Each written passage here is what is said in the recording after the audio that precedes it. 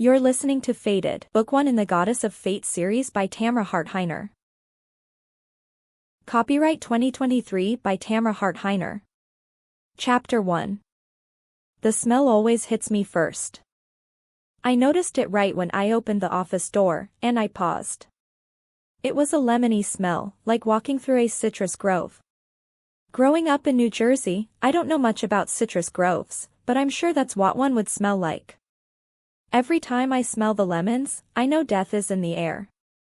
Mr. Harris looked up and gave me a smile over his dark brown glasses. I made eye contact with his forehead, a survival technique I mastered years ago. The aroma rolled off him in waves, overpowering the scent of his black leather chair. Miss. He glanced down at my resume on the mahogany desk. Lockwood, please come in. I swallowed and stepped inside, the wooden door behind me closing with a swish. Criminy. Don't look into his eyes. My palms felt sweaty, and I was glad I wore a black blazer over my white button-up shirt. Clutching my spiral notebook to my chest, I sat in the chair across from him. My eyes dropped to my polished black heels. I spend a lot of my time studying shoes. Looking at the ground was safer than looking at faces. Thank you for showing interest in our internship position, Ms. Lockwood. Mr. Harris's voice was kind, and I knew he thought I was nervous. Little did he know that if I met his eyes, I would see his death. Lucky me. I noticed from your resume that you write the sports column at your high school. You go to Lacey Township High? I gave a nod. That's right. How could I escape this?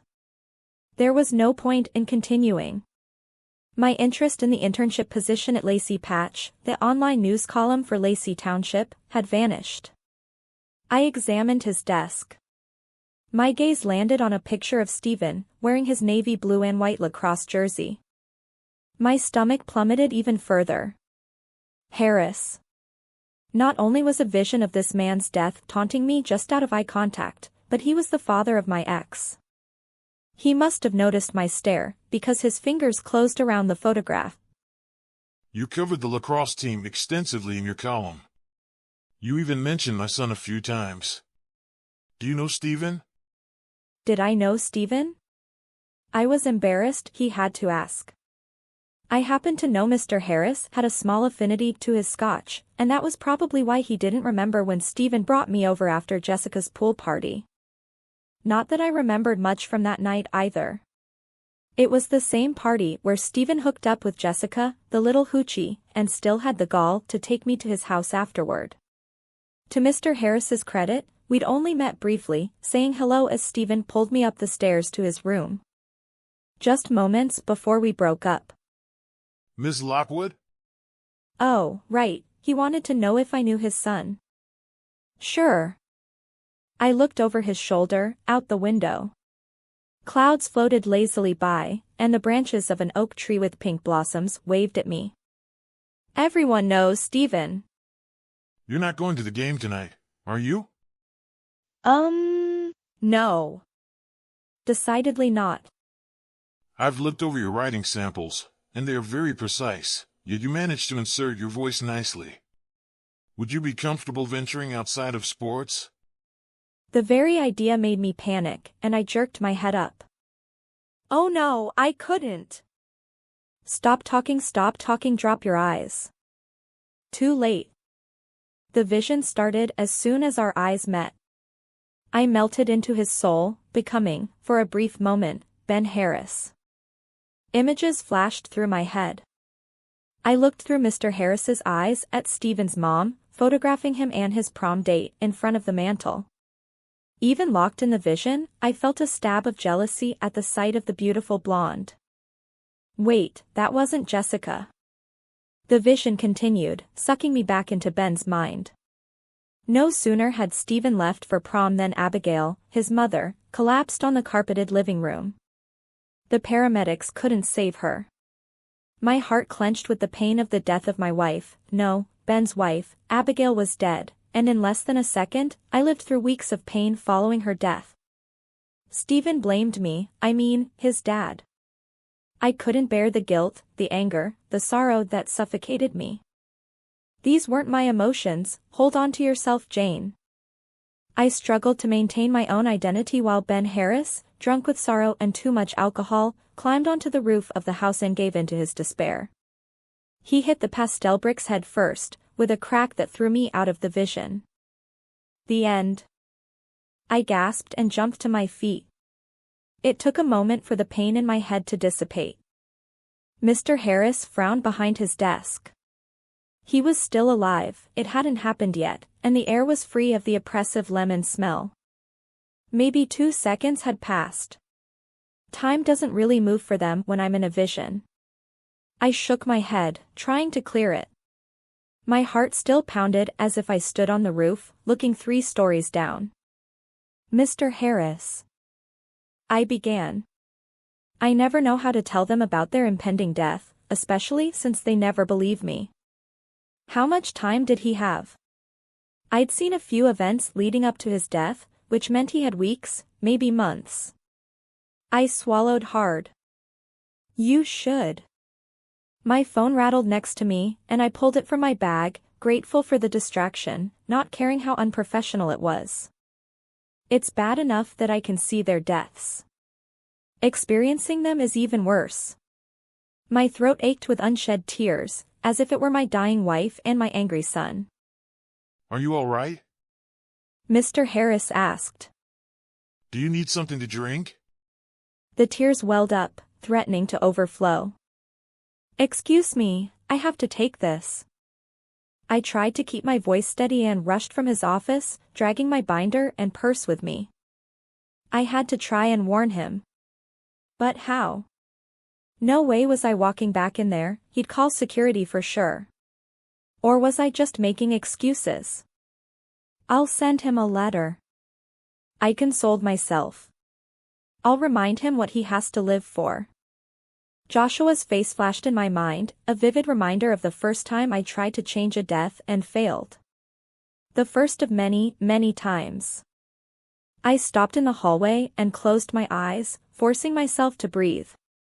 I remembered his little red bike with the yellow training wheels, the one he always rode around the neighborhood. He couldn't have been more than 6 years old. Taking a deep breath, I pushed off the wall and lifted my eyes. Light streamed through a tall window at the end of the hallway nearest me. Curiosity overran my desire to get away from Mr. Harris's office. Was she there? I stepped up to the window and peered outside. She might not be here, I reasoned. Maybe she's on the other side of the building where I can't see her. There she was. I spotted the tall wiry blonde, her billowy white dress blowing in the breeze. She stood regal and out of place on the busy New Jersey sidewalk. People moved next to her as if she didn't exist, oblivious to this odd beautiful woman rooted to the concrete. She turned her head toward me, and I ducked back, heart pounding. There were 2 things I could always expect with a vision, the lemon scent beforehand, and the woman afterward. She'd probably always been there, but I had only noticed her in the past year or so. The visions came more often these days.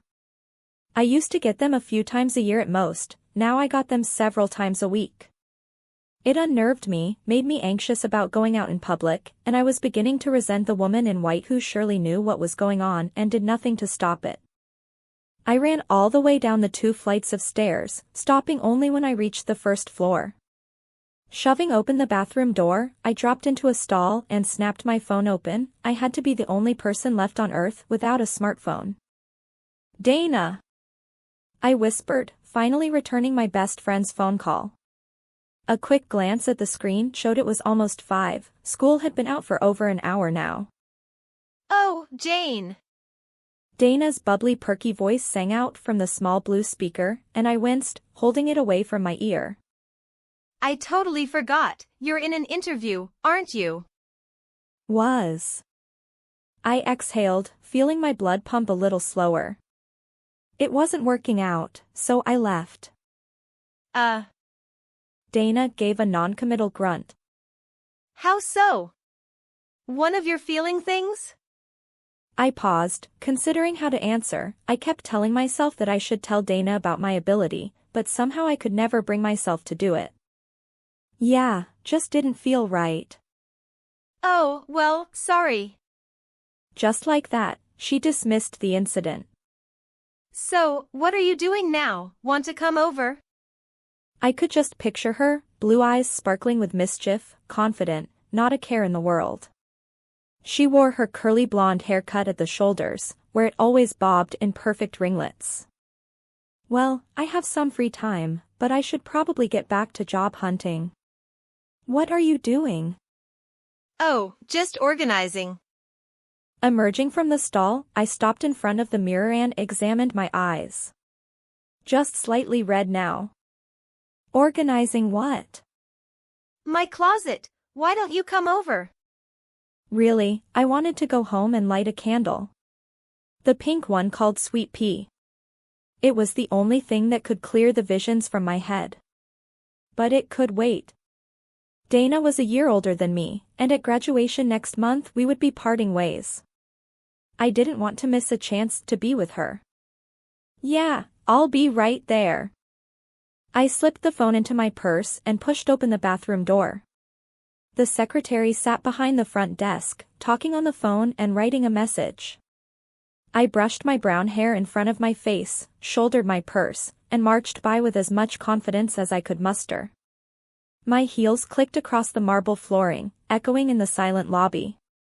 Nobody called out to me, and I walked through the revolving doors without a second look. Fresh air. My shoulders relaxed, even though I knew at any moment I might turn the corner and be accosted by someone's death. I don't know what the official stats are, but I'm pretty sure the majority of people in New Jersey died peacefully in their sleep, just like in the rest of the world. For some odd reason, I don't get to see those people. The ones I see die before their time, and usually it's not a happy death. Worry about something else, I told myself, like getting to the car before the parking meter runs out. Sunshine fought to get past the gray clouds in the New Jersey sky. I shoved on a pair of sunglasses, wishing they would keep me from seeing.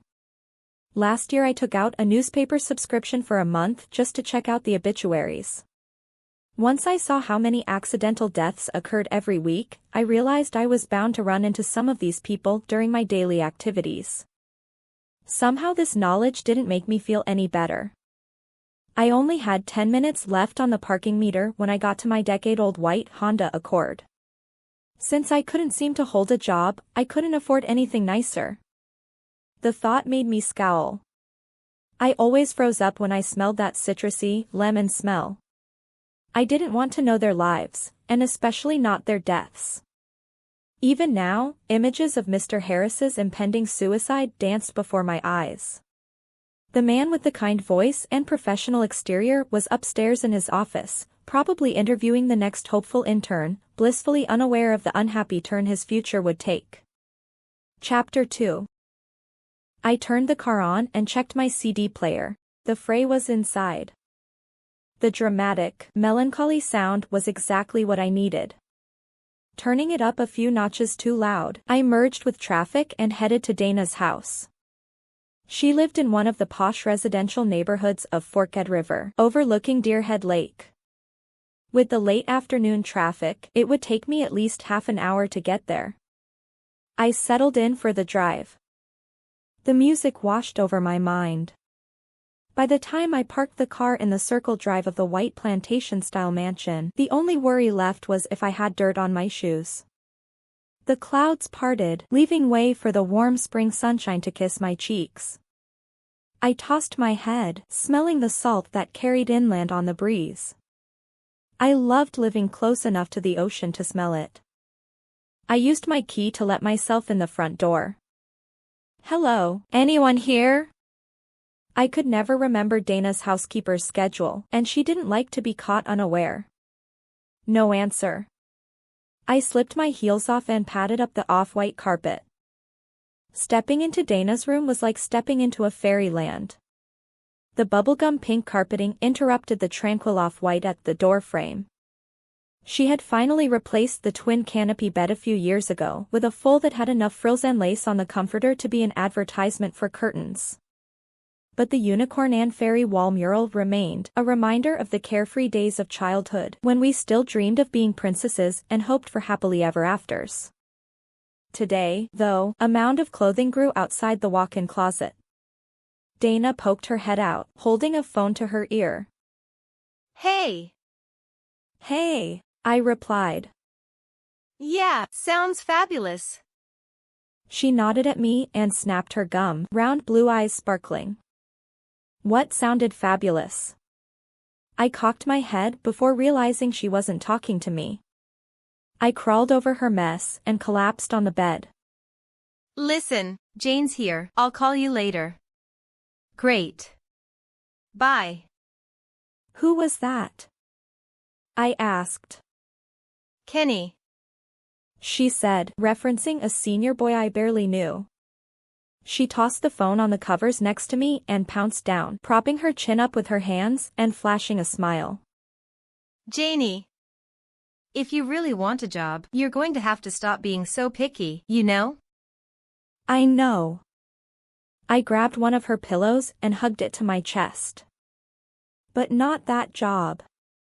She hopped off the bed and disappeared into her closet again. That was easy to do, since the closet was bigger than my bedroom. You don't really want to work, you just like having job interviews. Whatever, Danes. I couldn't defend myself without telling her the truth, so I let her assumption slide. What are you doing in there? Spring cleaning? Her head poked out, and she threw an empty suitcase on top of the clothes. No, packing. Again? I tried to sound light but ducked my head before she could see my reaction.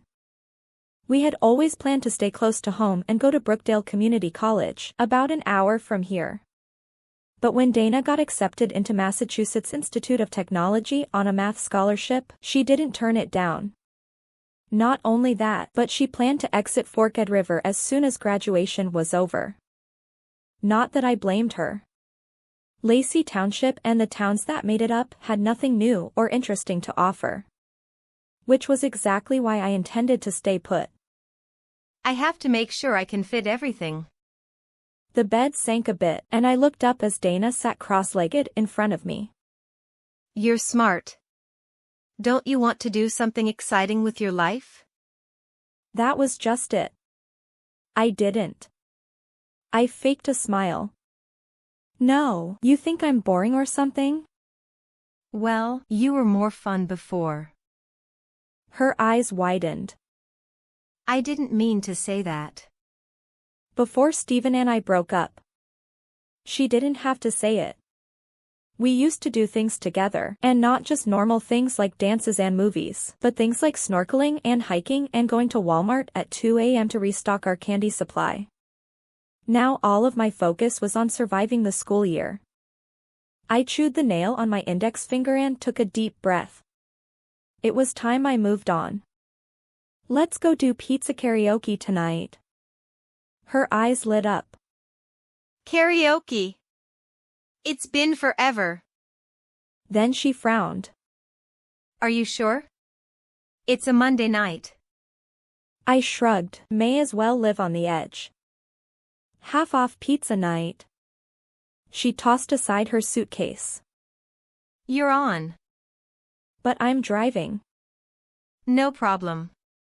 Dana paused in front of her vanity, reapplying purple lipstick and fluffing her short blonde hair. I'm out of gas anyway. I narrowed my eyes and frowned. Her parents gave her a handsome gas budget. Wherever have you been driving to? She gave me a sheepish grin. I met this guy at the country club last week. He invited me up to campus, and I've gone a few times. I'm not interested in him, you know, it's just fun. Dana threw a scarf at me, which I caught. Put that on, it matches what you're wearing. I looked down at my short black skirt, white shirt, and black blazer, and thought how out of place the lime green scarf would look. You need some color. Dana nodded. Put it on. Fine. I wrapped it around my neck and knotted it. My phone began to vibrate inside my bag. I got an uneasy feeling in the pit of my stomach when I saw the caller. Beth, my little sister. With a 4-year difference between the two of us, Beth and I had always had a comfortable relationship. But ever since she developed the lemon smell 2 months ago, I couldn't shake the fear I felt whenever I was around her. I had 2 choices. See the horrible way in which she'd die and live with the guilt of knowing I couldn't change it, or avoid her as much as possible. I chose to avoid her. Not an easy task when you share a bathroom with someone. The phone was on its last ring. I flipped it open. Hello? For the love of cell phones, I thought you weren't going to answer. I wasn't. Out loud, I said, well, I did. What's up?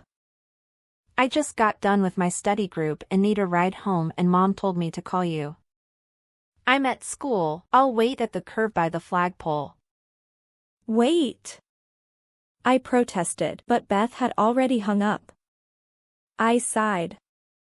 What's wrong? Dana stood next to the bed, hands on her hips.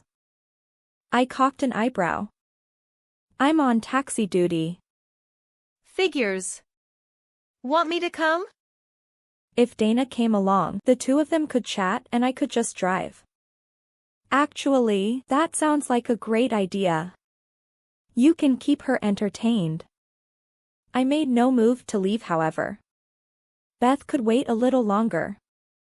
As if reading my mind, Dana said, Don't leave her by herself. You heard about that murder in Lenoka Harbor. Yeah, creepy. Lacey Township was made up of several smaller communities, all considered quiet and boringly safe. A homicide made the headlines. And I didn't know how Beth was going to die. Better not to take any chances.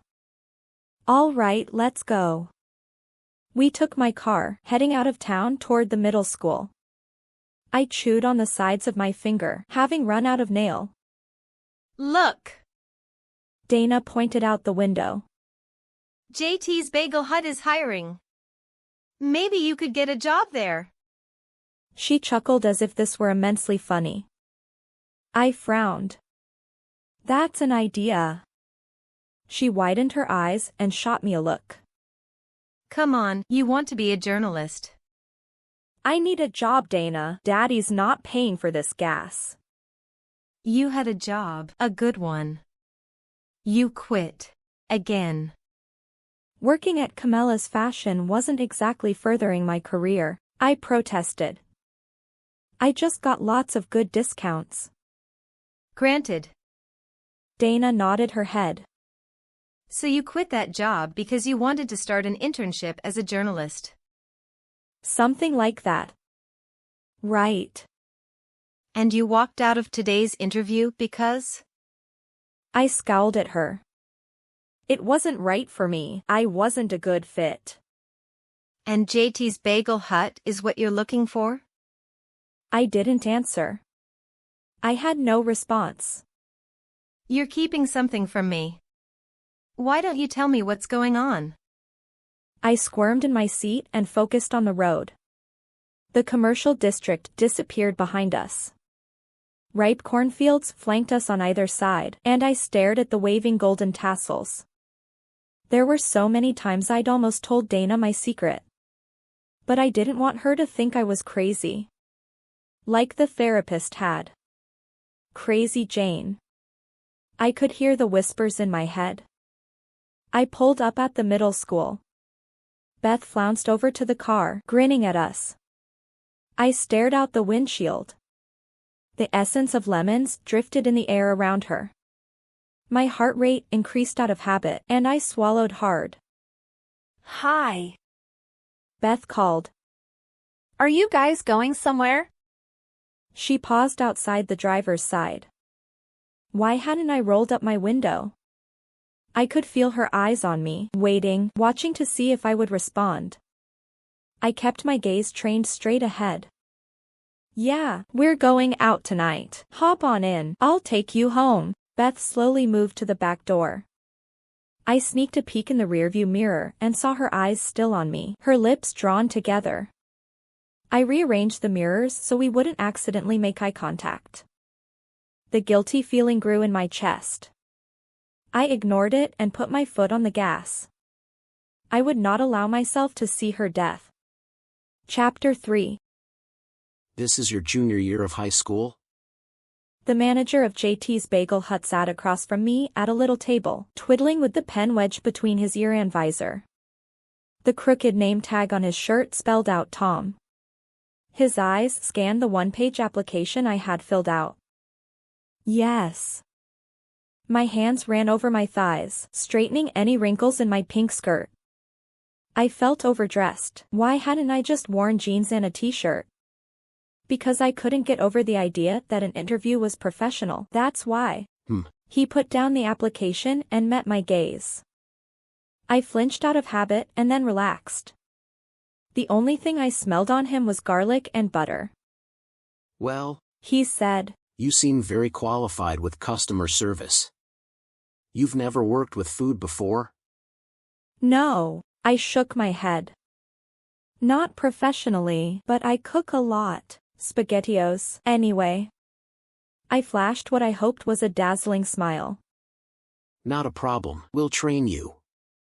We'll start you as an associate making minimum wage, but there's definitely room for advancement. Sound okay? Yes. I nodded my head, trying not to appear too eager. Of course. He eyed me some more. Great then, can you start tomorrow at 4? Hold on. I reached into my purse and pulled out a small pocket calendar. Tomorrow was Tuesday, and there were no games to cover. Spanish club met on Wednesday. Sure, I'll be here tomorrow. You a size small? We'll have a uniform ready when you come in. Uniform? I had forgotten that tidbit. I worked hard to keep the smile on my face as I stood and shook his hand. My eyes surveyed his purple and turquoise-striped polo. Medium, thanks. See you tomorrow then. I turned around.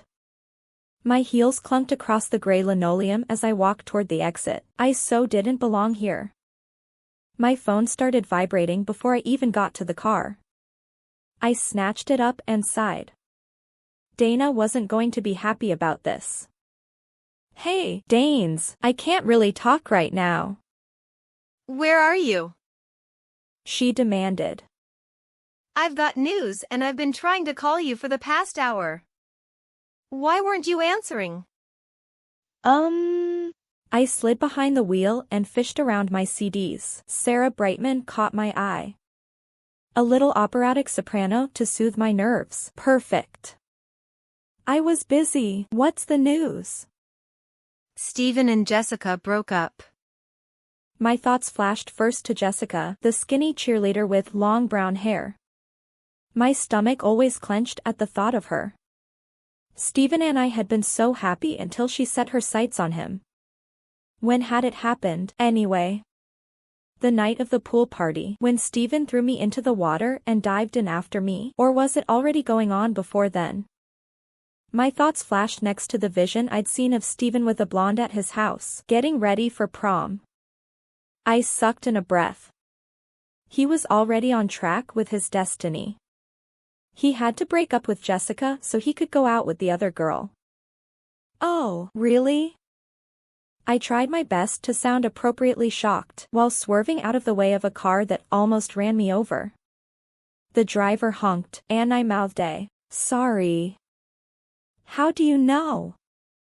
Babe, it's all over school. She was, get this, making out with Blackard in the boys' locker room.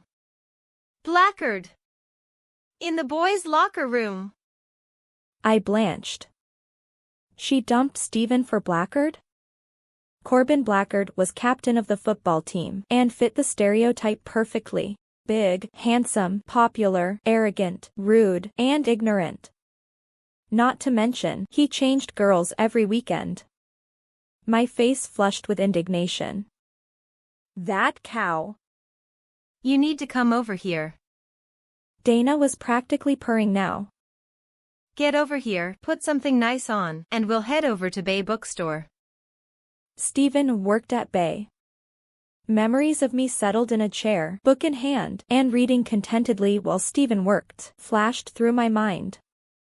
Every once in a while he would pass my chair and give me a secret smile, like he and I were the only ones who knew I was there for him. My chest warmed at the mental image.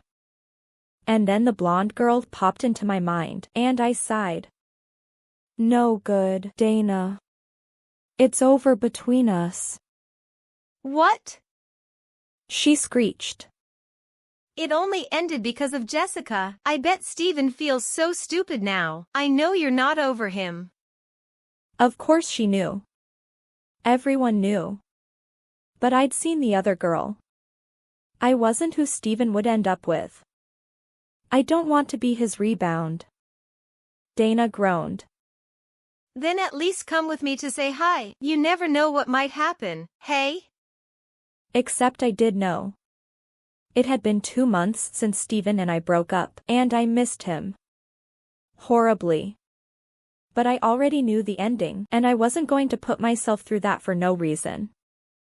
I'm almost home. You can go say hi if you want. By the way, I got a job, so tomorrow after school I have to work. I could hear her getting ready to launch into another speech of some sort, but I didn't want to hear it right now. I hung up the phone and tossed it across the car, out of temptation's reach. It rang the rest of the way home, but I couldn't grab it even if I wanted to. For a moment I indulged in a fantasy where Stephen and I got back together. He wept for leaving me and I forgave him, and we had a great relationship. For a week. 2. Prom was 3 weeks away. That didn't leave much time for Stephen to have a relationship with me and then meet Ms. Prom date. And besides, I knew something awful about Stephen's family. How could I spend time with him with that between us? No, I realized, if Stephen and I hadn't already broken up, I would have to break up with him now. I parked the car in the driveway and leaned across the transmission to grab my phone. 4 missed calls, 3 from Dana and 1 from Stephen. Criminy. It would be a long day in school tomorrow. Sure enough, the school day dragged by, with me doing my best to sidestep Dana every time she tried to drag me over to Stephen. As soon as it was over, I headed to JT's. I was one of the first cars out of the school parking lot, evading Dana and her insistence that I speak with my ex. This is where you keep your stuff when you're working. Matt, a coworker and my designated tour guide, led me to the back of the restaurant and showed me a rack of hooks. I nodded and slipped my backpack on one of the pegs. Here's your uniform. And your name tag, Jayne? Hope they spelled it right. Looks funny to me. It's right. I picked up the magnetic tag and examined it. Jayne with a Y. My parents wanted a unique spelling. Okay. Anyway, there's a bathroom. You can change and then come up to the front. I'll show you how to work the register, and that's all you'll do today. Oh, and I'm the shift manager. Which means, I'm in charge when Tom's not in. He gave me a grin that bordered on shyness, as if he didn't want to admit how cool it was to be a manager. I nodded. Taking a deep breath, I stepped into the bathroom. A dirty mop stood in a corner and rust stained the white sink. Could be worse. At least I wouldn't be messing with food today. I pulled my wavy brown hair into a ponytail, but a few pieces still escaped around my face.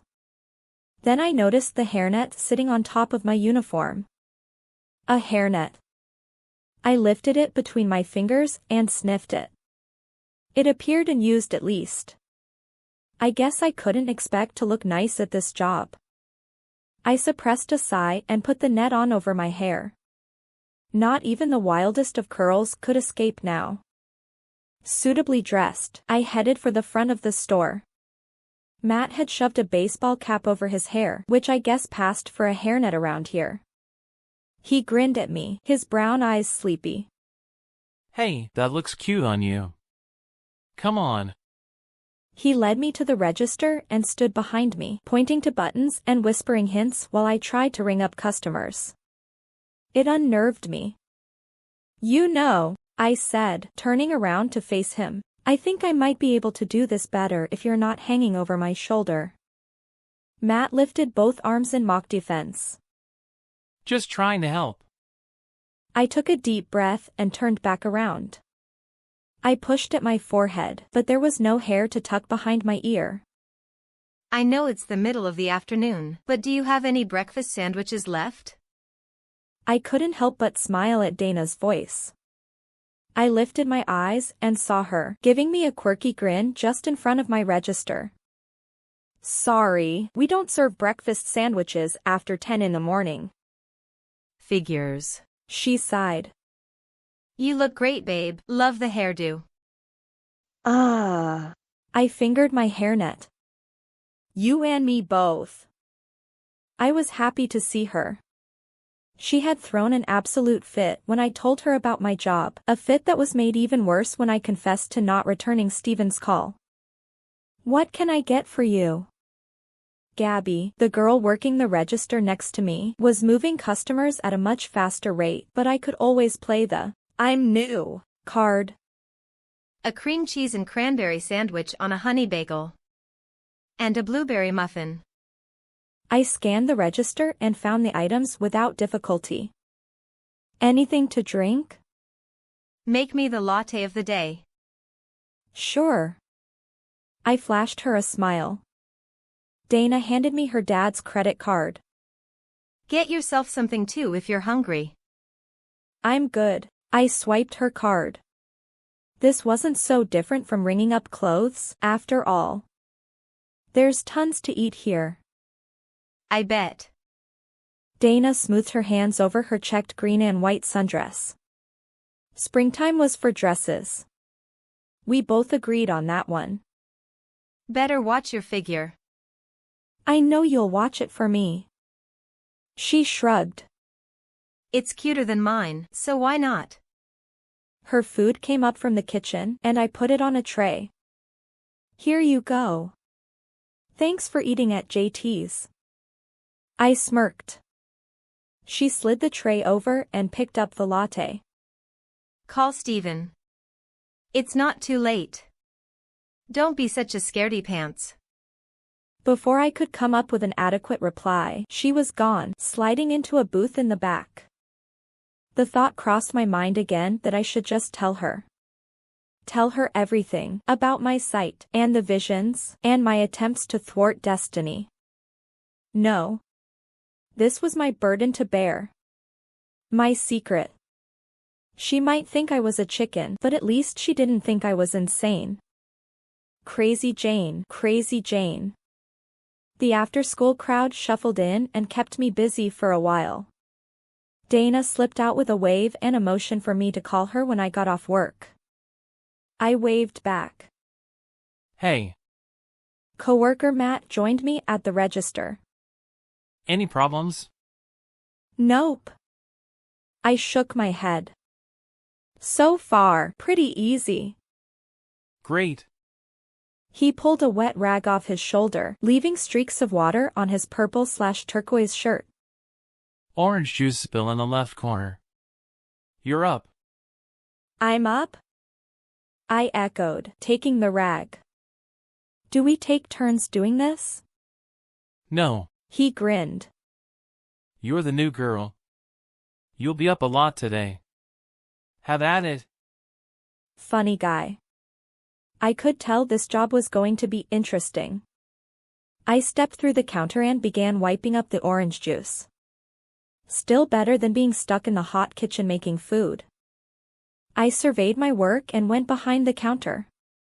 Where do dirty rags go, Matt? Laundry basket in the back. He yelled from the drive-through window. I dumped the rag and hurried to the front. The smell of lemons hit me 2 feet from the counter, and I staggered. I cast my eyes sideways and saw Gabby making quick work of the people in her line. The lemony-smelling customer could go over there. I turned around, knocking my thigh against the prep station in my rush to escape. Hey, Jayne. Gabby called. I need a bathroom break. Cover, please. Before I could even think of an excuse, Gabby hurried past me. Fine. I went over to her line, taking a deep breath. Lemon Person was in my line, and Gabby could handle him when she got back. What are you doing? Matt came over before I even started taking the first customer's order. You've got someone waiting at your register. My register? I didn't know the registers were assigned. Gabby had a longer line, and she asked me to cover for her. You don't ever leave your register. He turned to the customer in front of me, dismissing me without another glance. What can I get for you? I stood there debating my options. I could run out the door and lose this job on my first day. Or I could keep my eyes down, pretend to be shy, take this person's order, and be done with it. Matt shot me a dirty look, and I backed away. Option number 2 it would be. I shuffled back to my register, not lifting my eyes. I knew from the citrus scent pervading the air around me that the person hadn't left. What can I get for you? I stared at the plastic covering the register keys. Can I have a grilled Swiss sandwich on a cheese bagel and some potato wedges, please? The customer's tenor voice and rich English accent washed over me, melting me to the front of the register. I gripped the sides, using all my willpower not to look up. Someone with a voice that beautiful had to be incredibly handsome. Anything to drink? I hoped he didn't notice how my voice trembled. Orange Fanta, thank you. Even the way he pronounced Fanta tasted like a delicacy in my mind. I rang up his order and handed him the receipt, not trusting myself to speak again. I stared at his tanned hands as he took the paper and then handed me a credit card. Aaron Chambers. Curiosity got the better of me, that, and the desire to hear his voice again. Are you visiting New Jersey, Aaron? No. I heard a smile in his voice. My parents just moved here from Herefordshire. That's in England, if you didn't know. His parents. How old was he? My hand lingered with his card between my fingers. I was desperate to look at him. Almost desperate enough to accept whatever I might see. And what are you going to do now that you're here? Jayne? That's your name, right? Betrayed by the name tag. I nodded, staring at the letters embossed on his card. I bet you have pretty eyes. I felt my face grow warm. He was flirting with me. Oh Satan, get thee behind me.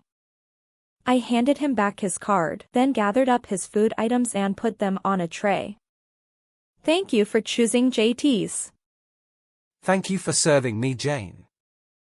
My name sighed off his tongue, molding itself to the timbres of his voice. I listened to his footsteps die away, but only when the smell was gone did I look up. Aaron from England sat facing me at a table against the windows, his eyes down on his bagel as he unwrapped it. And yes, he was hot. I couldn't see his eyes of course, but his sharp cheekbones accentuated his strong jaw. He'd tamed his dark brown hair with gel, but a piece of it still swung in front of his chiseled features. I averted my eyes in case he should look my direction and instead admired his muscled physique. The short-sleeved blue polo showed off his biceps and golden hue. A soft sigh escaped my lips, and I shook my head. What a pity. He was definitely adorable. I picked up my rag and wiped down the counter, waiting for Aaron to leave. Chapter 4. Jayne! I rolled my eyes and slammed my locker shut as Dana slid into the spot next to me. What? Dana took a deep breath, her cheeks flushed under her sparkling blue eyes. I raised an eyebrow, wondering what could have gotten her so riled. I'd seen her just before school started, and the only thing on her mind had been passing her statistics test. I take it stats went well? She furrowed her brows. What? Oh, that. Who cares? This is way more important. It involves a boy. More specifically, a man. Oh. I opened my bag, checking to make sure I had my calculus book. Don't you have enough men? What's going on with college, dude? Anyway, she shrugged. He introduced me to a friend of his, haven't heard from him since. Dana didn't sound too let down. Is friend cute? Jayne, you're so not listening to me. Sorry. I started pushing my way through the hall. Dana kept step with me. I'm not into guys right now, Dana. Please don't tell me this is about Steven. You've been heartbroken over him since he broke up with you, and then you don't return his call? I don't think you have room to complain. For a moment I paused, my thoughts torn between the brown-eyed lacrosse player and the mysterious boy from yesterday. Thinking of the former brought a tangible ache to my chest, while thinking of the latter brought such a tingle of excitement that it very nearly drowned out the ache. I knew it. Dana's voice was soft in my ear. You're just pretending to be over him. Because you're afraid of getting hurt again. Afraid. Scared. Chicken. Dana knew me too well. I started walking again. Okay, so you don't care about guys. I still do. Don't make me suffer, Jayne. I'm dying to share details with you. I let a smile touch my lips. All right, fine. What boy in our school has suddenly turned into a mature adult and become worthy of your attention? Dana hooked her arm through mine and let out a contented sigh. There's a Benny at our school, and he is divine. Benny was the local term for an outsider, someone not from Forked River. I stopped and drew back, studying her face. He just moved here? Yes. Dana gave a dreamy sigh. And he looks exactly like Christopher Reeve, you know, in the Superman days. It couldn't be Aaron. I felt my heart tumble under my ribcage, and I didn't know which emotion hit me stronger, fear or anticipation. Oh. And Jayne, he has an accent. Dana closed her eyes and snuggled close to me. The sexiest accent you ever heard. He's definitely not American. What color were his eyes? Dana's eyes popped open. What do you care? You don't even like boys. She slid into her spot at our shared calculus table. I pulled my chair up next to her.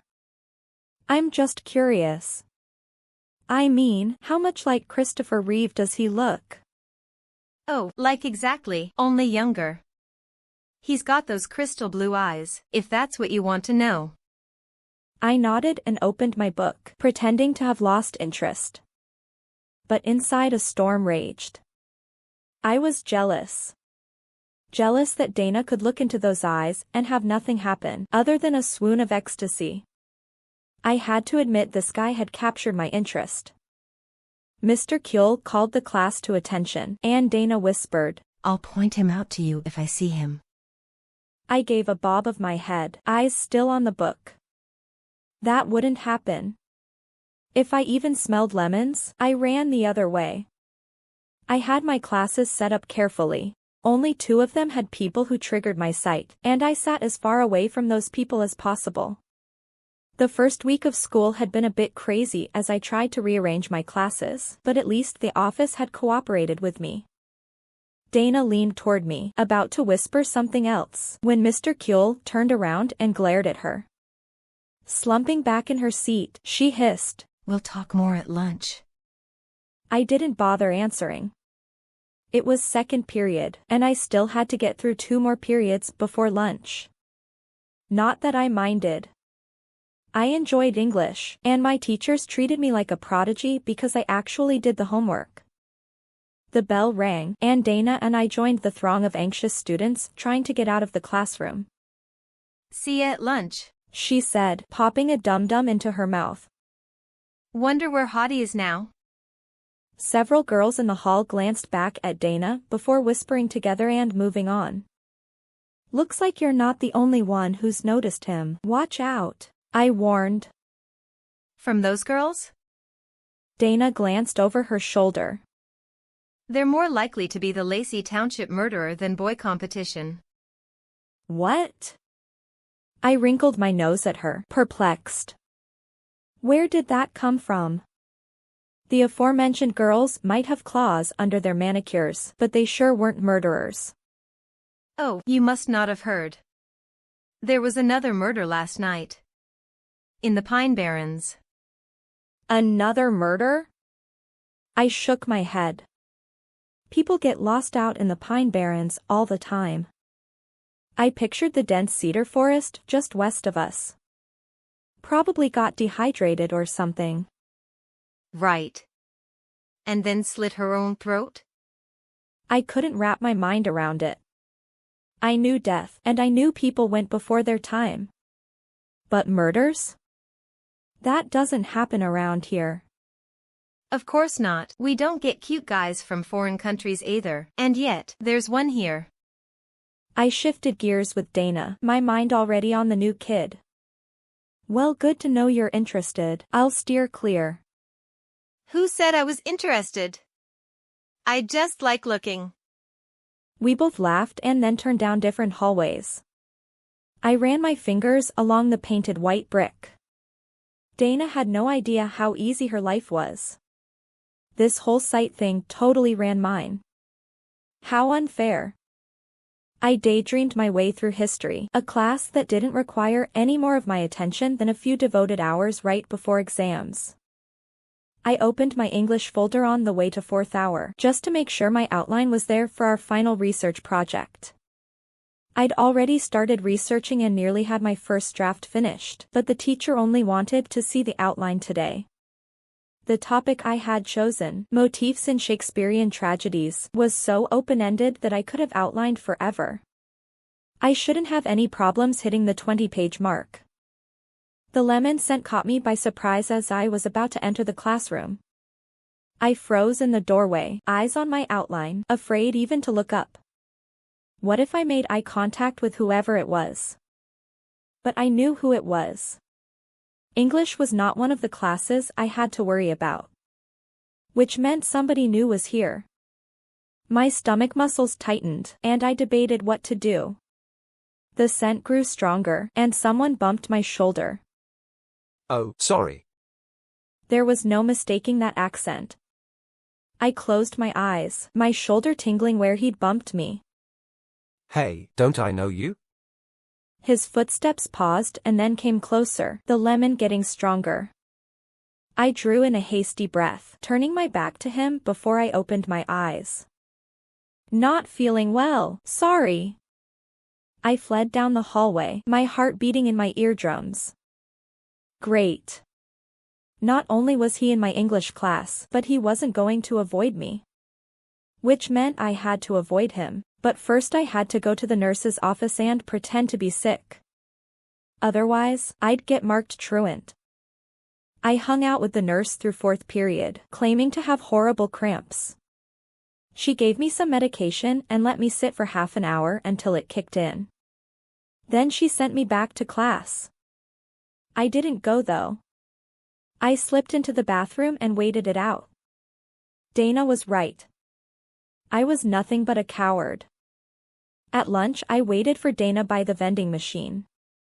I tossed an apple in one hand and fingered a bag of Doritos in the other. My usual mix. I definitely ate healthier on the weekends, or at least, I ate more. The line in front of the machines began to die down, and still no Dana. Where was she? I distinctly remembered her saying she'd talk to me at lunch. Jayne? I'd know that voice in my sleep. I could picture Stephen's Adam's apple bobbing up with the word, his deep voice pushing the sounds out as if it required effort. I turned around, willing myself to breathe easy. Stephen. Hey. How are you? His dark brown eyes flickered over my lunch, then up to my face. I knew he must be busy with team workouts. His lean torso and chiseled arms said as much. You haven't eaten yet? Come outside?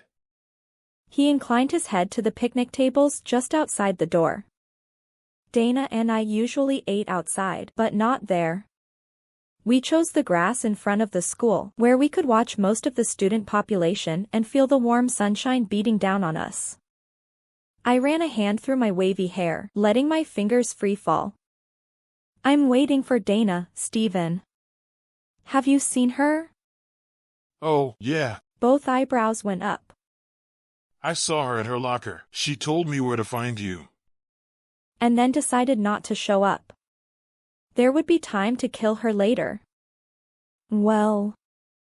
I looked down at my sleeveless lavender dress, suddenly self-conscious. What did my face look like? Was I blushing?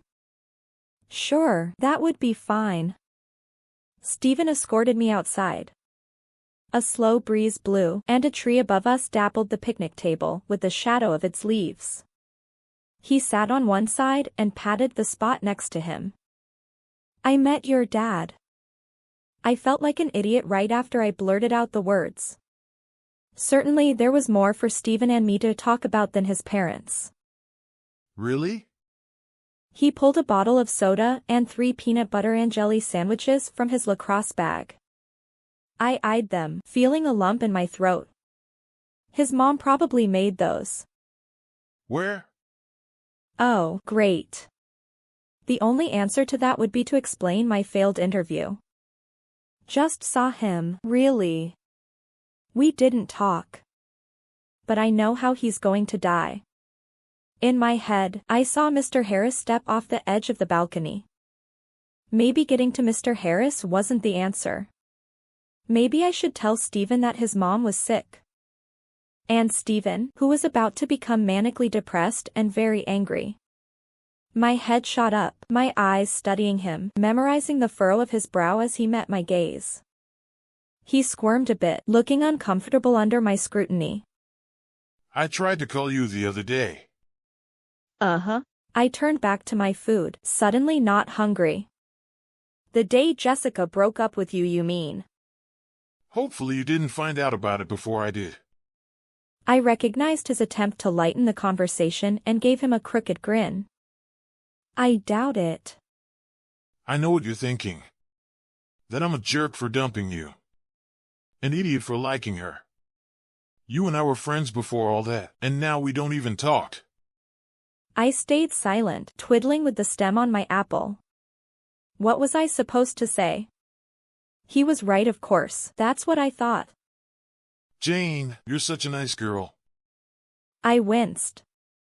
But Jessica was fun, I said. And outgoing, and popular.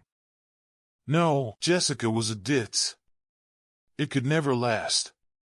She wasn't the type to be serious with. I glanced at him through narrowed eyes, wondering which had attracted him more, her boobs or the freedom. Yeah, I bet she wasn't. You could have waited to break up with me before you made out with her. Jayne, quit it. I made some mistakes, okay? I'm sorry. He took a bite of his sandwich, but his eyes never left mine. I want to be friends again. I want to try again. My heart gave a little pitter-patter, grasping at strands of hope in spite of myself. You want to try being friends again? Are you trying to be dumb? Steven put his sandwich down and grabbed my shoulders, pressing his mouth to mine. He tasted like grape jelly. But it only took a moment before his lips pushed mine open and I stopped noticing the essence of PB&J. I leaned into him, hungering for the warmth of his mouth. I'd missed kissing him. I wanted this back. I closed my eyes, getting lost in the memories for a moment. Hanging out in Steven's car, singing to 80s music while Steven howled. Homecoming.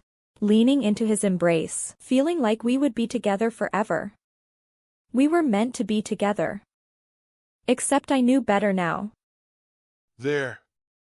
Steven pulled back and stroked my face. Will you give me a second chance? His thumb rubbed my lip. Go to prom with me. I held the moment close to my heart, feeling the tears behind my eyes. What would happen if I said yes? How far would the preparations and charade go before Miss Blonde showed up, offering Steven something better than what he could get with me? I would be a fool to pretend like it would work. I can't. I blinked, and the tears overflowed. I pushed away from the table and grabbed my apple and chips, holding back a sob. Sure you can. Steven stood, taking my elbow. I know I heard you. I know it. I'm not just asking you 'cause I got dumped. I want to be with you. He brought up a good point though. I looked at him through blurry eyes. Now you want to be with me. What about a month ago? 2 months ago? How about in a month? Will you still want to be with me? I shook my head. No. I can't. I pushed past him, cursing Dana for making me go through that. Chapter 5. I clocked into my second day of work already tense from school. I'd avoided Dana for the rest of the day, turning the other direction when I saw her by my locker and barely talking to her after school. I wanted to make it very clear that I was angry with her. I knew she got the message. She hadn't bothered trying to call me, though she'd sent me several texts. I ignored them. We both knew I'd check them later, when I wasn't so mad. Hey, what's up? Friendly coworker Matt came over and held up a hand. His blonde hair curled up a bit around the edges of his baseball cap, courtesy of the humidity. I stared at his hand, wondering what he wanted me to do. Don't leave me hanging. Matt grinned at me around a toothpick. If giving five's not your thing, we can do a knuckle bump. He made a fist with his hand. Oh. Feeling like an idiot, I made a fist also and bumped his knuckles. Sorry, been a rough day. Nothing like working in the kitchen to make you forget your troubles.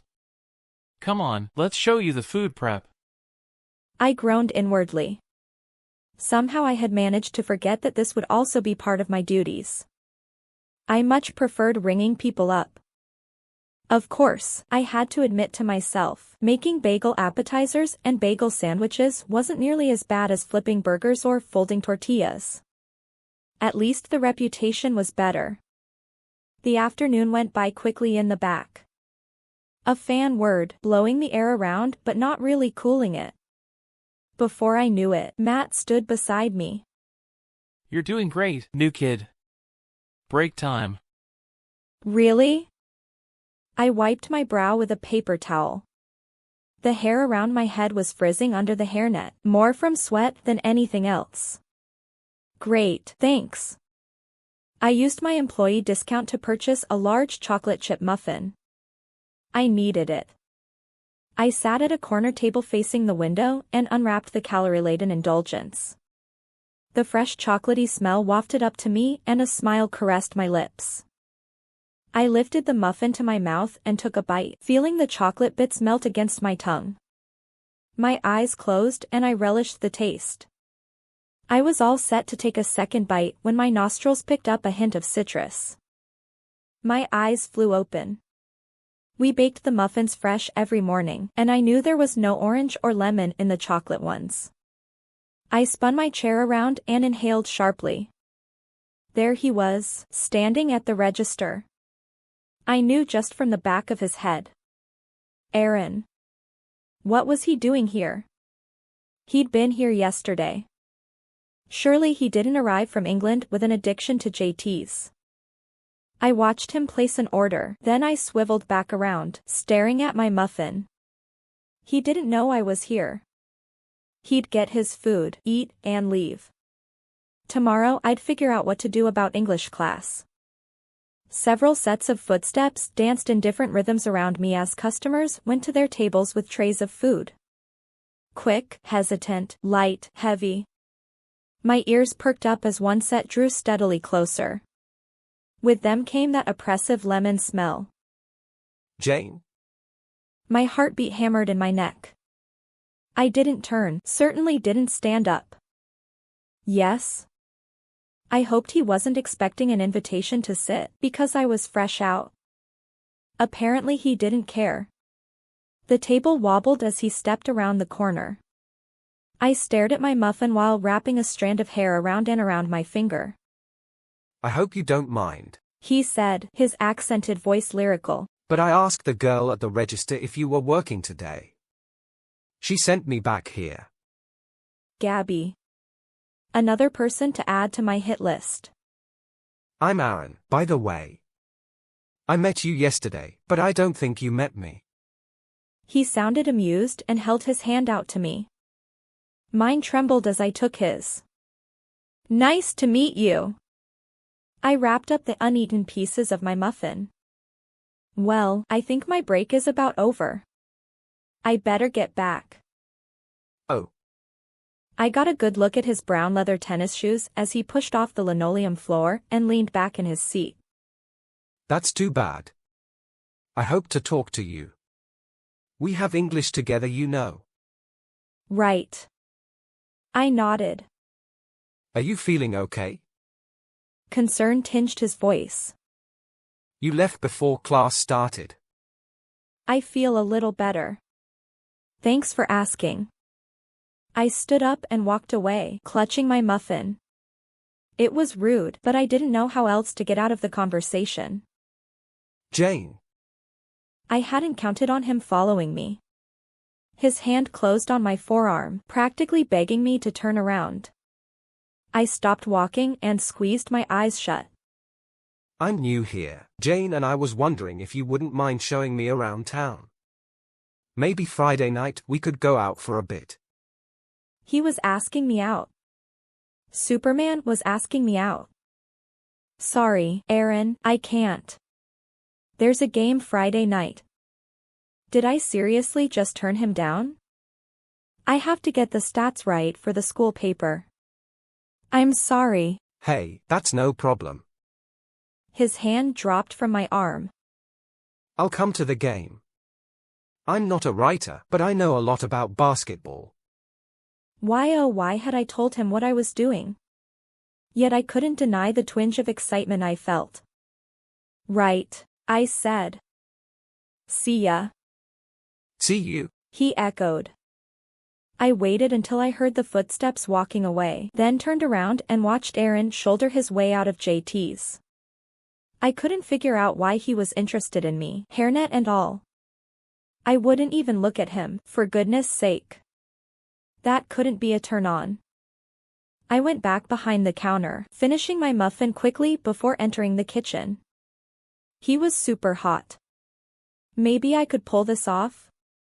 As long as I didn't see his death, we could have a normal, carefree experience, like most teenagers. I hummed to myself, elevated by the thought of spending Friday evening with Aaron. Gabby and I helped Matt close up the restaurant. Not fun. It was my first time to do that. By the time I clocked out and changed into my regular clothes, it was 10:30. I threw my stinky uniform in my backpack, grateful I had a second set I could use tomorrow. I wouldn't have a chance to wash this one before then. Thinking about tomorrow made me remember Friday. Aaron. I got butterflies in my stomach at the mere memory. Tom, my manager, had agreed to let me off early every game night Friday if I worked all day Saturdays, open to close. Good thing basketball season was almost over. In the back of my mind, I knew I should also be concerned with catching the lacrosse games. But that just made me think of Steven and his kiss. Was that really just earlier today? On one hand, Steven was entirely out of the question. I didn't want to be at his side when he met beautiful mysterious Blondie, not to mention that he'd totally cheated on me and dumped me. On the other hand, how could I even consider Aaron? It's not like I could make him wear sunglasses to prevent me seeing his eyes whenever we spent time together. The very thought made me giggle. Gabby stepped out of the bathroom, sporting a black tank top and fishnet stockings under her shorts. Aren't you two out of here yet? Matt poked his head into the back. You and Gabby take off. I'll lock up. We're almost gone. Gabby said. Now that her hairnet was off, I saw a streak of electric blue in her short brown bob. Don't question it, Jayne. Just get out as fast as you can. I followed her. Where are you parked? She jerked her head behind the restaurant. Out back. Aren't you? Oh. I inclined my head in a similar manner. In the front. Employees aren't allowed to park there. See you later. She walked out before I could say another word. Thanks, I muttered to myself, stepping into the parking lot. Would have been nice to know earlier. I clutched my car keys in one hand and my bag in the other. Mine was the only car in the lot. Large overhead lights flooded the parking lot, which helped to ease some of my disquiet. I hated being in dark shadows. I bent over the door handle of my old white Honda and turned the key in the lock. A car pulled up behind me, and I whirled around, feeling my eyes widen in surprise. The girl in the driver's seat met my eyes a second before she rolled down the window. Excuse me, she began, but I was already gone, swept away in the vision that came before her citrusy perfume ever reached me. Hannah doesn't move from where she lays in the alley. The cold air pricks at her skin, but she is numb. Flashing neon lights from a dance club paint the gray walls blue and then red, over and over again, like the lights from a police cruiser. She stopped fighting against the gag in her mouth ages ago, and now she just stares at the man hovering above her. His blue eyes sink into the pockmarked face, and a pink tongue wiggles inside his mouth as he concentrates. A long scar gouges the right side of his Joanne neck, but even so, something about him is familiar. He's going to kill me. Hannah closes her eyes for a moment, heavy regret nearly crushing her. Not from death itself, which is hardly as frightening at this moment as it was an hour ago. Regret for the pain her mother will feel when she finds out how Hannah died. His hands move away from her body, and Hannah opens her eyes. He grips a knife in his gloved hand, and it moves like lightning against her neck. Hannah doesn't even have a chance to gasp against her gag before the world fades into blackness.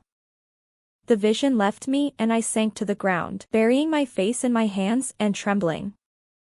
Hey, are you okay? Hannah climbed out of her car and bent over me, her hands on my shoulders. No. No.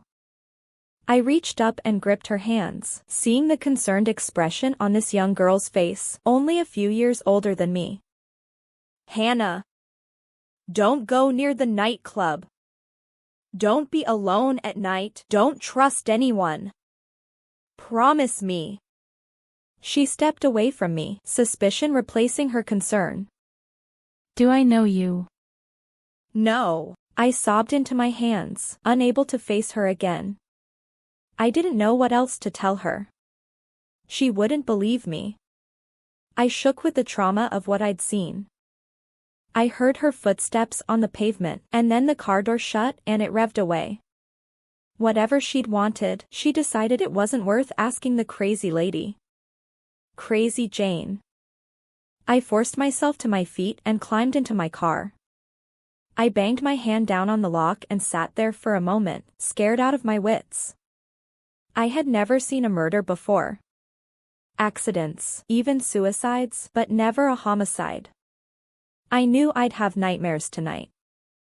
Halfway through my left-hand turn out of JT's, I saw her, standing in front of a closed beauty salon as if waiting for a bus. On sudden impulse, I yanked my car over to the side of the road. I got out, slamming the door behind me. She turned her head, tracking my movement. The white dress clung to her lithe body, the blonde hair loose around her shoulders. I was not about to let her unnerve me. Who are you? I shouted. My hands curled into fists, and I stopped 10 feet from her. Why is this happening? I know you have something to do with it. She lifted her eyes to mine, a deep dark blue, and stared at me. I stared back, waiting for answers, a revelation, something. Nothing came. I screeched in frustration and pulled at my hair. I can't deal with this anymore. A sob racked my body, and I pressed my hands into my face. Dikla. The word whispered into my ears, driven by the soft breeze blowing the night air. It wasn't quite declaw, but that was the closest word I could come up with. I dropped my hands and looked at her. She was gone, of course. Declaw? How was that ambiguous hint supposed to help me? My hands shook with pent-up anger and fear, and it took me 3 tries to get the car door open. Declaw? What on earth? I pulled my car into the drive at home, surprised at how quickly I'd arrived. My hands still trembled around the steering wheel, and the silence invaded the car. I hadn't even thought to turn the radio on. I pulled my phone out and scanned through Dana's messages, no longer mad at my best friend. 6:03 p.m. Sorry I ditched you. Are you mad at me? 6:14 p.m. Are you there? Call me, please. 6:16 p.m. Wait, you're at work, huh? Call me when you can. K. 7:19 p.m. Just thinking about you. Are you mad at me? At least text back. 9:40 p.m. Was just watching Celebrity Apprentice. Reminded me of that science project we did. LOL, call me. 10:03 p.m. Call, I don't care how late it is. You got me worried. I scrolled through the 6 messages, then shouldered my bag and hurried up the porch steps. The bushes swayed in the breeze, and I jumped. My nervous fingers dropped the keys twice before I got the door open. I slipped inside, locked the door, and leaned against it, finally breathing a sigh of relief. I was about to open my bedroom door when I noticed the light creeping out from under it. I frowned, glancing at my phone even though I knew the time. Almost 11. I doubted my mom would be hanging out in my room at this hour. Which meant it had to be my sister. I pushed open the door and Beth whirled around, turquoise taffeta up to her chin. What are you doing here, Beth? The sight of her brought such a strong feeling of irrational fear that it overshadowed the darkness in my heart. I cast my eyes about, searching for some place to look besides at my little sister. If seeing Hannah unnerved me, seeing my sister would be so much worse. I walked to my vanity and fluffed my hair in the reflection, feigning nonchalance. Oh, Jayne. Her breathy voice came out sounding a bit guilty. I just wanted to try on your prom dress. Since, you know, you're not going now. Prom. The word brought a bit of normalcy to my reality. I allowed the feelings of hurt and embarrassment to push out my fear and unease. This was to be my first year at prom, and I had splurged $300 on a heavily layered turquoise dress. And yes, I wasn't going. I had made that very clear to Steven this afternoon. Nice, Beth. Thanks for rubbing it in. It was a shame I hadn't been able to keep the breakup from my family. You've tried it on. Now take it off. The dress rustled and shook as Beth heaved it up over her head. I'm stuck, Jayne. Help? I risked a cautious glance at her. Beth's head was completely swallowed up in lace, only her 2 arms poking above the fabric. Suppressing a smile, I stepped to her and tugged on the dress, averting my eyes before her head emerged. There. Now go to bed. Phew. Yet another day that I'd averted disaster. Jayne? Beth's voice came out soft and meek. Can I talk to you? I groaned inwardly. I yanked open my candle drawer on the vanity and pulled out the sweet pea-scented one.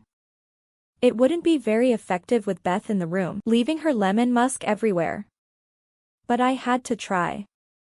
My fingers shook as I lit the wick. The longer she stayed in here, the more likely that I would accidentally make eye contact. What? She bounded over and lay down on my bed. I watched her out of the corner of my eye.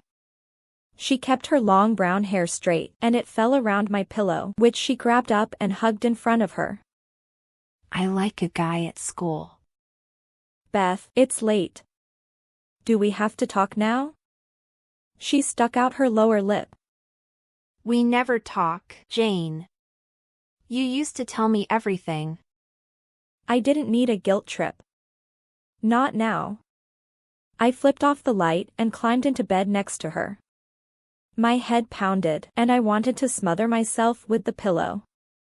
Then talk, Beth. But I'm tired. Don't expect me to stay awake. Beth broke into a happy babble, which I listened to in a half-daze. Memories of my vision with Hannah floated in and out of my head. Tomorrow I would write it down in my file, where I kept a list of all the people I'd seen and what happened to them. My eyes burned, and I shut them. Beth's voice droned on, but my mind was elsewhere. Declare. My eyes snapped open, and I stared at the darkened ceiling above me. Was that what she meant? Declare? Declare what? I already tried to tell people how they were going to die, and it never accomplished anything. My brain felt thick and mushy, and I gave up. Tomorrow I'd think on this. Chapter 6. Jayne! Someone shook my arm. I recognized Beth's voice in time to squeeze my eyes tighter. My breathing quickened, and I fought off an anxiety attack. Don't look, don't look. What, Beth? For the love of pancakes, we'll be late for school. I could smell her so clearly, lying in bed next to me. It was like fate mocked me, tempted me to open my eyes. I flailed out with my hands and stumbled off the bed. Only when I knew she was behind me did I blink, exhaling and picking through the clothes on my floor. Then go get ready, Beth, you take longer than me. She flounced out of my room. Her hair had regained its natural wave during the night, and it bounced around her shoulders. Just like mine. A knot formed in my chest. I couldn't avoid her eyes forever, and one of these days I would see her death. How could I prepare myself? I got Beth to school on time, but not myself. The tardy bell rang as I jerked open my locker. I muttered self-deprecating insults and ran through the empty halls. Luckily, Mr. Livingston was my first period teacher. He glanced from the board at me when I walked in, then turned around, saying only, Cierra la puerta, Jayne. I closed the door quietly, feeling a great sense of relief. He wouldn't count me tardy.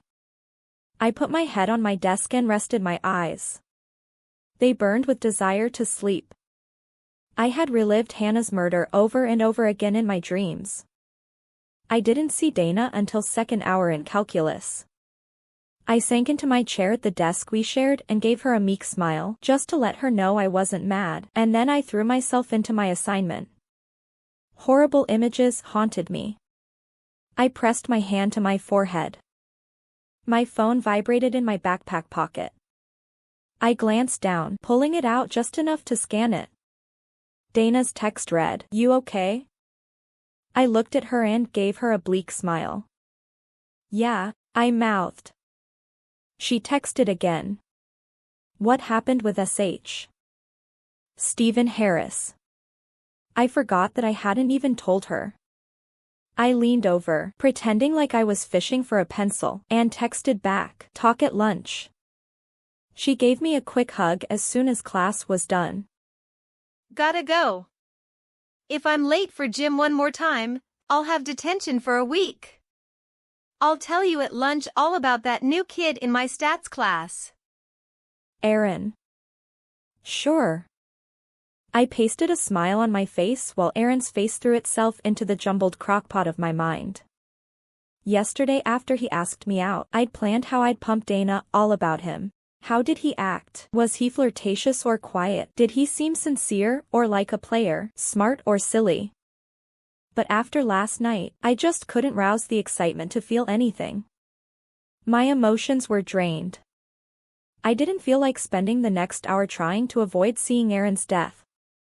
There was no way I could skip English class again. I waited in the classroom like a wallflower, not sure where to sit so I could avoid Aaron. I watched the girls huddle around each other and giggle while the boys stood around flexing their muscles. I'm sure they thought the girls were watching them, but I saw the surreptitious glances the female posse shot toward the open door. Seconds before the tardy bell rang, Aaron walked in. He held his head high with a poise and confidence that belonged to royalty. His eyes darted around the room. I lowered my head, trying to make myself invisible. Hey Aaron. Poppy Miles flashed a smile and snapped her gum with a crack. I saved a seat for you. She scooted off the desk and patted a chair next to her. If Poppy's shirt were any tighter, her boobs would pop right out of it. Maybe it wasn't a coincidence that her name was Poppy. I rolled my eyes and wedged myself into a safe seat 2 rows back. Miss Siegfried's words about Shakespeare's deliberate mixing of comedy and tragedy floated around my ears. For once I couldn't seem to concentrate. I watched Poppy scribble something in big loopy letters and pass the paper to Aaron. What did it say? Was she asking him out? He took the paper and wrote back with small, crooked writing. Poppy passed the paper over to her brunette cohort, Shannon, and the 2 girls exchanged a giggle. Then Poppy wrote something else and sent the paper back over to Aaron. I bristled, wondering why I would feel the insane emotion of jealousy. From here I could see the curve of Aaron's jaw, the way the dark brown hair fell over his forehead. His lemon odor drifted my direction, reminding me of why he was off limits. Stop drooling, I told myself. You can't have him. Aaron's shoulders tensed as if he were going to turn around, and I quickly looked down at my paper, going through the motions of taking copious notes. Oh well.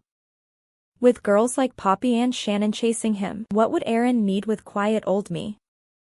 About as much as Stephen had, probably. The bell rang, and I paused. Should I fly out as fast as I could, or should I wait until everyone had left and then file out?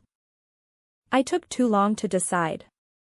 I knew from the cloyingly sweet lemon smell mixed with musky aftershave that Aaron approached my desk. I worked hard to keep my eyes riveted on my books, which I carefully organized into my bag. Hey Jayne. Hey. Aaron crouched next to me, and for a moment the scent of his cologne overpowered the lemons. He smelled like evergreens and leather. I inhaled, relishing the scent. Do you have lunch next? Yes. I pulled out my pens and pencils and began rearranging them. But I'm meeting my best friend, Dana. We like to have a private lunch every day. You know, girl time. Oh? I heard a smile in his voice. Again I fought the urge to look at him. And what are you going to talk about today? We have some important things to discuss. Any boys on the list? I felt my face flush. As a matter of fact, yes. 2, to be exact. Wouldn't you like to know? I stood up, shouldering my bag and keeping my eyes trained in front of me. Aaron reached out and moved my hand farther down my backpack strap. You'll balance the weight better if you hold it down here. His fingers lingered on mine, the thumb touching the back of my knuckles. I tugged my hand free and walked out of the classroom, struggling to maintain a neutral expression. Thanks. Poppy and Shannon waited outside the room. Poppy raised an eyebrow at the sight of me and whispered something to Shannon, who nodded. Aaron leaned closer to me. I lowered my eyes, keeping them on his brown Oxford shoes. Are you working tonight, Jayne? The English accent made the casual sentence feel formal and important. Yes or no. For a moment I couldn't remember. Yes. Closing again. Then I'll see you tonight. I stood where I was, staring at the ground until his Oxfords disappeared around the corner. Poppy's voice made me jump. Well, you don't wait long, do you? Though I will admit, Aaron is a step up from Steven. I looked at her and felt a flash of anger. Boobs and money, and she thought she ruled. I gave her a cool smile.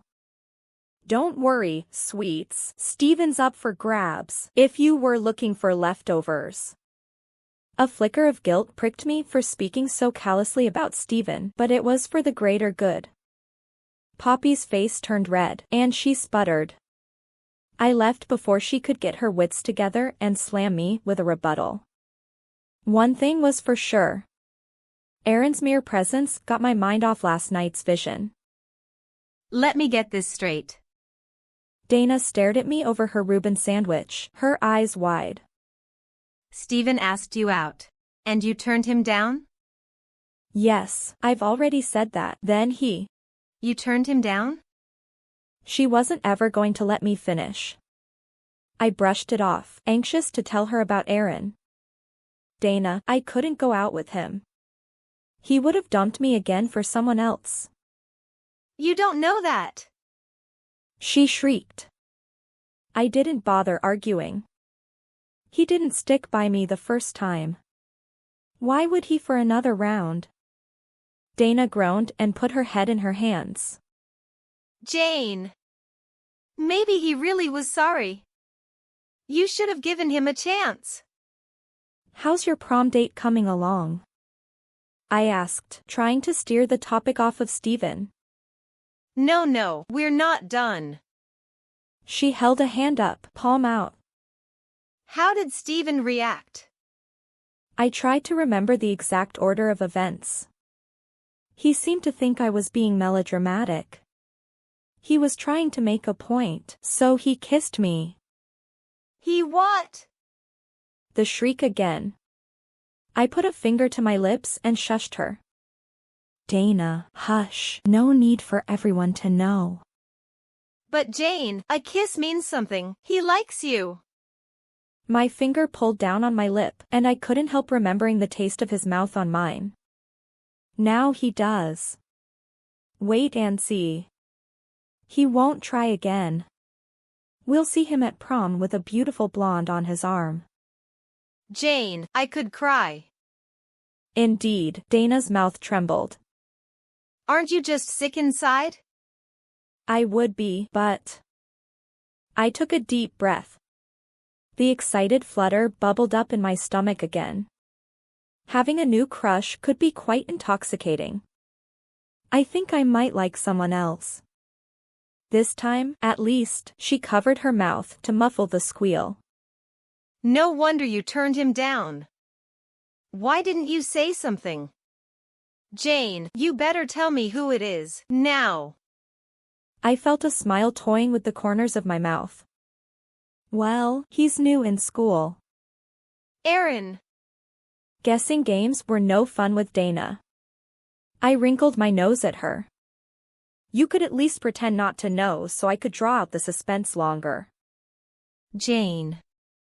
Dana grabbed my hand. I can't believe you have a crush on him. Where did you meet?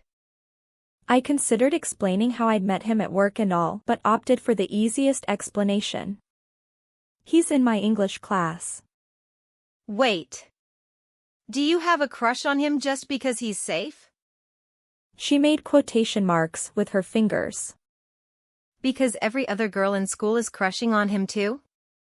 No, that's just my bad luck. A smile danced around Dana's mouth.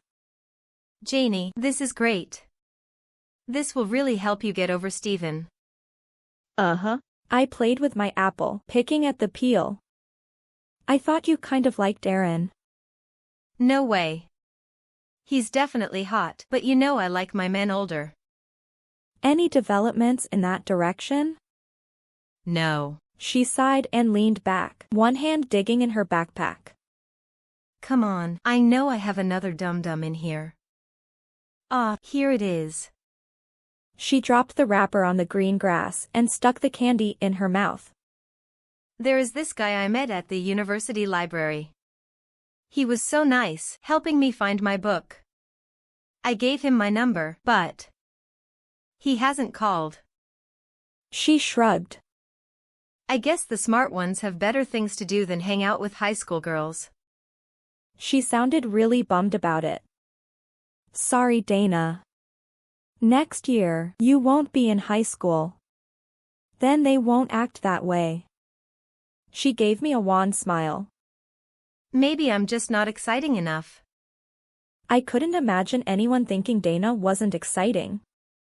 I mean, she wasn't crazy or anything like that, but she was lively and spontaneous and fun. Don't ever change yourself, Danes. You're the best. The bell rang, and she stood up. I hope you're always around to boost my confidence, Jayne. I will be. I meant it, too. We didn't have to be in the same state to be close. See ya after school. See ya. The rest of my classes went by in a blur, and finally the last bell rang. Most of my peers made a beeline for the parking lot, but I lingered by my locker. Spanish club didn't start for another 15 minutes. Think about what I said, okay? Dana popped up next to me, sucker in her mouth, and I jumped, startled. She pulled a new bag of dum-dums out of her backpack and ripped it open. You scared me. Think about. It took me a moment to realize she was referring back to lunch and my supposed conquest of Aaron. Sure, Danes, I'll think on it. Right, you will. She handed me a dum-dum. Call me when you get done with work. Work. Hannah. My stomach twisted up. I'm closing. It'll be late. No prob. She waved at me over her shoulder and started down the hall. Coming? Meredith Singer, a short girl with brown hair and glasses, stopped next to my locker. Meredith was probably my closest friend after Dana. We had journalism together and had been doing Spanish Club for 3 years. Spanish Club met every Monday, Wednesday, and Thursday after school, but I usually only went on Wednesdays and Thursdays. Mondays and Fridays were game days. Yes, on my way. Mr. Livingston, my Spanish teacher and Spanish Club advisor, was handing out newspapers to students as we came in. Hola amigos, he said in what sounded to me like a perfect accent. He had lived in Argentina for a few years as an English teacher, and he still spoke with ease. Spanish Club had a mostly female population, a fact that I attributed to Mr. Livingston's dark lashes and blue eyes, not to mention the dimple in his cheek when he smiled. He handed me a newspaper as I came in. Come on in, assignments on the board. In Spanish Club, we went beyond grammar and memorization and tried to dive into life as a Spanish speaker. So today, according to the whiteboard, we were choosing articles in the paper and translating them into Spanish. Meredith sat down next to me. Partners? Of course. She flipped through the pages we'd been given. Shall we do something involving comida? Always easy, I agreed, still flipping through. An article continuing from page 2A stopped me short. Third body found in as many weeks. This is a sign of a serial killer, Professor Daniels warns. This killer is following the same pattern, finding a young girl late at night, killing her in the same manner, and dumping the body behind a dumpster. These crimes won't stop until he's finally caught. Police are cautioning all women to travel in pairs, to carry pepper spray. The rest of the article blurred before my eyes, and I dropped the paper. It couldn't have been Hannah. I'd just seen her last night. She couldn't be dead already. The visions didn't come true that fast. I jumped up so quickly I slammed my hip into my desk. Wincing, I hobbled over to another table and fished through the various paper segments. 2A, I scanned the page until I found the beginning of the article. The name of the most recent victim, discovered Tuesday night at 10 p.m., has not been released at this time. I breathed a little easier. It wasn't Hannah. I met her yesterday, Tuesday night. but this was how she would die. I put my head in my hands, trying to clear my thoughts. Jayne? Meredith touched my shoulder, and I pulled my head up. Hey, I found a great article on the food festival. Did you find anything else? No, I shook my head quickly. No, let's get started. Everything going okay here? Mr. Livingston paused by our table. Great. I gave him my brightest smile, hoping it didn't tremble. I fumbled with the paper, pressing my thumb over the headline. Mr. Livingston's eyes followed my movement. He picked up the paper and scanned the article on the latest victim, a shadow darkening his eyes. You shouldn't let these things bother you. Keep good company and you'll be safe. So my teachers knew about the serial killer too. Of course. We're just about to dive into La sección de comida. Very good, much more appropriate. You should write an article on the club for the school paper, Jayne. You're such a great writer. Mr. Livingston asked me to include the club in the newspaper at least once a month. I usually did, giving the Spanish club coverage in a quarter of our school papers. Technically, I was a sports writer, but I could be versatile for Mr. Livingston. That's a great idea. Maybe I'll write an article for Cinco de Mayo. It's coming up. He brightened. Yes, it is. And we're going to have a fiesta. Let's get the word out. He walked away, and Meredith giggled. He's kind of dorky. But so nice, I defended. Oh, no argument from me. She agreed. I love Mr. Livingston's class. She smiled, and I laughed, relieved by the light-hearted banter. Chapter 7. JT's bagel shop was growing on me. Either that, or I was desperate for a distraction. As I parked my car in the back, I realized I looked forward to my shift. Jayne! Matt crowed when I came in. He tossed an apron and a hairnet at me. You've got kitchen today. It wasn't hot outside, but the kitchen felt warmer than a tanning bed. Thanks, I said, my enthusiasm dimming a bit. Gabby's voice echoed from the drive-through window as she spoke to Melissa, a girl I had only worked with once. No, I was so not at that party. You were. Melissa exclaimed. Her long hair hung from a single braid down her back. I saw you. You were wearing. Gabby lifted a finger and switched her mic back on. Welcome to JT's. Would you like to try our cheddar bagel combo meal today? I shuddered and sprinkled more cheese on the bagel dough. Drive-through was even worse than the checkout line. I had only worked it once, and nobody had come through smelling of lemons, but the panic I had felt at each new car nearly gave me a heart attack. I spilled 7 drinks. A new record, I was told. Dropped 3 debit cards, lost lots of change, and gave 4 orders to the wrong people. The good news was, Matt said I'd never do drive-through again. As if hearing my thoughts, Matt loped into the kitchen, one hand hitching up his pants.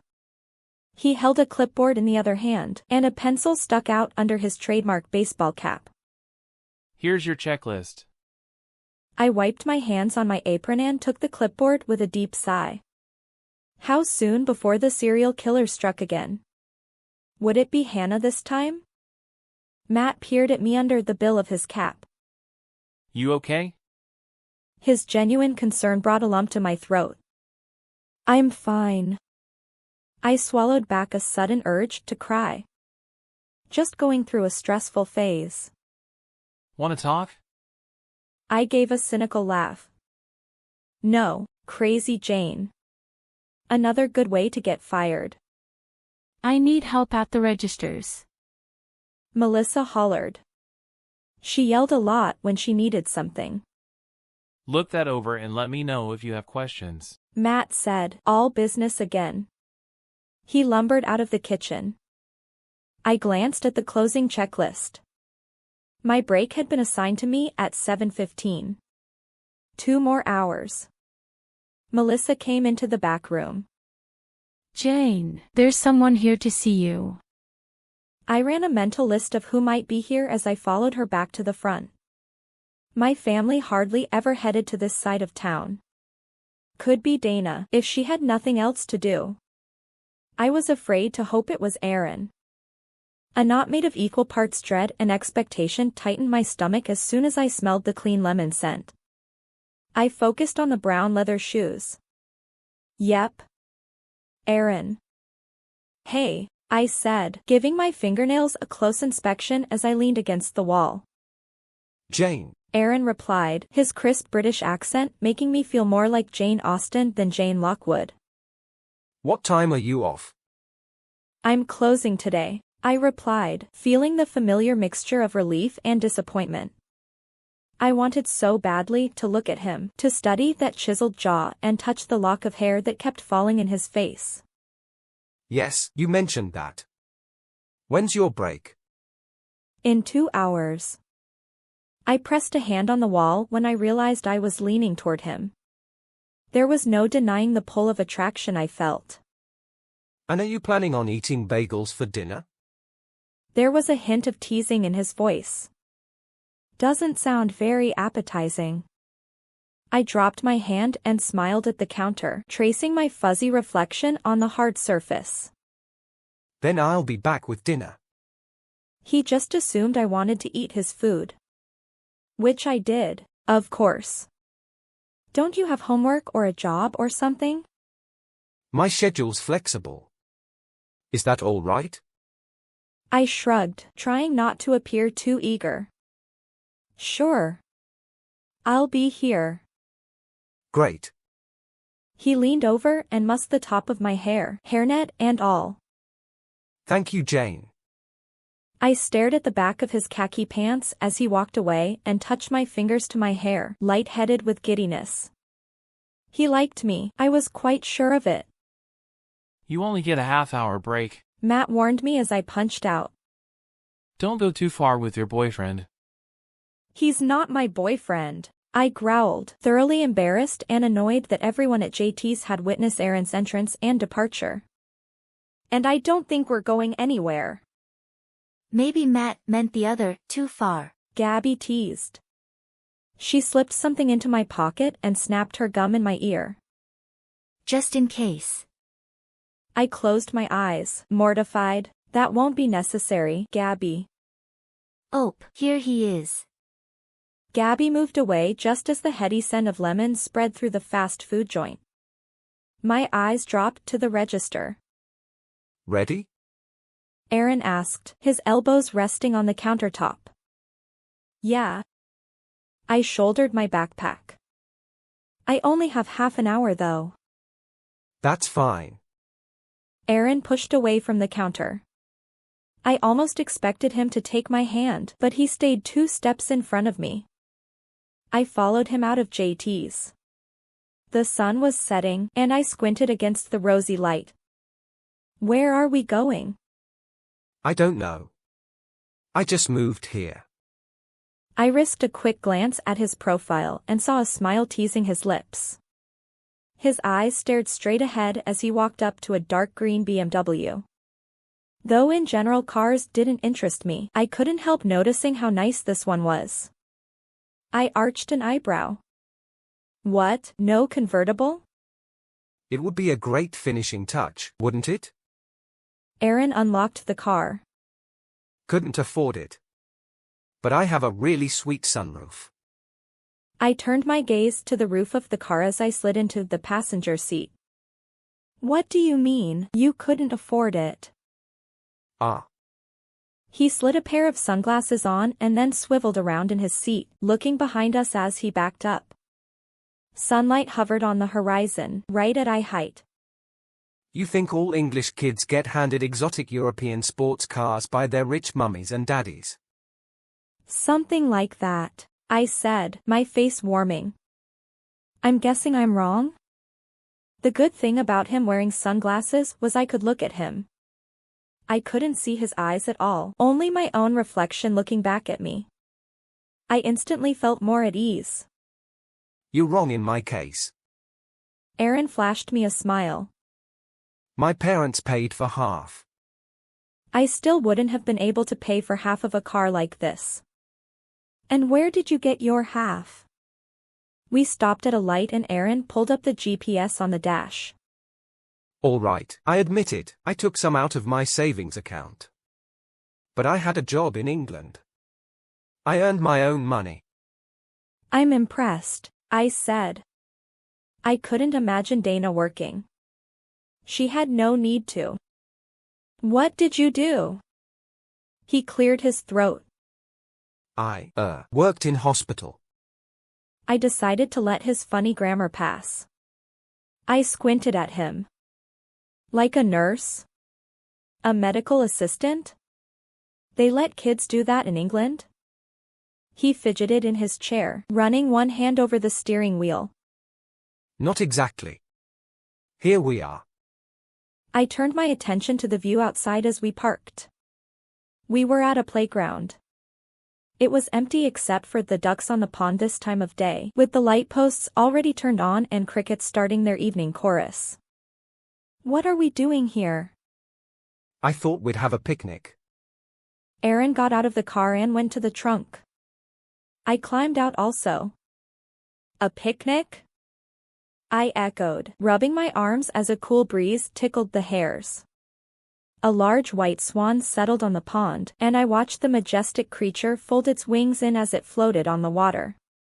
Swans always gave me a peaceful feeling. Is this an English thing? You don't picnic in America? Aaron retrieved a picnic basket and a thick blanket. It would be better with moonlight, but this will work. Maybe we'll see a star or two. He spread the cloth out on the grass and sat down. I hope you like salads. I settled next to him. Are you telling me I need to be on a diet? Not that kind of salad. He pulled out several containers. Potato salad, macaroni salad, chicken salad. And just for fun, a tin of sardines. No way. I laughed. You don't actually eat those. He held the metal container to his nose and sniffed it. You have no idea what you're missing. I'd like to keep it that way, thanks. Did you make all this food? No. A cook I am not. But the deli by your work seems to be quite adept at such tasks. Well, you're in luck. I happen to love anything slathered in mayo. I spooned some of all three salads onto a paper plate. Why the picnic? I felt his eyes on me as I ate. It sounded like fun. He shrugged, a motion I saw from my peripheral vision. So you want to be a journalist? I sputtered on some chicken salad. Aaron popped open a can of juice and handed it to me. I took several gulps before trusting myself to speak again. Who told you that? I saw the school newspaper from last week. You have a byline. Of course. I relaxed. Well, kind of. I want to be a sportscaster, but I'd prefer not to be seen. So the written medium works well for me. You would be a natural on television. I tucked a strand of hair behind my ear. Thanks. The wavy lock popped free again. So why journalism? Are you a curious person? Do you like to solve mysteries? At the mention of mysteries, I felt a stirring in my heart. Sometimes I did find myself wanting to go out and play detective when I heard about crimes or missing persons on TV. But I knew that would bring me face to face with too many unwanteds. So I contented myself with letting someone else make the front page news. But thanks to Hannah, I was in the middle of a mystery right now. I shrugged and lay back on the blanket, staring up at the darkening sky. No, I'd rather not know about things. What about you? He moved his sunglasses to the top of his head, a dangerous move that instantly increased my heart rate. I'm generally pretty curious. Like, about prom. I can't figure out why it's such a big deal. It's just a high school dance. I propped myself up on my elbows, being careful to direct my line of vision just to the right of his face. You are so not American. Prom is way more than that. It's a chance for a girl to star in her own fairy tale. To get dressed up, pampered, and ride off into the night with her Prince Charming. I sighed, my romantic aspirations for that magical night returning for a moment. I see you take it very seriously. I glared in his general direction, wishing he'd left his sunglasses on. Very. So who are you going with? I dropped my eyes, deflated. Haven't figured that out yet. He straightened one leg and rested his elbow on his knee. You don't like to meet my eyes. Is that a self-confidence issue? Irritation surged in my chest. Dang it, he'd noticed. No, he waited, but I didn't bother explaining. Instead, I took the easy way out. I changed the subject. How are you liking Forked River? Forked, he repeated, the stress on the second syllable sounding awkward and unsure. Several times people have laughed at me for saying forked. Yeah. At least it's an easy way for us to spot an outsider. Messing up the name. Why the strange pronunciation? You're one to speak, I returned. Everything you say is pronounced strangely. He laughed and stood up, brushing his hands on his khakis. The light color was the only thing I could see clearly, now that the sun had dipped below the horizon. Funny, I think everything you say is cute. Something defrosted around my heart. I lowered my eyes, trying to hide my smile. Do you live in town? Yes, off Stouts Creek. Oh. You know the area? I shrugged. I know of it. I also knew any house on the water was above my pay grade. Come over sometime. It's the only red-roofed house on the street. He extended a hand. You're going to be late for your shift. Criminy. I accepted his hand. He effortlessly pulled me up, his hand drifting to my shoulder before letting go. It only took a minute to gather up the picnic items. Thanks for coming, he said as he dropped me off at JT's. Sorry for making you late. Thanks for inviting me, I replied, ducking my head and climbing out. I hesitated, wanting to say something more but finding it impossible to say something sincere while my eyes were on the pavement. So I just shrugged. I'll see you tomorrow. Chapter 8. You did what last night? Dana's question rang out over the heads of the student body as everyone scurried to first hour. Shh! I hissed, waving a hand at her. I'll tell you all about it in calculus. He came to my work and took me out on my break. I'd waylaid Dana in the hallway with my good news, too excited to keep it to myself. I felt a stirring of guilt for being so happy when the serial killer was still out there, about to strike Hannah down. But what could I do about it? I couldn't prevent it, I couldn't even find her. The most I could do was learn from it and not go out alone. I shoved the negative emotions aside, telling myself I was powerless in the situation. Dana's eyes gleamed. To where? She asked, bringing me back to the errand situation. What can you possibly do in half an hour? She arched an eyebrow. Well, Miss Jayne? I was ready for her question. He took me on a picnic. He had it all prepared. I couldn't keep the pride from my voice. Jayne, he likes you. She squeezed my forearm. A picnic.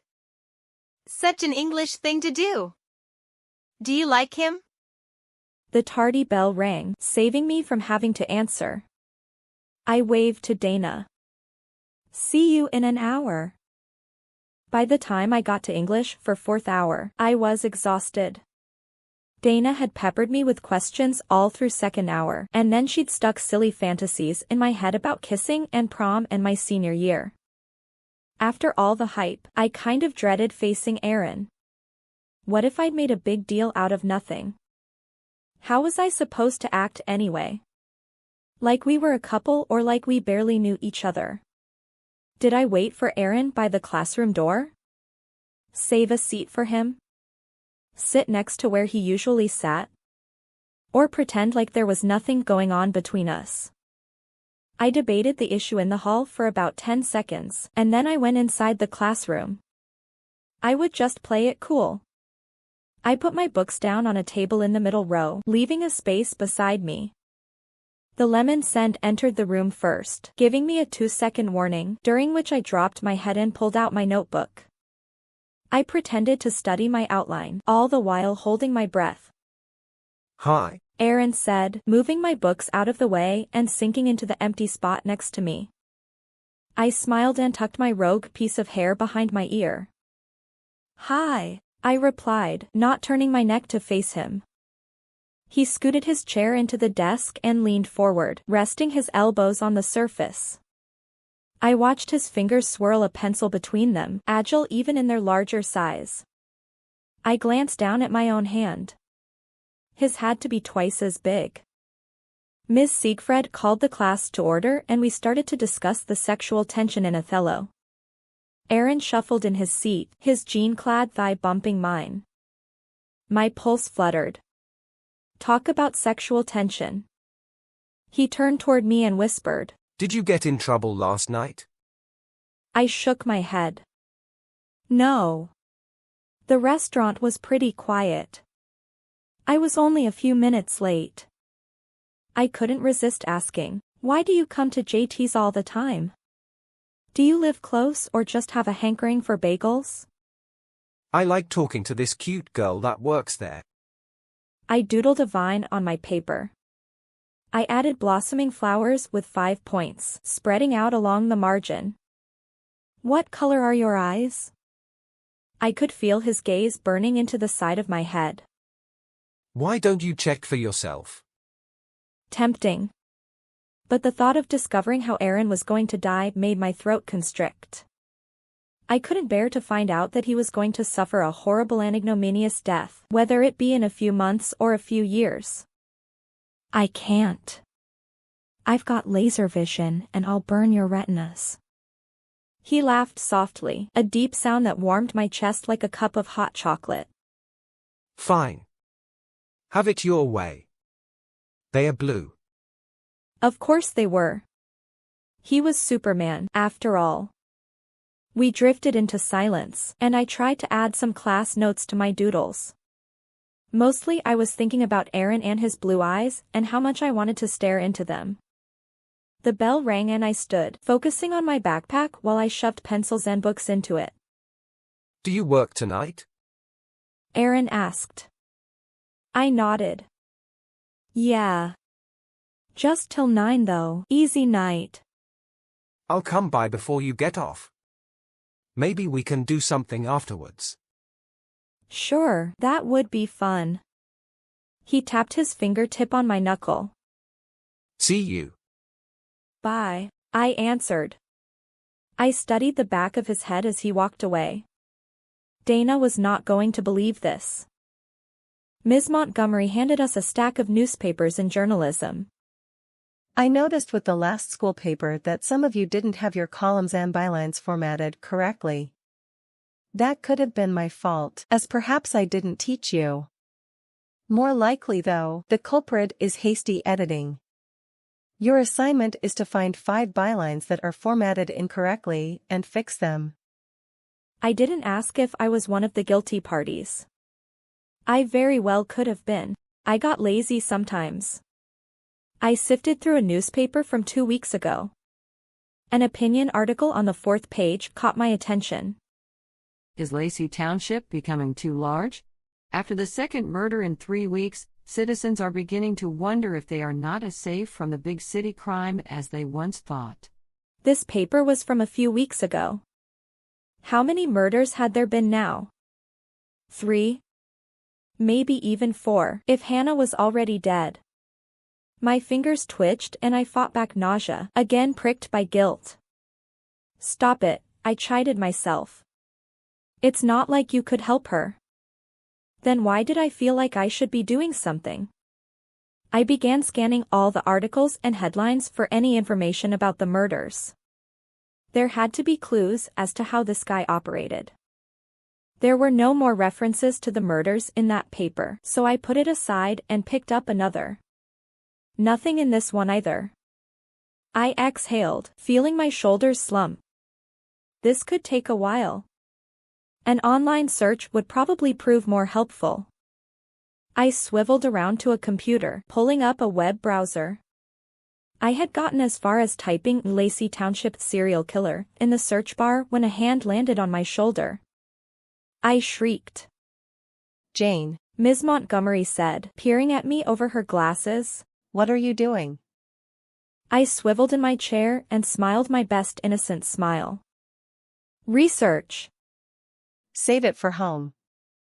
Yes, ma'am. My face burned at being called out in class. I waved a hand to cool it off, watching her move on to supervise other students. Fine.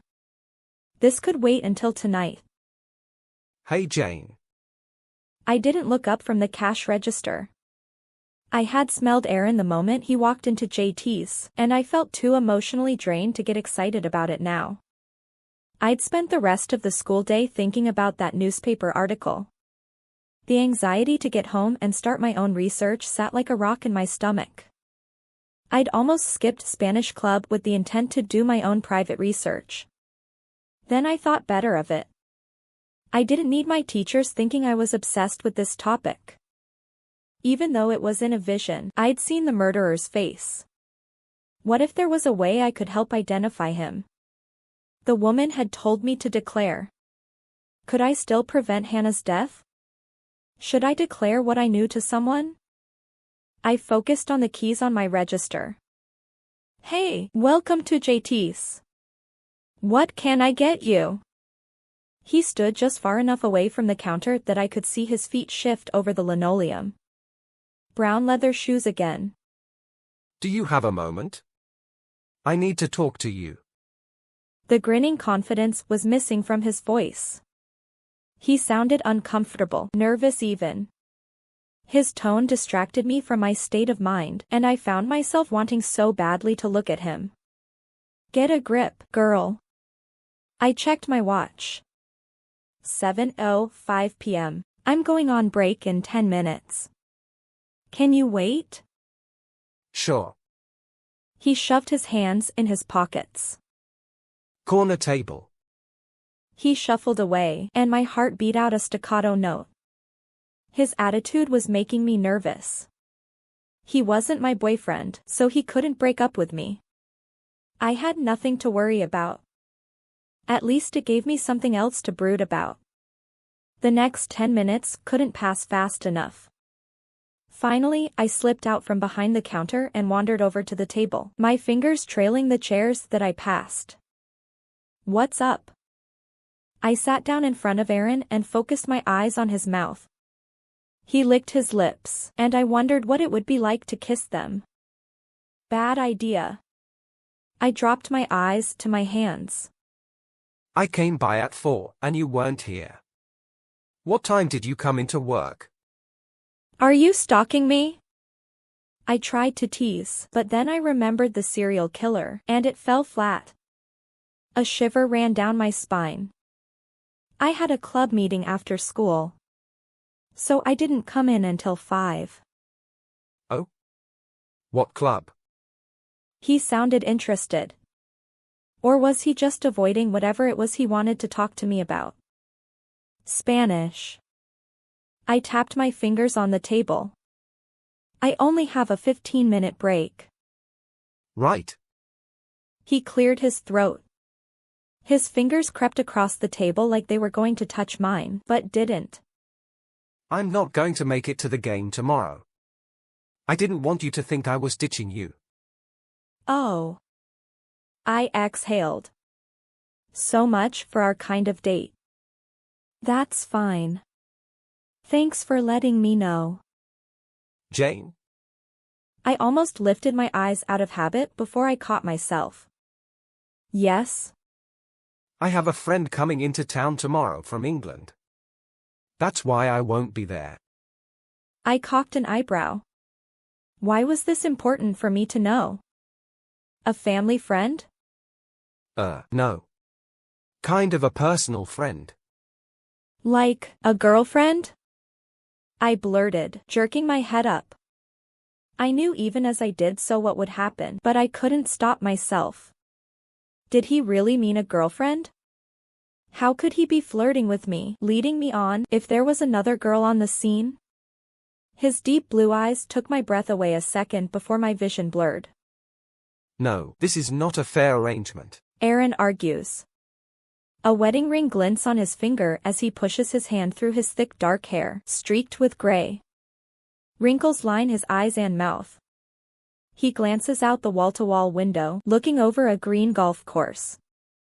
You leave me for a deadbeat, has-been rock star and think you're getting the house? I'm not giving you a dime. Don't call me again. Have your lawyer talk to mine. He slams the phone down and glares at a picture of Libby on the end table. For a brief fleeting moment, his thoughts fly to Jayne, the girl he dated in high school, the girl he never should have let get away. Aaron snatches the photograph and throws it across the room, where the glass shatters. He grabs his wedding band and starts to twist it off, and then stops in mid-motion at a crash downstairs. Hello? He calls, leaning over the spiral staircase, still clutching his ring finger. Is someone there? A man appears at the bottom of the stairs. Sorry to bother you. Just doing your wife a favor. The man lifts a gun in his gloved hand and shoots Aaron 3 times. The bullets tear through his body, spinning him around and making him lose his balance. Aaron gasps, clutching his chest, the hot blood seeping between his fingers, and falls over the banister. I screamed and jumped to my feet, pressing my hands to my heart. Jayne? Aaron was at my side in an instant, one hand on my elbow and the other on my shoulder. Are you okay? I shook my head, tears streaming down my face. I lowered my eyes, aware of people in the restaurant staring at me. Aaron's hand reached for mine, and I jerked away. Jayne, I'm sorry. Listen, I'll make it up to you. No. I pushed him away, my legs trembling. You should have told me you had a girlfriend. Just go away. I turned and fled out of JT's. My mood progressively worsened on my drive home. How could I even warn Aaron about this one? Don't marry her, she'll kill you. He'd think I was just jealous. I let out a sob and pounded the steering wheel.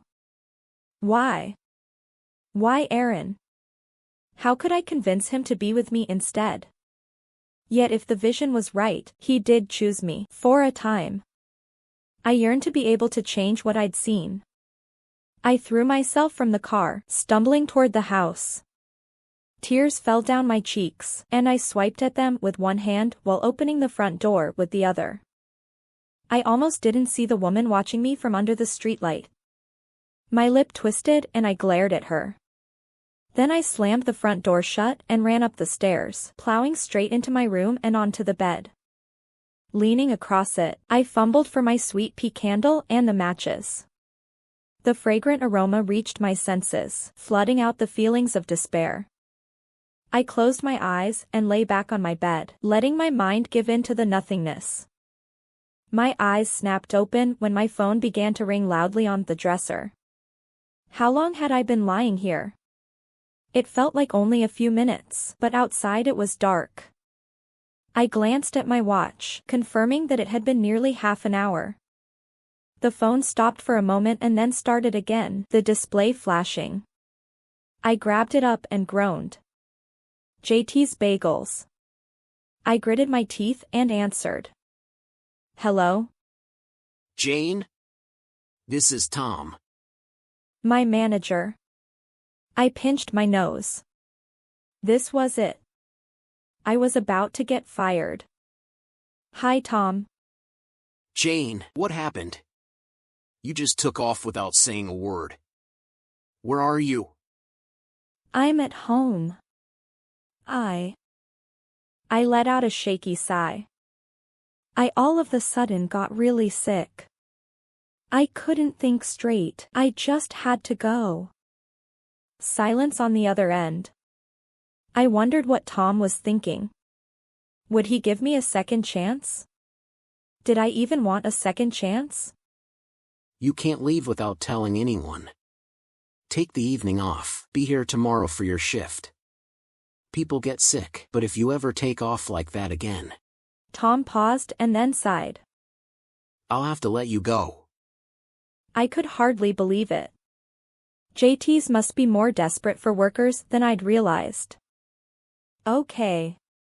Thanks, Tom. I won't let it happen again. I collapsed on my back, trying to decide if I was better or worse off than before. I pounded my pillow in frustration. The murders. I sat up, glad for something to focus on besides Aaron. I took the steps 2 at a time to the downstairs den where the family computer sat at a desk. My parents told me I could have my own laptop when I went to college. If I wanted one before then, I had to buy it. Fat chance of that happening, considering I never kept a job.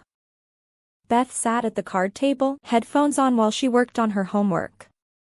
I took a deep breath and looked away. I couldn't stand to see someone else today. Don't think about her. Think about the serial killer. Even I thought it was a weird thing to comfort myself with. I pulled up a search engine and typed in Lacey Township serial killer. Several different hits popped up, some from years ago, others taking place in other parts of New Jersey or even New York. I ignored those and clicked on the one connected to the local paper. A message popped up. Please enter your name and phone number to confirm your subscription to the Lacey Barnegat Times. We didn't have a subscription. Heaving a sigh, I ran upstairs to get my check card. I didn't have a lot of money in my checking account, but it would cover a newspaper subscription. I filled out the required information, lied about my age, and started my subscription. It wasn't too expensive, since I only wanted the e-version. Then I read each article slowly, absorbing the information. The first murder came as a shock to the community. 23-year-old college student Claire Eastman was found in an alley behind a dance club. She had been sexually assaulted before he slit her throat and threw her in the dumpster, where the body was discovered the next morning. Her black leather purse, which hadn't been touched, quickly identified her. The article included a smiling photograph of a brunette in a tank top. I thought I was going to puke. I put my head in my hands. Just like Hannah, Claire had been at the prime of her life. So much in front of her. And then to have it taken from her in such an ugly, cruel way. I could only hope that she had also been numb to those last moments, as Hannah had. Shaking it off, I flipped open my notebook and started a new list. Name: Claire Eastman. Age: 23. Occupation: student. Hair color: brown. Eyes: brown. I studied my list. I needed more. Like where Claire lived, where she worked. Did something about her make her a target? Or was he choosing girls on a whim? Finding her address was easy. She lived over by Tom's River, about 10 miles from my own house. She worked as a waitress at the Lobster Shanty, a rather expensive seafood restaurant with the best crispy spinach I'd ever eaten. I tapped my pencil on the desk. There had to be more. More about Claire's life. I wasn't likely to find it here though. If I were a real journalist, I'd get in my car and drive out there, interview her family and friends. But I wasn't, and I quickly dismissed the idea. I'd have to find the information another way. Next one. Name: Emily Gardner, age, 17, occupation, student cheerleader, hair color, brown, eyes, brown, neighborhood, Crestwood Village, place of death, Pine Barrens. So far all the girls had brown hair and brown eyes. I searched my memory. Did Hannah? I was pretty sure she did. Maybe that was the link. I stuck my thumb in my mouth and nibbled on the nail, scanning the next few articles until I found the headliner about the third murder. Name, Melanie Swift, age, 19, occupation, hair stylist, hair color, blonde, eyes, blue, neighborhood, Ware Town. So much for that theory. Number 3 was the last one. There were no more murders. Hannah was still alive then, somewhere. I put my pencil down and studied my notes. I was familiar with all of these towns. They were close by. I knew the police were doing the exact same thing, and probably with more information. But I knew something they didn't. I knew who one of the future victims was. I needed to at least find Hannah's last name. How? I winced when I bit off too much nail, and I shoved my hand under the chair. I'm going to bed, Beth said, standing and stretching. Night, Jayne. Night, I murmured. I had the sudden urge to warn Beth, to tell her to be careful. The desire to meet her eyes and know for a certainty how she would die almost overwhelmed me. But I couldn't. What if it was the serial killer? To know, to warn her, and then still have her die, would absolutely destroy me. You know there's a serial killer out there, right? Oh. She glanced toward me, but I stared at the computer screen. I think I heard something about it. Be careful, I murmured. Stay in groups when you're out. Sure. Of course. She waited a moment, and, when I said nothing more, stepped out of the den. I heard her footsteps ascending the staircase. I shut the computer down and gathered my papers. I'd sleep on this. Maybe something would be clearer tomorrow. Chapter 9. April showers bring May flowers, I murmured as I parked my car at school. I preferred the sunshine, personally. I flipped down the visor and narrowed my eyes at the frizzy strands of hair framing my heart-shaped face. I had tried to get my hair into a ponytail, but the rain made a rebel of it. I jumped out of the car and hurried into the front entrance. Kids stood in groups inside, water dripping into small puddles at their feet. I shivered in the manufactured air of the AC and headed for my locker. The brown leather shoes standing next to my locker caught my attention as soon as I got to the top of the staircase. I lifted my eyes and caught sight of the back of Aaron's head as he talked to Dana. I took a deep breath, inhaling the lemon-free air. I knew all there was to know. Dana met my eyes over his shoulder. I marched up and took her by the elbow, pulling her down the hall to her own locker. What's going on? She murmured, swinging the metal door open and grabbing a book. She glanced behind us. You avoiding him? Yeah. I patted the strands of hair around my face, trying to coax them down. We kind of had a disagreement.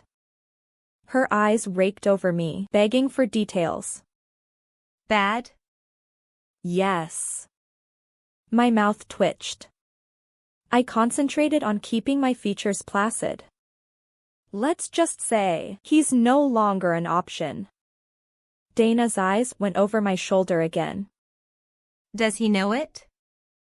I was so tempted to turn around. I knew Aaron was there at my locker, watching us. I told him. We started down the stairs. I made a plan to come back to my locker before the tardy bell and get my books. Dana hooked her arm through mine. Tell me everything. I shrugged. There's not much to tell. He's not over his ex-girlfriend. Actually, she's coming into town this weekend and he canceled our date to be with her. And he's going to marry her, I added to myself.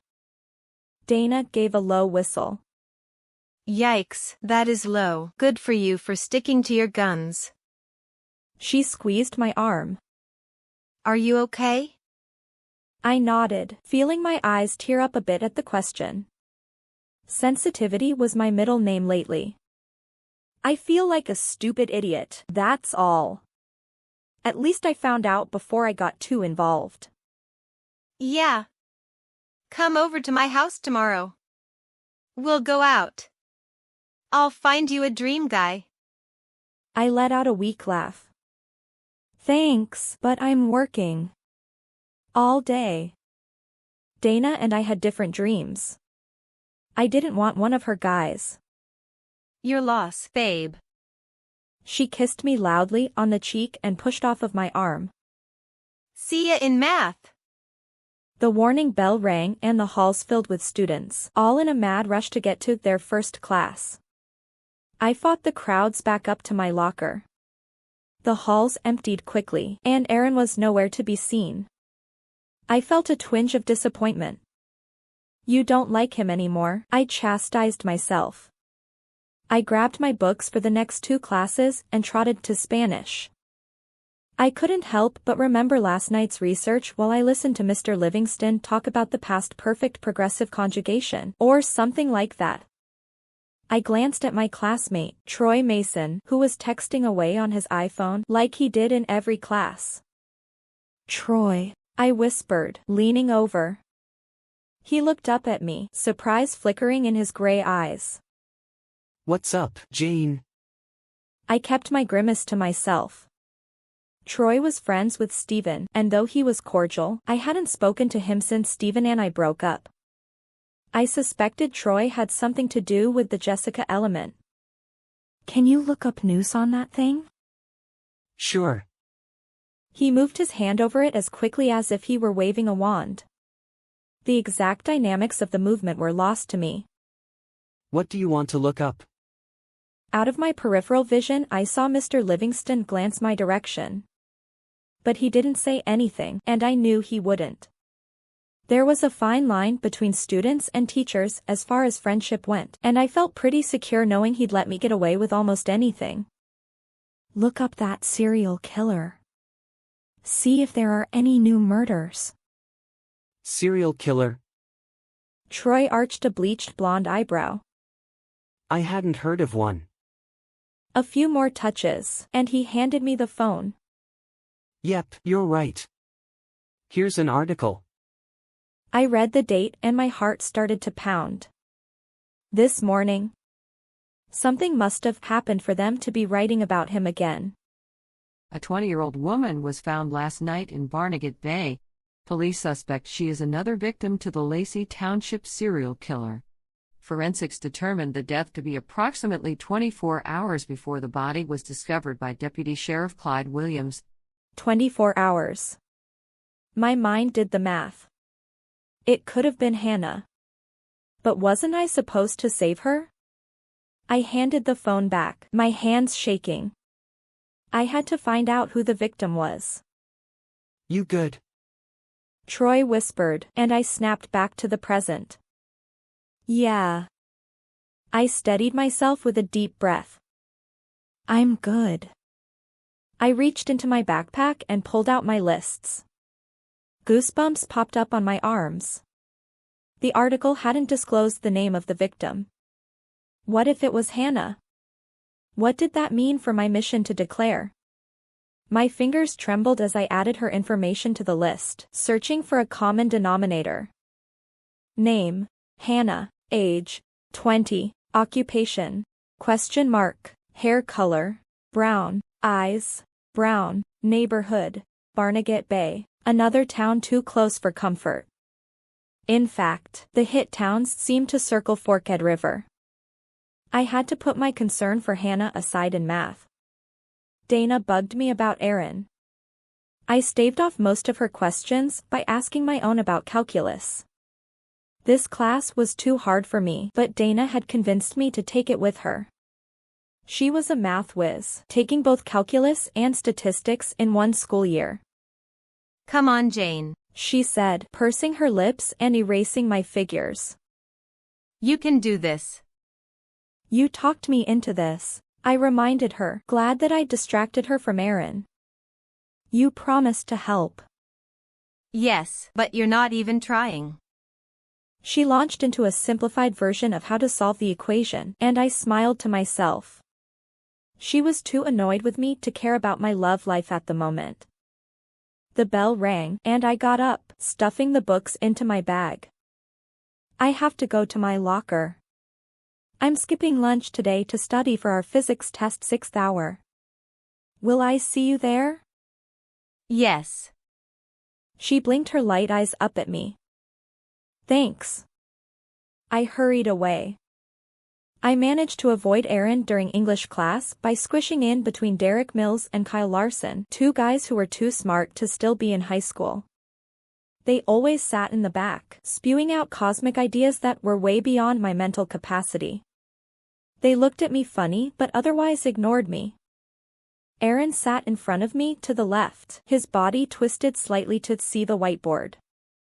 I spent the entire class staring at the board or my notebook, doing a great job of not studying his profile or admiring that square jaw. Mostly. Pity that now that I could look at him without seeing any crazy visions, there was no reason to. I shot out of the room as soon as class was over, not giving him the chance to catch up to me. My half-an-hour cram session at lunch didn't help my physics test any. I was in a foul mood by the time class let out, my forehead creased in a scowl. Dana shot me a questioning glance and I shook my head. She waited by my desk, watching as I put my stuff in my backpack. Didn't go so well, huh? Not so great. What a crummy day. My head throbbed with exhaustion, the effort of avoiding Aaron, too much school, and the serial killer. We paused at my locker. I stuffed my books inside and slammed it shut. I'll see you at the game tonight. She followed me out the double doors to the front of the building. Is it just Aaron and the physics test? You seem a little off. Yeah, I am. I rubbed my eyebrow. I have to go to work. Bye, then. Dana turned around and walked back into the school, and I knew I'd snubbed her. I felt a twinge of guilt. Keeping such a big secret from her weighed on me. But I couldn't tell her about the serial killer. I could tell the police, however. I made up my mind to do so as soon as I could. I looked forward to the mindlessness that accompanied working in a fast food joint. I parked at JT's and hauled myself out of the car. Memories of Aaron assaulted me as I walked through the glass doors. Our first meeting, his subsequent return visit, our breakup. Panic seized me. Why did I think I would be safe here? This was where we always bumped into each other. For a brief moment, I froze. The impulse to turn and run enticed me. Oh, good, you're here. Matt came around the counter, his jeans clinging to his hips as if by magic. If I wore pants like that, they'd fall down to my ankles with the first step. He slapped a wet towel at me. You're so very lucky we saved a spot for you. Clock in and take register 1. Right. Get it together, Jayne. Aaron wouldn't come in today. Everything would be fine. I dumped my stuff in the back and started behind the register. I tried not to focus on the entrance, but I jumped every time the door opened. You okay? Matt's deep voice came from behind my ear, and again, I jumped. Oh, yeah. Fine. Tom said you left sick yesterday. And today, you seem jumpy. His lip curled up like he'd said something incredibly witty, a toothpick dangling from the other side of his mouth. Well, I couldn't really deny being sick. That wouldn't be good for my career. I'm a tad under the weather, if you know what I mean. But I'm not contagious. And I washed my hands. I pointed to the plastic bottle of hand sanitizer on the counter. Maybe you need a break from all the people. Want to work in the kitchen today? The kitchen? I echoed, thinking of how I hated messing with the food. Then my mind flashed back to Aaron. Yeah, that sounds great. The kitchen was hot. Beads of sweat gathered on my forehead while I kneaded the bagel dough into elastic strands.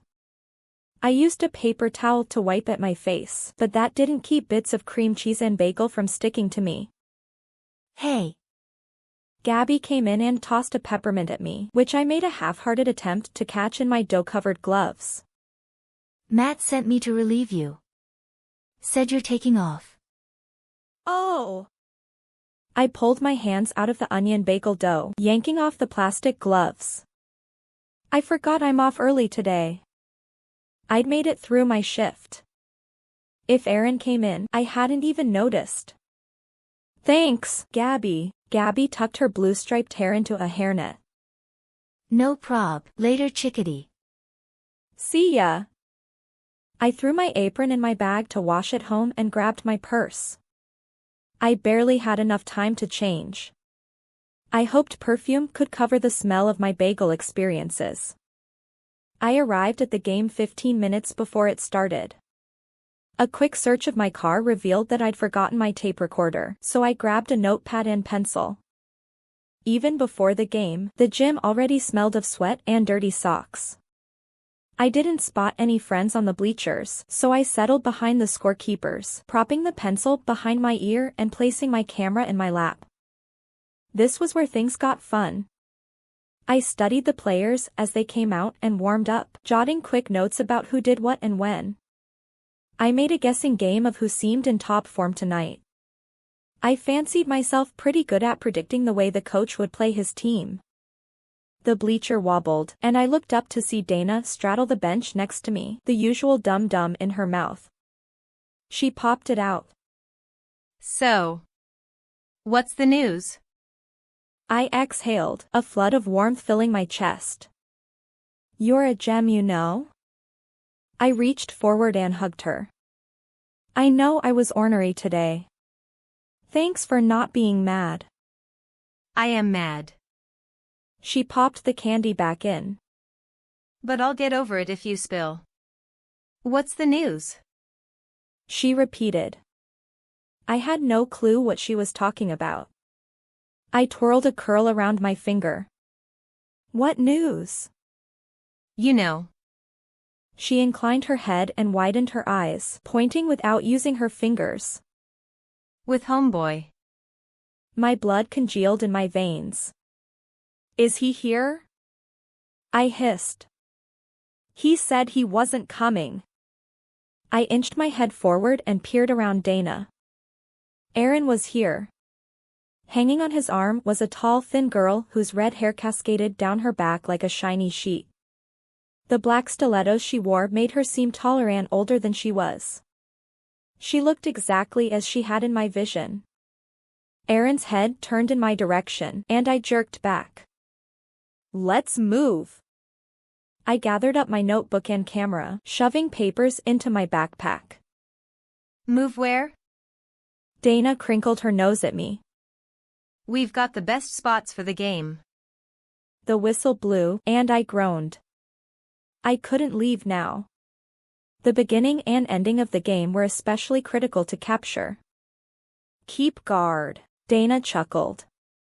What, you think he's going to try and kidnap you? He wasn't even supposed to be here. For the first 10 minutes, I kept one eye out for Aaron. But by the second quarter, I was intent on the game, nodding along to Dana's rambling while jotting down scores and plays. And anyway, here comes Aaron. I pulled my eyes away from the basketball court. What? Dana laughed. Just kidding. Just wanted to see if you were paying attention to me. I scowled at her. Not funny. She lowered her voice. I had to lean closer to hear her. Have you guys talked? Since, you know, he told you about his GF. I shook my head. No. He hasn't even tried to call me. which kind of annoyed me. What part of me wasn't living up to his expectations? The same part that hadn't lived up to Steven's. Ouch. Dana took a sharp breath only a second before stilettos and leather shoes appeared in my right peripheral vision. I pressed my lips together and focused on the game.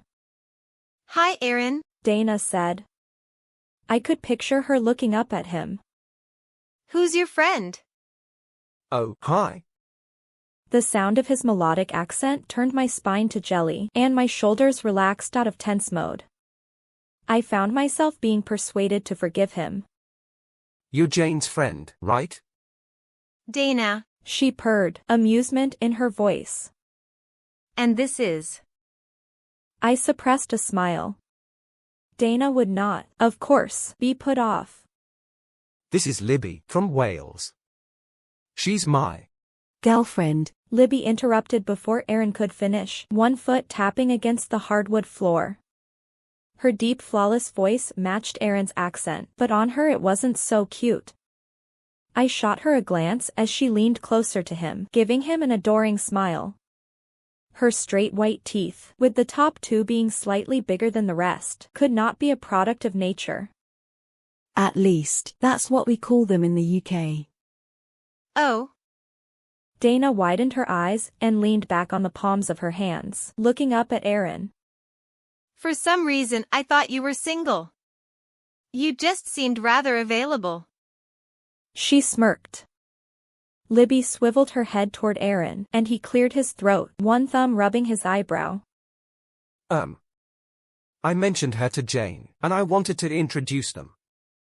His eyes tracked toward me, and I saw a flash of blue before quickly averting my gaze. What on earth made him think I wanted to meet his girlfriend? So he could rub her in my face? I preferred to look at the enemy, so I met Libby's large brown eyes instead. Nice to meet you, Libby. I'm so glad Aaron mentioned you when he did. Thank goodness he has someone like you to keep him happy. I kept my voice thick with sugar, hoping she would interpret my words very differently than Aaron did. I hope you'll come to visit often. Don't let Aaron forget he has a girlfriend. Aaron's shoes shifted in the corner of my gaze, and I knew he was uncomfortable. Well, served him right. I didn't ask him to come over and introduce her. I turned my head, fixing him with a cold stare. I bit my lip to keep from smiling at how he fidgeted. The pleasure is mine, Jayne. Libby sidestepped closer to Aaron, her shoulder brushing his. She took several steps toward the bleachers, though he didn't budge. Aaron? I'll talk to you in class on Monday, Jayne. Aaron's tone made it sound like a command. I lifted a shoulder and snapped a few pictures of the game. Sure, have a fun weekend you too. They walked away, and Dana burst out laughing. Jayne! You were positively vicious. I looked at her and gave a sheepish grin. Was I? Well, what's he thinking? He played me. And he thinks I want to meet his girlfriend? But you did hear, right? He didn't call her his girlfriend. That's the title she gave herself. Oh, I definitely caught that. I shrugged. He didn't correct her. Dana grabbed my arm. Jayne, it's because he hasn't told her yet that she's not. Trust me, I'm reading this guy right. He's going to break up with her. He likes you. I stared at Dana. Over the drumming of my heart, I was vaguely aware of the coach yelling at the referee. I should be writing his words down, but my thoughts were all twisted up in Aaron. Why did I feel so mixed up about this? I wanted Dana to be right. Yet I couldn't let that happen. I shook my head. Forget it. I don't even like him anymore. Dana's eyes flickered over my face. Yes, you do. You just don't want to. I turned away from her. Oh man, what did I miss? Something's going on in the game. I leaned forward, jotting down everything I could hear from where I was. One of the players on the other team got a foul, and I lifted my camera to snap a picture of the coach's face.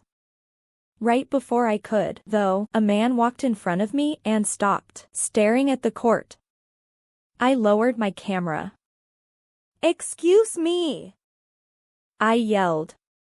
I didn't sit on the front row for nothing. "Trying to take a picture." I waved the camera, and he turned around. I gasped, dropping my camera as terror and shock chilled my body. Sorry. The man I'd seen murder Hannah bent over and picked up my camera. You dropped this. He extended his hand, and I recoiled. I wanted to puke, yet I couldn't take my eyes off his face, the light eyes and sandy brown hair, the scar that sliced down his cheek and neck. His features were as familiar as if it were me he'd murdered. His eyes narrowed, and his jaw hardened. Do I know you? No.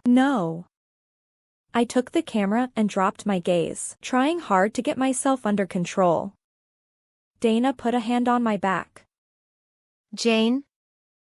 I think your friend is having an anxiety attack. His voice was smooth and nonchalant, with a hint of a professional diagnosis. I'll take her to get a drink of water. I'm fine. I grabbed Dana's hand and squeezed it. I was startled by the play. I'm fine. She's fine. Dana nodded at him. Thanks for the offer though. Anytime, Jayne. I jerked my head up when he said my name. He nodded at me before continuing on his way. What was that about? Dana scowled. Creep. I grabbed her purse and dug through it until I found her phone. Get me on the internet, I demanded, handing it to her. Okay. Calm down. She touched her phone and handed it back to me. I put in a search on the Lacey Township serial killer. Right away, it brought up a newer article than the one I'd seen in class. The latest victim in a string of killings has been identified as Hannah Morgan, a 20-year-old juniorette.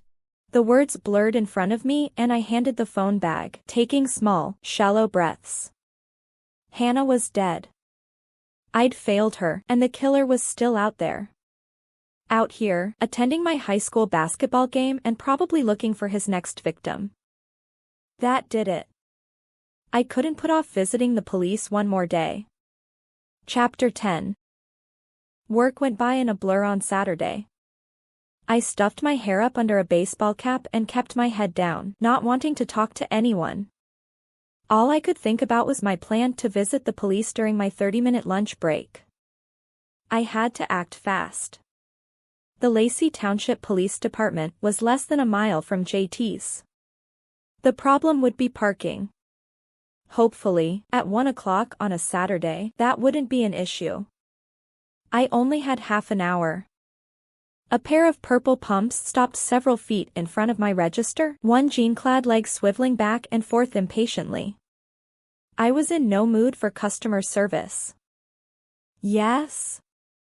I glanced at my wrist. 12:52. I would take lunch in 8 minutes. The woman still stood there, so I lifted my head, hoping my annoyance showed in my eyes. Oh. Hey, Gabby. What are you doing? My coworker smirked at me and popped a big pink bubble. Where's your mind today? Definitely not at work.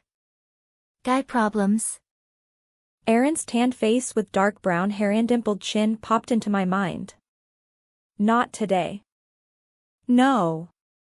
I have an appointment during lunch and it's kind of stressing me out. I don't have a lot of time.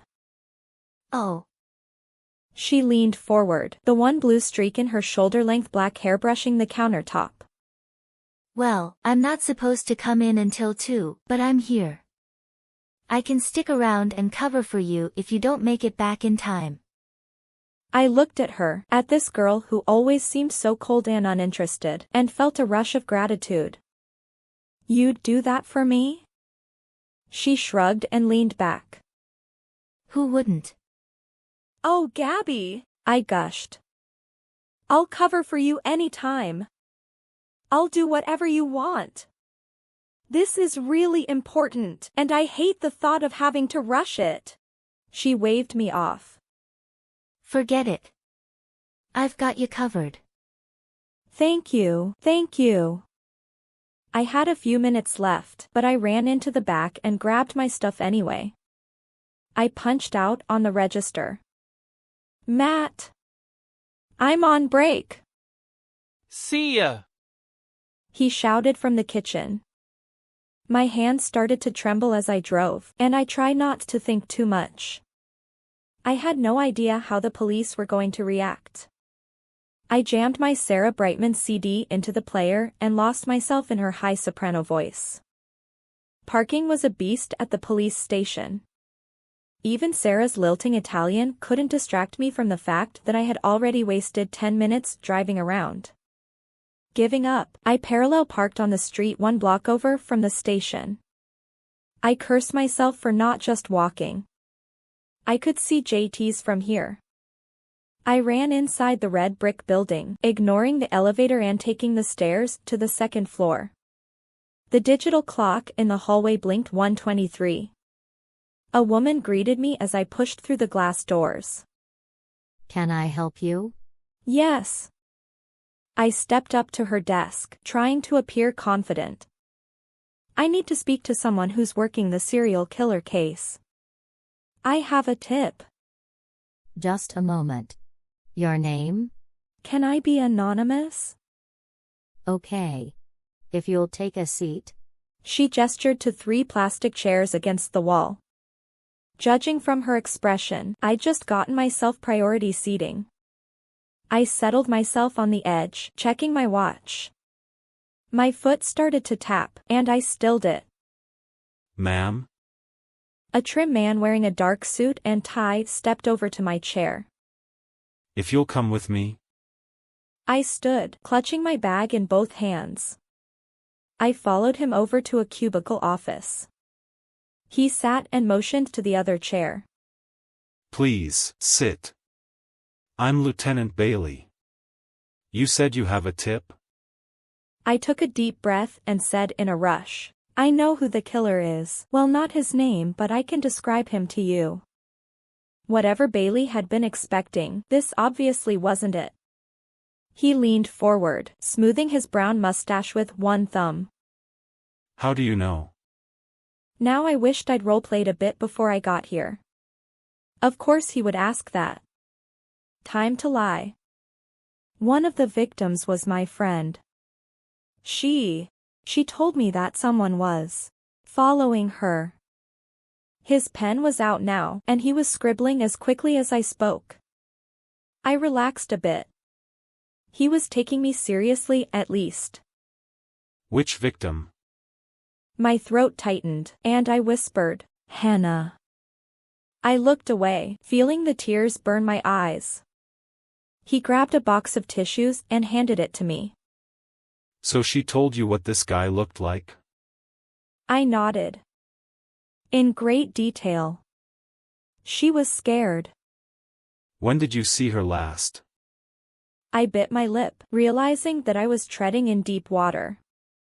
If he checked Hannah's routine and discovered that she wasn't with me when I said she was, this whole thing would be over. Thursday night. She stopped by my work before I went home. And what did she say? That she was scared. The vision flashed before my eyes, and I pressed my palms over them. I told her to be careful. I began to cry in earnest now. It wasn't fair that I hadn't been able to help her. Can I get your name? No, I shook my head. Here. My hands shook as I pulled my rough sketch out of my bag.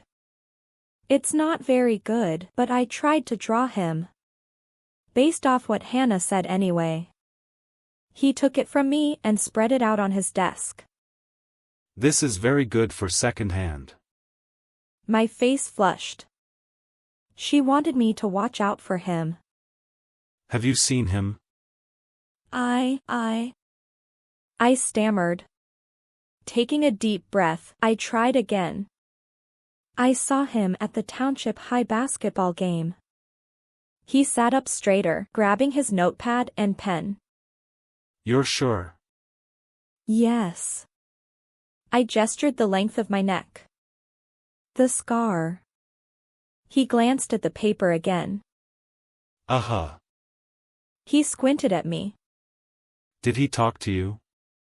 Yes, I whispered, squeezing the table. He called me by name. The man studied me, and I shifted under his scrutiny. Did he believe me? Did he think I was crazy? How does he know you? I shook my head. He doesn't. He overheard my friend.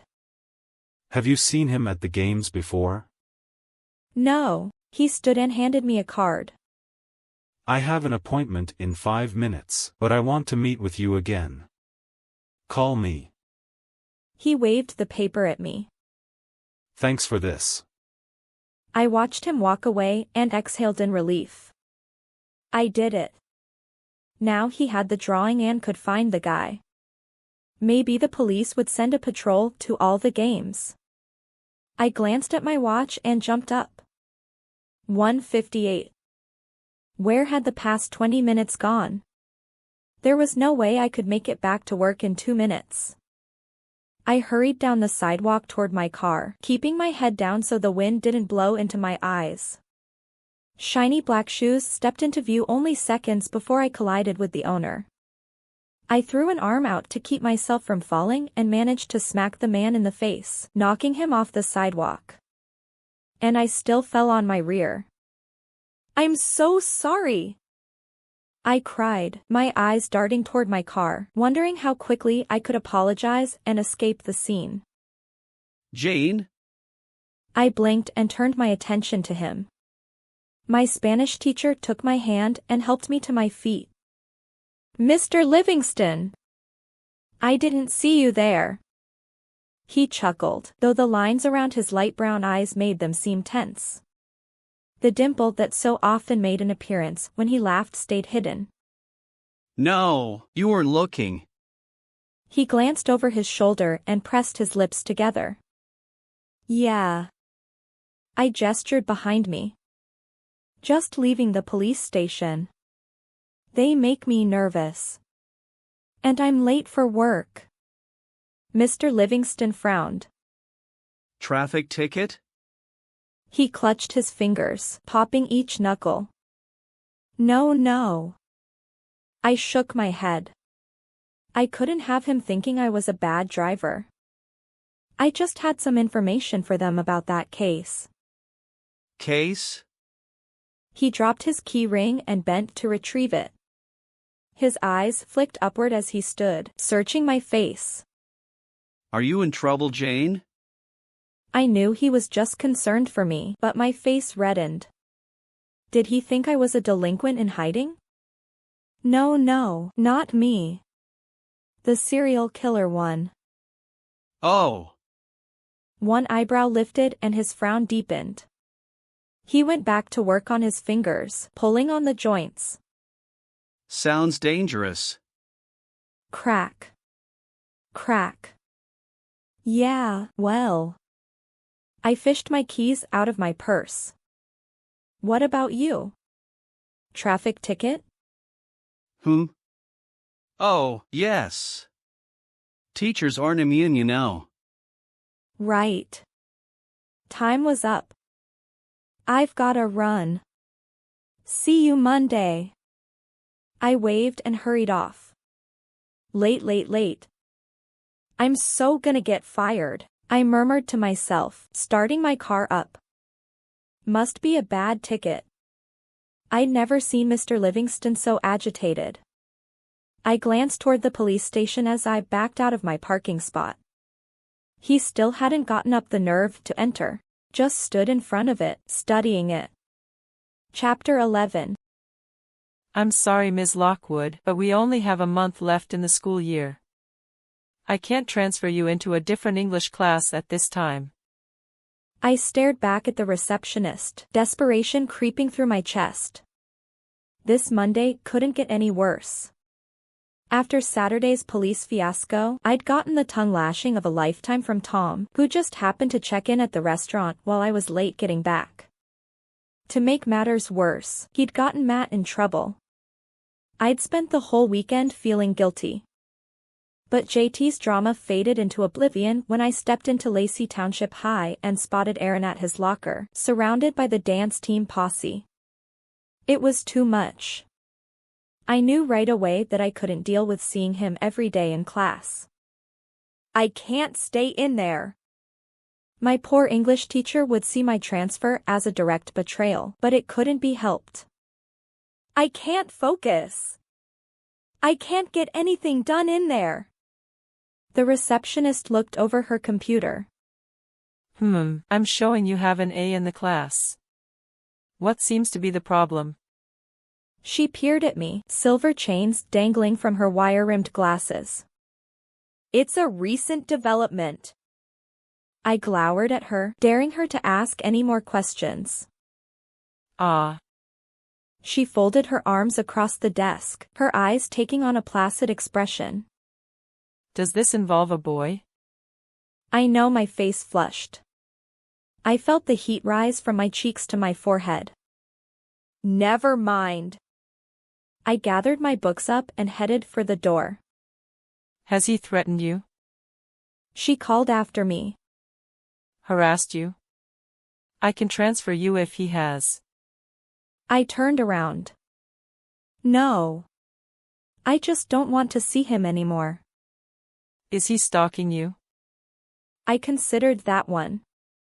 Depending on the definition, maybe. But I couldn't get Aaron in trouble. He hadn't done anything wrong. No, she reached up and patted her hair-sprayed white hair, looking sympathetic. Then I'm afraid we can't do a transfer. I know, I sighed. I heard you the first time. I walked out, letting the door swing shut behind me. I should have expected as much. Of course they weren't going to just let me switch classes. And I couldn't skip, either. When fourth hour came, I tried waiting in the classroom across the hall until Aaron went into English. But when he arrived, he stayed in the doorway, chatting with each classmate before they entered, but not entering himself. My heart sank. Go on, Aaron. I hissed. Get in there. Someone tapped me on the shoulder, and I spun around. Mr. Jinx, the chemistry teacher, hovered above me. Yes? I squeaked, pulling my books against my chest. The tardy bell will ring in a moment. His bushy brows met in a ridge above his eyes. Don't you have somewhere you need to be? Yeah. I backed out of the room. Just getting there. I turned around and faced my destiny. Jayne. Aaron stepped toward me. It took every ounce of determination I had to keep walking and not stop to talk to him. I brushed past him, my shoulder momentarily touching his before I crossed the doorway and dropped into an empty chair between the wall and another student. Then I busied myself with getting out my English assignment, knowing my face was flushed with shame at having treated him that way. But what was I supposed to do? If I was rude enough, maybe he would leave me alone. I put my hands in my hair and pulled on my scalp. Oh why did I still crave his interest? It made everything twice as hard. As soon as class finished, I shot out of the room, practically climbing over my desk to get ahead of the other students.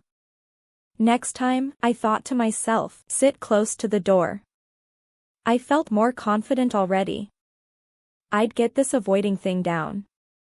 Luckily, I didn't have to work tonight, and I doubted he would be at the lacrosse game. One less avenue for Aaron to hunt me in. I stayed late after school, working on my sports column. I had journalism 7th hour, but I was a bit behind on my deadlines. The journalism room was more like a closet with a window surrounded by computers. Cozy. I got to work, pausing for a break only after I'd finished my write-up of last Friday's basketball game. I glanced at my watch. It was 3:45, and the sun warmed my shoulders through the window behind me. My stomach churned a little at the thought of the lacrosse game. Steven would be there, and much as I tried not to, I couldn't help remembering the kiss between us. We hadn't spoken since that incident, though I'd ignored countless phone calls. Was ignoring boys my new lifestyle? Don't think about it. Another girl was about to walk into his life. And I, apparently, was to be the second choice for every guy I met. I hated that feeling. I turned back to the computer and started on the March game highlights. Sports were the only thing I wrote about. I never interviewed the players, and therefore never got close enough to them to see anyone. One time I tried to write about the homecoming court when our activities columnist was down with mono. I only saw one person in the court, but it was enough. Every time I typed her name for the article, her numbered days passed before me, leaving me trembling and crying. I ended up giving my notes to someone else so they could write it. Never again. Now I stuck to sports. Dana caught me by surprise when she opened the door and dumped a bag full of Taco Bell in front of me. I lifted my head, the smell of cheese and spicy ground beef bringing me back to the present. Suddenly famished, I tore open a sauce packet and layered a burrito. Who says that's for you? Dana laughed, plunking down in the seat across from me. She picked up a chalupa and took a bite. Saw your car out front, she said around a mouthful of taco. Thought you might be hungry. Thought right. Thanks so much. Though I hadn't noticed the hunger until she came in. I glanced over my finished column. I'm done with this anyway. I'll just do some homework before the game. What are you doing? Dana cleared her throat. I lifted my eyes to her face, recognizing the sound. Something was on her mind. What? She shrugged one shoulder. Well, listen, I don't know what's going on in your pretty little head over Aaron. I dropped my eyes. And it's really none of my business. But. She pulled out a slip of paper and waved it at me. I ran into him after school. Homeboy wanted me to give you this. I stared at it as it danced seductively in front of my face. There was no way I was touching that paper. Don't want it? She arched her brows. That's fine. She pulled her hand back. I reached out and snatched it from her before she could put it away. Give it here, I grumbled. She settled back in her chair, sipping her soda with a satisfied smile on her face. I opened the paper, my heart pounding, not sure what to expect. Staring back at me were 7 digits. His phone number? Yep. Dana leaned forward again. I don't think he's ready to be written off yet. He asked for your number. I gaped at my best friend, a shiver of expectation racing down my spine. But you didn't give it to him, did you? Oh, Jayne. Dana gave me her most pathetic expression. He looked so forlorn and cast off. I had to ease his pain. I groaned. Dana. How am I supposed to avoid him if he can call me? She shrugged, not looking at all remorseful.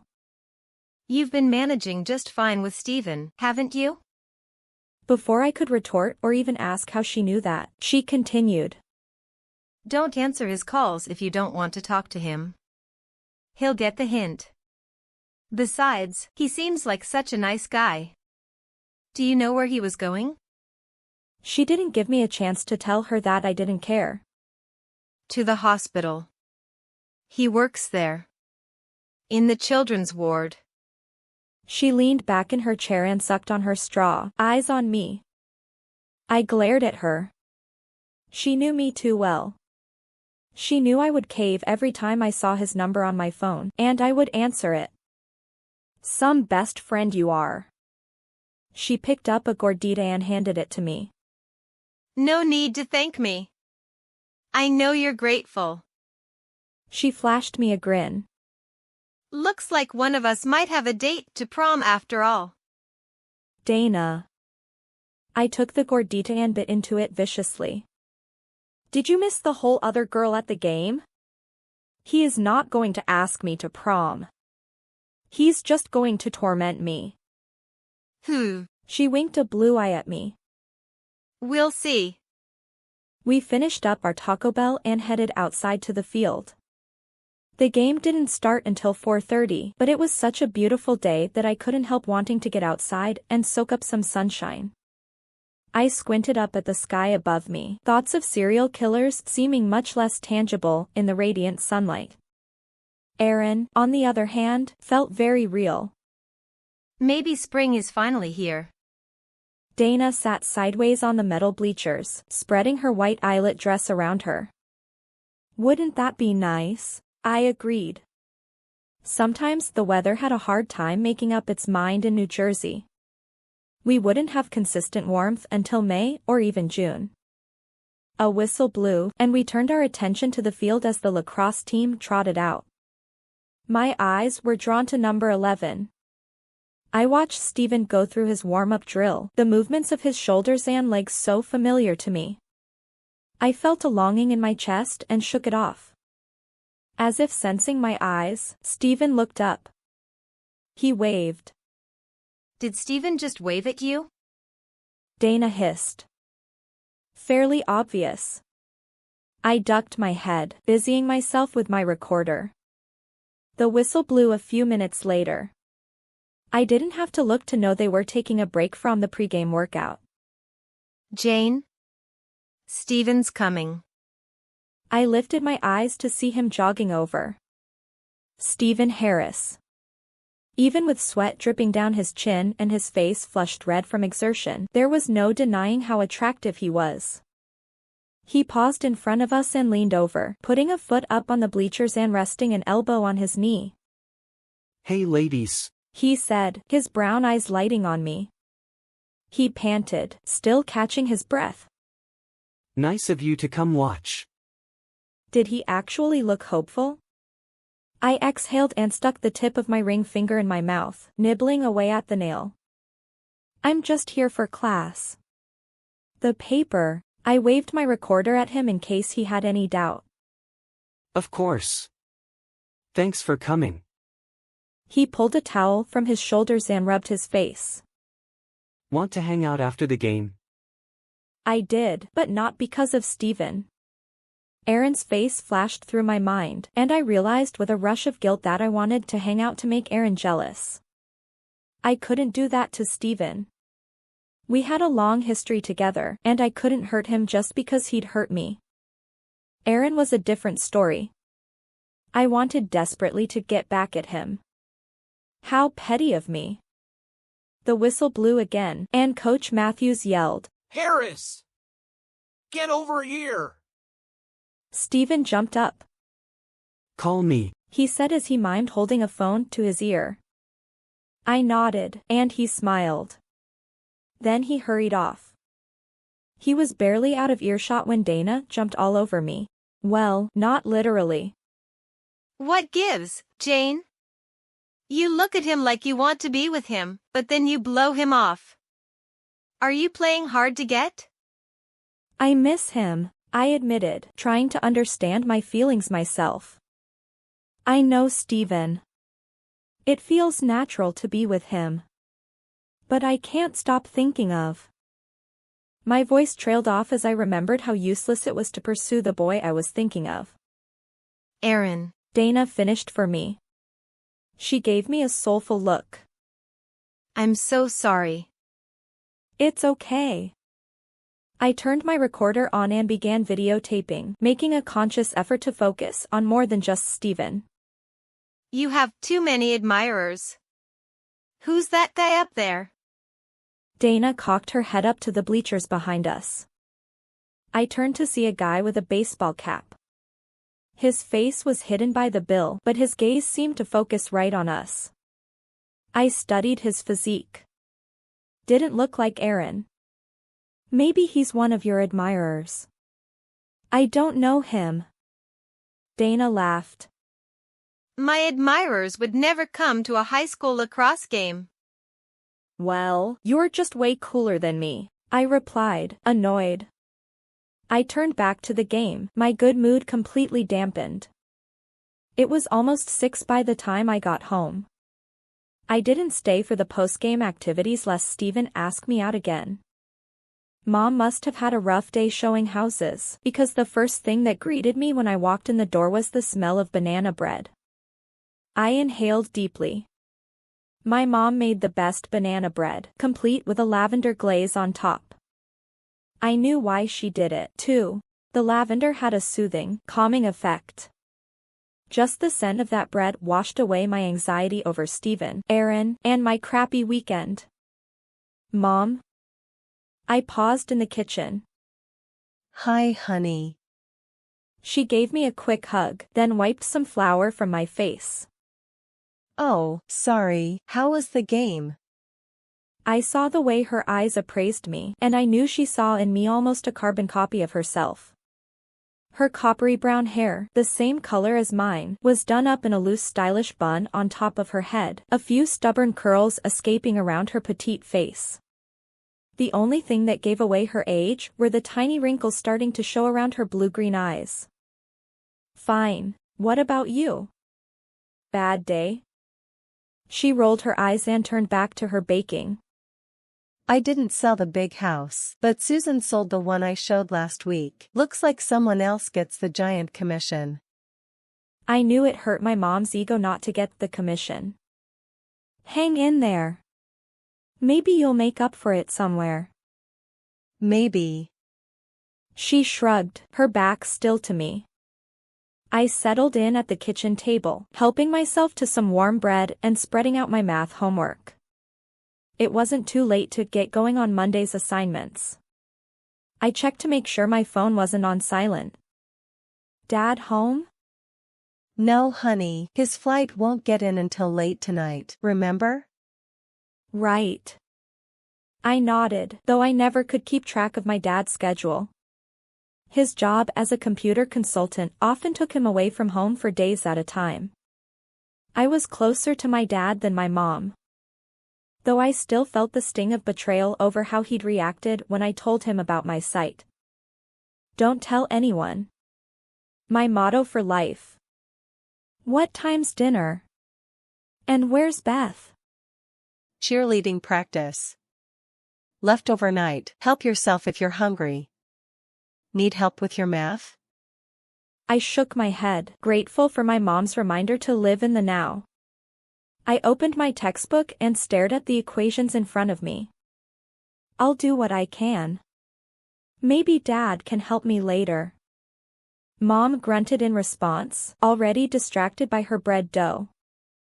I managed to get the first 2 equations done without too much trouble, but when it came to the third one, I was stuck. Something about understanding one-sided limits and considering the function of x. I cursed Dana for convincing me to sign up for calculus. The doorbell rang, pulling me out of my diagnostics. Oh, Jayne, can you get the door? My mother asked, wiping the back of her hand across her forehead and leaving flour in her eyebrow. I stiffened. I hated answering the door. The person on the other side was a complete unknown factor. Yeah, sure. Trying to ignore the sudden dryness in my throat, I pushed my chair from the table. I opened the door and came face to face with a box of lollipops. But it wasn't the lemon lollipop creating the aroma around me. Hi, I'm Harold. A high-pitched child's voice said. I'm selling candy to earn money for a trip to Coney Island for my class. Would you like to buy a lollipop? Nothing. Nota. No thank you. I stumbled over my words in my haste to get the door closed. Wait, I haven't given my speech yet. Harold reached out to grab my arm and in the process lost his box. Lollipops flew everywhere. Sorry. I'll pick those up. Heaving a sigh, I knelt to help him. That's all right. It was an accident. I reached a hand out, feeling for the box. Are you blind? The boy asked, ducking his head to look up at me. No! Mommy. Coughing, sputtering, Harold weaves through a smoke-filled room. The ear-splitting sound of a fire alarm rings through his head. He stops at his parents' bedroom and presses his hand to the door. Not hot. Harold. He whirls around at the sound of his little sister. He can't see the end of the hallway, but he knows she is in her room. April? Remember how they told us in school? Crawl to me. Her whimper is barely audible over the fire alarm. Mommy, Mommy. Harold screams again.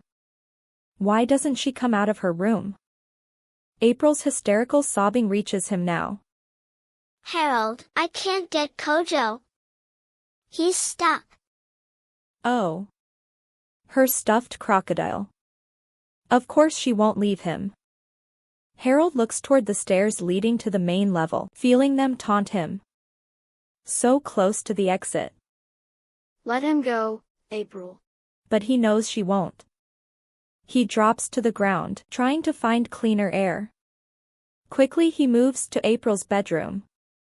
Her tiny arms wrap around him when he enters, her little body shaking. I'm here, April. Mommy. He has to get Mommy. Another sound fights to be heard over the alarm, a roaring and snapping. Sweat drips from Harold's brow and his heart races. Instinctively, he knows time is running out. Come on. He lifts April up, ignoring her cries for the crocodile, and runs for the doorway. He sees it. He's almost there. And then the floor gives way, dropping the two of them into the fiery abyss below. The connection broke the moment Harold died, and I jerked away. I pressed my hands to my cheeks, feeling the tears that streamed down my face. I'm so sorry. Harold said. I knew now that he couldn't be older than 9 or 10. Did I do something? No, I shook my head. Pulling out my wallet, I handed him several 20s. I'll take all your lollipops. Just go. Go and enjoy Coney Island. Really? I could hear the awe in his voice. Thank you, lady. I mean, ma'am. Harold? I paused, my throat aching. How could I warn him?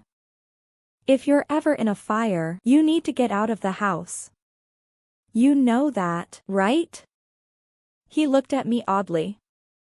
Right. I closed my eyes. But the little sister. What could I tell him? To leave her behind? No way would he do that. That's all, I whispered. I waved him off and resumed picking up the spilled lollipops. At least the kid would see Coney Island before he died.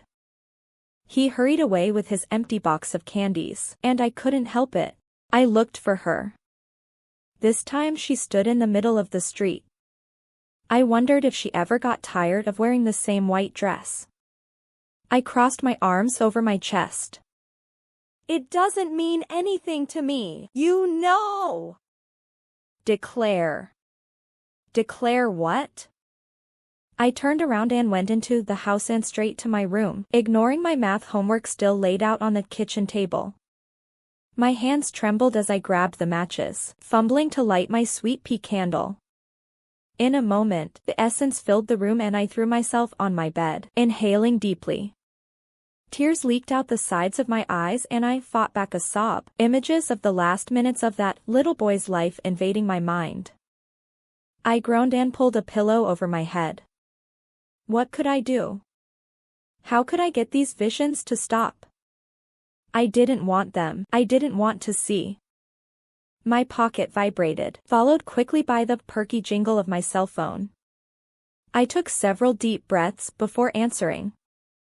Hello? The smoke and the candle were calming me. I exhaled lightly. Hello, Jayne. Aaron. I'd know that British accent anywhere. My eyes flashed open. Sitting up, I ran a hand through my hair. Yes? Jayne, it's Aaron. Don't hang up, please. He paused, as if checking to make sure I was still there. Okay. I let the word draw out doubtfully. I need to talk to you. Can I come to your house? Aaron, at my house. I closed my eyes again and quickly opened them when Harold's face popped into my head. I needed a distraction. Suddenly I longed for Aaron to be here, to hold me and comfort me. I wanted to lay on my bed with him, my head on his chest, his arms wrapped around me. Jayne? Yes. My face grew hot. Do you know where I live? No. The relief was evident in his voice. What's your address? I rattled the numbers off distractedly while running my fingers around the edge of my candle. The hot, soft wax molded under my fingertip. All right. I'll be there within the hour. K. I tossed the phone on my bed and stared into the flickering flame. What on earth was I getting myself into? Once I felt good enough to leave my room, I headed downstairs and gathered my homework into a neat pile on the kitchen table. I wasn't done with it, but my head wasn't in the right place for mathematical calculations. Mom had left the kitchen and the oven was off, the last loaf of bread cooling on the stove. She was probably sleeping. I hovered between the kitchen and the living room, anxious for Aaron's arrival. I couldn't get my heart to stop racing. My phone rang at the same time that the doorbell did. I pulled out my phone. My sister. No, not now. I hit ignore and quickly opened the door. Jayne? Are you all right? Aaron drew his brows together, a frown etching lines into his face. I realized I was staring at him. At that brown curl on his forehead that would look ridiculous on anyone else, the way his light blue jeans clung tightly to his form. His deep blue eyes, which I could gaze into as long as I wanted now. Now that I already knew how he died. I took a breath and shook myself. Yes, I'm fine. Sorry. Was just thinking about something important. Like how extremely sexy you are. The brows lifted. Have you been crying? Oh, criminy. I'd almost forgotten. Come on in, Aaron. I ducked my head, avoiding his eyes out of habit. I continued toward the kitchen and stopped when I realized he wasn't following. I turned around. He still stood in the entryway. Well, you coming in or not? I want to make sure you know why I'm here. Suddenly weary, I waved a hand and rested my head against the kitchen doorway. Go on. He cleared his throat and shoved his hands into his jeans pockets. Well, about that girl you saw me with. That girl? I echoed. The painful, embarrassing moments at the game on Friday came flashing back to me as clearly as if they had just happened. I jerked my head up. You mean, Libby? Your girlfriend from England? The one you never bothered mentioning when you cancelled our date? Why bother? I'd already seen them married. For a moment he looked more like Clark Kent than Superman, a pathetic and forlorn expression on his face, his dark eyebrows raised over those blue eyes. I sighed, the fight going out of me. He didn't have any more say in the matter than I did. Fate would have its way with us. Just tell your story. Okay. Aaron nodded. Libby was my girlfriend in England. I didn't know she would expect the relationship to continue once I moved. I kept my expression impassive. Did he ever break up with her? What else was she to expect? Men. At least I knew better. When Aaron left the States, he also left me. It was quite unexpected when she showed up this week. It wasn't very comfortable. I had to let her know that she isn't my girlfriend anymore. He met my eyes on the last sentence, as if this were some big, meaningful reveal. But it wasn't a big reveal. All of this I'd already known. I'd known everything he was going to say. I didn't feel the least bit of excitement, just apprehension. This was the beginning of the end. No. I wouldn't let it go that way. I could end this here. If I never became his girlfriend, he couldn't break up with me just to go back to Libby, marry her and die. Wow. Happily ever after for both of us. I would not let him shatter my life that way. As long as you're happy, Aaron. I'm glad you two worked something out. I gestured to the door behind him. You've made yourself clear. Now, if you don't mind, I've got things to do. Aaron crossed the foyer to where I stood in the kitchen, his chest touching my shoulder. I caught my breath. I felt his gaze on me but didn't dare look up. Then he moved past me to the dining room table. You're upset, Jayne. Is it because of me? What's wrong? Everything. My thoughts ran from Aaron, Libby, to the last moments of Harold's life, to the lemon scent enshrouding my sister, to Hannah and the serial killer. Goosebumps popped up on my arms. I rubbed my eyes. It's nothing. Are you having a row with your parents? I let out a laugh and shook my head. Trouble at work? Would you stop? I stalked into the kitchen and poured a glass of water. I'm fine. Now if you'll please. Is this your homework? I turned around. Aaron stood over the table, looking at my math assignment. Looks like you got stuck on number 3. He glanced up and flashed me a grin, his eyes crinkling in the corners. I slammed my glass down on the counter, unable to tear my eyes away from his disturbingly blue eyes. And that strong jawline. I'll get it. Math is my best subject. He snorted, causing my face to flush. You're having a laugh. Did we even speak the same language? What? It means you're joking. Because I can see from the scribbles in the first 2 problems, math is not your best subject. I licked my lips and rubbed my fingers together. He wasn't going to leave. I couldn't get this incredibly handsome and persistent guy out of my house. Should I even bother? I threw up my arms. Fine, boy genius. Help me with my math. Aaron cocked a brow and sat at the table. I scooted my chair up beside him, careful to maintain an arm's length between us. Let me show you what you're doing wrong. I closed my eyes, letting his British accent caress my ears. Some European cologne clung to his ribbed sweater, and I inhaled. Nothing he said made any more sense than it had in class, but at least it sounded more pleasant. Are you listening, Jayne? Aaron's voice held a note of amusement. Of course. I shrugged. You understand it all so well. So what's the answer? Aaron wrote the final result on my paper. Math isn't your thing, huh? I'm more of a words person.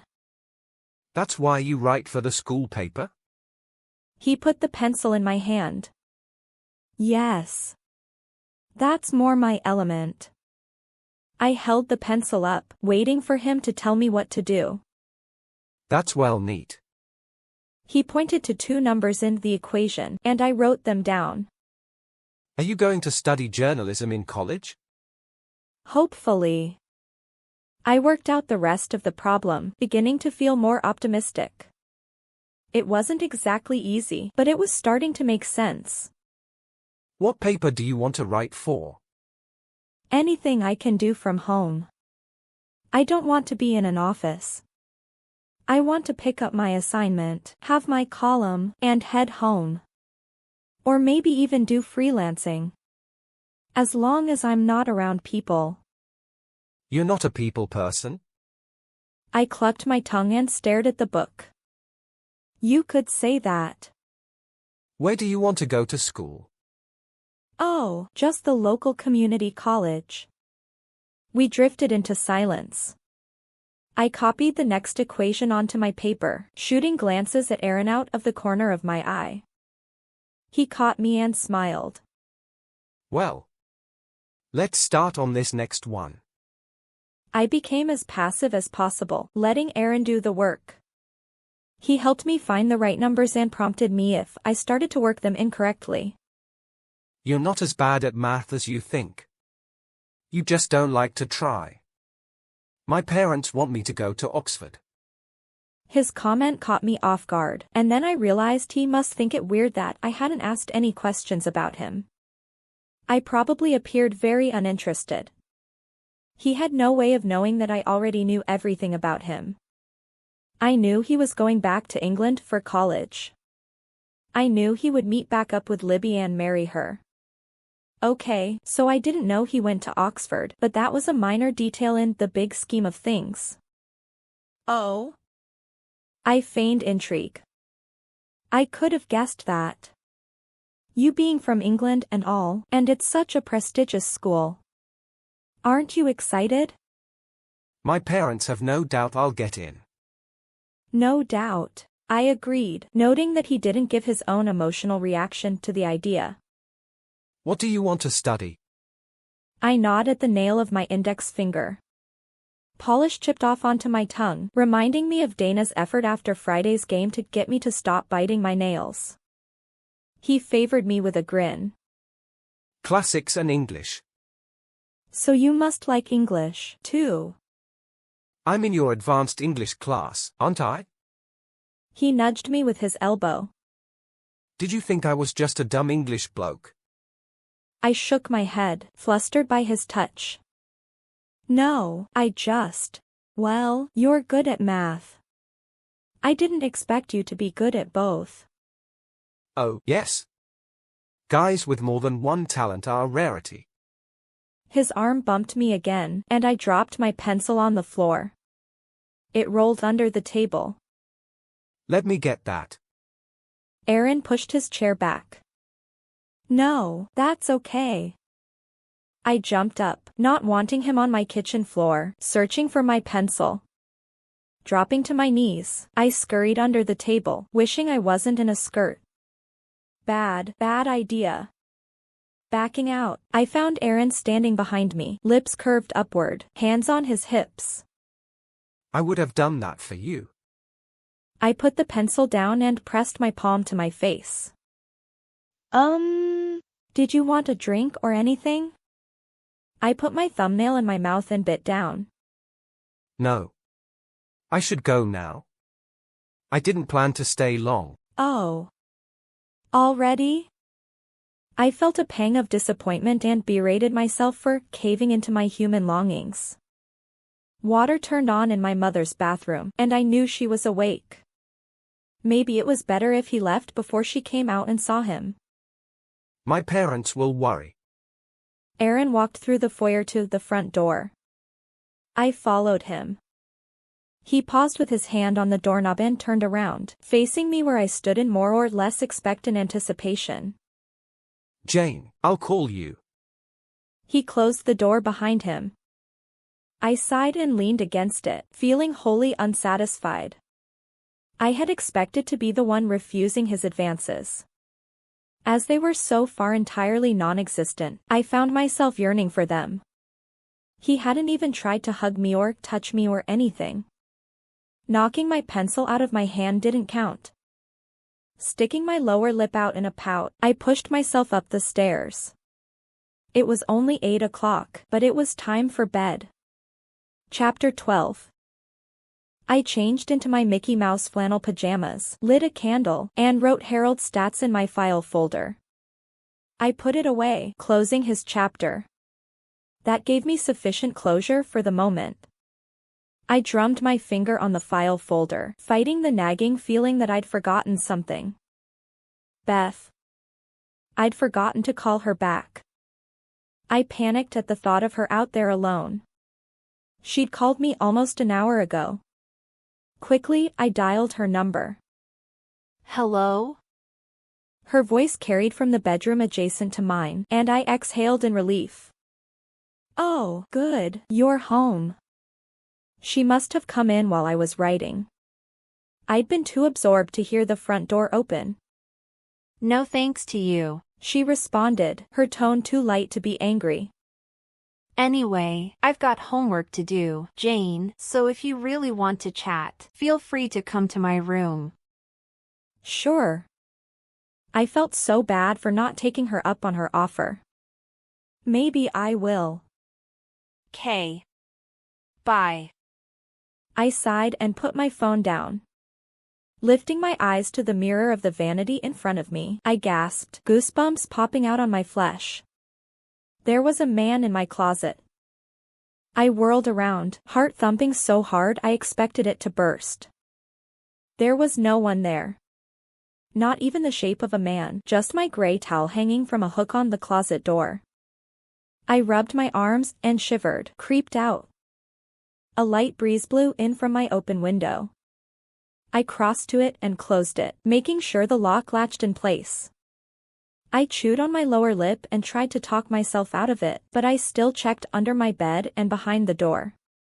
No one was in my room. I climbed under the blankets and squeezed my eyes shut, trying to slow my racing heart.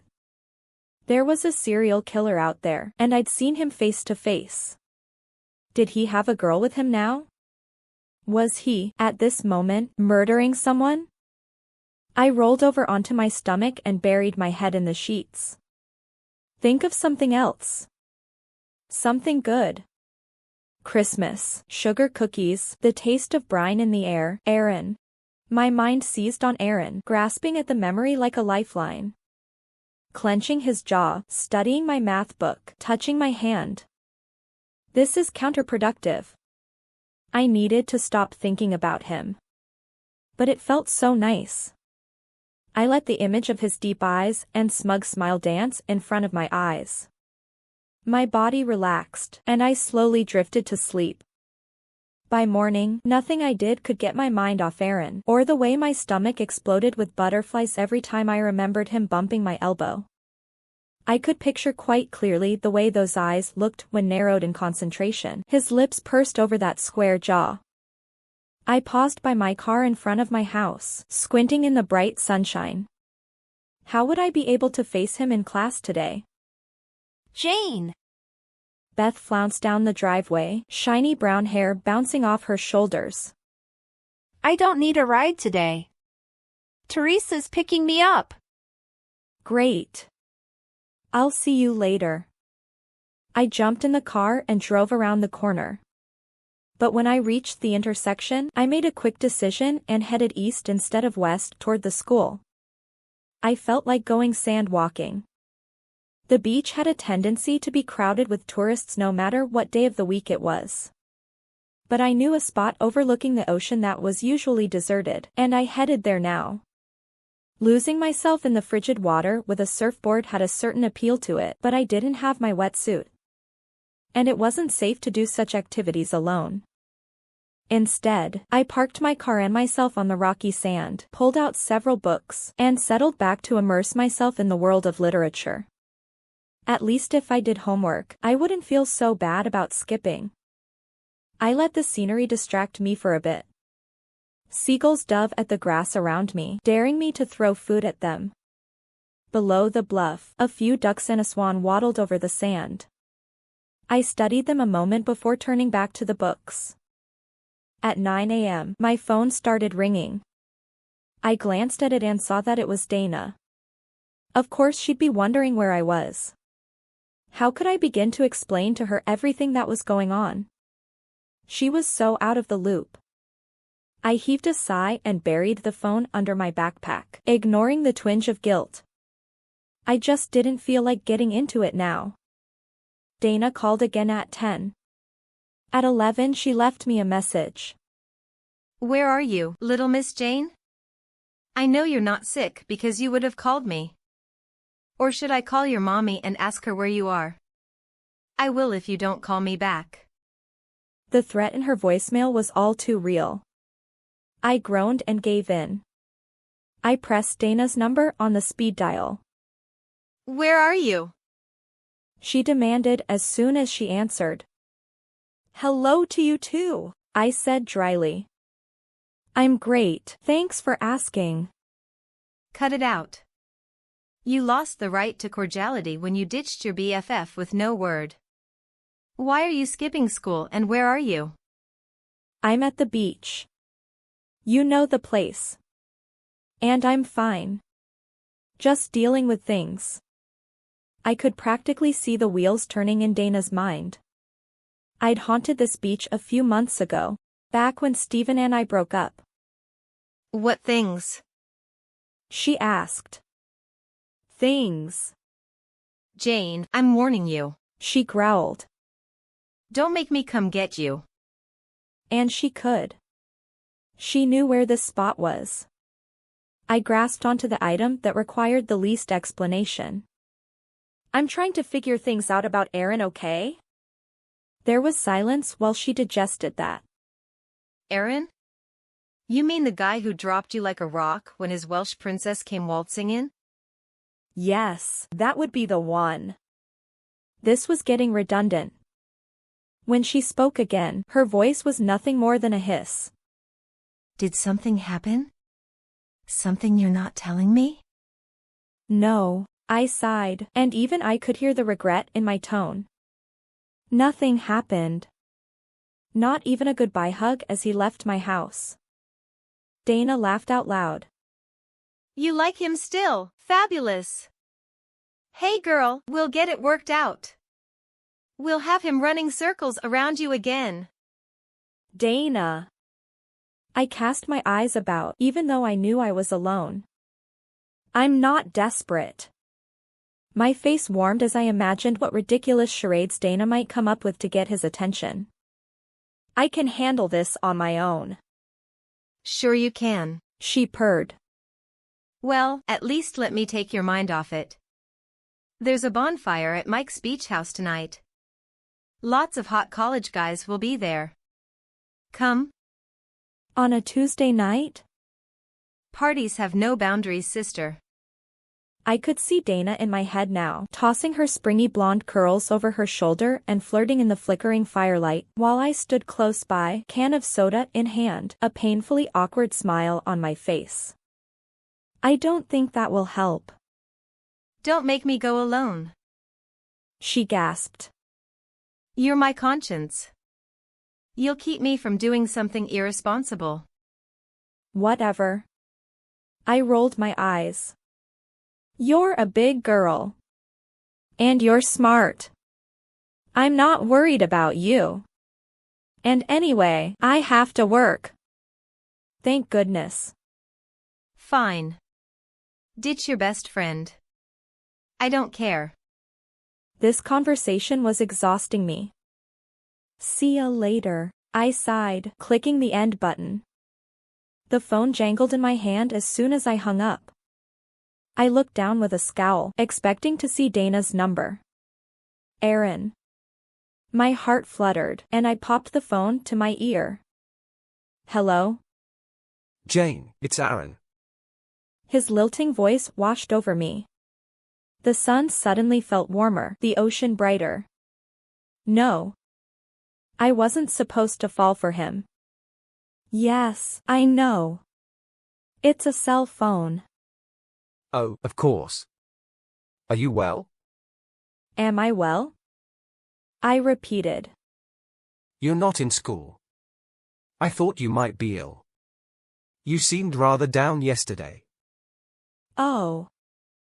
I cleared my throat. I've been a bit under, but I'm okay. How are you? Oh, that sounded stupid. I winced at myself. In that case, there's apparently a big get-together tonight on the beach. Would you like to ride with me? At Mike's house. I asked, suddenly suspicious that Dana was behind this. Oh, you already know. His surprise sounded genuine, and I pushed my suspicions aside. I can pick you up.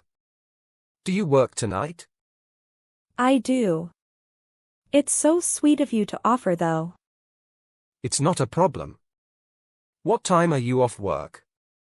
I'm off at 9, I said, and then it dawned on me what he was saying. But it's a school night, Aaron. I can't be up all hours. Just a few hours, then. I could hear the smile in his voice. I'll pick you up. Aaron. No response. The lack of static on the other side was the only indication that he'd hung up. I pulled the phone away from my ear and glared at it in frustration. Such confidence. He had no doubt that I would agree. I hit the send button and redialed. Straight to voicemail. I tried 2 more times before giving up. Looked like I had a date tonight. A flicker of excitement stirred in my belly, and I stood up, shaking off the sand. I needed to get home and find something nice to change into after work. I smiled, imagining the look on Dana's face when I arrived at the bonfire on Aaron's arm. Chapter 13. At 15 after 9, Aaron still hadn't arrived. At first I was relieved by the opportunity to change my work clothes, pull my hair down, and put on some lipstick. But after another 5 minutes of anxiously waiting outside, the chilly spring air blowing on my bare shoulders, I began to feel apprehensive. Tom, our manager, was closing tonight, so Matt had the rare opportunity to leave the restaurant before 10. He waited with me for a few minutes, then pulled his keys out. I hate to leave you, Jayne, but I gotta get going. You should go. It's not safe lately, you know? Believe me, I did. I put on my best fake smile. You're right, Matt. It wouldn't be the first time I've been stood up. He dipped his head, probably not sure how to respond to that. Right. See you tomorrow, Jayne. He loped away, hitching up his falling pants in mid-stride. I checked my phone for any missed calls. None. I took the opportunity to call home. I lived by the philosophy that it was easier to ask forgiveness than permission. Hello, Jayne, my mom said, her voice soft with sleepiness. Hey, Mom, I said. I'm going over to Dana's for a bit. Jayne. I heard a shuffling and a low murmur, and I knew my dad had woken up. It's so late, hun. You have school tomorrow. I exhaled, relieved she didn't know about me skipping. Yet. I won't stay long. I just need to talk to her. They held a whispered conversation, then my mom said, Wake me when you come in. Okay. I wouldn't. I never did. Mom was always annoyed the next day, but by then I was home safe and sound. Thanks. I hung up and wrapped my arms around myself. How long should I wait? I headed for my car, feeling like an idiot. Anger battled with humiliation at having been stood up this way. Opening the door, I tossed in my work bag. Ready, Jayne? I turned around, pressing my hands to my chest. A dark sports car purred up beside me, silent and invisible in the night. Aaron stepped out, his tight jeans and blue polo setting off the blue in his eyes. In an instant, my fright dissipated. I didn't think you were coming. My eyes trailed over his legs and I slammed my car door. I noticed the musky scent of his aftershave and the citrus scent of his deodorant. But no lemon. Sorry for the delay. Had to wait for my mum to finish lecturing. Are you sure you won't be cold? His fingers ran over the tops of my shoulders and down my arms. I shivered. That's why we're going to a bonfire. I tried to play it cool, but his face mere inches from mine did me in. Of course. He grinned, the corners of his eyes crinkling. But we won't get there if you don't get in the car. He gestured to his green speed demon, so dark it looked black in the night. I grabbed my purse from my bag and slid in, wondering how many times in 10 minutes he could make me feel like an idiot. He settled into the driver's seat. The seat leaned back to provide room for his legs. Did I miss anything special in school today? Nothing. Aaron kept his eyes on the road, merging with the traffic. In fact, next time you skip, take me along. Will do. I pictured Aaron up on the sandy cliff with me.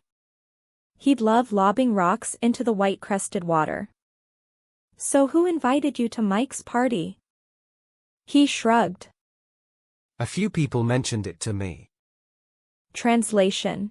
All the girls at Lacey Township High followed Aaron around today, making sure he knew about the party.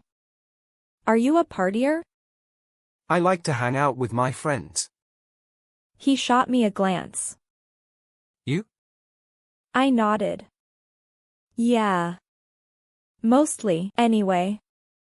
Dana always went, and I usually did on weekends, though we were definitely the milder girls. Neither of us drank or snuck out with guys, preferring to keep sober heads. Though lately I'd sensed a shift in Dana, a certain impatience. I didn't let it bother me. She'd get her chance to branch out in a few months when she left me for her big city college. Good thing I'm driving, then. It took me a moment to realize what Aaron meant. Oh. Well, I don't drink. I just go to socialize. Actually, I hadn't been to a party since Stephen and I broke up. Stephen had always been the life of the party, expecting me to drag his drunk butt home when it was over. So, yeah, I can drive us home. Aaron cocked an eyebrow. Well, I don't drink either. Really? I looked at him and felt a flood of admiration that bordered on worship. Drinking, besides making people do stupid things like make out with the hostess of the party and jump off balconies, was illegal. What? Superman doesn't drink? Superman? He blinked at me. I pursed my lips, a blush creeping over my cheeks. No point in stopping now. Yeah, you know, the superhero identity of Clark Kent? Wears tights and a cape. I know Superman. Aaron sounded puzzled. Well, you sort of remind me of him. He glanced over his shoulder at the back seat. Oh, right. My cape's in the back, don't let me forget it. I laughed. It's not so much the cape as the blue eyes and hair and stuff. Anyway. I fought to change the subject before he realized I was as obsessed with him as every other girl. So you don't drink? Nah, it messes with my superpowers. I laughed and hit his forearm, then jerked my arm back. I was not supposed to be the one making the moves. Huh. I wonder if it would mess with mine. Oh, turn here. Aaron curved left sharply, almost missing the driveway. What are your superpowers? Oh. I'm kind of an enigma. I see dead people. Before they die. He parked his car in the grass behind several other cars. Unoriginal. That superpower's been taken. He got out of the car. He crossed to my side, opened the door, and pulled me from my seat. Oh, I said. Guess I'll have to think of another one. The air was colder than it had been when we left town. I shivered and rubbed my bare arms. Aaron grabbed a windbreaker and wrapped it around my shoulders. This will have to do for my cape. He teased. He gripped my hand and led me toward the flickering light and laughing voices closer to the shoreline. I resisted the urge to pull away from him. Relax. It's okay to have a romantic fling, even if it doesn't last. My stomach clenched at the thought of falling in love with Aaron, only to lose him. And to lose him forever. But this was high school, right? Most relationships didn't last. Are you going to prom? Aaron's question came out of nowhere and caught me off guard. This was the second time he'd brought it up. Surely you're not worried you'll end up with no date. He shrugged. It's my only chance to participate in this very important American tradition. I want to make the most of it. I'm not planning on going. Yet. Why? A single curl dropped in front of my eyes, and I tucked it back behind my ear. No one's convinced me that I should. I met his eyes and quickly turned away. Too bold. Our arrival went unnoticed by the dozens of teenagers milling around the fire. I spotted Dana sitting on a log roasting a marshmallow, looking so good in her miniskirt that I regretted wearing jeans. Then I remembered the mosquitoes. No, jeans were better for bonfires. Isn't that your friend? Aaron nodded toward Dana, who was tossing back her head and laughing wildly for the benefit of the boys around her. I felt a little embarrassed. Yeah, that's Dana. I paused, not sure if I should go over.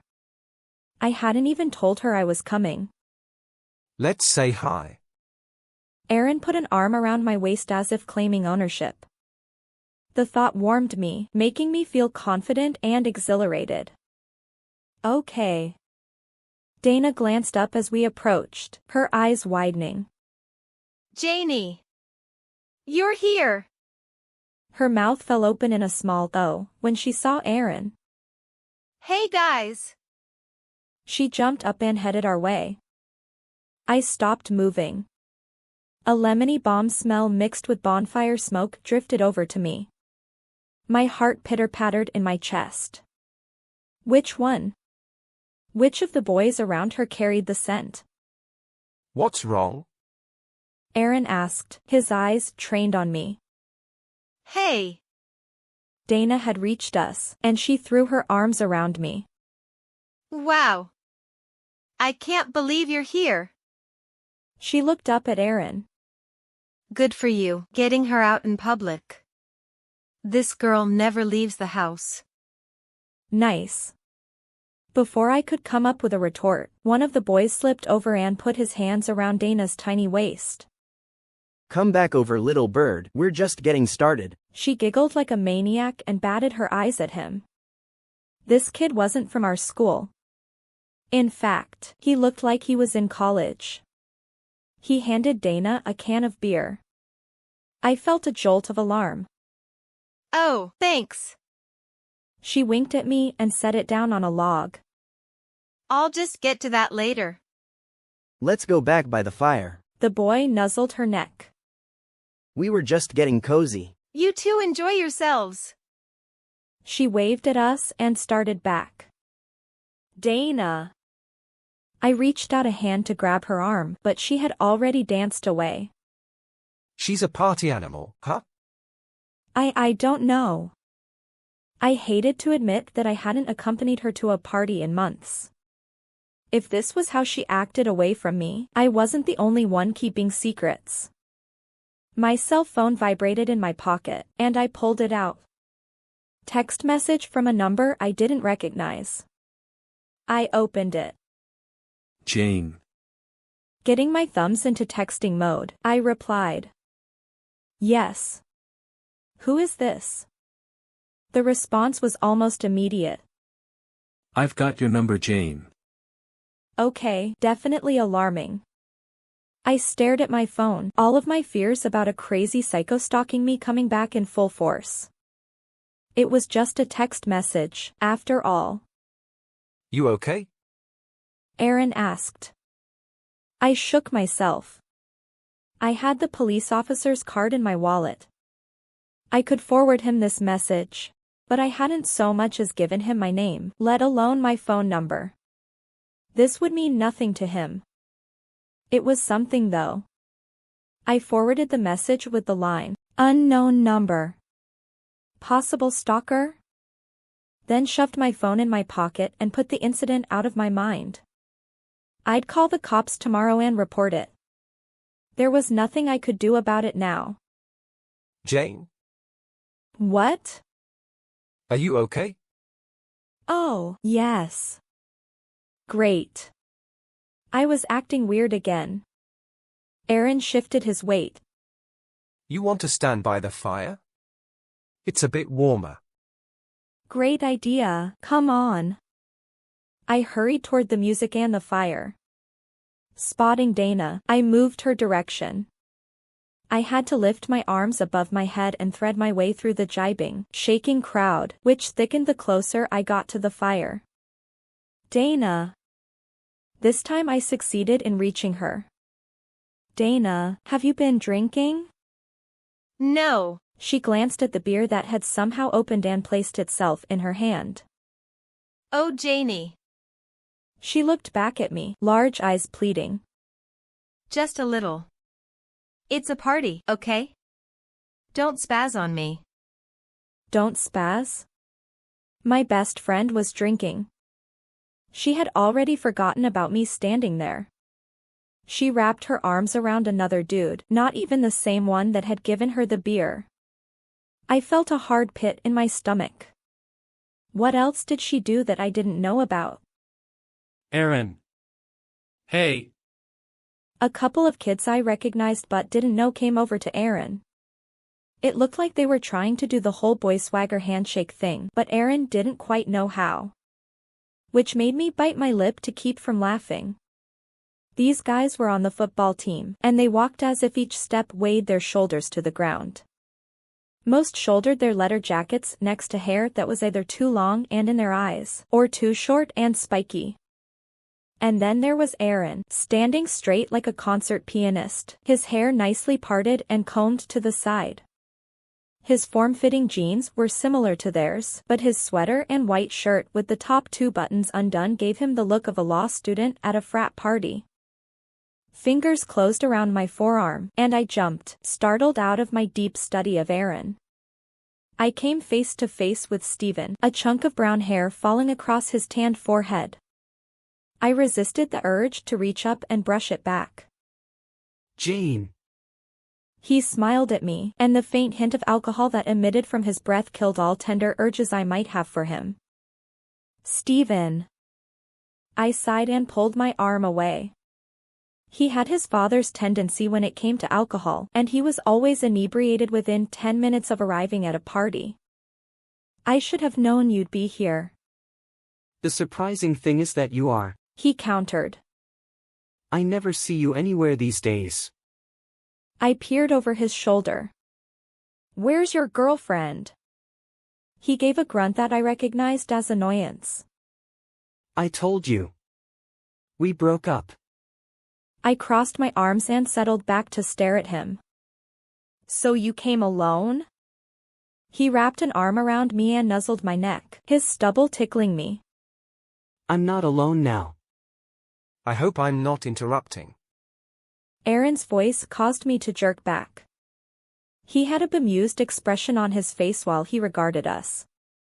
Steven peered at him, blinking a few times. Do we know you? Jayne does. Aaron looked at me, though he made no motion to approach me. I swallowed and took a step back from Steven. Aaron, this is Steven.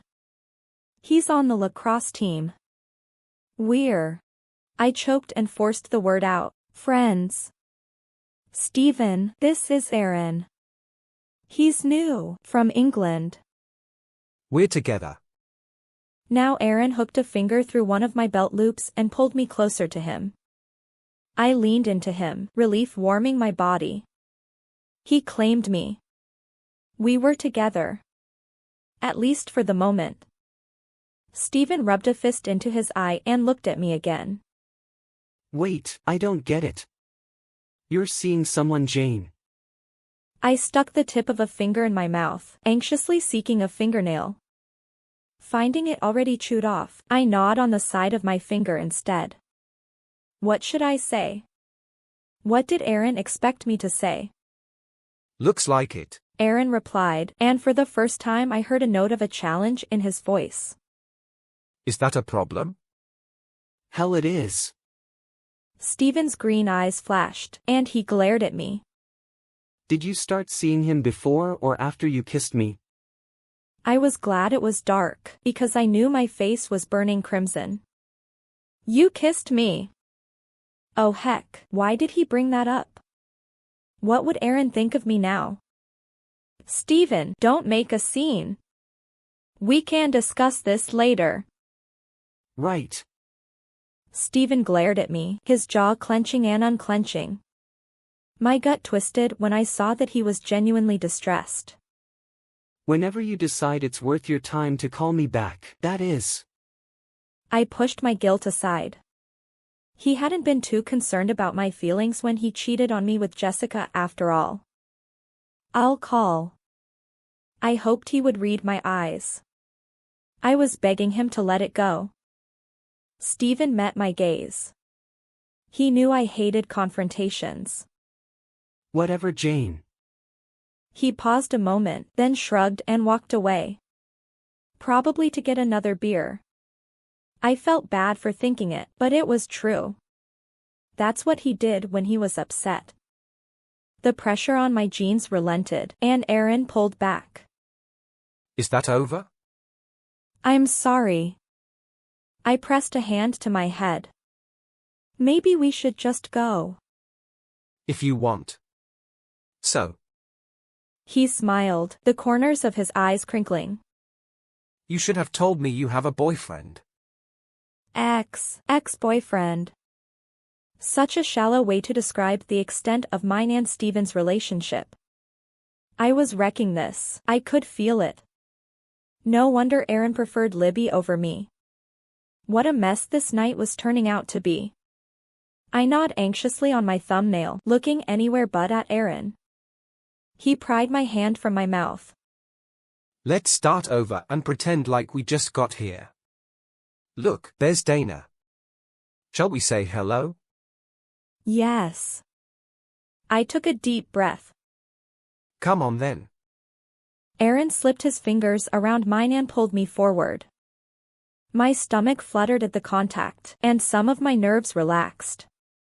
I'd offered Aaron an out, and he hadn't taken it. For now, at least, he was interested in me. The question was, should I run while I still could? Or should I take what I could get? Chapter 14. We neared the group of kids next to Dana. She no longer danced, but lay sideways on the rotting leaves next to the fire, singing to herself. Twigs and dirt clung to her face and hair. Aaron glanced at me, and I knew what he thought. I've never seen her like this, I tried to explain. But it was useless. Dana was making a fool of herself. I'm sure it's not her, Aaron said. It's those blokes she's with. Right, we could blame the stupid college kids. I pulled away from him and marched into the group of boys, ready to tell them off. Just because they might be of legal drinking age, and I had my doubts, didn't mean they could be so irresponsible. I grabbed one by the arm. Hey, pretty sister. He said, putting an arm around my shoulders. Let me go. I yanked backward, angry words on the tip of my tongue. What's the matter? He leaned closer. You grabbed me, remember? Let her go. Aaron was suddenly there behind me. Hey, she grabbed onto me. Is there a problem here? A third guy, this one with greasy hair and a gold hoop in his left ear, stepped between us.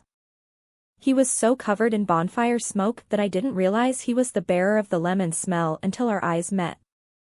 In an instant, the world around me faded. The car is careening down an empty street. Laughing, Hank takes another swig from his beer. Who's up for dancing? Let's go samba. He shakes the steering wheel to mimic the gesture of hips moving, the car swerving from lane to lane. I'm up for it. Chad, in the back seat, has his arm around Dana, whose face is flushed, eyelids heavy. I bet you can shake it, huh? Dana offers a limp smile, eyes drooping closed for a moment. Hank checks them out in the rearview mirror. She's plastered. Sirens start up close by, and he jerks the wheel, nearly taking out a fire hydrant. He swears violently.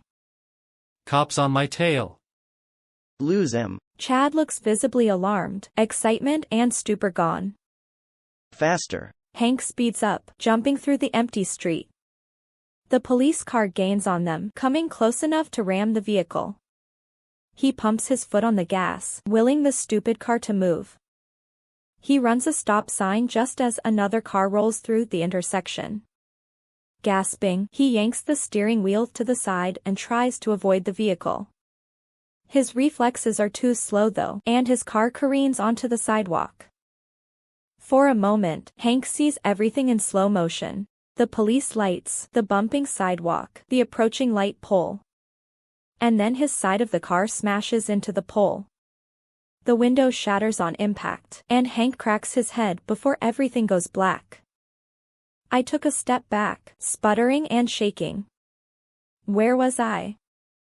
Nausea curled around my stomach and I swallowed several times. Breathing deeply, my head aching, I bent over, resting my hands on my knees.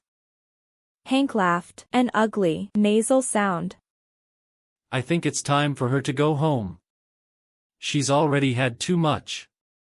Strong hands gripped my shoulders and pulled me up. Jayne? Aaron said. Are you all right? Yes. I straightened, coming back to my senses. I'm fine. Lifting my eyes, I saw her, standing on the other side of the bonfire. The flames struck strange shadows across her hollowed cheekbones, the evanescent white gown blowing in a non-existent breeze.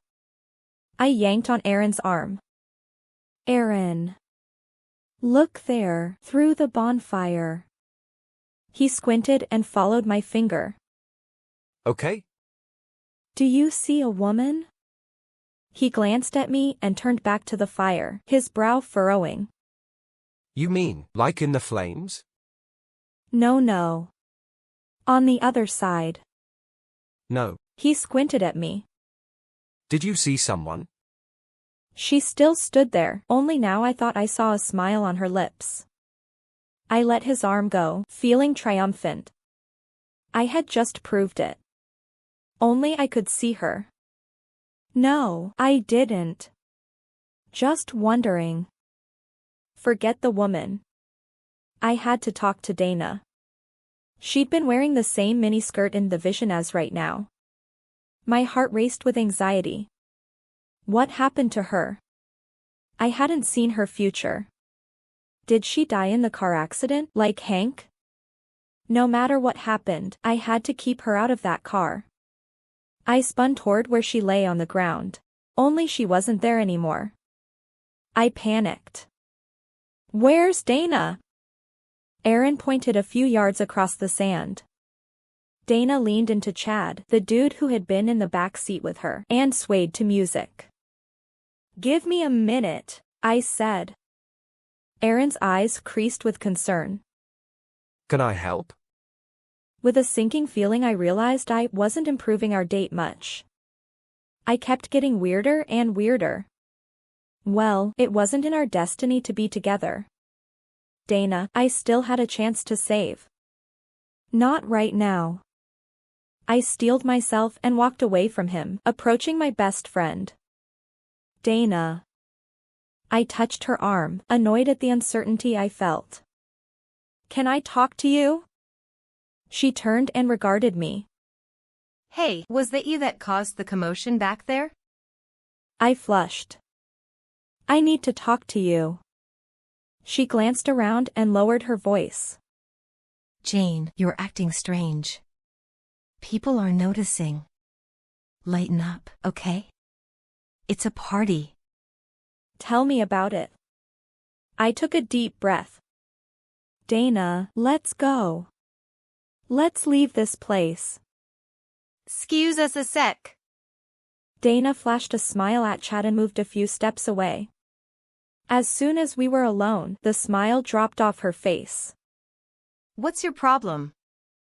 My problem? I echoed. My defenses rose. For starters, since when do you drink? She had the grace to blush. I don't usually drink. But these are older kids. They'll take care of us. We're leaving. I took her hand and started to pull. Whoa, Nellie. Dana backed up. Who are you? I don't think so, girl. I'm having fun. You don't like it? You go. She shooed her hands at me. Why had I thought she would just come with me? She needed more evidence. I took a deep breath and blurted, I can see the future. I know I've never told you about it, and I'm sorry. But I saw you getting in the car with that guy. I inclined my head toward Hank, and getting in a car wreck.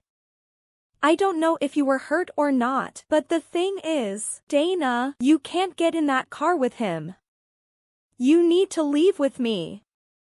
She stared at me, mouth agape, for a full 5 seconds, and then burst out laughing. Oh, girl. Fabulous story. And I was feeling bad for drinking. How many have you had? What? I blinked. Dana. I haven't been drinking. Are you insane? I'm telling you the truth. She shook her head, her lips compressing into a tight line. Forget it, Jayne. I don't know what you're playing at, but I'm officially annoyed. See ya. She flounced back to Chad, ostentatiously avoiding my eyes. I curled my hands into fists. Well, what had I really expected? That she'd just believe me? I'd hoped, anyway. Fighting tears, I turned around to see Aaron standing a few yards away. In the flickering firelight, leaning against a thick tree trunk with his hands in his pockets, he looked like Clark Kent, reincarnated. Just needed a pair of round glasses. I took a deep breath and stumbled toward him, twisting my ankle on a dead branch. I bent to massage my leg, hoping he couldn't see the moisture in my eyes. What's going on? He asked softly. What was I supposed to say? If Dana didn't believe me about my sight, Aaron certainly wouldn't. I decided to go with gut feelings. Nobody could argue with those. Something doesn't feel right about those boys Dana's hanging out with. But I couldn't convince her to leave them. Aaron touched my forearm, a brief gesture that left a bubbly feeling in my chest. What don't you like about them? I hugged my torso. The way they touch her, the alcohol, their ages. They don't care about Dana. She's going to get hurt. Dana's a big girl, Jayne. She'll take care of herself. She's drunk. I spat the words out, anger washing over me again. She's not being careful. She's not acting like herself at all. Dana, a flirt, sure. That's who she was. Dana, getting slammed at parties and going home with strange men. That was not her. Tell you what. I could tell Aaron didn't think my doubts were warranted. But I knew he was searching for a way to appease me. Let's go to a coffee shop, get something to drink. We can invite Dana. I put my head in my hands. He'd never want to see me again after tonight. I must look like such a psycho to him. Coming along to a party, getting in an argument with my ex over who kissed who, spazzing out on my best friend, insisting that the guys with her were nutty. Yeah, I'd probably never want to see me again either. Sure, whatever. It's worth a try. I watched through my fingers as Aaron walked over to Dana and talked to her. She shook her head, gestured to the people around her, then waved. Aaron trudged back, his brown shoes kicking up small clouds of sand. Well, she doesn't want to come. Shall we go? I nodded, the taste of defeat bitter on my tongue. Here. He took his jacket off and placed it over my shoulders. You look cold. Come on. I held the jacket closed around me and followed Aaron through the sand, my heart heavy. What was going to happen tonight? Was that the last time I would see Dana? I stopped walking. What was wrong with me? I couldn't give up like that. This was her life we were talking about. We have to make her come with us. I turned around and ran back. Before I got to Dana though, Hank stepped into view. He had his own ditzy chick on his arm. I switched directions and converged on him. Hey, you! What's the matter with you? How can you be here giving beer to high schoolers? And then you think you can drive after this? You're freaking drunk! I shook with anger. At least he didn't smell like lemons anymore. He glanced at his friends and then started laughing. I like them feisty, but you take the cake. Cool yourself in the water and then come back. I shook my finger in his face. You listen to me. You're not driving anywhere tonight, and you are certainly not taking her. I shoved a thumb toward Dana, who turned to watch the conversation. With you. His eyes roved to Dana. She don't have to go anywhere she don't want to. She's a free woman. Jayne. Dana's face turned bright red. What are you doing? I turned on her. You're drunk. And being stupid. Let's go now, before I call your parents and tell them where you are. I thought the parents' card would be a trump, but I was wrong. Dana sputtered a moment before marching toward me. You dare, Jayne Elizabeth Lockwood, and I will never speak to you again. Never. I'm not leaving with you. I was ready to drag her away forcibly, but Hank intercepted me. Now, one thing's pretty clear, spaz girl. She don't want you here. So go ahead and exit the scene, nice and pretty, good girl. He patted my rump and gave me a shove. Don't you touch her. I don't know where Aaron came from, but suddenly he was there, fists clenched, ready to fight for my honor. As touching as that was, now wasn't the place. Let's just go. I grabbed his wrist and tugged him backwards. My hands shook with frustrated anger. I wasn't going to lose this one. Somehow, I had to find a way to change it. Chapter 15. Aaron started the car in silence. I didn't want to talk about what had just happened, either, so instead I pulled out my cell phone. My fingers trembled as I dialed Dana's house phone. Sure, she might never speak to me again, but at least she'd be alive. Hello. The deep, groggy voice of Dana's father answered on the second ring. I glanced at Aaron's car clock and my heart skipped a beat. 12:11. Almost a quarter after midnight. Mr. Sparks, it's Jayne. He cleared his throat, and I knew I'd waken him. What's the matter, Jayne? It's Dana. I gripped the phone tighter, trying to control my tremors. In my peripheral vision, I saw Aaron looking at me. She's at a party, and she's with a bad crowd. I couldn't get her to leave. Is she in trouble? I almost said no, but changed my mind. Yes. I closed my eyes. I'd doomed her. Her father would either call the police or personally retrieve her, and Dana would be caught. She'd hate me. What's the address? I fed it to him before hanging up my phone, letting my hand drop into my lap.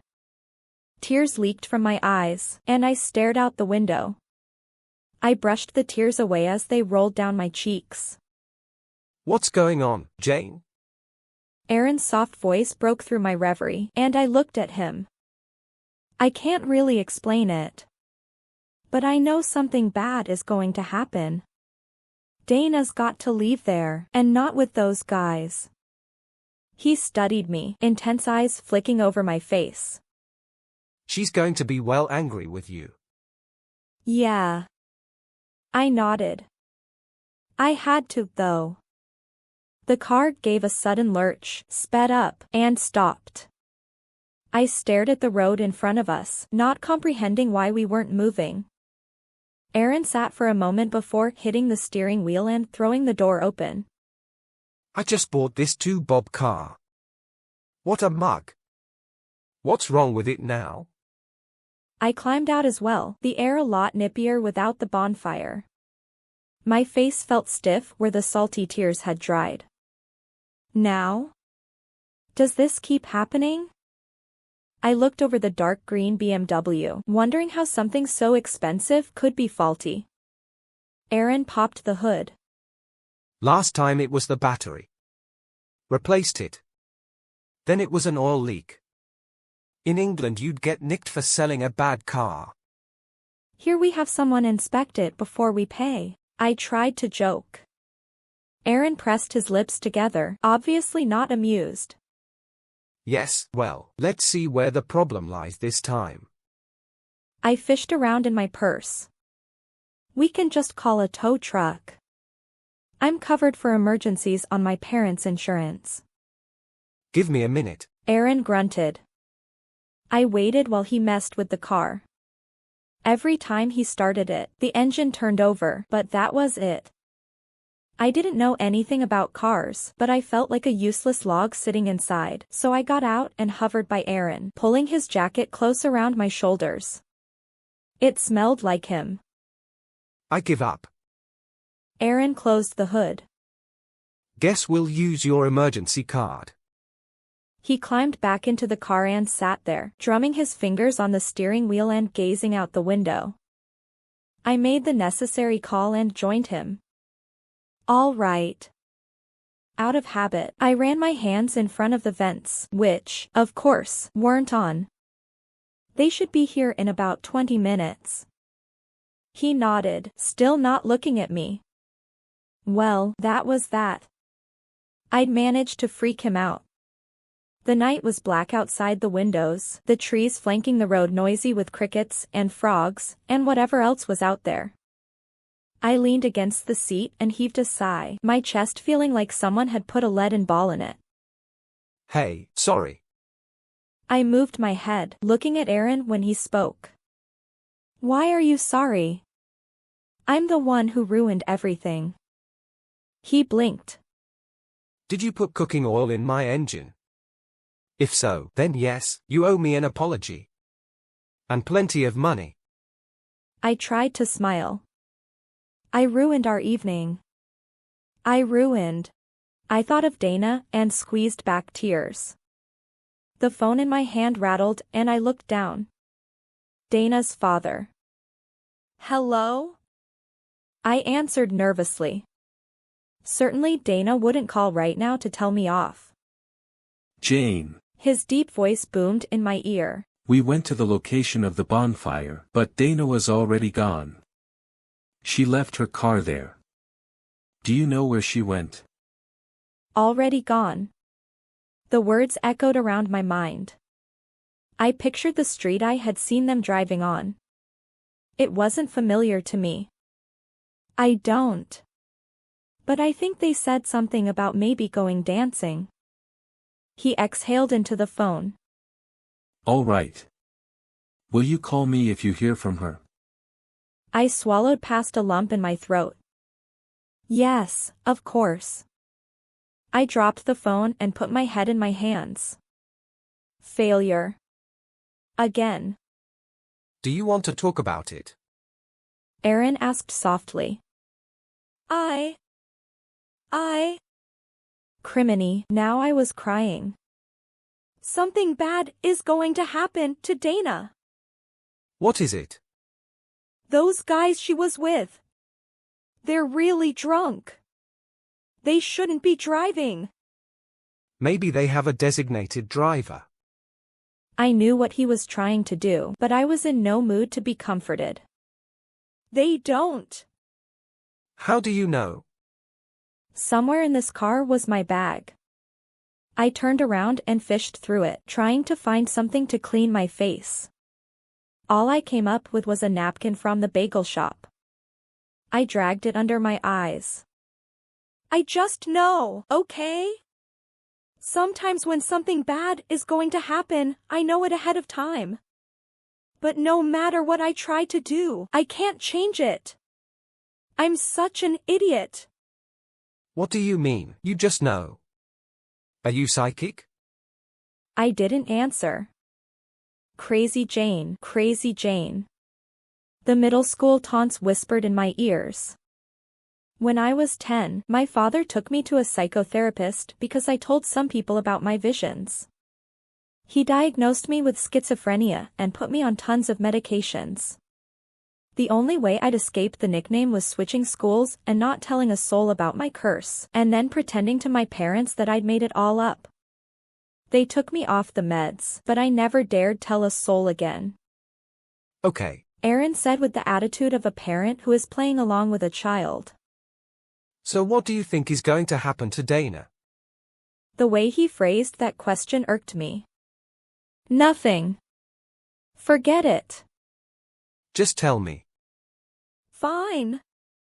There's going to be an accident. Those drunk guys are going to try to outrun the police. They'll almost hit another car, and their car is going to crash into a light pole. I flinched, seeing the car wrap itself around the light pole in my head. Somebody dies. Who? The driver. I don't know who else. I couldn't meet Aaron's eyes. Why had I told him, anyway? Lights flashed behind us, and we both turned around to see a tow truck. Aaron got out and conversed with the driver, gesturing emphatically at the car. The tow truck driver nodded, threw down a cigarette, and came over to investigate. He walked around the car, then called Aaron over to look at something. Aaron listened to him, nodding his head, and then got back in the car, looking chagrined. His cheeks were flushed. Well?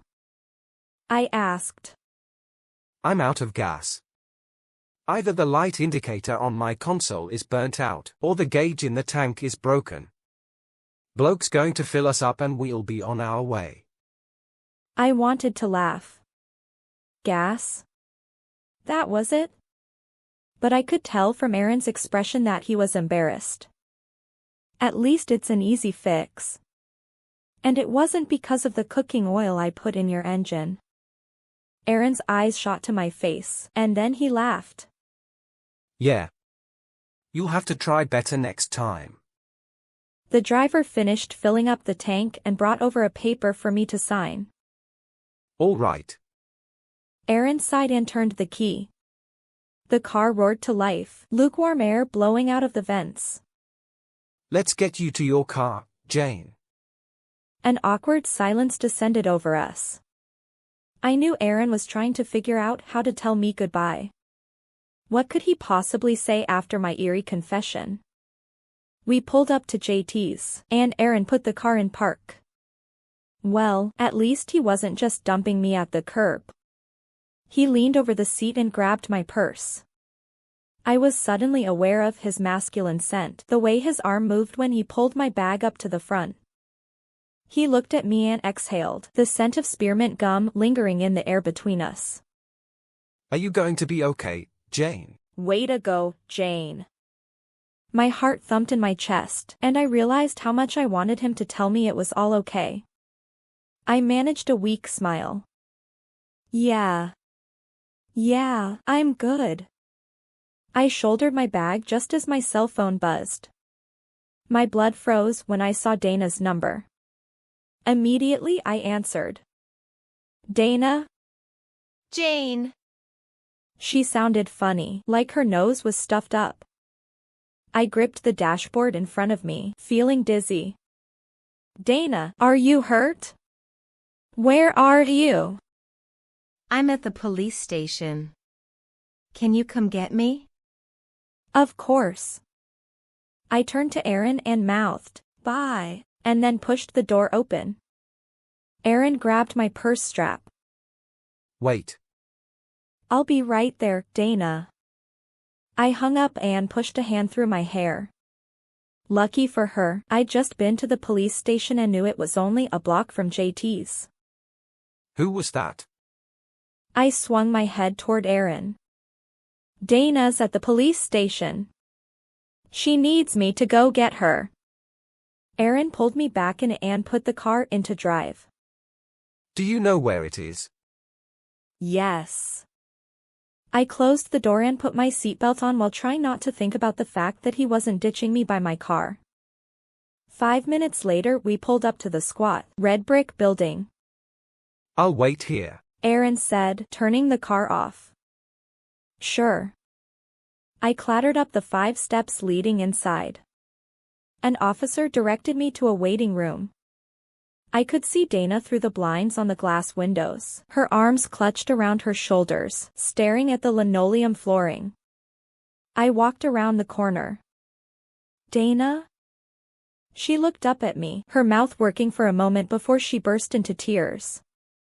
I ran to her and wrapped my arms around her. Are you okay? Were you hurt? She shook her head. They said I might have some whiplash tomorrow. But I didn't want to go to the hospital, and since I'm not a minor, they didn't make me. She paused and drew her head back, looking at me with bloodshot eyes. How did you know about the accident? I helped her wobble out the door. It was a guess. They were pretty drunk. Did the police book you? She choked back a sob. No, just gave me a warning. Since it was my first offense. Dana lifted her eyes and scanned the parking lot. Where's your car? I came with Aaron. She let out a groan. Oh, please! I don't want anyone to see me this way. I tried to calm her down. It's all right. Let's just get you home, sweetie. Do your parents know? Aaron opened the passenger side door and helped me arrange Dana in the front seat. Oh. Dana tossed her head back, tears leaking out the sides of her eyes. The worst part. My dad had a police looking for me. As soon as I came in, they called him. Her words were totally slurring together, but they did that anyway when she was excited, so I got the gist. Andy refused to come get me. Said I need to learn to take responsibility for my own actions. I had to admit his reaction was a bit harsh, but it probably worked. Do you want to come to my house? I better not. She wiped her tears on her arm. He'll be in a much better mood if I'm there when he wakes up tomorrow. I patted her shoulder and climbed into the back. Do you know how to get us out of here, Aaron? Yeah, I think I got it, he responded, revving the car engine. Dana whimpered and put her head in her hands. Are you all right, Dana? I'm okay, she whispered, dropping her hands. Hank was driving. He drove into a light pole. She pressed her face into her elbow, blonde ringlets falling forward. He died on impact. Her sobs filled the space in the tiny car. Dana quieted down as we drove. I murmured directions to her house over Aaron's shoulder, leaning as far forward as my seatbelt would allow me. When we got there, I realized she was asleep. I half-dragged her up the walkway and used her key to let us in. The house was quiet, with only one light on in the hall. Getting her up the stairs was a bit of an issue, but Dana barely stirred.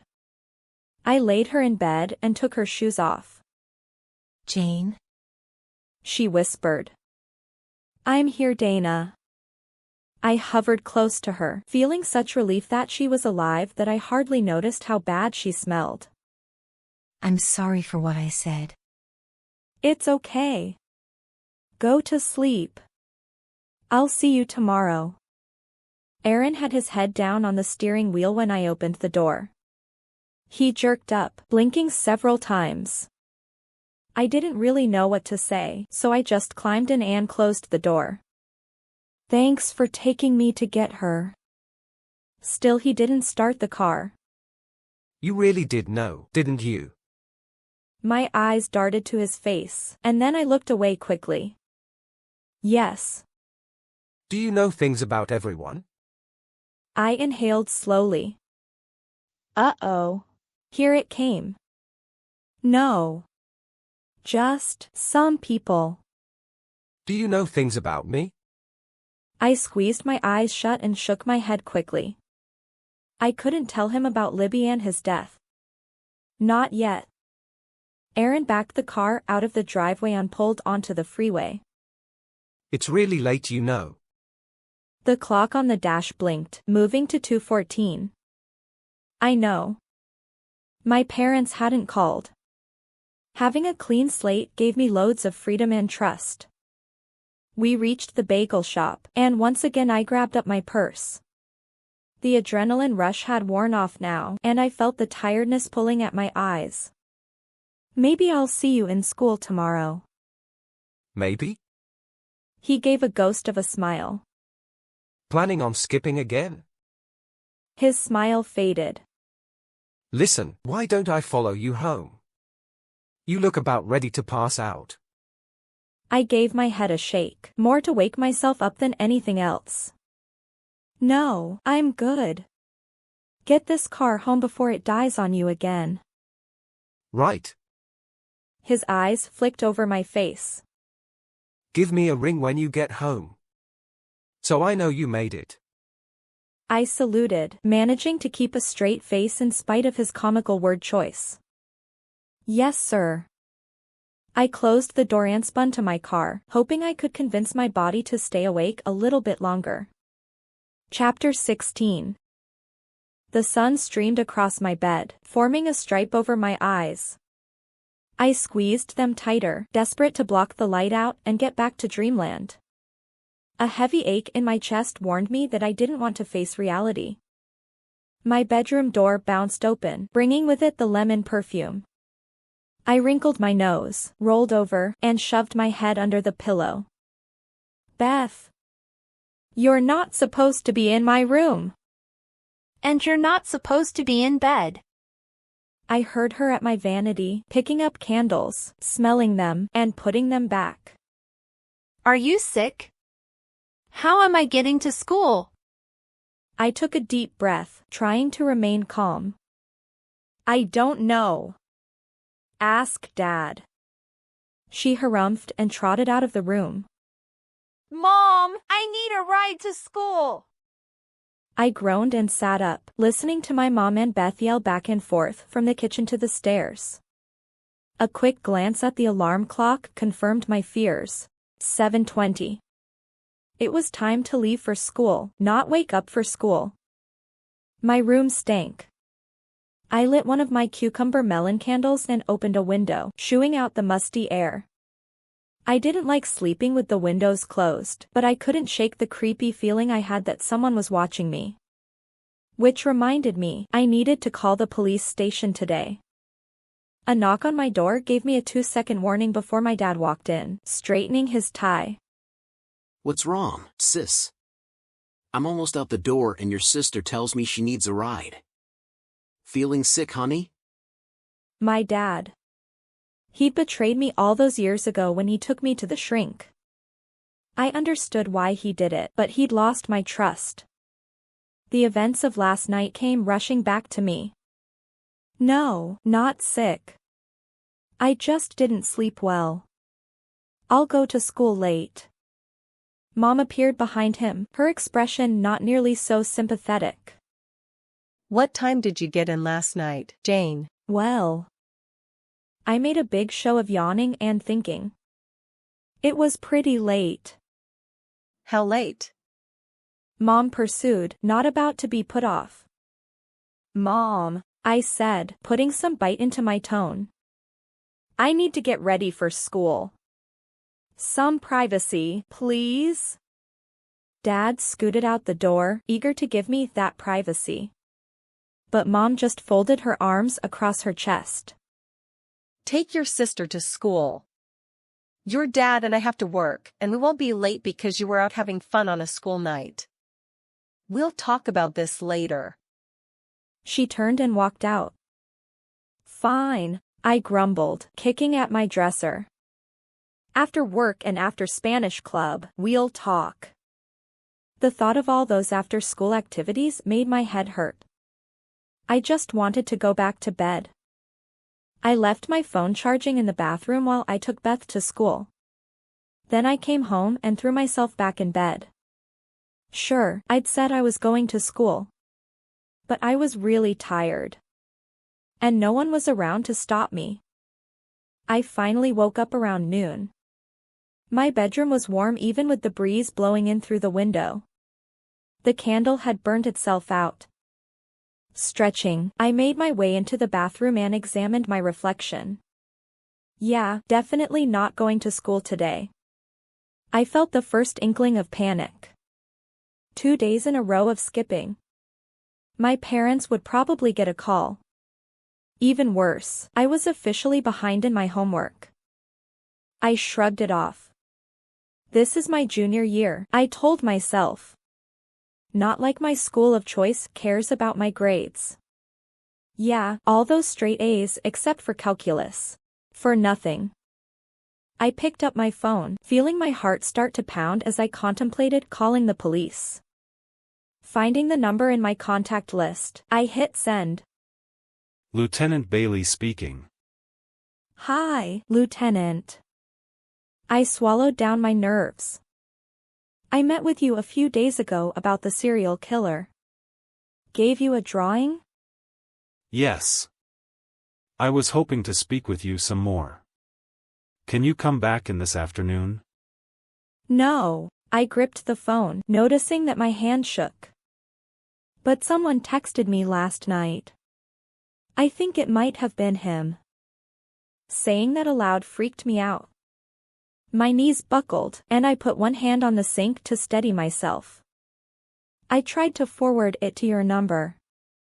Did you get it? I did, I just wasn't sure who it was from or what it meant. Now it makes sense. So you think he's watching you? Yes, I whispered. It's Jayne, right? What's your last name? Oh, criminy. I'd forgotten that the text included my name. I hesitated. If I gave him my full name, he might figure out that Hannah and I hadn't been friends. But I couldn't really stay anonymous if I wanted protection. Lockwood. Jayne, what you are telling me is very serious. I don't want you to get hurt. When can you come to the station? A door slammed downstairs, and I froze. No one should be here. My parents were at work and my sister at school. The skin on the back of my neck crawled. I think there's someone in my house, I whispered. The room darkened on the edges of my vision, and I reached for something to hold me up. Give me your address. I'll send a patrol by. The calm authoritativeness in his voice gave me an anchor. I turned the light off in the bathroom and crouched next to the toilet. 35 Wentworth Avenue. Radio crackled on the other side, though I couldn't make out the words. Stay on the phone with me, Jayne. There's a patrol 2 minutes from your house. They'll be right there. Okay. I didn't say another word, just breathed into the phone, ears perked for footsteps on the stairs. So far, nothing. But it wouldn't take long.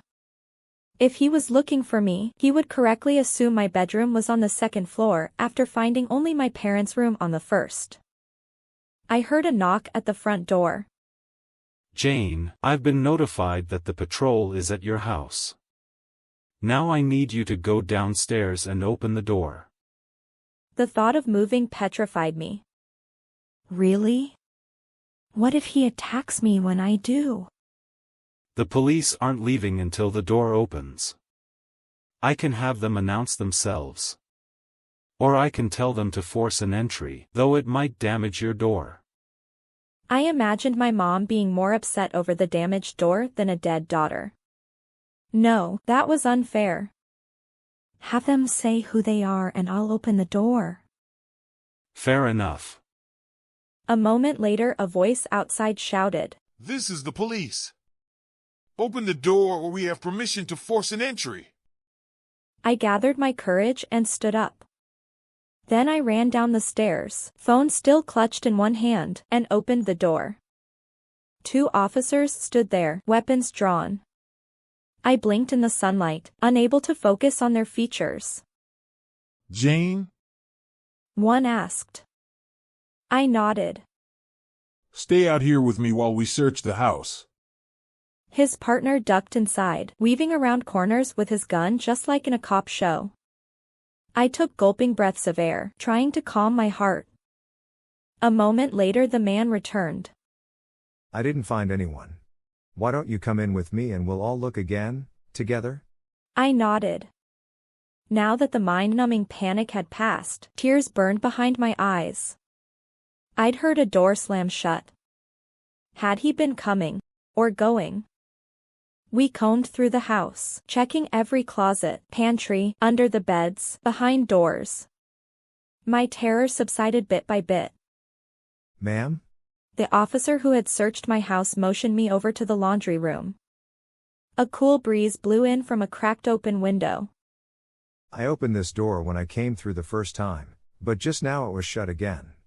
Do you think the wind might have blown the door closed, and that's what you heard? As soon as he said it, I knew that's what it was. I closed my eyes, feeling like the biggest idiot on earth. Yeah. That could have been it. He looked over my shoulder at his partner. Premises are secure. His partner confirmed. We're going to leave you now. The first officer said to me, placing a hand on my shoulder. Keep the doors locked and don't hesitate to call if you hear anything else. Right, I murmured. I escorted them to the front door and fastened all the locks. Then I sank down onto the tile floor, wrapping my arms around myself. Chapter 17. I sat on the cold tile floor until the fear washed out of me. Why me? Why did I have to see that girl's death and then meet the killer at a stupid high school game?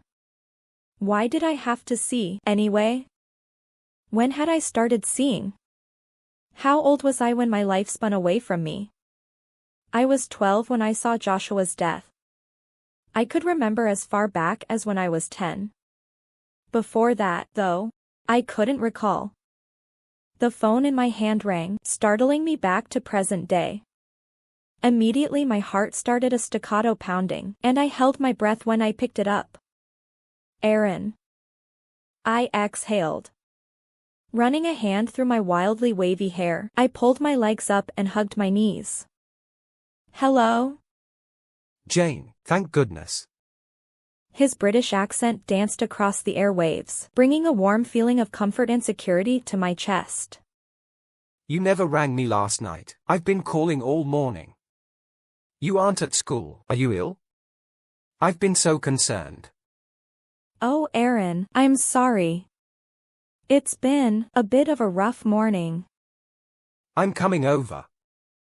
I could think of nothing I would like more than someone else here in the house with me, but if my parents found out, it would only dig me into deeper trouble. I stood up and worked my way into the hall bathroom. I shot an alarmed glance at my reflection. That's all right. I'm fine, really. Just tired. Are you sure? I've got half an hour for lunch. No, really. I kept my voice calm. By the time you got here, lunch would be over. Well, if you're sure. I wasn't at all, but I couldn't let him know that. You made it to school, huh? No problems waking up? Not to say I wasn't tired, but I had hoped to see someone. Did I detect a note of teasing? Oh. I'm sure Ms. Siegfried was happy to see you, too, but she probably didn't jump out of bed over it. I'm sure she was quite happy to see me. My thoughts jumped away from my current dilemma, remembering I had a life outside of my paranoia. What about Dana? Is she there? Definitely not. I doubt she has recovered yet. I nodded. She had been pretty drunk. Yeah. True that. My phone beeped at me, and I pulled it away from my ear. Uh-oh. Mom was calling. Hey, Aaron, I have to go. So sorry. Not a problem. I'll call you later. Taking a deep breath, I clicked over. This was not going to be good. Mom? Jayne, I just got a call from the police. Are you okay? I exhaled, hoping to stay on her concerned side. Yeah, it was nothing. I heard a noise and got scared. I shouldn't have said that. Her tone changed immediately.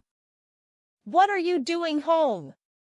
When you said you were going to school late, did you really mean not at all? I winced. Mom sounded really angry, an emotion I usually saw displayed toward my sister. Mom, I'm so sorry. I was really tired, I couldn't get myself moving. Is that because you're hungover? Or was it only Dana who landed herself at the police station? Whoa. Now how on earth did she know that? My silence was telling, and Mom said in a rather smug voice. Dana's father called me. Right before the police did, actually. He thought I should know what happened last night. Thanks, Mr. Sparks. I decided now wasn't the time for belligerence. Mom, I didn't have anything to drink. I swear. I just went to hang out and have some fun. Jayne! You lied to me. You could have been arrested. Or killed. What if you had been in the car with Dana? But I wasn't, Mother. Calm down. No one was going to arrest me. I didn't do anything wrong. You were in the wrong place, Jayne, and that's enough. You're not going into work tonight. Just sit your tiny butt down and wait for me to get home. We're going to discuss this. I hung up on her, a sick feeling in my stomach all over again. Discussing things was never a good thing with my mother. I didn't care what she said. I was going into work. No, I wasn't. I exhaled and called JT's. Tom didn't handle it all that well, and I worried I wouldn't have a job when I walked in again. I went up to my room and tried to sort through my feelings. Sometimes it helped if I wrote them down. I pulled out a notepad and jotted. Anger, that was the first thing I felt.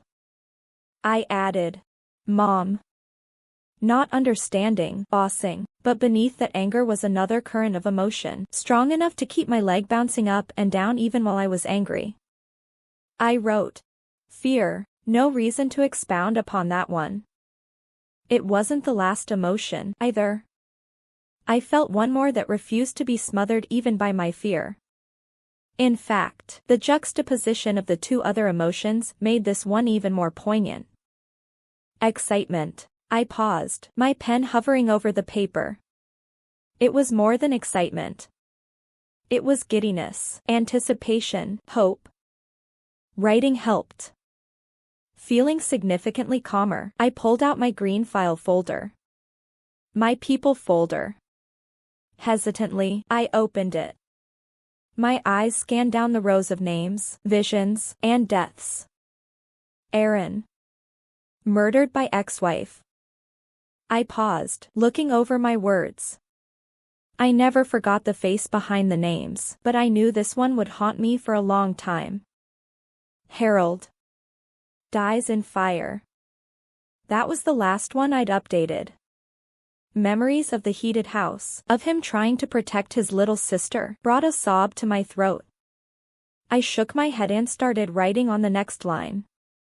Hank. Dies in car accident, drunk driving.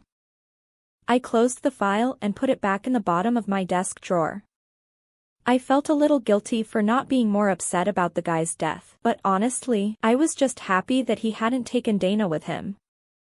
Downstairs the front door opened, and I put my hand on my desk, forcing myself to take several deep breaths. Nobody should be home right now. Was it the wind? Had I left the door unlocked? Jayne? My mom's voice carried up the stairs, followed by her footsteps. I closed my eyes and admitted to myself that I was paranoid. I'm here. I stepped out of my room and waited on the landing.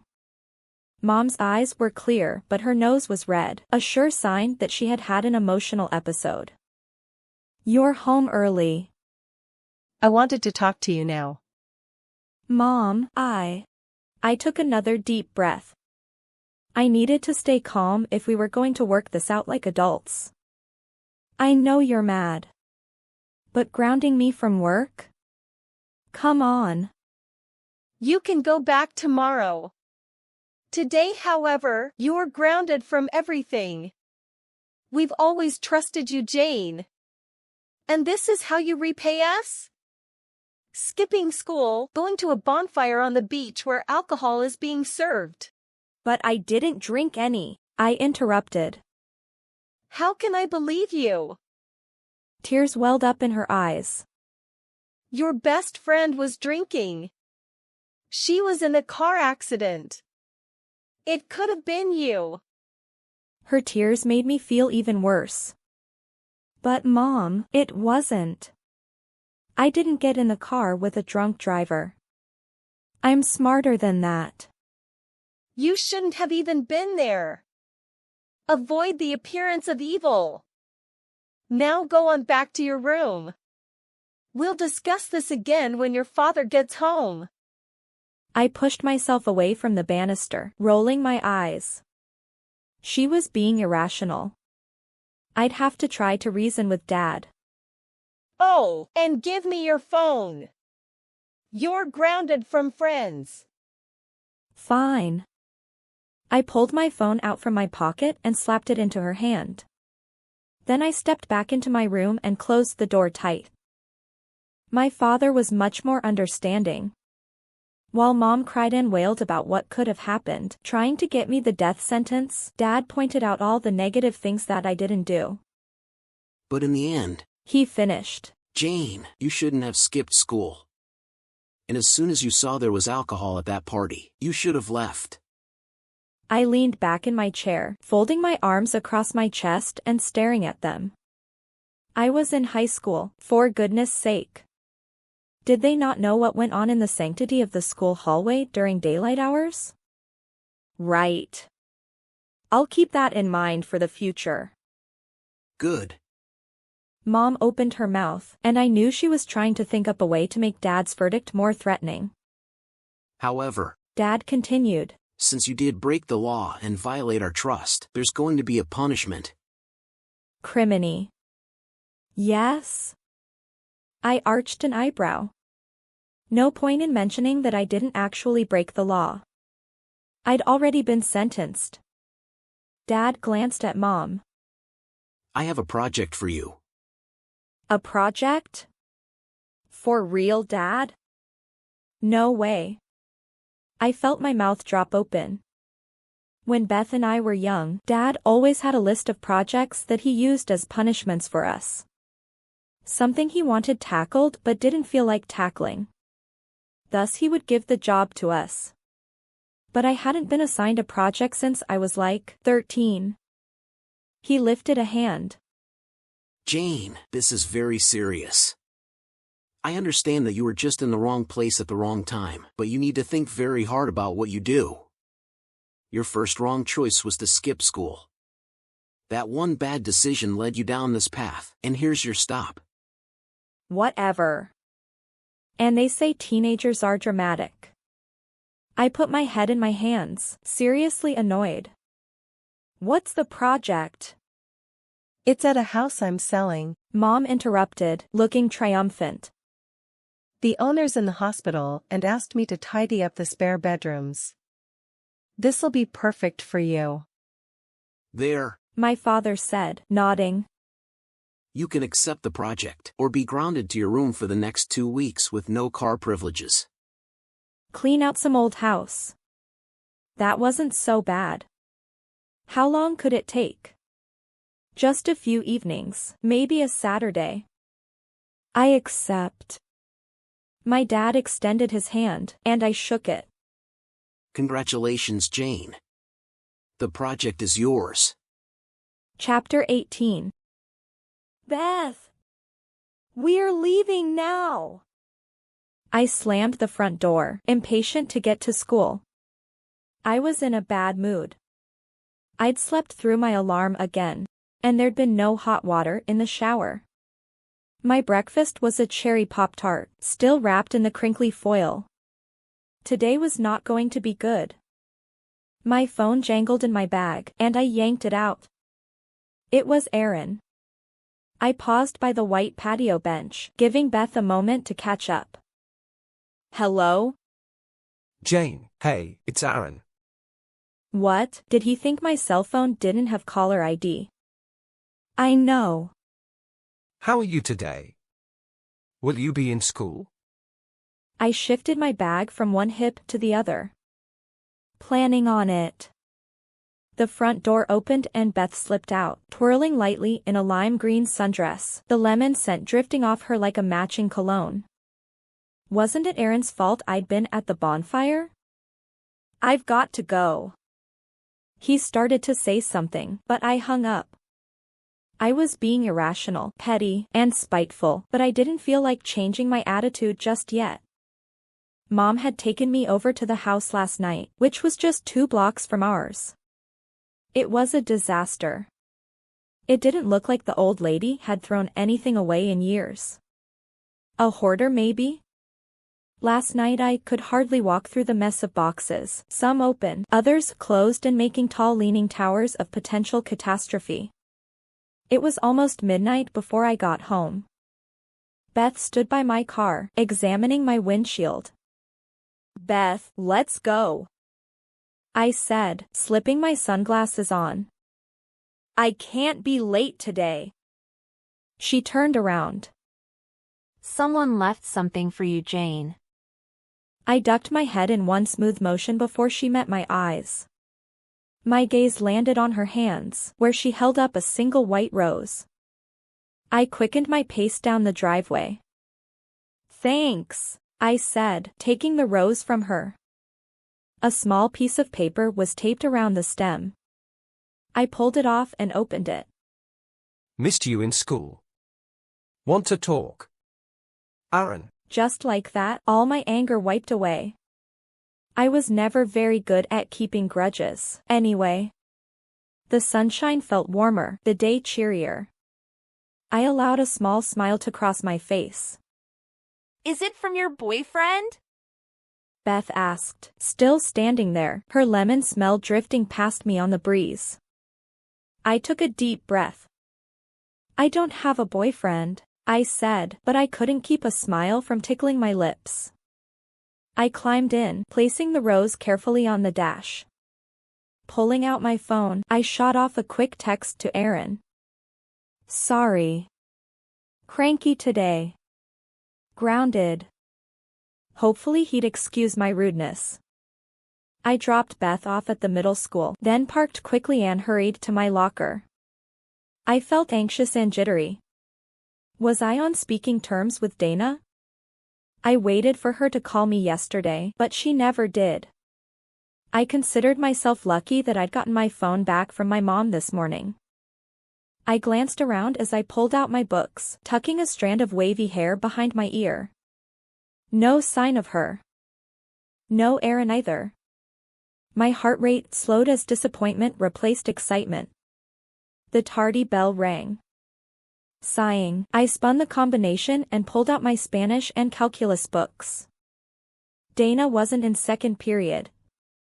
In fact, there was no sign of her or Aaron all morning, and I was starting to think I'd imagined the rose. Were they both angry with me? I noticed Aaron right when I walked into English class. He sat on the edge of a desk, leaning in toward Poppy and laughing. I froze, feeling like someone had just punched me in the gut. I tried to sit down quietly in the back, but dropped my book with a thud. The giggling stopped, and I knew they were watching me.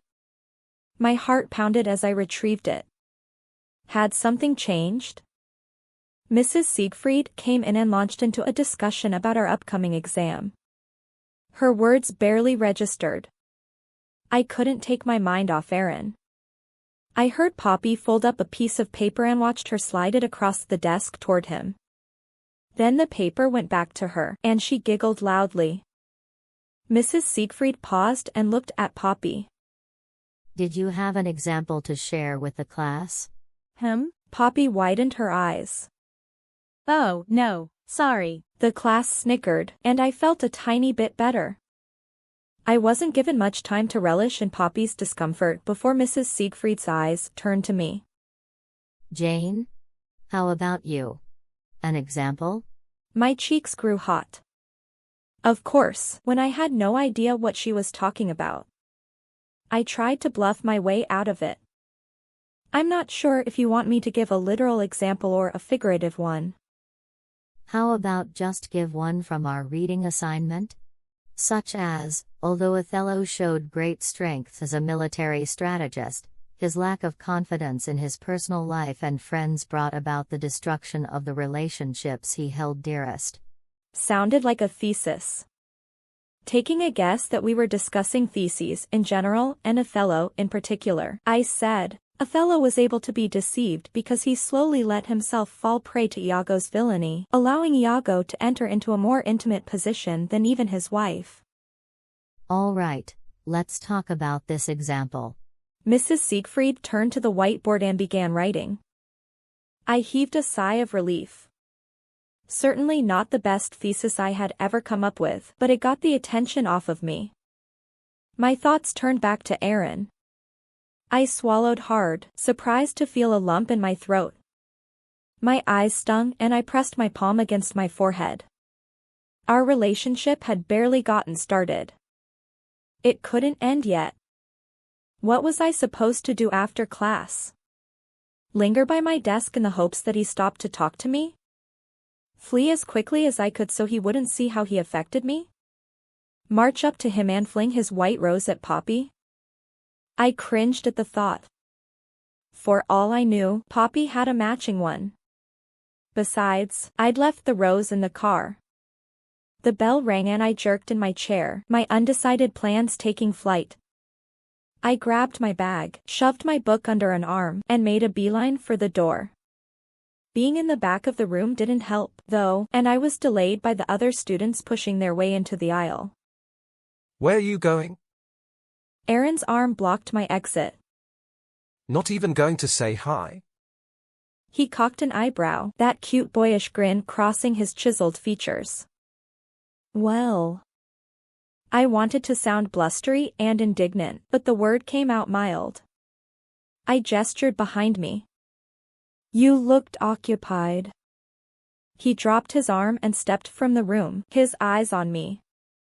Don't tell me I'm not allowed to talk to other girls? I didn't take you as the jealous type. He sounded amused. I blushed and followed him, feeling beyond flustered. You can do what you want. I don't own you. I quickened my pace and pushed past him. Aaron caught up with me, taking my arm. She just had a question for me. I scowled. Fine. Let me stay out of the way so you can keep chatting with her. I yanked my arm, but Aaron didn't let go. He pulled us to the side of the hallway and leaned over me, eyes boring into mine. Why so angry, Jayne? He whispered, his tone serious, his gaze probing. Is everything okay? Did I do something wrong? Was it the rose? The rose. Confusion battled against my anger, and I relented. I lowered my eyes. No. I'm just a bit confused. I don't know. I'm not even sure what's going on between us. I shut my mouth. I sounded like a lovesick idiot. He lowered his head, and I realized what he was going to do a half second before he did it. His lips brushed mine, warm and soft, tentative at first, and then pushed harder, hungry and demanding. I clutched my books to my chest, feeling something ignite in my navel. Aaron pulled back, his eyes darker than usual. I'd love to explain what's going on between us. Can I sit by you at lunch? I sputtered. There was no turning back now. I'd fallen, heart and soul. What makes you think you're invited? I asked, trying to salvage some control. He smiled, drawing attention to the dimple in his chin. Because I like you. He took my hand and I let him pull me along behind him, trying to ignore the tingles caused by his touch. I led Aaron to our usual spot, waiting for Dana to join us. When she didn't, I tried calling her, but she didn't answer her phone either. Aaron watched me while he unwrapped a whole wheat sandwich with sprouts poking out of the sides. Are you looking for Dana? He asked, opening a bottle of orange juice. Have you seen her? I furrowed my brow. You said she wasn't in school yesterday. I didn't expect her to miss today too. I don't think she's here. Aaron peered into the orange juice, and then looked at me, his expression somber. What does she think of you seeing the future? I inhaled. Oh criminy, we weren't really going to talk about this here, were we? It's not something we discuss very often. What else do you know? Something burned behind his eyes. Curiosity. The need to know. I turned away from his gaze. Is this why you're suddenly interested in me? Because of my ability? How cool is that, to be with the psychic girl? Jayne. He took my hand, gripping it tighter when I tried to pull back. I've been interested in you since the moment I saw you. Yes, you have a unique ability that fascinates me. But it's you that interests me. And my ability, I couldn't help saying. Everything about you. He couldn't have rehearsed a more perfect response. I softened. It's not an ability I'm glad to have. I hate it. It's awful to know when people are going to die, to know how, and not be able to stop it. He leaned back, rubbing the dimple on his chin. You've never stopped a death? I've tried, I snapped, suddenly defensive. I try every time. Every single time. It never works. I felt a headache coming on and rubbed my temples. Can we just pretend like I'm a normal girl? Just be normal people? My throat choked up, and I shook my head, hot tears rushing to my eyes. That's what I wanted, more than anything. Aaron leaned closer. You are a normal girl, Jayne. I just want to get to know you. He pressed a kiss to my cheekbone. Really well. I needed to stop spazzing. Yes. That sounds great. So let's not talk about this anymore. Okay? Okay. He offered me his orange juice. Drink? I had to laugh. Like orange juice would make me feel better. Sure. So who is your boyfriend? Meredith's wide brown eyes stared at me from behind her glasses when I got to journalism's 7th hour. My face warmed. I don't have one. That's not what I heard. Everyone says you were making out with the new kid in the hallway. What? I gasped, fanning my face. I hadn't noticed any gawkers. There wasn't anyone there. Meredith threw back her head and crowed. So you were. The tardy bell rang just as Ms. Montgomery clicked into the room. Her red hair was pulled into a smart French bun with a ballpoint pen poking out of it. Edits class. Paper goes to press on Monday. I pulled out the 3 sport columns I'd written, 2 lengthy ones that gave a detailed play-by-play of the games, and a short one with highlights to be printed on the front page. I hooked my camera up to the computer in front of me and began uploading pictures. "What movies did you review?" I asked, hoping to get the attention off me. Nothing so interesting as your love life. I rolled my eyes, but Meredith wasn't done. Are you trying to get Steven back? Or do you really like this guy? I stopped and turned to stare at her. "Excuse me? Steven? We are so done. This is about me and Aaron, not me and Steven." Sorry. Aaron. I guess you do like him. I remembered the way his lips brushed mine, so soft at first and then with a greater intensity. Sadness washed over me. I had fallen for him. You could say that. Is that why you missed school yesterday? No. I was out too late. Did you go to Spanish club? I did, yeah. I'm going again today. We're having a Cinco de Mayo party next week, and I'm helping prepare for it. I'll come with you. I feel bad for missing yesterday. We drifted into silence, and then Meredith said, Steven was pissed. That caught me off guard. What? I was by his locker when Troy told him about you kissing Aaron. He punched the wall. I don't know, maybe he still hoped you'd get back together. Bad timing on his part. He cheated on me. I moved on. I glanced over my shoulder. Ms. Montgomery was checking someone else's layout and not paying attention to us. I stealthily opened a web browser and pulled up the local paper. A quick scan revealed nothing about the murders. I heard Ms. Montgomery's heels behind me, and I closed the browser.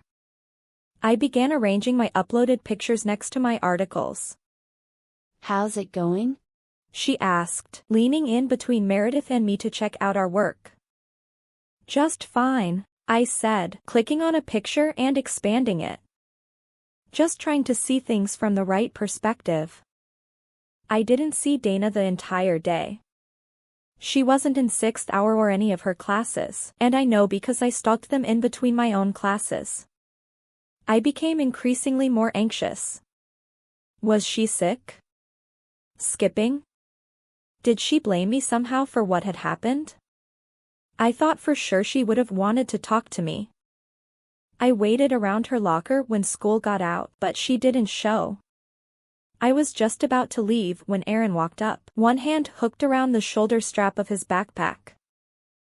Hi. All right? He nodded, a slight smile about his lips. Where are we? He glanced at the locker behind me. Dana's locker. But she's not here today. I better go. I pushed past him, a rush of heat moving through me where my shoulder brushed his arm. Are you going to her house? I will after work. Right now I have to get to Spanish club. It wasn't like there was a tardy bell for after-school clubs, but it was only 50 minutes long, and I didn't plan on staying for all of it. Besides that, standing next to Aaron left me feeling exhilarated and exhausted all at the same time, and for some reason it made me want to run and hide. I'll come too. I stopped. To Spanish club? You speak Spanish? He shrugged, his deep blue eyes peering into mine. No. I'll just sit and do homework. I pictured him in his Oxford coolness, sitting around my dorky Spanish club. I cringed. It's kind of a private club, you know? He stared at me a moment. You don't want me to come? No. Well, you just might feel out of place. It's not your usual crowd. All right, Jayne. He took a few steps back, then turned and walked away. My gut twisted, watching his figure disappear down the hall. He'd taken that wrong, I knew it. I opened my mouth, ready to call him back, but stopped myself. I'd call him later tonight, after I talked to Dana. Shrugging off the disturbing unease in my heart, I hurried to Spanish Club. Chapter 19. A loud ringing sounded in my ear. I tried to open my eyes and bat at the alarm clock. The noise moved out of range and then blasted loudly in my other ear. What the? I sat up to find Meredith holding my ringing cell phone in front of my nose. Meredith? Oh. A quick glance around the classroom revealed several other members from the Spanish Club staring at me and the noisy phone. Meredith giggled. Thinking about boys makes you tired? Yeah. I grabbed the phone from her and answered it before it could go to voicemail. Hello? Is this Jayne? A no-nonsense male voice asked. Who's this? I pulled the phone back to check out the caller ID. Unavailable. Great. This is Lieutenant Bailey from the Lacey Township Police Department. Oh. I stood up, hitting my thigh on a desk before exiting the room. Yes. This is Jayne. We need your help, Jayne. We need you to come and try to identify the killer from a lineup. A knot formed in my stomach. A lineup? Yes. We know you only have the description Hannah gave you, but you could be a key witness if you can choose the same person another witness identifies. Will you come? Yes. The word was out before I even thought about it. I wanted this guy caught. But I have to work tonight. What time is the lineup? It's at 7 o'clock. Can you make it? I scowled. My shift started at 5:30. My manager would not be happy about me leaving during work. Maybe Matt would be running the store tonight. He was much more understanding than Tom. I'll be there. I went back into Spanish Club and tried to focus on our extracurricular activities. I twirled my pencil between my fingers and studied my desk. My mind kept going back to the phone call though. How much confidence did the police have in me? Then my thoughts drifted to Aaron, and I tried to keep from having a panic attack. Was he mad at me? Did he think I didn't want him around? I'd practically pushed him away. I pictured him calling Libby now, seeking someone else to build a close relationship with. Why should that surprise me? I knew it was going to happen anyway. A shadow crossed my desk, and I looked up at Mr. Livingston. How's your prep work going, Jayne? I gave him a woeful smile. It's not. I couldn't even remember what I'd been put in charge of. He squatted next to me. Language issues? Communication issues, for sure. I tried to laugh. Mr. Livingston frowned, his light eyes registering concern. Is there anything I can help with? I was aware of Meredith leaning forward, listening to every word. I don't think so.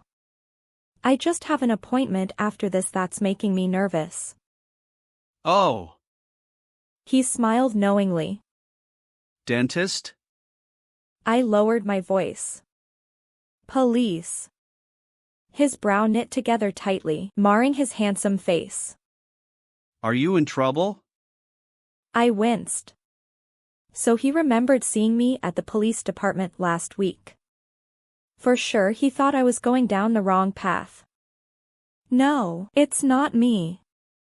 It's about the serial killer. You know, the one that's been hitting the towns around here? Jayne. I told you to leave that alone. I whispered so no one else would hear, including Meredith. Well, the police think I might know something. They have questions for me. This is very dangerous. I think you should stay out of it. I'd love to. I sighed and wiped my hands on my skirt under my desk. But I have an obligation to tell what I know. You know? He shook his head. No, you don't. You have the right to protect yourself. In a situation like this, you shouldn't do anything to draw attention to yourself. Let me call the police. I'll give them an excuse for you. I exhaled, appreciating his gesture but feeling more certain than before. Thanks, Mr. Livingston. But I'll be okay. I can do this. He straightened. I still don't think it's a good idea. Duly noted. I saluted him and then turned back to my work, trying not to think about my upcoming task. Miracles were real. I still had a job. Tom, my manager, glared at me but said nothing, and I quickly put on my apron and set to work in the kitchen. My heart hammered in my chest, and I could feel an anxiety attack coming on at the mere thought of asking for time off to go to the police lineup. Hairnet. Gabby yelled from the drive-through window, snapping one at me. I grabbed it and scooped it around my head. She grinned, blowing a huge pink bubble. You lucky you still got a job, girl. Yeah. I sighed. Hey. Matt came over with a tray and piled on the bagels I'd just formed. So tomorrow night's Friday night, right? And a group of us are heading to the amphitheater for a big band show. So normally I'd play in it, but not this time, so I thought we'd go watch together. What do you think? I'll come. Gabby hollered, moving the mic from her mouth and poking her head around the corner. That's sweet of you, Matt. I grabbed another lump of dough and punched it down. But I'm grounded. You? Gabby left her post to sidle up to me. She looked me up and down. Miss Goody Two Shoes. Yep, me. I elbowed Matt. You better get those into the oven. Right. He disappeared with the tray of dough, only to be back a few moments later. Your boyfriend's here. Wants to talk to you. He lowered his voice. Don't let Tom catch you. He's PO'd with you right now. I don't have a boyfriend. The words were automatic. Aaron's face entered my mind, the way his eyes had flickered over mine seconds before his mouth pressed against my lips. I gave a little shiver and hoped no one else noticed the pink tint sure to be creeping up my cheeks. Him being here had to be a good thing. Tell him I'll be right there. Matt went back out but reappeared seconds later. That was fast, I said, grabbing a paper towel and wiping bread from my fingers. Matt shook his head. It's a no-go. Tom's sitting by the register watching. I think he knows it's your boyfriend.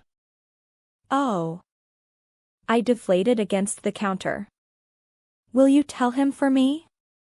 Tell him I'll call him later. I peeked around the corner and spotted Aaron leaning against the wall, hands in his pockets. I gave a small wave, but he wasn't looking. Hang tight. Matt pulled his hat lower on his head and scooted out of the kitchen. Maybe Aaron wouldn't leave. Maybe he would insist on waiting until I finished. Matt came back, a folded yellow paper in his fist. Here. He rolled his eyes. And don't even think of using me to send a reply. I wiped my hand on my forehead, staring at the note. My stomach knotted up. Was it a love note? Or a breakup note? I took it reluctantly and turned away from Matt's curious gaze. The paper crackled as I opened it. Call me when you go on break. Aaron. I exhaled in relief, and then my stomach twisted up again. I hadn't necessarily dodged a bullet. He was going to break up with me, sooner or later. I was only delaying the inevitable. I didn't have to wait for it, though. I could beat fate to the punch. I pushed past Matt and made my way over to the coat rack. I sifted through my bag until I found my phone, then I scrolled through my contacts until I found Aaron's number. Highlighting it, I pressed the delete button. There. It was done. I'd never have to hear him break up with me. Or not break up with me, as per the vision. I returned to the bagel dough, where Gabby and Matt were both staring at me. I ignored them, shaping 2 more bagels before the enormity of what I'd done hit me. I couldn't call Aaron now when I went on break. What had I done? I wasn't ready for it to be over. Tom came into the kitchen, clipboard in hand. Jayne's on kitchen duty and floors tonight. Gabby's on drive-through. He leveled his eyes at her, and she scampered away. Matt, you're on registers with Teresa.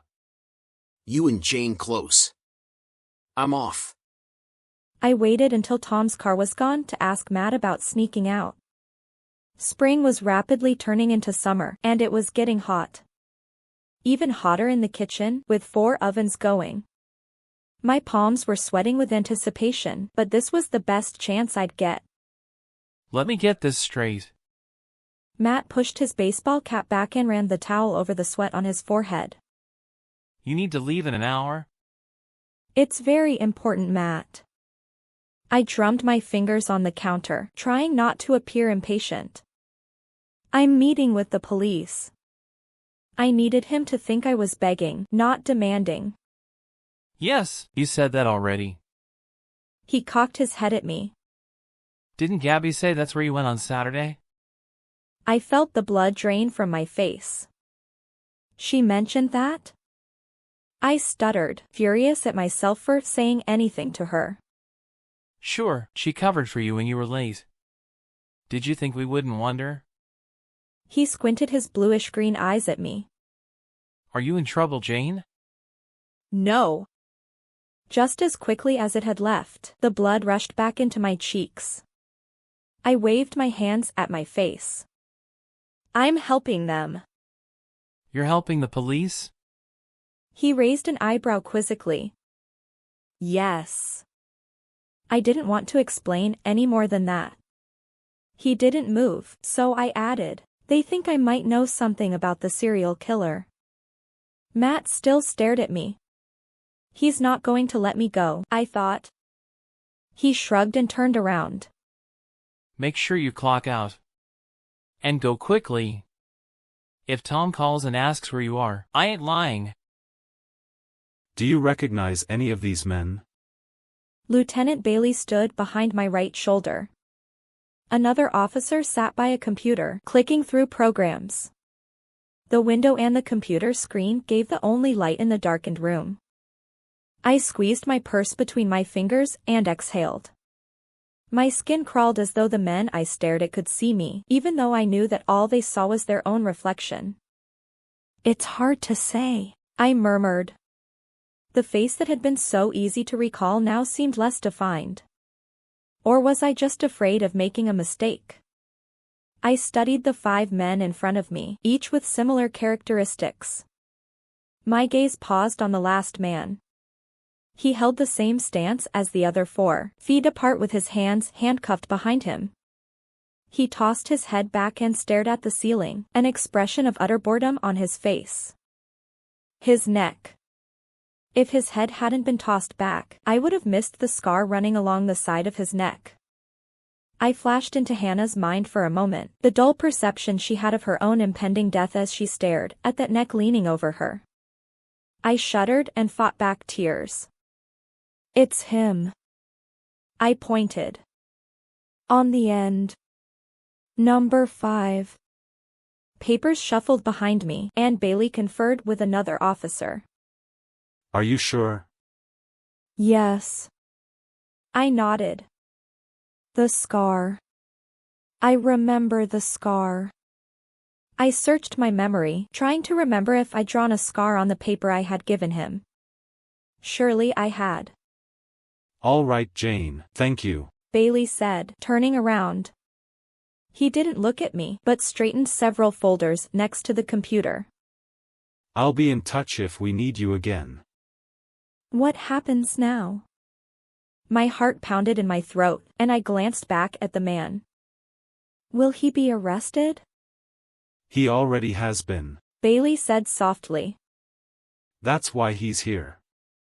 My shoulders slumped with relief. Thank goodness. Bailey faced me, his hazel eyes probing my face.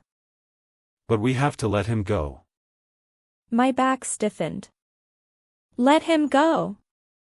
Why? But I identified him. But you were the only one to do so. His voice was so soft that I strained to hear him. And you are the least reliable witness. You only know what Hannah described to you before she died. It's practically hearsay. His gaze intensified. Unless you have another means of identifying the perpetrator? I clenched my purse, taking deep breaths to steady myself. I knew what he wanted. I know that's him. I saw him at the high school game. He nodded his head. But that doesn't make him the murderer. How could I offer proof? I knew that if I told him I'd seen him in a vision the night before he murdered Hannah, he would no longer take me seriously. I searched my mind, trying to fabricate a story that would satisfy his logical reasoning while also persuading him that this really was the guy. Hannah pointed him out to me, I blurted out. The other officer glanced up from the computer. Bailey leaned back against the desk, folding his arms across his chest. When did she do this? Right before she died. My hands shook. Even my purse couldn't hide them. I tried to weave in enough of the truth to make the story believable. She came to my work. She wanted to talk, so we drove around town in her car. We saw him come out of an alley. She stopped the car, turned off the lights, and pointed him out to me. We watched him from across the street. She was spooked, but she had places to go, so she took me back to work.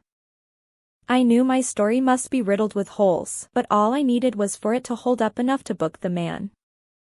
So you saw him. Why didn't you tell me this before? One lie leads to another. I didn't see him up close. But then when I saw him again, at the basketball game, I recognized him.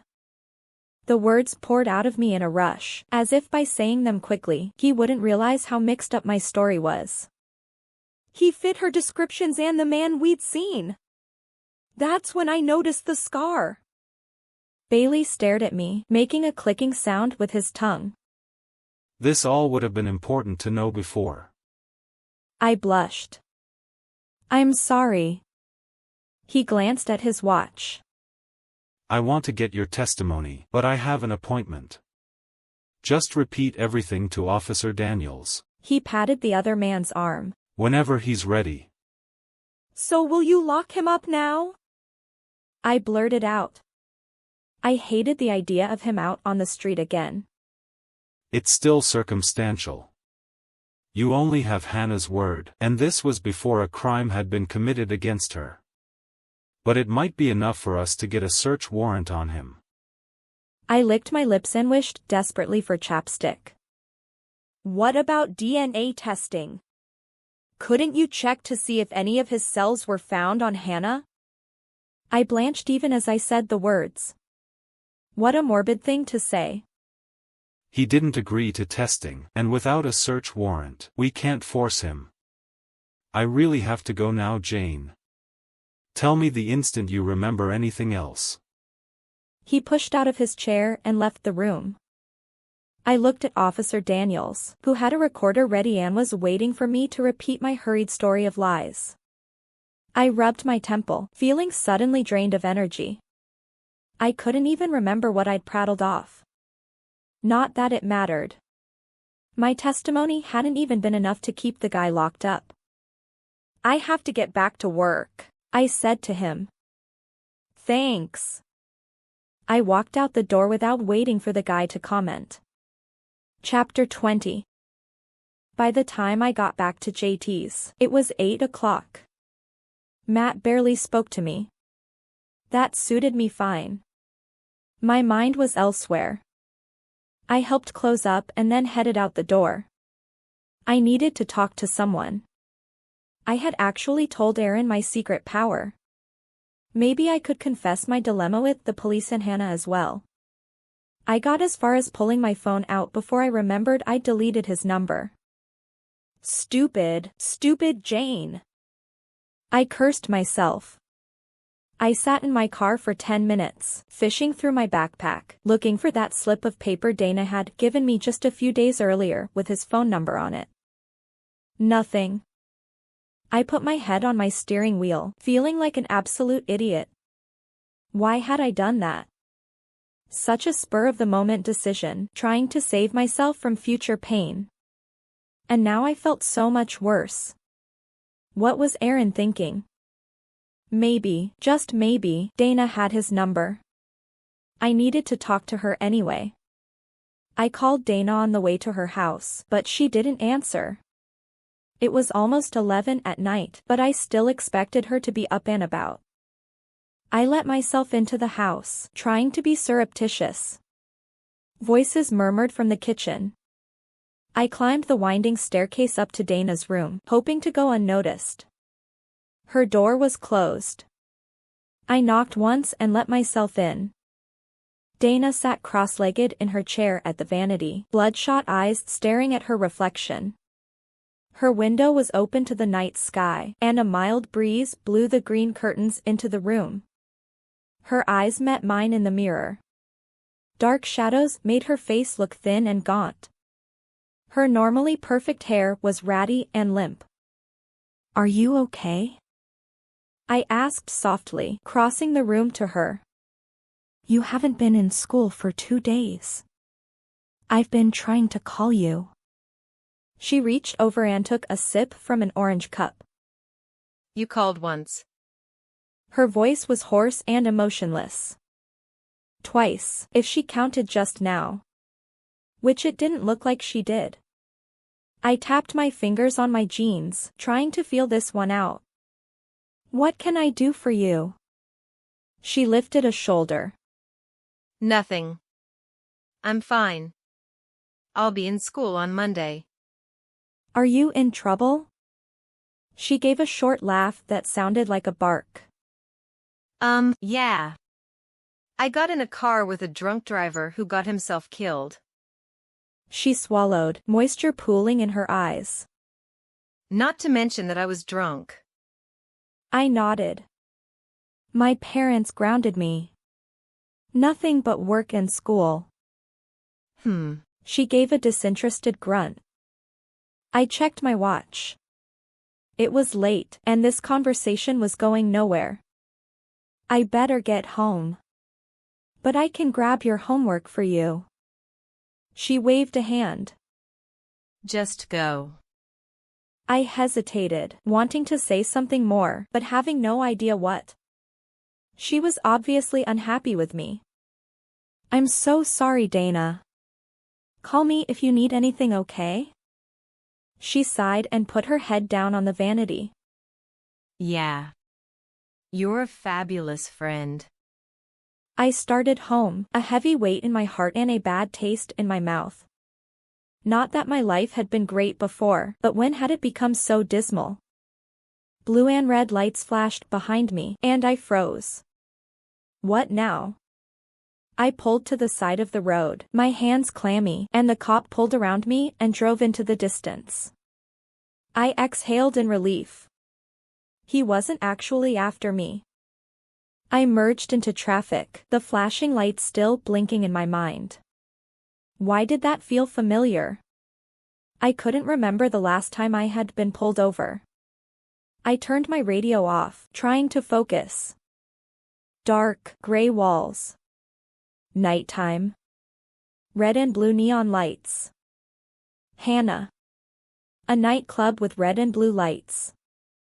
I pulled over again, my mouth dry at the sudden realization. Of course the police already knew where Hannah had died, but nobody had told me.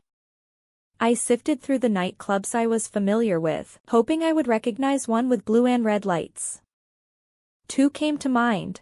Estella's Dancing Bar and the Electric Cowboy. The Electric Cowboy was in Forked River, while the Dancing Bar was in Barnegat Bay. Since that was where Hannah died, I decided to try there first.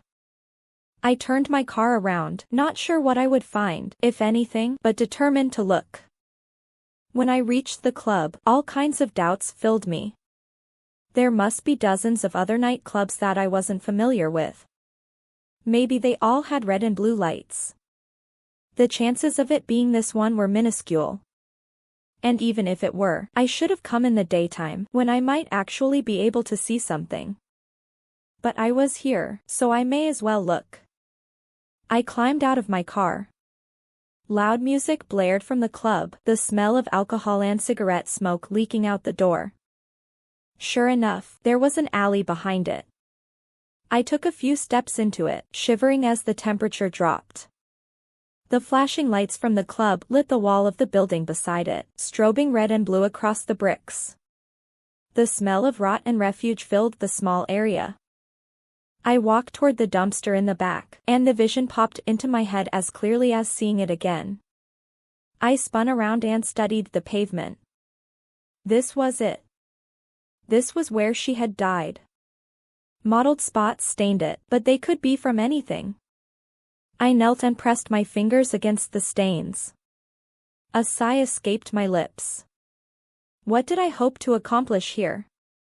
Feeling like an absolute idiot, I headed back for the parking lot, streetlights beckoning to me at the entrance of the alley. The warmth hit me when I exited, and I inhaled with relief. My phone rang, startling me. I glanced at the name. Mom. Hello? It's late, Jayne. You should be home by now. I scowled and bit back a reply. I didn't need another project, and I knew she'd happily find a reason to give me one. I'm almost there. I'm driving. Which wasn't true at all. I would just tell her the traffic was bad and that's why it took so long. Oh, the days when I never lied to my parents appeared to be long gone. Chapter 21. I didn't sleep well that night. I checked my phone a dozen times to see if I'd missed any calls. I kept thinking I must have accidentally turned it to silent. But no calls. Not from Dana. And not from Aaron, whose number I'd forgotten to retrieve from Dana. As soon as I got to school, I looked for him. I debated in my mind how to play this. Should I stand by his locker and act like nothing had happened? Write him a note and apologize? I spotted him before first hour, going the opposite direction as me. I smiled and waved, but he didn't see me. Aaron! I called. He glanced my direction, then checked his watch and walked away. My smile dropped from my face. Had he seen me? Surely not. I stood there as students crashed into me, oblivious to the tardy bell. Then I shook it off. I'd talk to him in fourth hour, tell him what happened at work. No need to mention deleting his number. I saw him again in the hallway in front of me before English, too far away to call out to. Aaron didn't stop to joke or act macho with the football jocks in the hallway. He didn't saunter like the other rich kids, but there was a definite classy air about him. He held his head high and walked with a straight back. His hair was neatly combed, white shirt pressed under the navy sweater. He was so past the high school stage. I quickened my pace and entered just behind him, breathless. I assessed the seating arrangements. Aaron wasn't sitting by Poppy at least. He sat at the table I'd sat at yesterday, just behind her. Poppy had her back to him and was gaily chatting with a blonde bimbo who giggled at everything she said. She hadn't noticed Aaron, but I knew that wouldn't last long. I started for the seat next to Aaron before noticing the backpack occupying it. I faltered. Was he saving it or blocking it? The bell rang, and Ms. Siegfried closed the door. Jayne, please find a seat. Find a seat. My ears burned, and I swiveled around. Shouldn't be so hard, right? The seat next to Poppy was empty. I dropped into the chair beside her, resisting the urge to fan my face.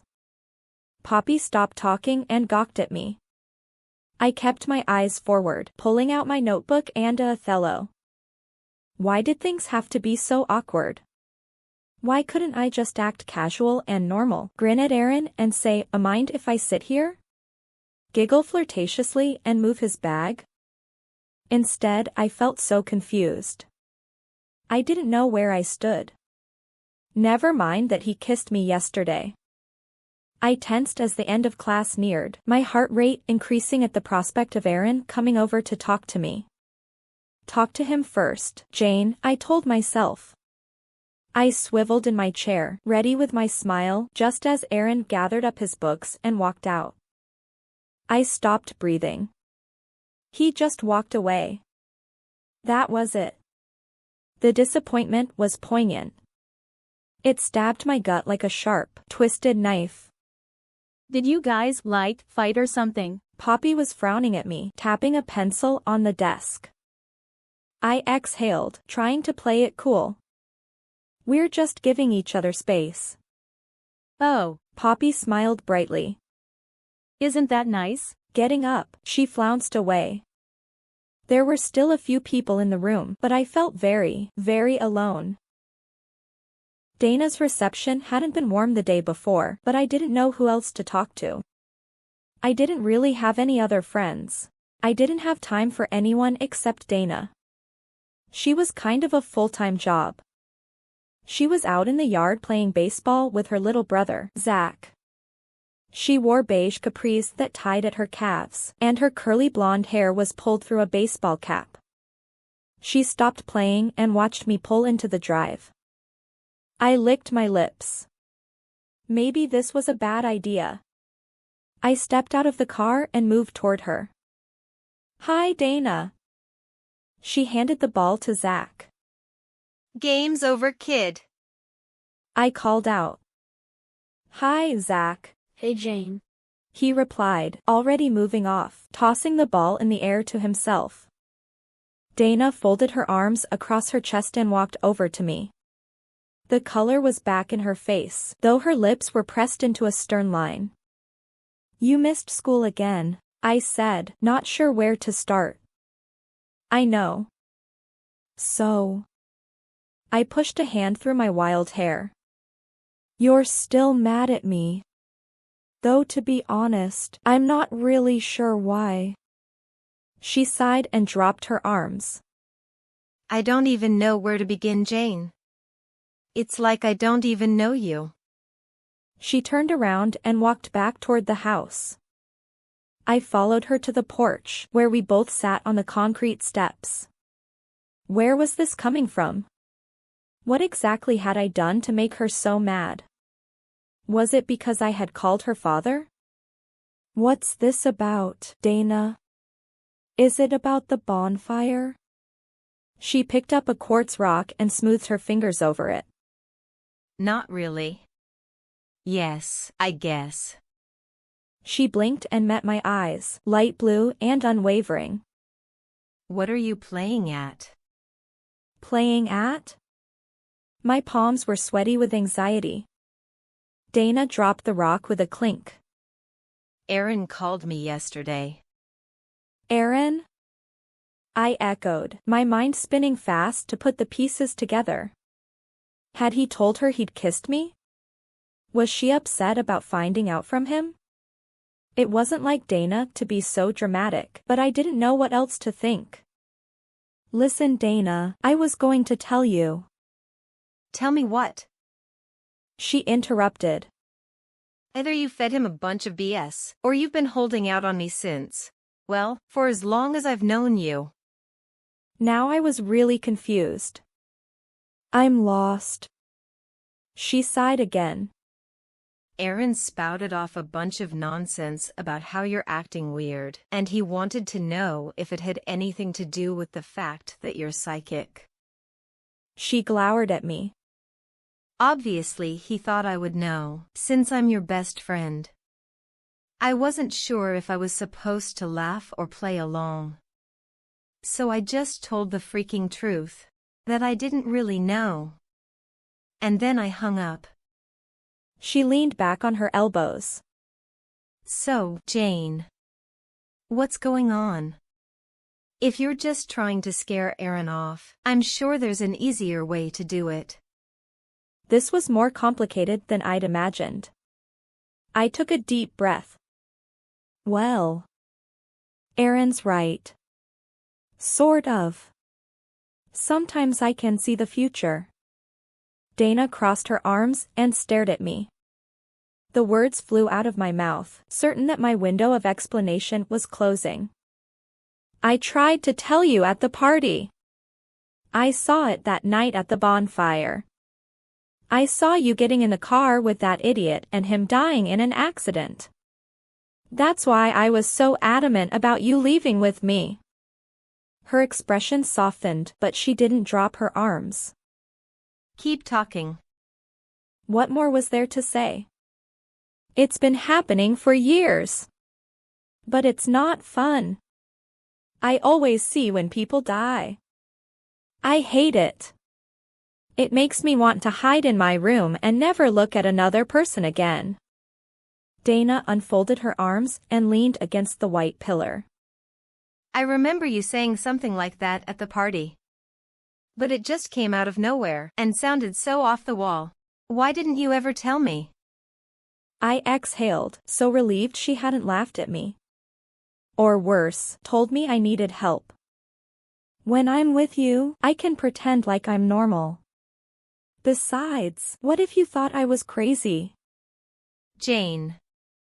She grabbed the back of my head and pressed her forehead against mine. You're my best friend. I've known you for ages. I know what kind of person you are, I know how weird you can be, and I know when you're acting strange. Don't you think I would know if you were crazy? Maybe. I cracked a smile. Maybe not. You're halfway there yourself. She released my head. Okay. Cat's out of the bag. You're really psychic. She tapped her lips with her finger. It's going to take me some time to fully appreciate that fact. So what's in my future? I've never seen your future. It felt so strange to be talking about this with Dana, as casually as if discussing the weather. Oh. She looked disappointed. But you saw my future at the bonfire. No, I shook my head. I saw his life, and yours intertwined with his. But I've never seen yours. I don't see people's futures, Dana. I see their deaths. All people? You see everyone's death? I pressed my lips together.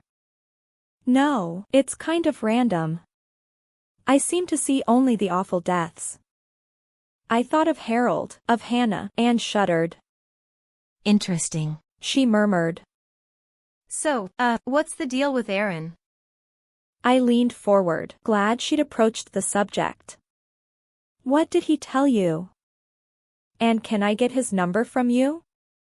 Not much. He sounded a little confused. Like he was trying to figure you out and hoped I had some clues. Sounds like something a girl would do. Dana laughed.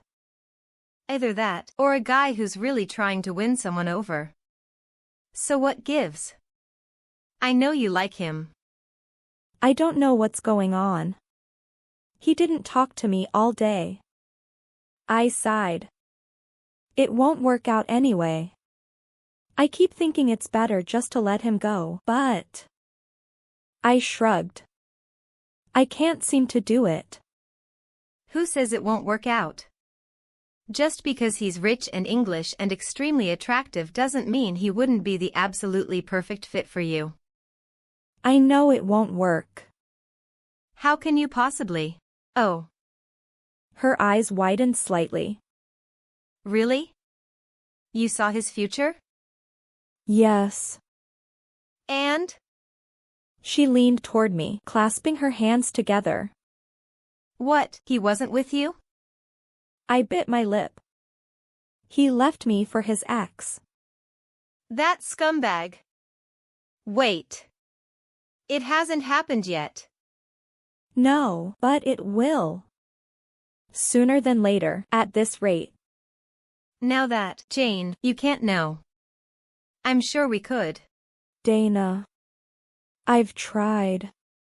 I fixed her with my most serious expression.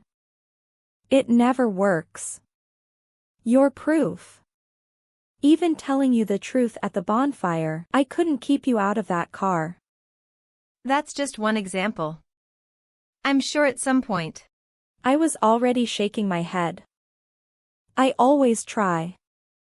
Joshua came into my mind, his vibrant smile, the excited exuberance of a 4-year-old boy. Joshua was the first person I tried to save, I whispered. I was determined to save him after I saw his death. I memorized his outfit. When he wore it, I offered his mom to babysit him. My goal was to keep him off the street where I knew he got hit by a car. We played all day. Then I took him home, so pleased with myself for having staved off the tragedy. But Joshua slept in his clothes.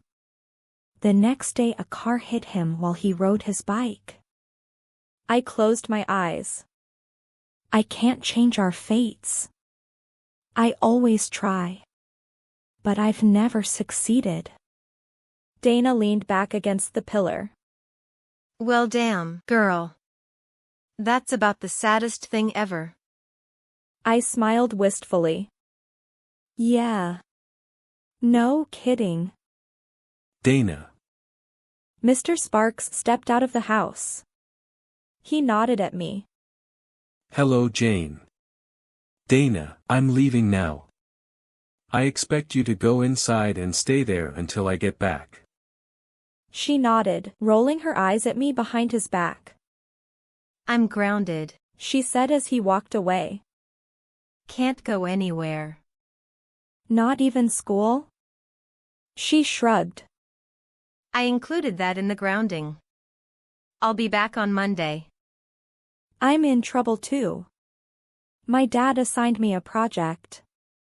She raised her eyebrows and whistled. A project? Wow, he hasn't given you one of those since like 4th grade. 8th, I think, Dana frowned. But why are you grounded? You didn't do anything wrong. Yeah, well. I pushed myself to my feet. I guess in their eyes I did. That's my fault, huh? It might be her fault. She was the one that wouldn't come with me, after all. Never mind Dane's. Could be worse. I thought of the wreck, of that dead boy. Yeah, she said softly. Then she shook herself. Tomorrow I have permission to go to the mall with my mom. So we can talk about my future. Want to come? Can't. I'm still grounded. I have my project. Will you be at the lacrosse game tonight? So you're okay going to those now? When Steven and I first broke up, the thought of watching him play without being his official supporter gave me indigestion. So I'd requested another reporter to go to the spring games. I don't care anymore. It's the tournament. I'm going. Then, yeah, if I can convince my dad to let me go. I'll see you there. After a busy evening at work, I could hardly wait to get into the fresh open air of the lacrosse game. The only reason my mom was letting me go was because she thought I had to report on it. Not about to give that away, I attached my recorder to my belt. I carried my journaling notebook under one arm and started for the bedroom door. Just as I went to open it, my phone rang. I put my stuff down and grabbed it, thinking it might be Dana. Unavailable. I answered it. The cops always called from a restricted number. Jayne. The deep male voice had an uncanny timbre to it that sent goosebumps down my arms. Who is this? I asked, my fingers tightening around my bedroom doorknob. Will I see you at the game tonight, Jayne? It was him. Scarface. I was certain of it. My hands began to shake. Why are you calling me? Why have you been meeting with the police, Jayne? Stop saying my name. If he was trying to unnerve me, it was working. They called you in at the lineup. Why? What do you know? There was no way he could know that. I knew the police kept us witnesses hidden from them. He couldn't see through the mirror. He didn't have video cameras watching the police building, did he? Maybe he had an accomplice.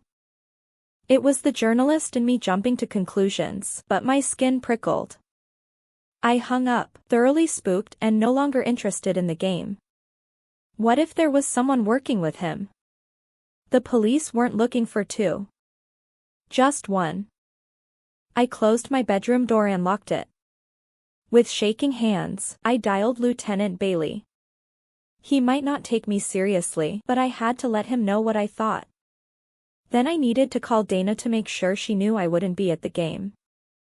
The drive out to the lacrosse fields was relatively uninhabited, with farmlands and pastures on either side. The thought of running into him out there made me shudder. In fact, it was better if Dana didn't go either. If only I could see the future at will. Neither Lieutenant Bailey nor Dana answered. I left them both detailed messages and waited for them to call me back. No one called. I turned the light out early and crept under my blankets, still fully dressed.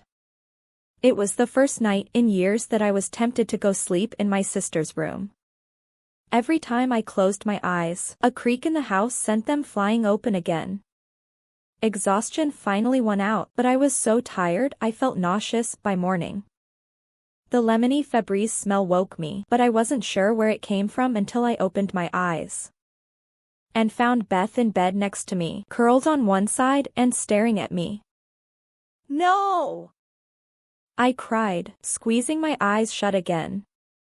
Beth puts on another black stiletto and smiles at her reflection. Her long brown hair is curled stiffly around her head like a helmet, making her look 40 instead of 20. Her eyes crinkle with the force of her smile, but the mirth doesn't reach her tired eyes. The smile falls from her face. Ready. A curvy redhead wearing a corset walks in and takes Beth's arm. First one to break $1,000 buys drinks. You, Ron. Beth takes her dressing robe off and walks on stage, assuming a position around the pole. The crowd jeers and whistles. Then Beth walks into a dirty apartment reeking of rotten fruits and dumps a wad of cash on the table. Her emaciated face is thick with makeup. A fat and unshaven man stands up. What's that? He thunders. That's what I got. Beth retorts. Take it or leave it. She turns to walk away, but he grabs her and punches her face. Beth cries out and huddles on the ground, protecting her head with her arms while he kicks her side. She jumps up and runs out the door while he sends curses at her. Beth returns to the club, this time as a customer. A strobe light flashes brilliant colors around the room. Music plays loudly. Beth nods along to the words of the man next to her, then takes the syringe he hands her. 3 doses. He mouths, handing her a small bag filled with white powder. Beth nods again, her eyes sunken and dull. She hands him a wallet and watches him walk away. Opening the syringe, she dumps the entire contents of the bag inside. She sits at a table and injects it into her arm. Then she sighs and leans back in her chair, eyes closed. Silence overwhelms her, just as she hoped it would. The end. It was finally over. I lay on my bed crying, with Beth shaking me. Jayne? Jayne? What's wrong? I wanted to tell her everything. I wanted to warn her about that awful man, about the drugs, about the life she would take. But she wouldn't believe me. Not yet, anyway. Nothing. I wiped the tears from my face. Bad dream, that's all. I put my head in my hands. Oh, Jayne. Are you sad because of prom? Prom? What did that have to do with anything? Then I remembered that prom was next weekend. If only that were the extent of my problems. No, I'm fine. I needed some space. If you stick around, I'm going to assume you're volunteering to help me with my project. The bed trembled as she slid off. She didn't smell like lemons anymore. I'd seen all there was to see. I waited until she had gone, and then I lit my sweet pea-scented candle. The clean smell filled the room, and I let it carry the images away. I added Beth to my green folder, wrote down her death, and filed it to the back. I swallowed past the lump in my throat. What did it mean for her current life? For her ambitions? Should she just give up now? It was all pretty pointless, right? I wondered what I would do if I knew I would die in 4 years from a drug overdose. There had to be a way to stop it. I paused, pressing my pen to my chin, and looked out my window. Fluffy cotton clouds floated in the azure sky. My eyes dropped to the white flowers popping out all over the dogwood tree in the yard. And there she was, light blonde hair flying around the branches of the tree. Our eyes met. What am I supposed to do? I cried, staring at her through my closed window. There must be something. Give me a better hint. She lifted a hand to her mouth in a gesture that looked like blowing a kiss. Then she turned and walked around the tree, her feet several inches off the ground. She never appeared on the other side, but out of nowhere a swan flew out of the branches, taking flight into the dark sky. Chapter 22. My mom escorted me to the house she was trying to sell.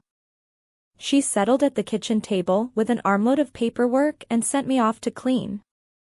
As much as I hated being grounded on a beautiful Saturday morning, her presence made me feel safe. I started in the master bedroom, sorting through boxes of old clothes, waiting for Lieutenant Bailey to call me back. Around 10 in the morning, I joined my mom in the kitchen. These are probably Salvation Army. I thumped a box of undesirables on the kitchen table. Some of these clothes she may want to keep. Get that off the table, Mom demanded. I obliged her before she could swat the box. I'll ask her when I call her again. I don't think she wants most of this stuff. Mom lowered her voice. You know, she's coming to the end. Yeah, I knew all about that. Mom had already told me. I'll donate them for her if she wants. Mom nodded. Ready to go home? Yes. My mom and I walked the 2 blocks home. I pulled my hair out of my ponytail and hurried up the landing, letting the waves cascade around my shoulders. My fingers were chapped and my clothing caked in dust. I definitely needed a shower. My phone rang twice while I showered, but I wasn't about to break my standing rule that I not use the phone in water. Some people might manage it, but I'd fry the battery for sure. When I finished, I wrapped the towel around me and checked out the missed calls. Both from Dana. I ran gel through my hair and called her back.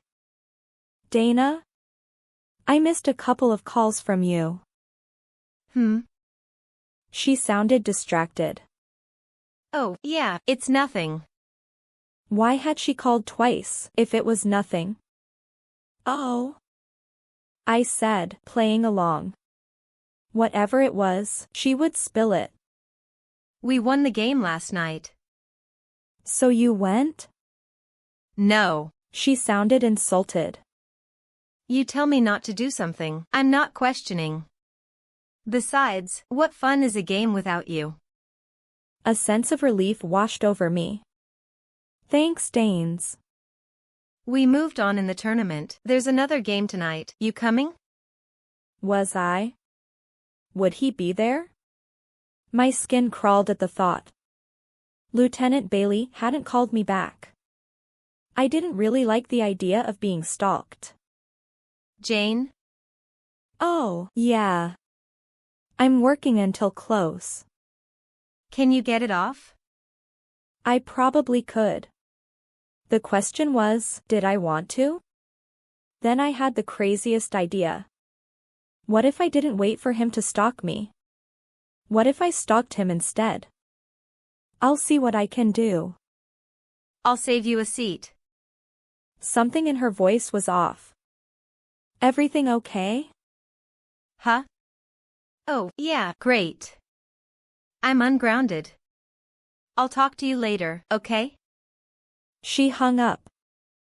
I stared at the disconnected phone, feeling a twitch of uneasiness. That had been really weird. Not to mention that I didn't want her to save me a seat. I wanted to sit in the car and spy on others entering the game field. I debated calling her back and decided to let it go. We'd talk when I got there. The spring air had turned rather nippy. Forecasters said we might even get a late frost that night. I put a knit cap on my head, grabbed my jacket, and hurried out the door. You're seriously asking to leave early? Matt laughed out loud. He reached up and adjusted his baseball cap, giving me a quick peek at his light brown eyes. You don't want this job, do you? I felt the blood rush to my cheeks. I want the money, I said. At least it was an honest answer. Matt shook his head. You can have it off if Gabby will close for you. I looked over at Gabby just as she popped a big green gum bubble. For a second I thought it would get stuck on her nose ring, but it didn't. Didn't you open, Gabby? She finished wiping down the counter.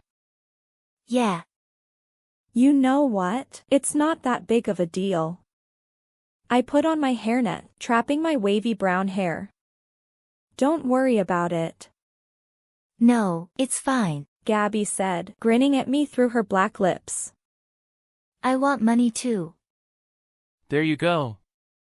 Matt handed me my clipboard with my duties on it. You can leave at 5. Too perfect. Depending on traffic, I might actually make it to the game early. I felt the first stirrings of excitement. Maybe Aaron would be there. I caught myself. I'd willed myself not to think about him all day, turning the thoughts in a different direction every time I wondered why he hadn't called me yet. His face popped into my head unbidden, those eyes, strong jaw, dimpled chin. I sighed, remembering the feel of his lips on my mouth. I lost myself in the daydream, enjoying the memory. I got to the field early, parking next to Dana's yellow Beamer. She didn't answer her cell phone. Typical. I sat in my warm car, surveying the gray sky and debating my choices. Almost no one else was here yet. Chances were I could sneak in and grab Dana before anyone spotted me. Turning off my car, I hurried through the gates. The coaches were setting up.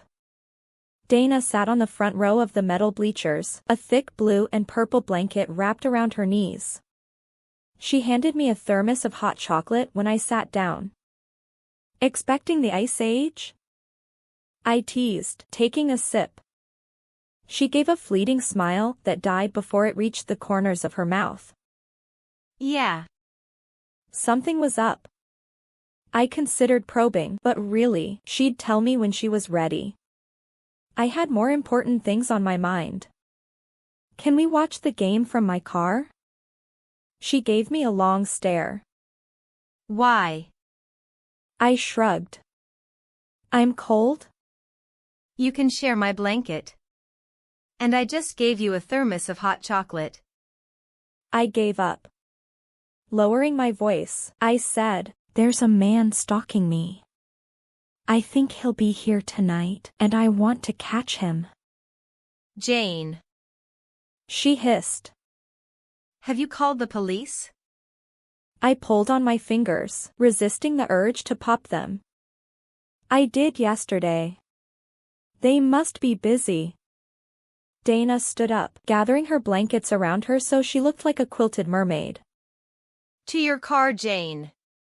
And you better tell me everything. We got the heater going right away. I shivered a bit and waited until I felt sufficiently warm. How much should I say? I didn't want to freak Dana out. You know the serial killer that's been out here? Yes. Dana drew the word out. I saw her check the locks on the doors. I found him. And he knows I did. She inhaled sharply. Do you have proof? I shook my head. That's the problem. I've given the police a lot of information, but without proof, I think they're starting to dismiss me. And now he's stalking you? Dana whispered. I nodded.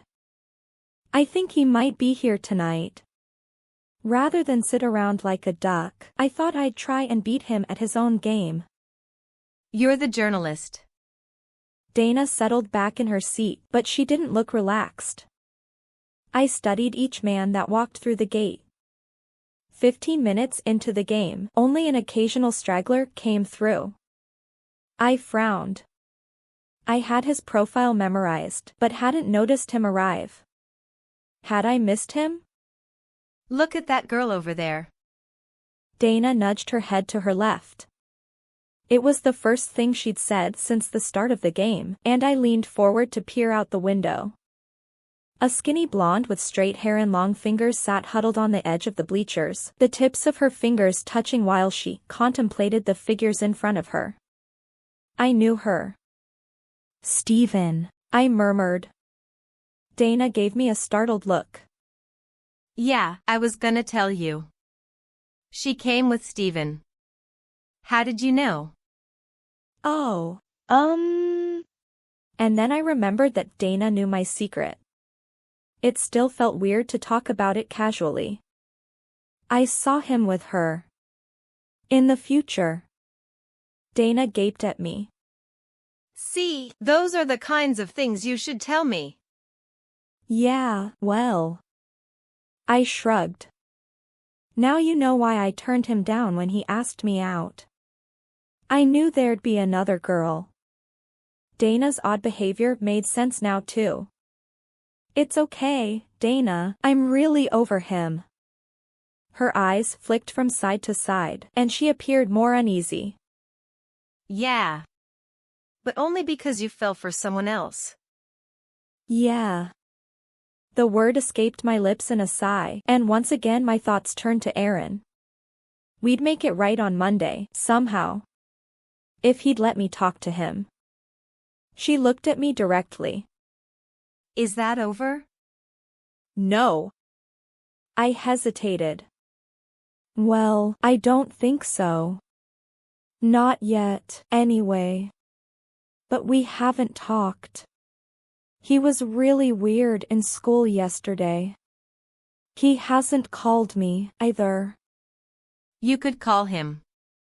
I shrugged, a bit embarrassed to explain why I didn't have his number. I deleted his number. I guess I've been expecting him to dump me and I couldn't bear the suspense. She exhaled. That's good. At least it's better than if you weren't expecting it. Warning bells went off in my head. What does that mean? Girl, I saw him at the mall today. I waited, my stomach twisting in dread. Just because I'd been expecting it didn't mean I'd given up hoping. And? She gave a small cough and looked toward the bleachers. He was with that other girl. You know. The one from England. Libby. I sucked in a deep breath, surprised at the pain I felt. She was here. Already? Then that meant it really was over. Aaron had already moved on. Chapter 23. That's fine. I returned to my vigil, trying hard to remember what I was watching for. I'm glad he's happy. Who cared about Aaron, anyway? or his smile, or his kisses. That stupid accent? You don't sound so glad. Dana's eyes watched me beneath her purple cap. I shrugged my shoulders, nodding my hands into fists to keep them from trembling. Hot tears stung my eyes, and suddenly I didn't care about the serial killer anymore. Just because I couldn't meet Aaron at work. Just because I never called him back. He dismissed me, just like that? Let's get out of here. What about the game? I gave another shrug. The tears escaped my eyes and ran steamy trails down my face. I sniffed and passed a hand over my eyes.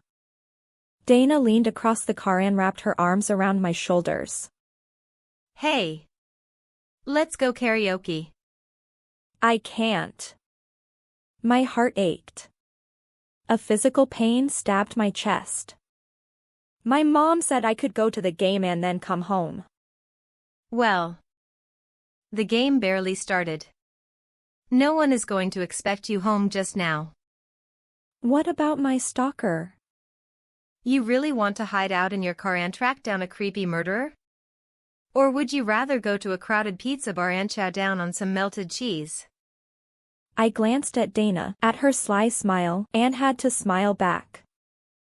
All right. Fabulous. She hugged me. That's my girl. The only karaoke bars open at 6 o'clock are the family ones. Dana squeezed my arm as we stepped through the doors. Let's pretend like we're drunk. I frowned and studied the moms and dads in the diner. But we're not. But they won't know that. I don't know what drunk feels like.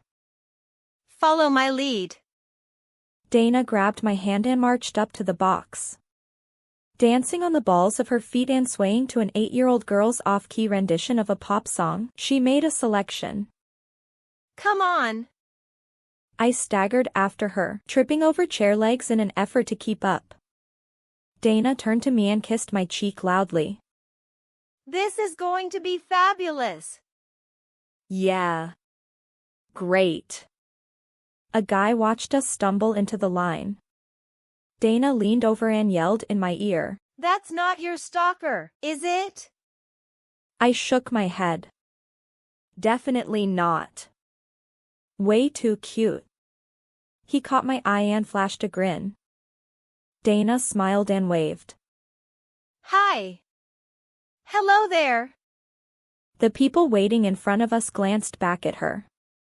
A few people scowled. Don't mind her, she's just loud. Dana giggled and wrapped her arms around my neck. There's a whole lot more to me than just loud. I knew from the heat that my face was red. I shoved my hands in my pockets to keep from fanning it. Would it never be our turn? Hey. The guy who had been watching stopped in front of us. He had his thumbs looped through the pockets of his tight gray denim pants, a fitted maroon and black striped sweater on his broad shoulders. His stance so reminded me of Aaron. But he wasn't Aaron. He had a friendly face, light brown eyes and sandy brown hair, chapped and tanned from sunshine and ocean breeze. You girls up next to sing? He asked, jerking a thumb over his shoulder. Yes. Dana squealed, latching onto his forearm. Want to sing too? He managed to free his arm from her grip. That's okay. But I'll cheer for you. His eyes didn't leave my face the entire time he spoke. Dana glanced back at me. Oh, she's not singing. Just me. You can both cheer for me. Dana, I began. And then it was our turn, only she walked up without me, leaving me standing with Surfer Dude. I'm so sorry about that, I said, turning and shaking my head. She just gets a little carried away sometimes. Don't sweat it. I've got friends, I know how they are. Though it's a bit early in the evening to be. He pantomimed taking a drink. Oh, she's not. I pulled on my sleeve. She's pretending. And now I was rambling. I closed my mouth. And your name is? Jayne. I'm Jayne. I'm Dallas. Dallas, I echoed. He smiled at me and I grinned back, and for a moment, Dana's plan worked. I felt carefree, attractive, likable. Do you want to sit at a table? Oh, no. Just like that, the moment passed. I remembered Aaron spreading out a picnic blanket at the park so we could eat his mayonnaise salads. No, we were just leaving. I would make sure of it. Dana descended from the steps. I didn't even know what she'd been singing. I stepped up to her. This was a mistake. Let's go. Already? She glanced around. Don't you want some pizza? No, I wanted my bed. I wanted my pillow. I wanted to cry. She pursed her lips and shrugged. Okay. Nice to meet you, bye-bye. She waved to Dallas. Well, can I at least get your phone number? Dallas followed us to the door. I paused. I'm not really much fun right now, Dallas. Don't waste your time. Oh, phooey. Dana grabbed a napkin off a table. Here's her number. There. And yours? Dallas wrote his number down and handed it to me. When I made no move to take it, Dana did. Bye, she said, shoving me out the door. Seriously, Jayne, she exploded as soon as it closed. Did you have to blow him off? What if he was the one to heal your heart, huh? Or did you see something about his future? No, I just don't feel ready. Maybe you should call Aaron and confront him. What for? She's the one he's going to marry. I should just let nature play its course. But Jayne, what if you made it happen? Maybe you didn't show enough interest, so he went back to her. That was definitely possible. It doesn't matter what I did. Nothing would have changed it. But how do you really know that? Because I've tried. Try again. We stopped outside my car, looking over the roof at each other. What if you gave up too soon? Dana. I opened the door and sat down. Don't do this to me. I just need to let him go. She joined me. Okay. Okay. I'm sorry. I just keep thinking, there must be something that can be done. Let me take you to your car. We traveled back to the field in silence. The game wasn't even over yet. I drove up to Dana's car. It had begun to rain, a cold mist that longed to be snow. Dana climbed in and rolled down her window. I just don't feel ready. I turned my heater up and squinted at her. You don't have to. Yeah, I know. But it's kind of my fault you're in trouble. I rubbed my hands in front of the vent, wishing it weren't blowing cold air. Sure. Thanks. I followed Dana out of the parking field. We were the only cars leaving. She waved as her car turned left, and I waved back. Another set of headlights in the parking lot turned on behind me. I made my right turn and the other car swung out, keeping pace with me. I kept one eye on the road and the other on my rearview mirror. It wasn't unusual to have another car on the road. However, to have another motorist sitting in their car watching the game and deciding to leave at the same time I did, I found that slightly questionable. The car followed my every turn halfway to my house. Just as I started to get nervous and considered calling the police, it sped up and passed me. I stared at the out-of-state plates on the black car and breathed a sigh of relief. I drove the rest of the way in relative calm. Turning onto my cul-de-sac, I slammed on the brakes and stopped my car. Sitting in my driveway was a dark vehicle. It faced the road, headlights on. I glanced at the clock. Relax, Jayne. It's not even 8 o'clock. Maybe someone is visiting Beth. I willed myself to keep driving, but my foot refused to push on the gas. Sighing, I grabbed my phone and called the house line. My heart began to pound with each ring, and I rubbed sweaty palms on my leg. Hello? Mom! I almost cried with relief. Jayne? Are you okay? A light turned on in the living room. Yeah, I'm fine. I'm almost home and there's a car in the driveway. I don't want to block it in. Who's there? Oh? The blinds flickered, and I imagined my mother peeking outside. In front of me, the car slowly rolled down the driveway. It gunned the engine and drove away quickly.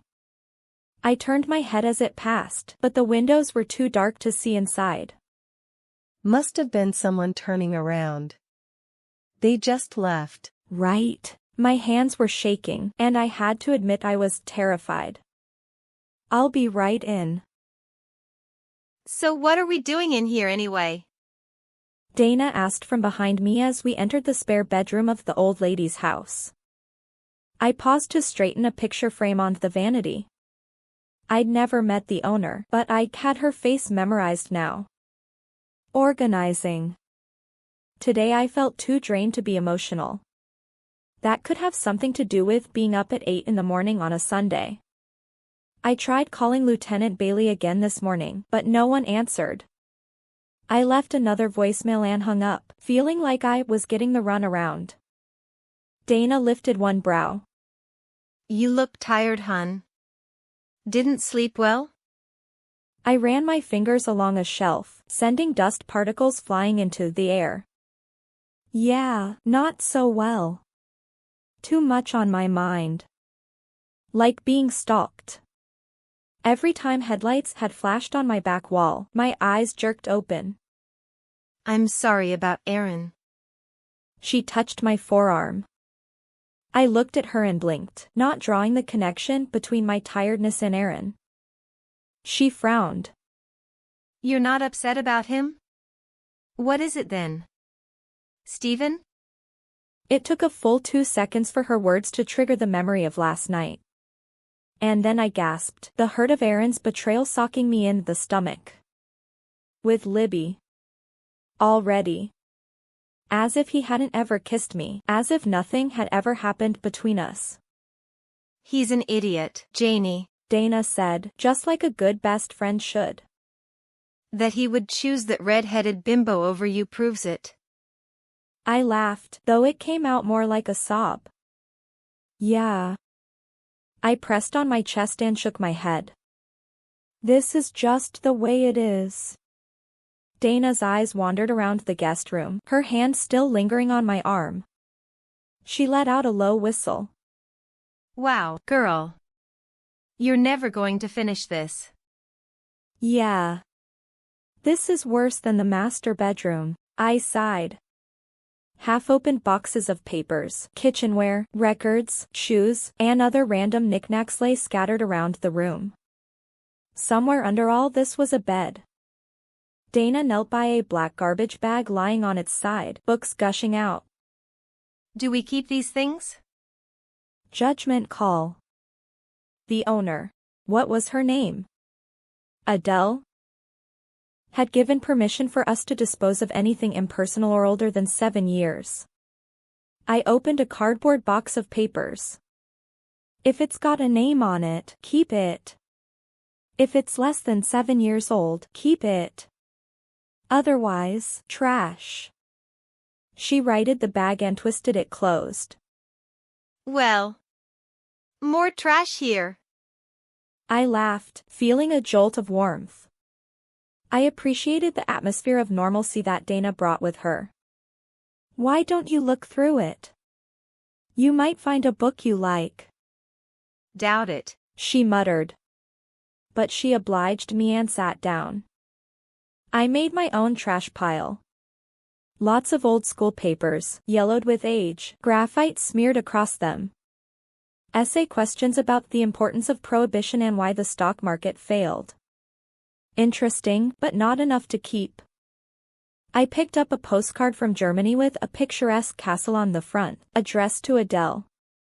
The words on the back were brief. Lovely countryside. Miss your beautiful hands. Join me. I put the postcard aside, but my curiosity was piqued. What if there were more? I sifted through the papers with more purpose, wondering about Adele's lover in Germany. I found folded-up notes, of the variety that girls passed around in the halls at school. Apparently that began many years ago. The notes went back in time, to her junior high days, girls asking about hairstyles and making after-school dates. Different, but the same. No more postcards though. I picked up a wadded-up pink paper and almost tossed it into the trash pile, but then stopped myself. I could see words scribbled on the other side, words that looked hurried and anxious. Curiosity got the better of me and I unfolded the paper. Snow falling on dirt road. Sled goes too fast. Car around corner. Collision. Girl dies on impact. Inevitable, no way around it. Inevitable. The word glared at me from the paper. Goosebumps popped out on my arms. Who wrote this, and why? What did it mean? I put the pink paper next to the postcard and pulled out more papers, no longer idle in my searching. I found another one. Burning. Barn falls down around him. Pain. The flames. Blackness. I dropped the paper and took several deep breaths, feeling my heart pound. Either these were story ideas, or someone kept a very morbid account of deaths. Kind of like I did. I started my search again. I found a paper that had been ripped into pieces. I had nearly emptied the box now, and it didn't take a lot of time to find the other pieces. I put it together. The words were engraved into the page, as though written in fury, desperation. Not my son. Not my son. The fever, the anguish. I cannot live with this. Tears pricked my eyes as I imagined the pain she must have felt. Not just her sister or her crush, but her child. To see his death and not be able to stop it. My heart wrenched with sympathy. There was no doubt about it. She could see. You okay, Jayne? I blinked back tears and looked at Dana. She could see. Adele could see. Did you think she was blind? I shook my head in impatience. Like me, Dana. She could see the future. Oh. Her mouth formed a perfect O. How do you know? I gathered up the evidence and laid it out for Dana. She pressed her lips together and studied it. So her son died? That's what she saw. I tucked the papers into my jeans pocket and stood. I need to talk to her. Wait. Isn't she in the hospital? Yes. I paused at the front door, locking the house back up. Dana kept pace with me as I hurried home. Hey, Mom. The aroma of rising cinnamon rolls greeted me, and I paused to take in a deep breath. Dana slid up behind me. Don't touch anything, you're dirty. Mom scolded, turning around to face me. It's not lunchtime yet. What's going on? I toyed with the dish towel hanging from the fridge door. I have to go somewhere real quick. I'll be right back. Promise. I deposited the key on the counter. Can I borrow my car? She narrowed her eyes at me. How long will you be gone? 1 hour. I put on my best puppy dog face. Please. Mom sighed. Fine. 1 hour. I grabbed my keys, giving Dana a triumphant smile before hurrying out the door. Chapter 24. Let me get this straight, Dana said as I backed out of the driveway. We're going to the hospital to visit Adele, the owner? Yes. And what is it you think she'll be able to tell you? I faltered. Well, about my sight. Maybe she knows how I can change the future.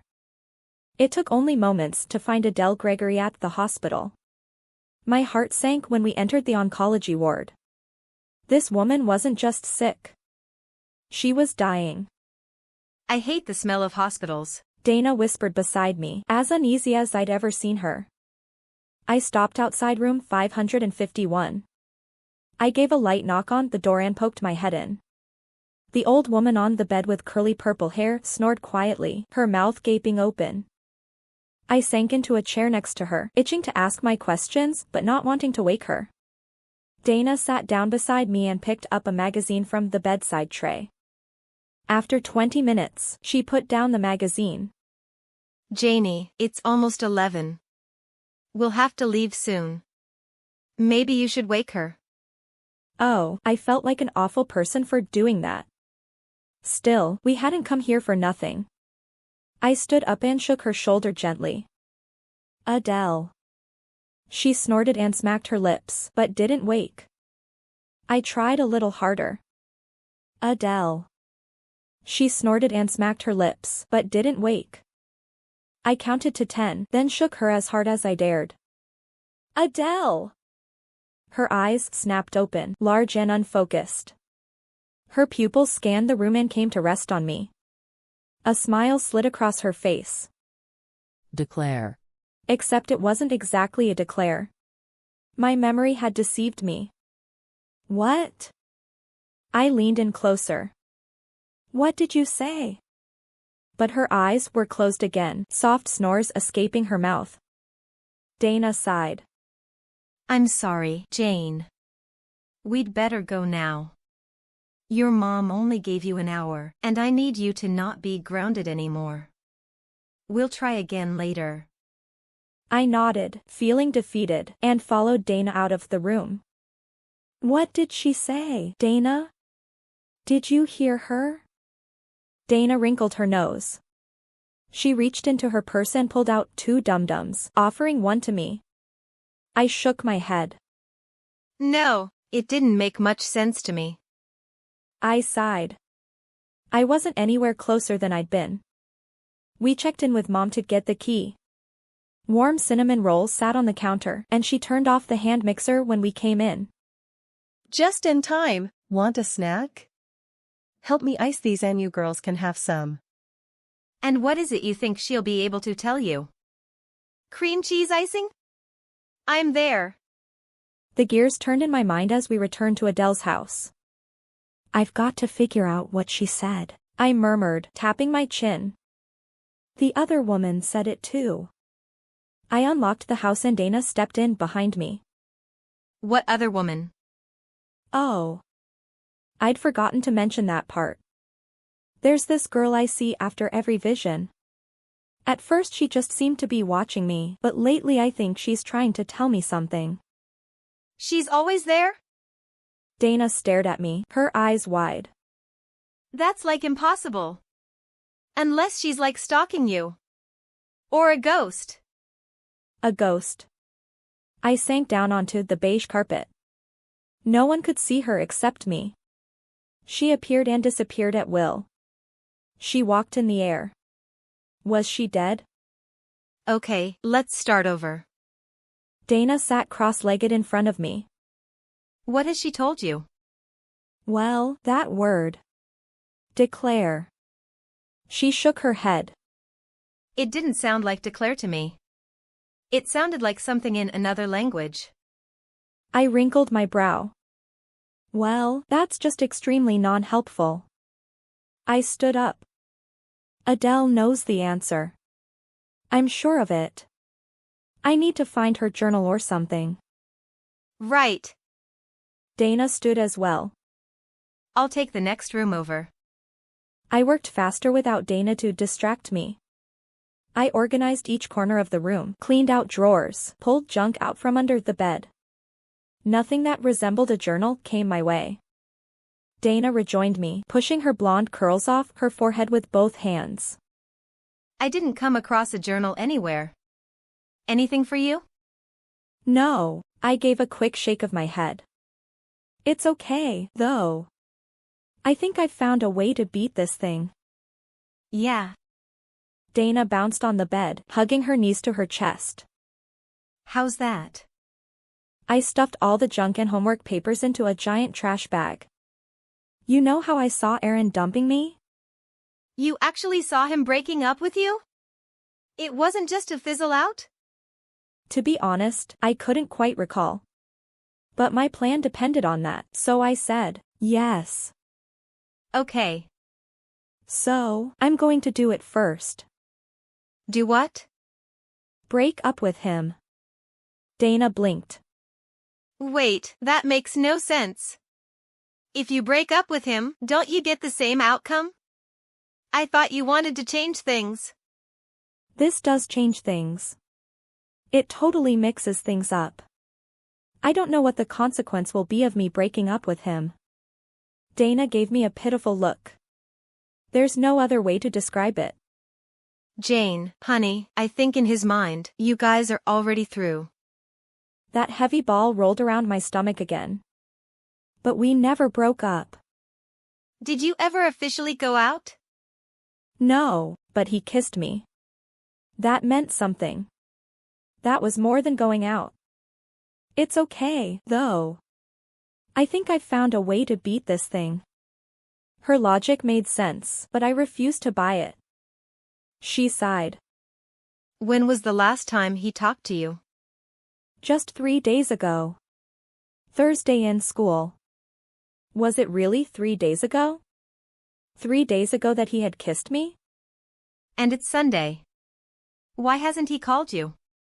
She was right, and it infuriated me. I jumped up. Doesn't matter. I want it to be official. Dana stood up too. Okay. So you're going to put on a big show and dump him? Big show? I wasn't going for dramatics here. No. I'm going to call him and tell him it's over. Dana bit her lower lip. No, girl. You want to make him hurt over this. You want to make him writhe in agony that he let you go. She took my hand. Come on. Where are we going? Shopping. You have a heart to break. I had a momentary panic attack. What about my mom? She'll kill me. We'll be fast. She'll never know you left. I glanced at my watch. It was just afternoon. Fine. But we're back here by 2 o'clock.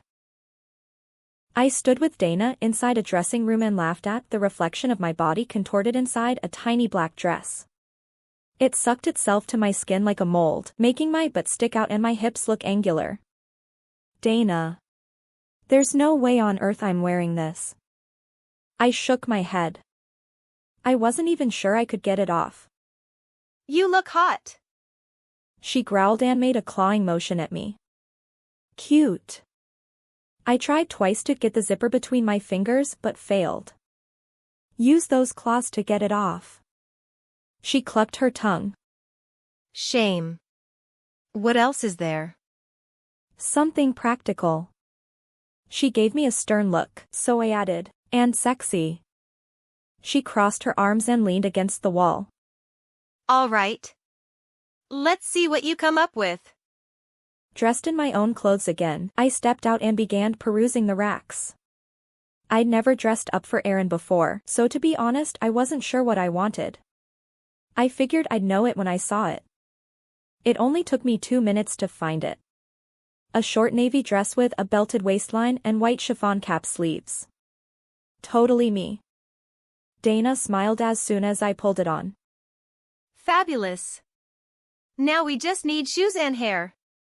I pushed upward on my wavy brown hair. I already have hair. Yes, and we need to tame it. I frowned. What's wrong with it? I love your hair, Jayne, you know I do. But we need something different for this occasion. Something striking. We want Aaron to take one look at you and think, uh-oh. I made a mistake. Well, one of us is going to think that, I grumbled. What? Nothing. I gave her a perky smile. Carry on. We picked out a pair of shoes and I bought the whole ensemble, trying not to flinch at the price. This had better be a truly awesome breakup. Next stop, salon. You totally have time to meet up with Aaron before the game. She was way too excited about this. Dana seemed to have forgotten that the whole point to this shopping spree was so I could kill my pathetically dysfunctional love life. The game. I have to get home, Dana. My mom won't let me go if I don't work on Adele's house. And if I didn't go, I couldn't find my stalker. My phone vibrated in my purse. I paused to pull it out, but didn't recognize the number. I opened the text, my eyes scanning the message. Sorry, THNGS didn't work between us. Let's talk sometime. Even without the number, I knew who it was from. It's from Aaron. My knees nearly gave out, and Dana guided me to a bench in the mall. I think he just made it official, I whispered, numb. By text. You deserve better. What a charade. I knew better than to try to change things. It can't be beat, Dana, I snapped, clutching the phone in one hand like a grenade. For all I know, the only reason he did this is because I made the decision to break up with him. I stood up, feeling foolish with my bag of new purchases dangling from my fingertips. I am taking these stupid clothes back. What had I been thinking? What an idiot. Like something pretty would make him take me back. My phone trembled in my hand, and I snapped it open without checking. What? I bit out, hoping it was Aaron. Miss Lockwood? I paused, trying to place the voice. Yes? This is Lieutenant Bailey. Oh, of course. I gripped my bag, thoughts of Aaron fleeing. I'm so glad you got back to me. Miss Lockwood. He interrupted, and for the first time I noticed that he sounded impatient. I need to know where you got your information. What? I stuttered. We've gone through everything Hannah owns, from her car to her computer to her phone. She doesn't have any of your contact information. Her brother also states he was with her the same night you say you were, and he has no idea who you are. Either you were secret friends, or you're lying. His cold accusation fell on my ears, and I shivered. Dana was watching me closely, and I wondered how much she could hear.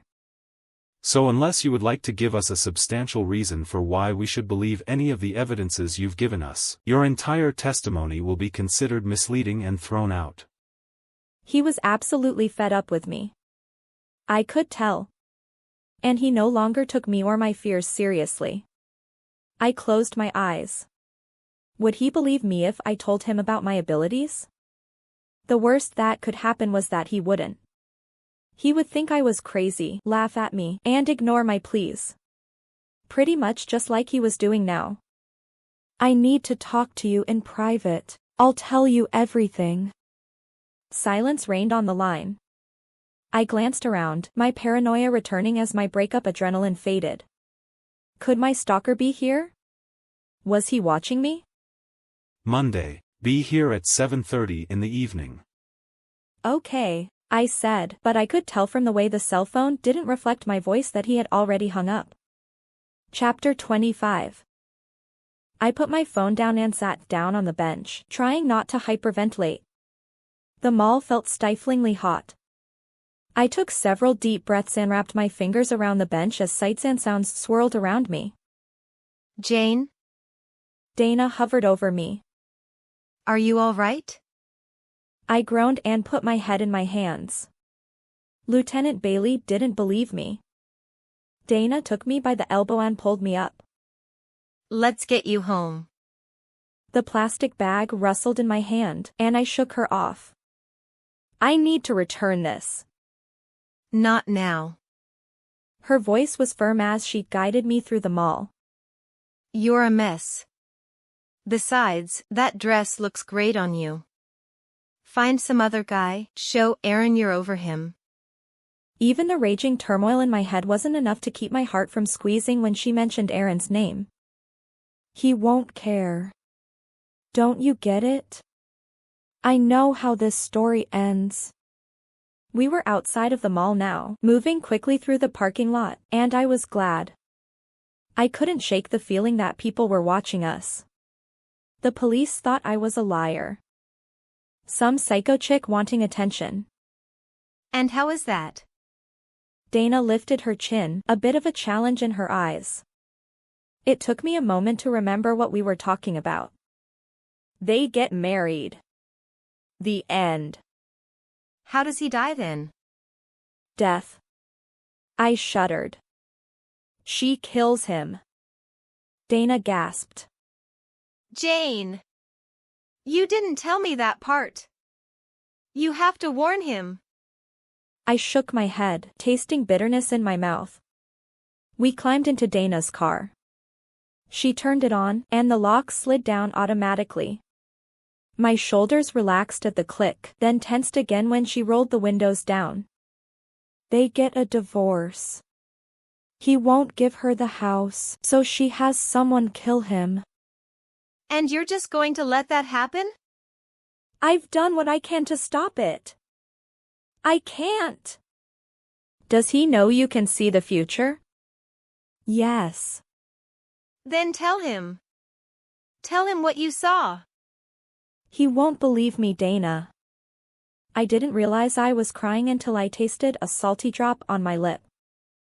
He'll think I'm being malicious or manipulative or something, making it up. Just like the police. Dana stopped at the red light and looked at me, her eyes wide and woeful. If it were me, I would never give up on the man I love. I sputtered. Love? Who said anything about love? Then why are you crying? I wiped viciously at my traitorous eyes, swallowing several times. Something in my eye. Can we roll the windows up? Dana offered to stay with me, but I turned her down.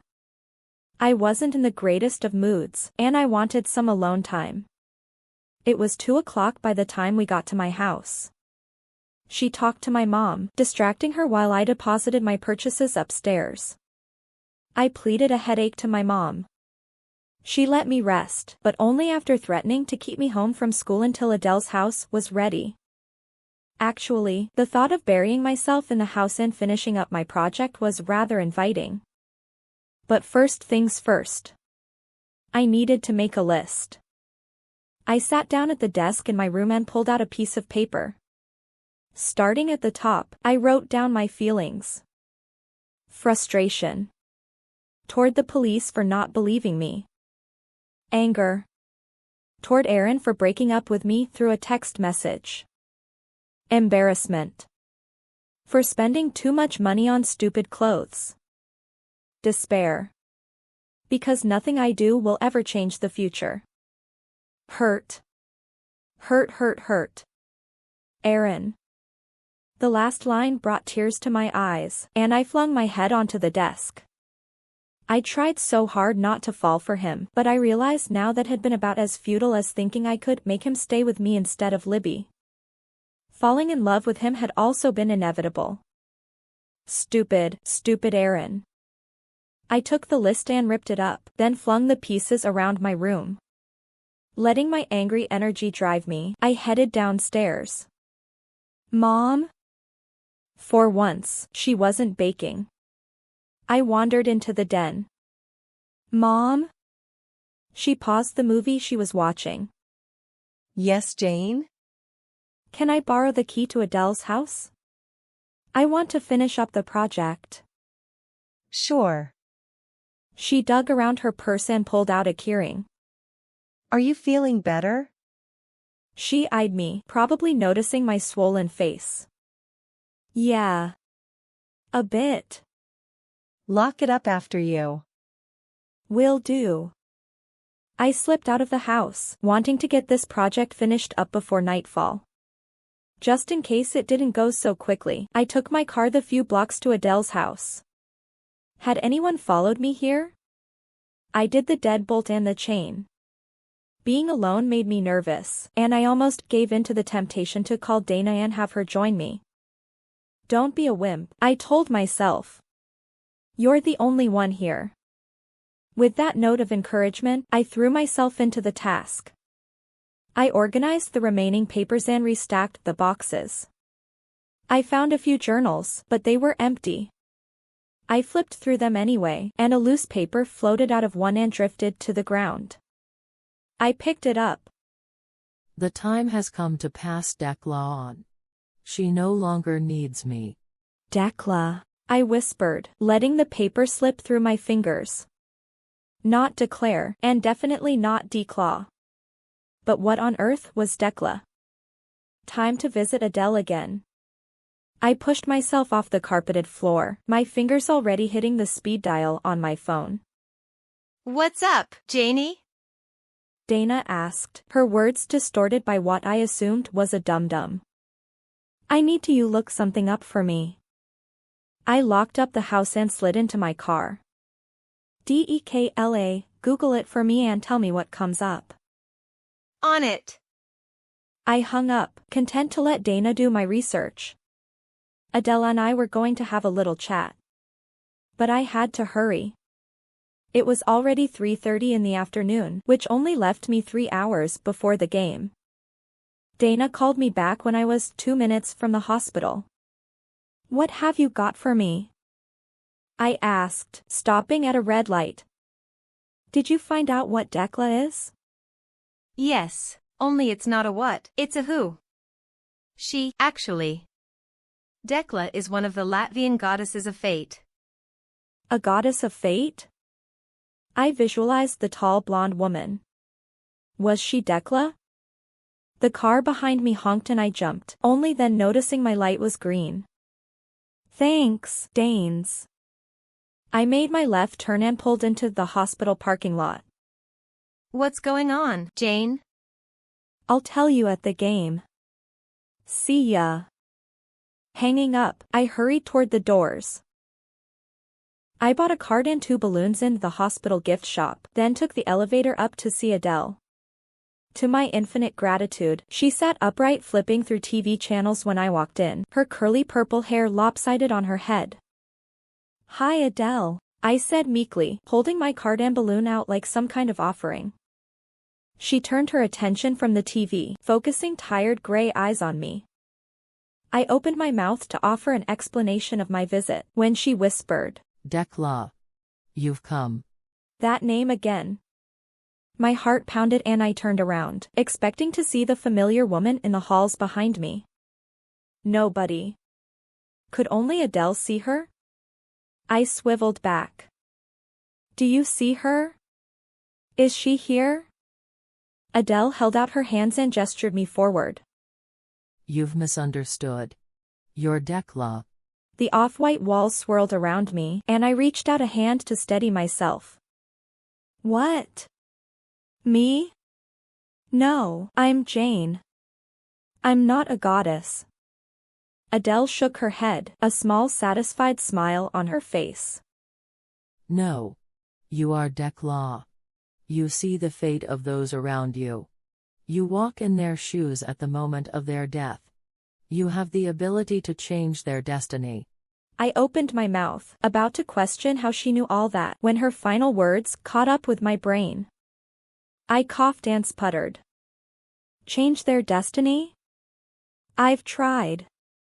I can't. Yes, you can. Adele gestured again, motioning me toward her. You just haven't learned how. I came to her this time and settled on the edge of the bed. I set down the cards and balloons, noting how my hands shook. I'm just a girl. Her gray eyes widened, piercing me. Then how do you explain your powers? I don't have any powers. Just a curse. My voice came out bitter. That's not true. You simply must ask Lima to teach you. Lima? She nodded. I know you've seen her. She follows you.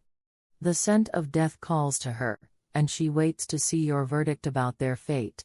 Her words crashed over my brain like a cold tsunami. What? Scent of death? You mean the lemon smell? Oh. She's the woman I see. Lima. She had a name. You smell lemons? Adele smiled again, the wrinkles around her eyes tripling. Better than me. I smell wet dog. You must ask Lima to teach you. Too much information at one time, and I didn't know which question to ask first. Teach me what? What do you mean, my verdict? Adele squeezed my hand. You are the second goddess. Lima weaves the destiny and lets you see the outcome. You can cast a vote to change it or sustain it. Wait a minute. You mean I can change how people die? How? I gasped out, unable to believe that I'd had this power the entire time. Ask Lima. I plowed on, the questions flying out of me. And it's not everyone. Why do I only see the horrible deaths? Those are the ones that happen before their time. But how? I've never been able to change one. Ask Lima. Ask Lima. I have. She doesn't tell me anything. Doesn't she? Adele arched a penciled eyebrow. No, not that I can recall. Like she never told me what Dekla is. How do you know all this anyway? I used to be Dekla. She whispered. Huh? I pushed my hand through my hair, yanking when I got stuck in a curl. You mean you used to be me? She shook her head, her wig sliding slightly to the left. No. I used to be Dekla. But I was also Adele. And now I am dying. The power passed to another. Her note flashed through my mind. Passing Dekla. Was that what she meant? But why me? I chose you. You chose me? But how? Why? Her light eyes pierced mine, and she held my gaze for several heartbeats of silence. Then she said, Ask me again in a few days. Why not now? She shook her head. I can't tell you now. I took a deep breath and sat again, question after question tumbling through my head. Is Lima like us, too? How long will I be Dekla? Is Dekla inside of me? Adele raised a hand. No, Lima isn't one of us. She's immortal. We die. But Dekla is one of her sisters, and she chose to distribute her immortal soul among the human race. I had a peace. Now you do. I don't understand this power. I can't even help people. Why would she do that? Your mortality makes you greater. You are compassionate. You care in a way that Dekla never could. This was too much. But still, the million-dollar question. How do I change their deaths? Ask Lima. Ask Lima. Great, I'll just send her a text message when I get out to the car. Adele reached over the side of the bed and picked up an old cell phone. Do you have her number? I stared at her, unbelieving. Then I pulled out my phone. No. No, actually, I don't. I'll give it to you. Adele's voice softened. And then, my dear Dekla, I'll have to bid adieu. I'm getting quite tired. I left Adele's room shaken and confused. I should be contacting Lima. I snorted. Would a goddess really answer my text? I'd find out soon enough, because I was definitely going to text her. I bumped into something in the hallway and turned around, an apology on my lips. Oh! I'm so sorry. Excuse me. Brown leather shoes under red and yellow striped pants appeared under my eyes. Jayne? What are you doing here? Aaron? My brow knit together in confusion. I couldn't take my eyes from his clashing pants. I tried to reconcile his voice with the strangely dressed person in front of me. I'm visiting a friend. What are you doing here? I work here, he replied, a bit defensively. My eyes traveled up his pants to the red suspenders over a green shirt. A plastic flower hung out of a breast pocket. As what? A clown? I lifted my eyes to take in his whole ensemble. Was he wearing a curly red wig? A rubber nose? Rubber nose, no. Red wig, yes. I'm a private entertainer. I do birthday parties, cheer kids up after surgeries, things like that. My mouth dropped open and I laughed. You really are a clown. It's not funny. He growled. The sick kids have as much right for laughter as any other child. The tragedy behind his career struck me, and I sobered. I'm sorry. You're right. I'm glad you're doing something so nice. I just wouldn't have been able to picture it if I hadn't seen it. I flashed him a smile, fighting giggles. The total absurdity of this situation struck me, and I wanted to laugh out loud. I was in the hospital, trying to learn about my curse from a dying woman, and now I'd run into my ex, dressed like a clown. He leaned toward me, close enough that I could smell the mint gum he was chewing.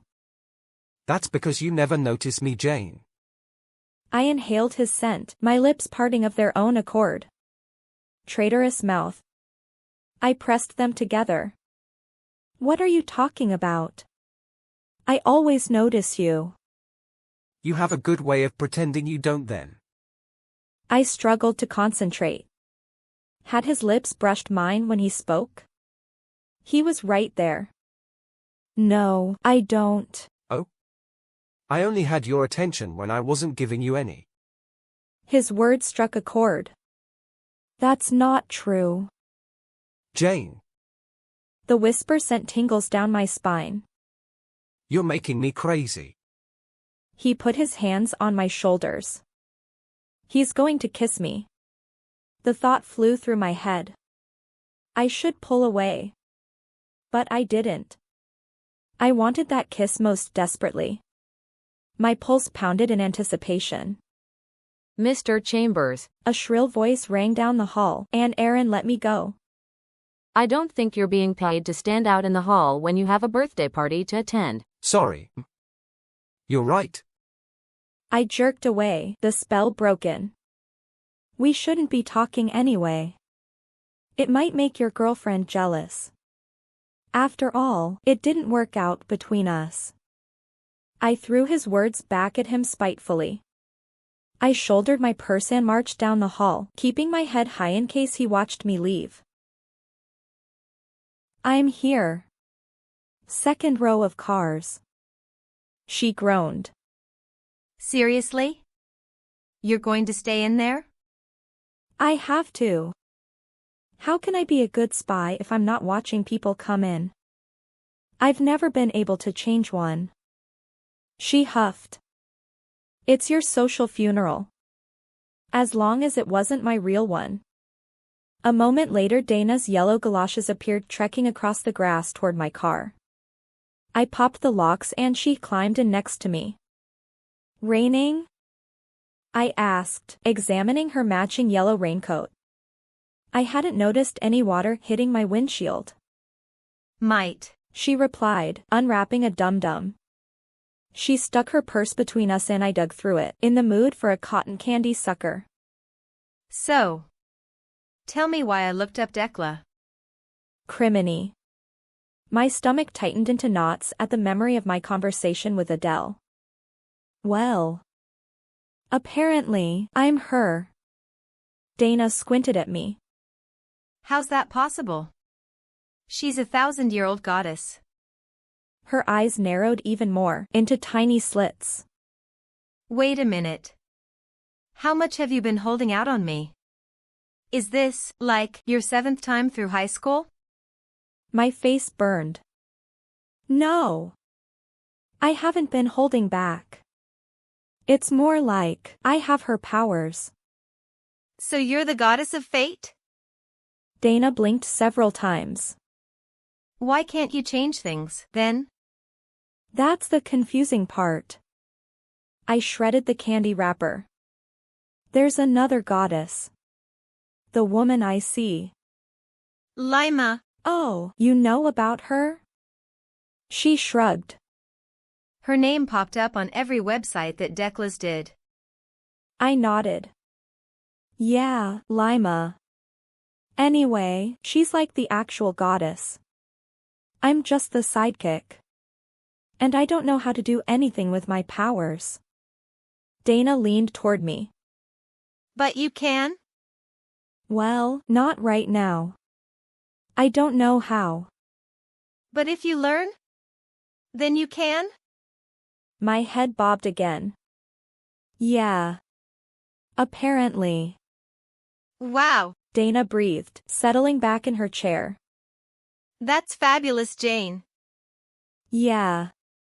But I didn't feel excited. I focused on the spectators of the game. I hoped I'd figure my powers out before I ran into another lemon-scented person. Through the whole game, I watched people come and go, focusing especially on the non-students who lingered in their cars. But it didn't rain, and nobody stayed in their cars, eventually climbing out to join the rest of the spectators on the risers. Anything? Dana asked about halfway through the game. I shook my head. Not yet. Only after the game ended and the only cars left were ours and the players did I concede. This was a bust. Sorry for making you sit out here with me. It wasn't a bust, Jayne.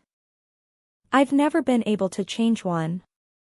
It means maybe your stalker lost interest in you. I didn't sleep much all weekend. I could hardly keep my eyes open in school on Monday. We had a Spanish test, and Mr. Livingston stopped me when I turned mine in. You look tired, Jayne. Are you all right? I could use a break. Maybe our Cinco de Mayo party will be just the thing for me. Have the police been bugging you? I shook my head. No, but I wish they would. I keep calling them. The thing is. He interrupted me. Only after the game ended and the only cars left were ours and the players did I concede. I don't think so. I could feel myself getting fired up, wanting to lay empirical evidence at his feet. Things have been. Maybe they want you to drop it. I stopped. I had the feeling that was true. The police didn't seem too interested in what I had to say anymore. I have a meeting with them tonight. Then, hopefully, this will all be over. Why are you meeting with them? Now, that's classified information. I patted the pile of exams sitting on his desk. Maybe I'll put an article in the school paper. Good luck, Jayne, he said, rubbing his eyes. He looked tired, too. My next 2 classes went too smoothly, and then I was headed to English. How I wished the office had let me switch classes. Again I waited until the last minute to slip into class, and then I completely ignored Aaron and sat in the back by Drew, a quiet boy with long brown hair and glasses. He sat chewing on a pencil and reading his physics book, not even sparing me a glance. I expected Aaron to try to talk to me, to act casual and cool. But he didn't. I watched him talk to Poppy.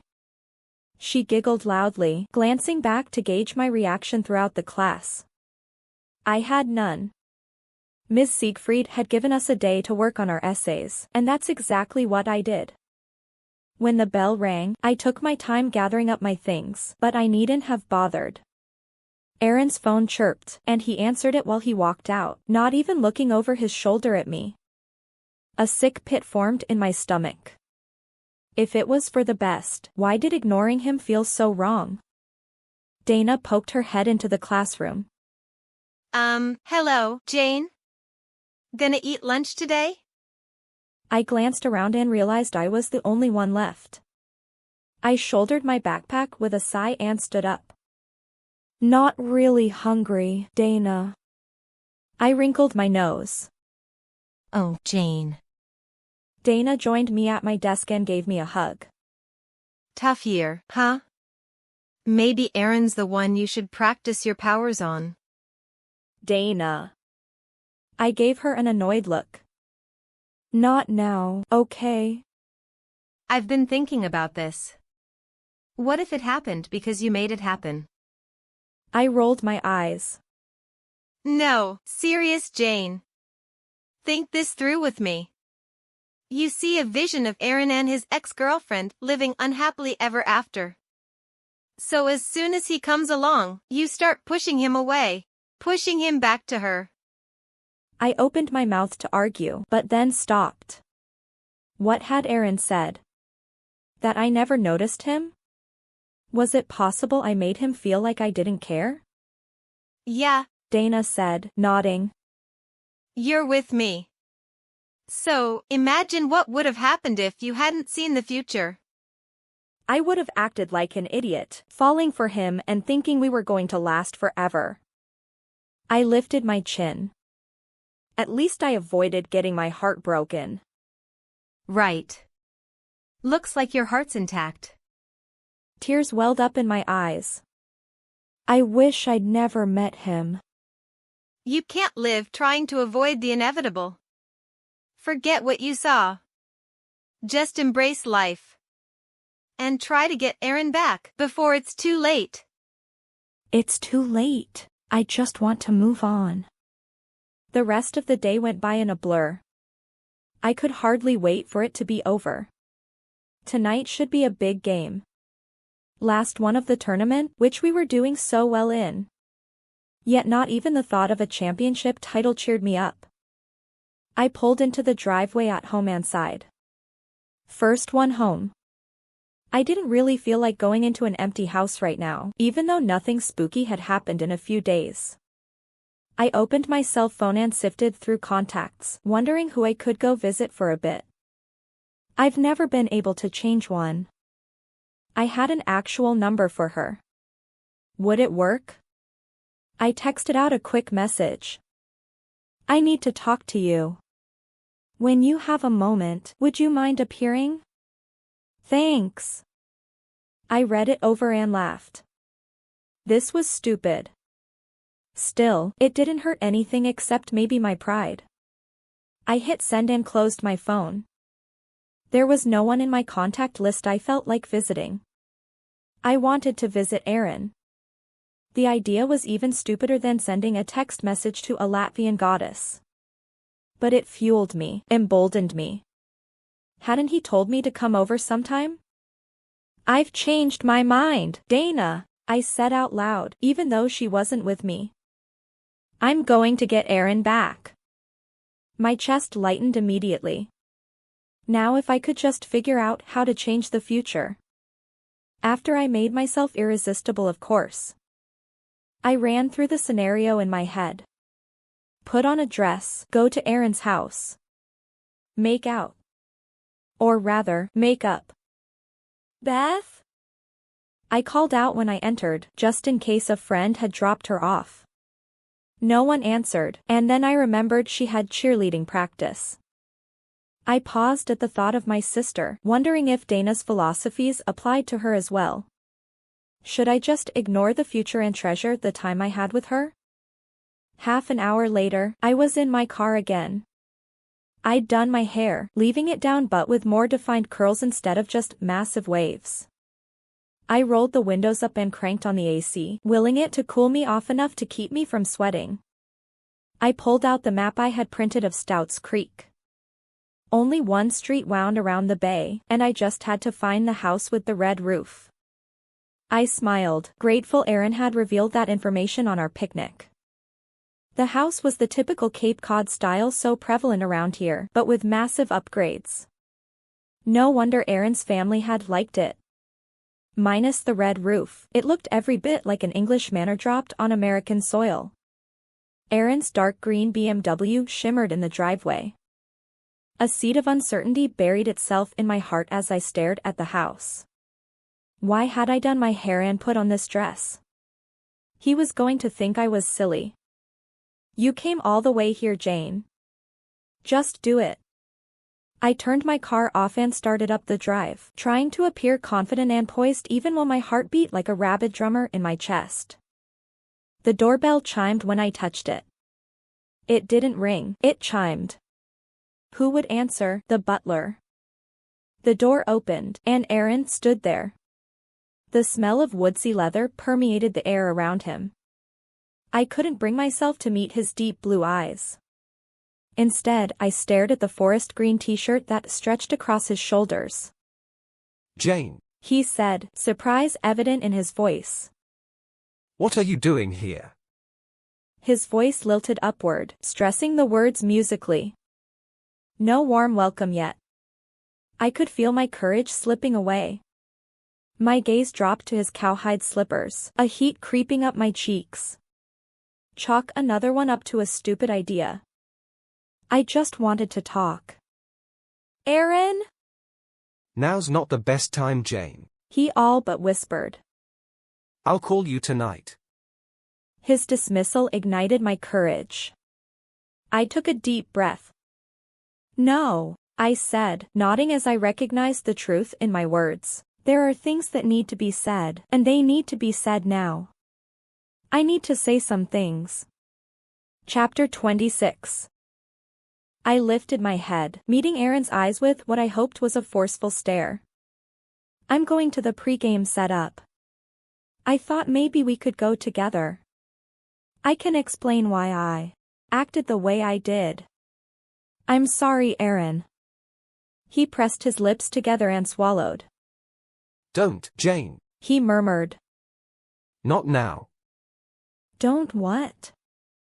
I furrowed my brow. Was that sweat beading on his hairline? He took a step outside and started to pull the door closed behind him when a voice called out from inside. Who is it, Aaron? I narrowed my eyes as Libby slid into view. She wore a long lavender dress with a deep V-neck. It clung to her slender body, and suddenly my short, cutesy dress looked horribly cheesy. Aaron froze, a pink hue creeping up his cheeks. His shoulders sagged, and he released the door as she pulled it open wider. Libby glanced from him to me, and then her voice frosted over. Well? Were you going to invite her in? No. This time it was Aaron avoiding my eyes. Jayne just came by to Borrow a book for English, I finished. And I told her I'll call her tonight because now's not a good time. Aaron turned to face Libby. Goodbye then, Jayne. Libby said, not even looking at me as she closed the door. I felt like throwing myself in front of a car. My phone rang 3 times on the way home, all from Dana. I ignored the calls. I couldn't talk to anyone right now. She called 2 more times before I turned the phone to silent, ignoring the urge to hurl it across the street. Arriving home, I pulled the shades and threw myself on my bed. Forget Aaron and the images of him in my mind. Jayne? I lifted my head groggily from my pillow, damp from my own drool. It took me a few seconds to realize my mom was at my door, knocking. The hazy sublight of dusk filled my room, making me want to roll over and go back to sleep. Yeah? I croaked. My mom took that as an invite and popped the door open. Are you sick? Yes, I wanted to say. I'm dying. I'm okay. You're not going to the game tonight? I sat up and looked at my watch. 5:50. Criminy. The game started in 10 minutes. So much for getting to the pregame. Yes, I'm going. I jumped up, smoothing my dress and throwing my overdone hair into a ponytail.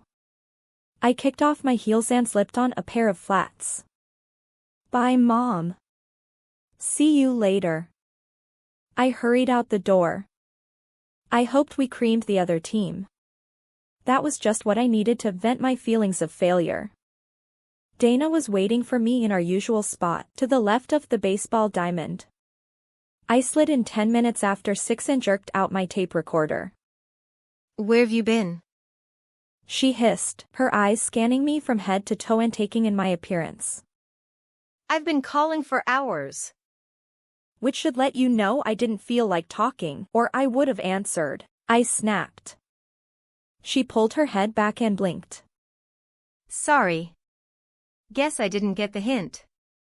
Turning, she gave the players all of her attention. Dana. She held up a hand. Shush. I'm concentrating. Just what I needed, for my best friend to be mad at me too. I jerked open my notepad and began jotting sentences, pressing so hard I thought the pen would break. My phone emitted an unfamiliar ringtone, and I looked toward my bag. Curiosity got the better of me. Pulling it out, I saw that it was a calendar event. I frowned. I didn't have anything scheduled for today. Did I? I flipped it open and groaned. Police 6:30. How on earth had I forgotten that I was meeting with Lieutenant Bailey tonight? I was so screwed. I'd never make it across town in half an hour. I turned to Dana. Danes, I have to go. Can you record the game for me? She replied, never looking away from the field. I don't want to miss anything. If you get my meaning. I rolled my eyes. Fine. I got the hint. I snatched up my bag and huffed away. People were still arriving, and the dirt parking lot was pretty full. I had to wait a few minutes for cars to clear out of my path, but finally I peeled out of the lot, heading west. A quick glance at my clock showed that it was 20 after 6. I pressed my foot down on the gas, going slightly past the maximum speed limit. I gritted my teeth, hoping I wouldn't get a ticket on my way to meet with Lieutenant Bailey. That wouldn't improve my credibility. There weren't likely to be cops out here though. Mostly the only nuisance on this 2-lane highway would be an old grandpa who couldn't find the gas pedal. The speed limit was 55, but I was pushing 60 when all of a sudden a loud bang sounded from outside. My car jerked sideways and then wobbled forward, a heavy thumping sound coming from my left tire. No! I cried. Not now! I pulled the car over to the side of the road and climbed out. My front tire had blown up. I winced as I examined the rim. I might have injured it slightly as well. I kicked the stupid tire as hard as I could, then cried out and grabbed my foot. Great. I'm not at the game and I won't make it to the police department, either. I leaned into the car and turned on my emergency lights. The sun dipped lower in the sky, spreading purple and orange fingers across the horizon. I should still have an hour before daylight disappeared at least. I tried to wave down a car as it sped by on my left, but it ignored me. Jerk! I grabbed my cell phone and bit my lower lip, debating whether to call the police first or my emergency assistance number. I couldn't believe this was happening. What more could go wrong? I scrolled through my contacts and found Lieutenant Bailey's number. I sighed. He was not going to believe me. My finger hovered over the send button. I willed myself to press it.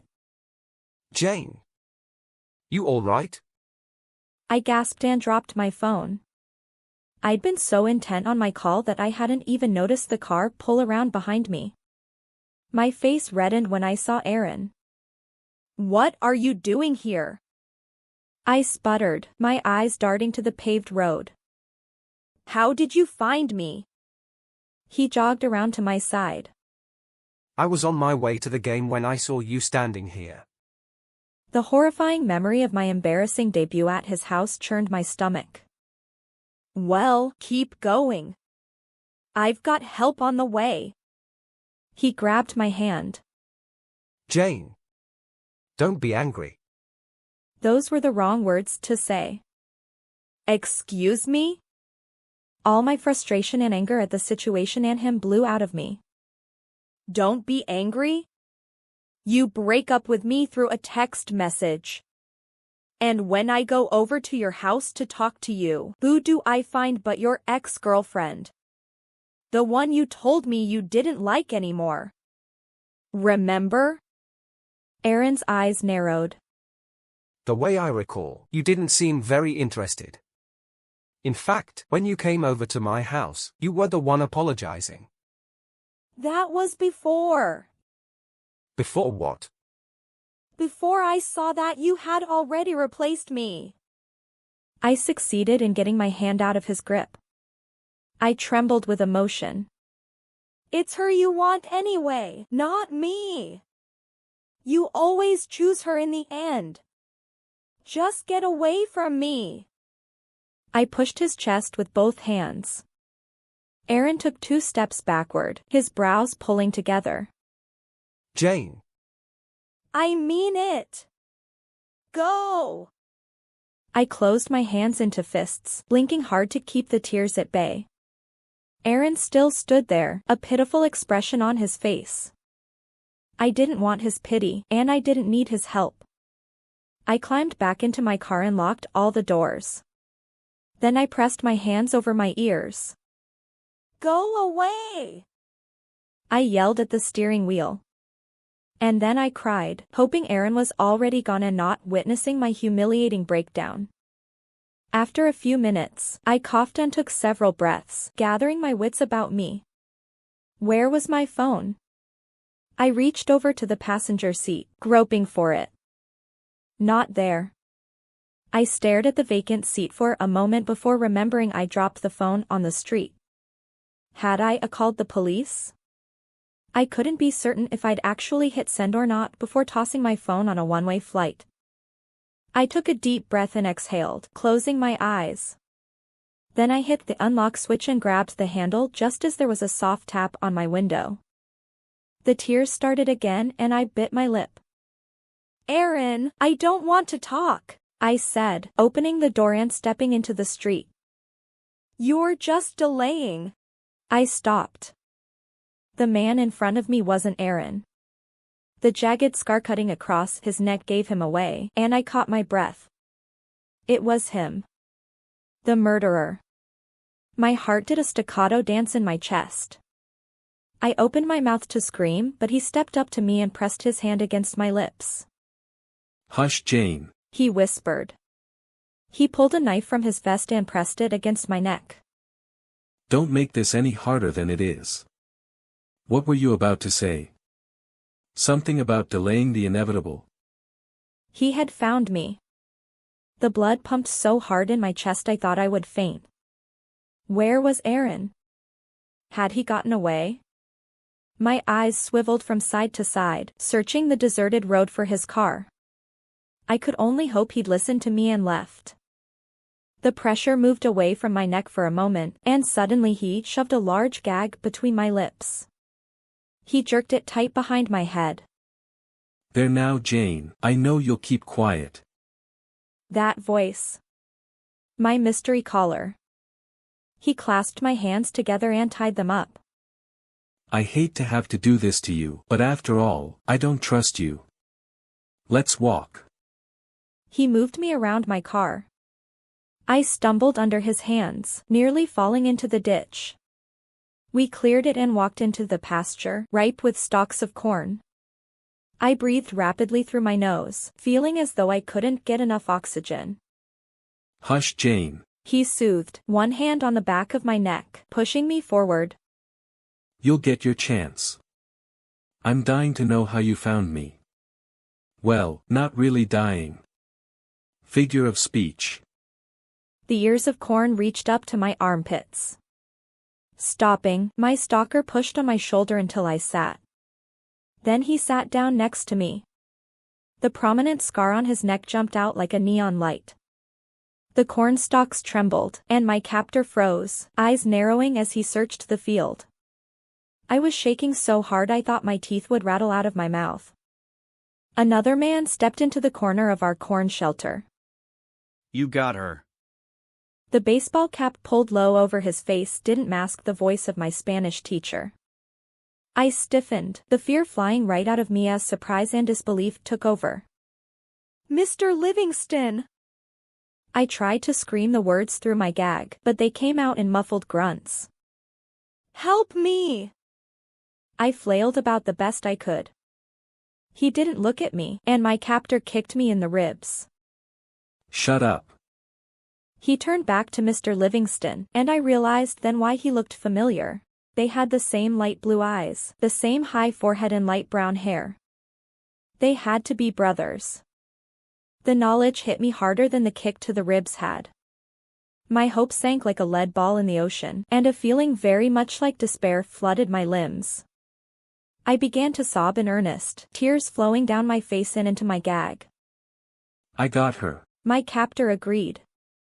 Thanks to you. Say your goodbyes and then watch the road.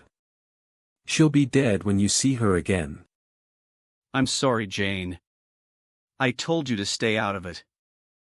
Still, Mr. Livingston didn't look at me. I trusted you. I tried to shout. Instead I just coughed and sputtered. Your silencer on. The murderer asked. Mr. Livingston held up a black pistol with a gloved hand. Keep guard, then. My captor turned back to me as Mr. Livingston strode off.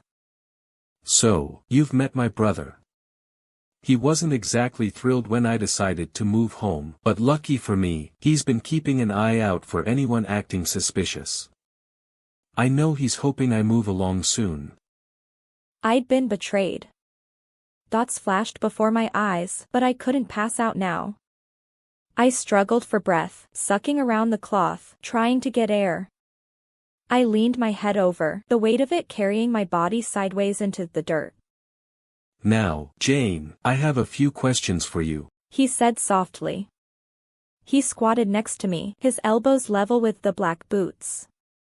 The last remaining sunlight glinted off the point of a knife in his hand.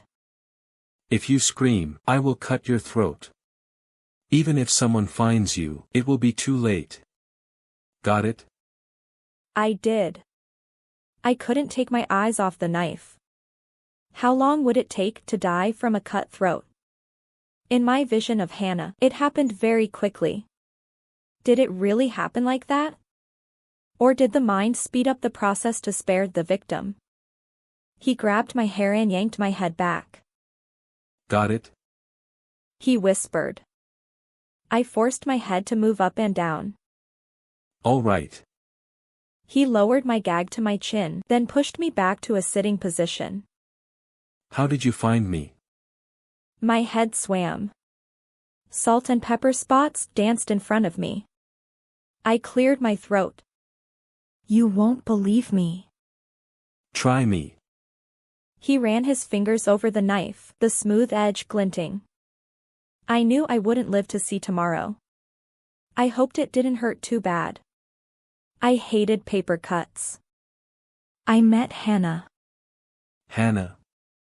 Short, brown hair. Black leather jacket.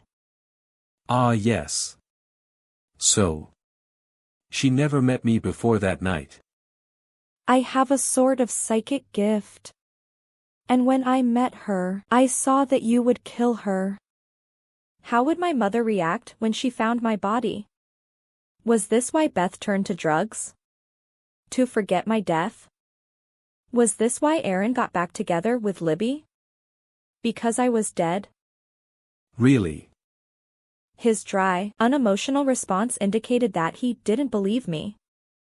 In spite of the situation, irritation spiked through me. What more did he want from me? Fine. What's your explanation? He remained silent a moment. The grasses around us rustled as a breeze blew through, pausing to tickle the hairs on my neck as well. No, I suppose that is the only way it makes sense. Well, that being the case, I'm sorry to have to kill such a unique talent. But you are a threat. Who else did you tell? Dana. My throat constricted. She was in danger. Just the police, I whispered, trying to sound calm. As calm as I could be for this situation. Are you sure? Not even your pretty blonde friend? I trembled. No. I didn't tell her. He leaned over and pushed me back against the cornstalks. Any questions for me, Jayne? I wanted to ask how he'd found me, but it seemed so obvious now. Everything I told Mr. Livingston, he'd told his brother. How did you catch me? I've been following you for days. I put too much air into your tire. I knew it was just a matter of time before it blew. You were zooming along the road back there and the tire overheated. Good fortune for me that you chose a secluded area. Anything else? I felt a helpless, numb feeling pervading my mind and heart, similar to the one I'd experienced during my vision of Hannah. I had plenty of questions, but suddenly they didn't really seem to matter. Don't hurt me. I don't have time for games, Jayne, and I promised my brother I'd be quick. Goodbye. He slipped the gag back into my mouth. I closed my eyes and felt the sharp blade slide against my throat. He grunted loudly. The pressure let up and the ground shook next to me. I jerked back from the burning pain, my scream silenced by the gag. Warm liquid flowed down my neck and a bright light blinded me. You wanted to talk to me, Dekla? I opened my eyes to see the tall blonde woman floating in front of me. Her white gown drifted around her bare feet. I could see her features in sharp detail now. The high cheekbones, the pearly white skin, the stormy blue eyes. Lima, I said. My voice left my throat with a ringing clarity. I touched my hand to my neck, a jolt of surprise going through me as I recalled my last memory. Yes, Lima said, arching a pencil-thin dark eyebrow. What's happening? Your throat has been caught. In your mortal body. My mortal body? Ah. That explained some things. So I'm dead now? Lima smiled. The corners of her eyes crinkled up to match her lips. No, Dekla. Not now. Don't you know who you are? I frowned, feeling completely confused. A moment ago I was being murdered, and now I was having a conversation with a goddess. In heaven? Well, apparently there's some uncertainty on the issue. I tend to think of myself as Jayne. But I guess I'm also Dekla? Yes. Lima took my hand. The warm softness of her skin radiated up my arm, calming my nerves. You are my sister. There is another Carta. To get her we decide the fate of mortals. At that moment I felt it. I felt a connection to Carta and Lima as ancient as the pyramids. A feeling of belonging and power stirred in my chest. Where is Carta? Is she immortal? No. Lima shook her head. Like Dekla, Carta decided to give up her immortality in exchange for immortal powers.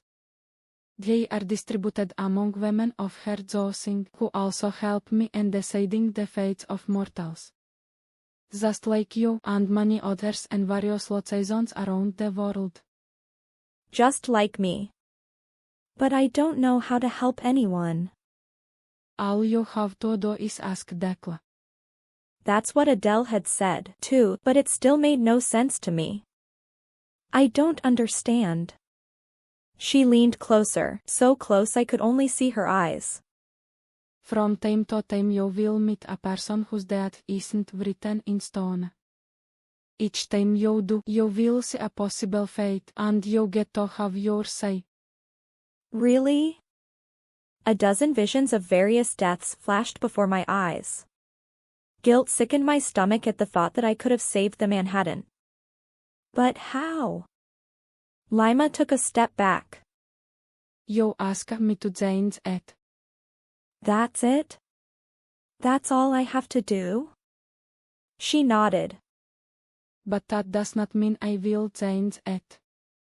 I will consider your request. And you only have the power to change the acts of youth. If it's an adult, you must appeal to Carta. My mind reeled with the concept. So I have to find Carta? And how will I know if you change it? A smile again, as bright as the first rays of sunlight. If the person does not die the way you say, and if it is a death of their own choosing, only they have the power to change it. She hadn't answered my question about Carta. But before I could ask again, her smile faded, and she continued. But you must be wise, Decla. All people die eventually. You must consider their entire situation before you make a request. There is a cost that comes with each change. A knot formed in my chest. Of course. What is the cost? Someone else's life. I jolted. Another life? That's kind of a lot. Yes, so judge wisely. But whose life? Whose life will I be affecting? You won't know. All of the deaths I see are horrible. I want to change all of them. But you cannot. She studied me. As your powers grow stronger, Decla, you will be given more responsibility. You will have more visions. You can change their deaths, but remember the price. Aaron. My sister. Harold. Mr. Harris. How could I choose between these people? Wait. Mr. Harris was an adult. I couldn't change his. How can I find Carta? I asked again, suddenly feeling that this was very important. I couldn't do my job properly if I didn't know where she was. Lima let go of my hand. You will find each other. It's time to go back, Decla. Back. I jerked, inhaling. But I will die. No, you won't. That is not your fate. Lima took a step backward and morphed into a swan. The bird craned its long neck toward me before the clouds faded to darkness. Chapter 27. Static and murmured voices filled the air around me. Rough hands pressed up against my cheeks, and then a face hovered in front of me, brilliant white backlighting him. Jayne? Are you an angel? I tried to speak but choked on my own words. My neck began to burn, and I whimpered. Help is on the way, Jayne. The face blurred, and I closed my eyes. I opened my eyes to a yellow room with pink and green helium balloons floating above my bed. It took me a second to recall my last moments. My hand flew to my neck, touching a cloth bandage. A white cord dangled from my index finger, and my movement triggered an alarm. A woman dressed in blue scrubs rushed into the room, followed by my mother. Jayne? Mom cried, then she rushed to me and threw her arms around me. I'm alive, I croaked, surprised at the sound of my voice. Raw and scratchy, like it hadn't been used in days. Hello, Jayne, the nurse said, smiling down at me. I'm Catherine. How do you feel? Confused. I frowned. I thought I was dead. You almost were. You had a 9-inch gash across your neck, nearly slicing your carotid artery. If it had, you wouldn't be here. I pressed my hand to my neck, horrified. My fingers brushed up against the thick bandage. Catherine didn't notice my expression. She adjusted my IV and consulted a chart in her hands. I'll let the police brief you. I know they wanted to know when you awoke. Does your head hurt? A little. I'll bring you some ibuprofen. Let me know if you need anything else. She left the room. I tried to turn to my mom, but the searing pain in my neck stopped me. Mom? I'm here, Jayne. She leaned over and smoothed my hair. We've all been so worried about you. Look, this is from Dana. She drew my attention to the balloons and a hand-drawn card. It showed a blonde stick figure with a giant frown and great big blue tears. I laughed and opened it. I love you and I'm sorry. Please get better. I looked at my mom. How long have I been here? 2 days, honey. 2 days. 2 days of which I could recall nothing. Was I in a coma? No. Just resting. Someone knocked on the door, and then Lieutenant Bailey walked in. Welcome back, Jayne. I'll keep this brief. Nice to see you too, he nodded. We've got the man in custody. It is, of course, the man you said it was. My question is, how did you know? Did Hannah really tell you? I flattened my palms on the white sheet. Mom? Can we have a moment? Of course. She shot him a look and then walked out, closing the door behind her. I cleared my throat, wincing at the tightness. No, Hannah didn't tell me. Not exactly. Triumph flashed in his eyes. Did you even know her? I met her right before she died. I hesitated. I saw her future when we met. He blinked and stared at me. I shrugged. That's why I lied. I didn't want to take the time to convince you. You saw the future. Yep. It happens sometimes. I touched my throat again. Take it or leave it. How did you find me? Your boyfriend called us. My boyfriend? Said your tire blew out. He called a tow truck, then went back to your car to wait with you. He thought at first you'd found a ride home, but then he noticed your cell phone in the road and your calendar event for our meeting. So he called me. While on the phone, someone in the cornfield shot your windshield out. I gasped, immediately remembering Mr. Livingston. Was Aaron hit? No, but it was probably meant for him. He got in his car and sped out of there. I sent out a K-9 unit. Apparently we were just in time. You could have shown up a little sooner. A fleeting smile passed over his face. Touché. You thought I was an angel when you saw me. I remembered the figure hovering over me when I came to. Yeah, well. I was a little out of it. You're welcome. You'll have a scar, but at least you're alive. Thanks. What about Mr. Livingston? Did you find him? He frowned at me. Who? The shooter. Mr. Livingston. My high school teacher. They were brothers.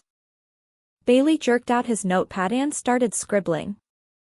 He's probably long gone by now, but we'll get someone to his place. He shifted his weight and looked at me. Well, unless you have anything else to add, I'll be on my way. Nothing else. Are you willing to testify in a court of law?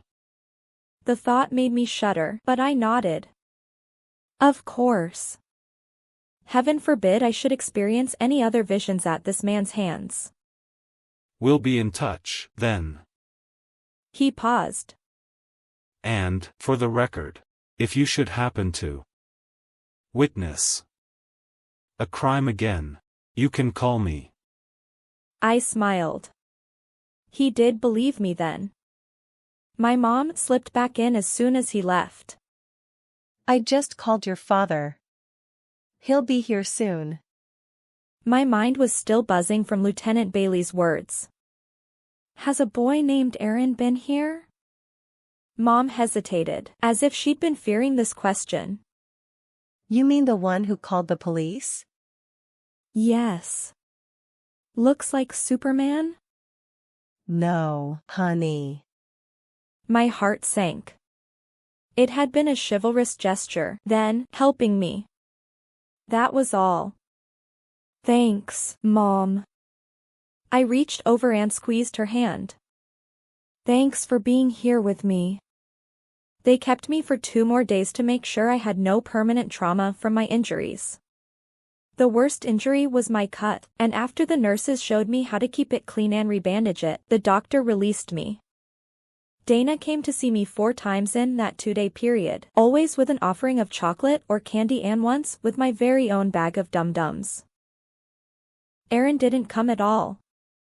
My mom helped clear out my room before I was discharged from the hospital. I paused in the doorway. Mom, will you wait for me at the car? I need to say hi to someone first. She looked at me, her aqua eyes registering surprise. But she only nodded. Of course. Thanks. I hurried toward the elevators.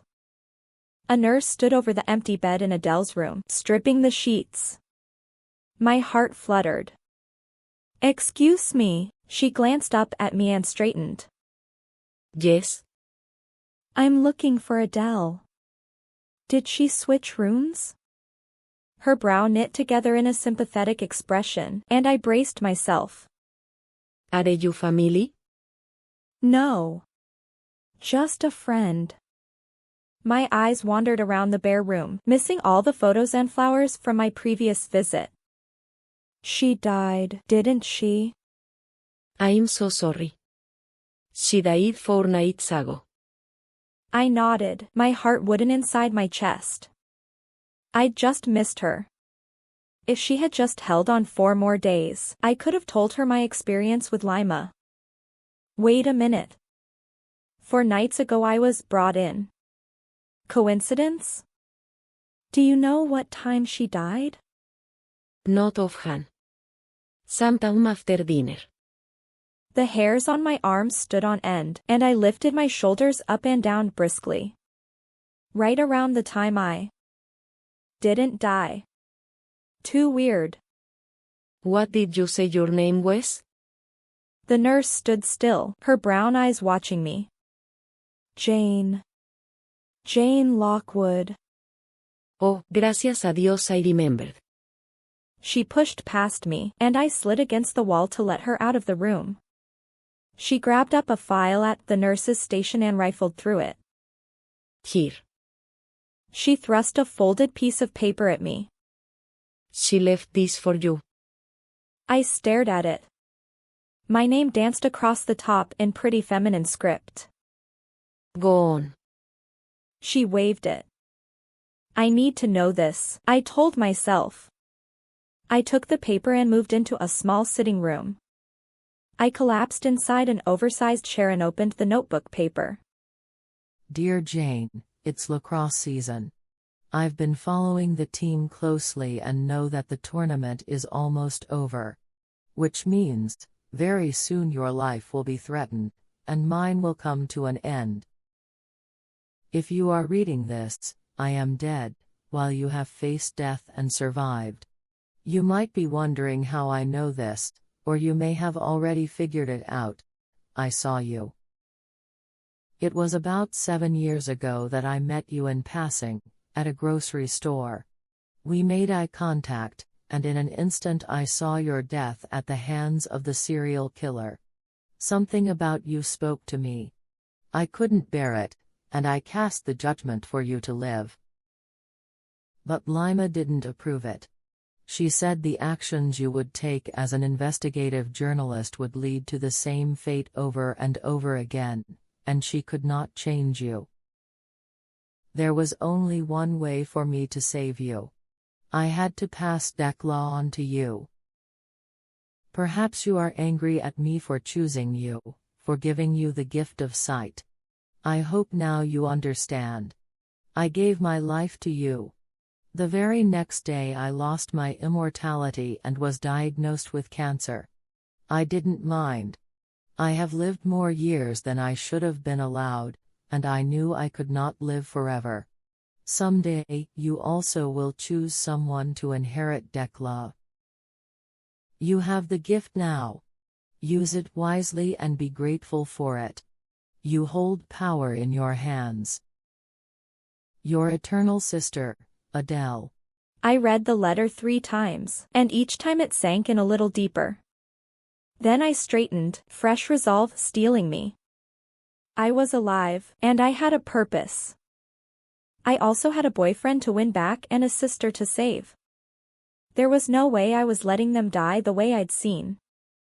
The police were kind enough to return my cell phone to me, and I called Aaron as my mom drove us home. The call went to voicemail. I hesitated, not quite sure what to say. Aaron, it's Jayne. I wanted to thank you. And talk, if it's not too late. Anyway. Thanks. I hung up, feeling like an idiot and not daring to glance at my mother. My fingers paused over the keyboard before I sent my next message, but I couldn't be so proud that I didn't thank her. Quickly, I typed out to Lima, "THX for helping me. Ready to start. Help?" I watched the phone until we got home. No response. Mom got me situated on my bed, fluffing up the pillows for me. My cell rang, and I grabbed it. My hope was extinguished when I saw JT's.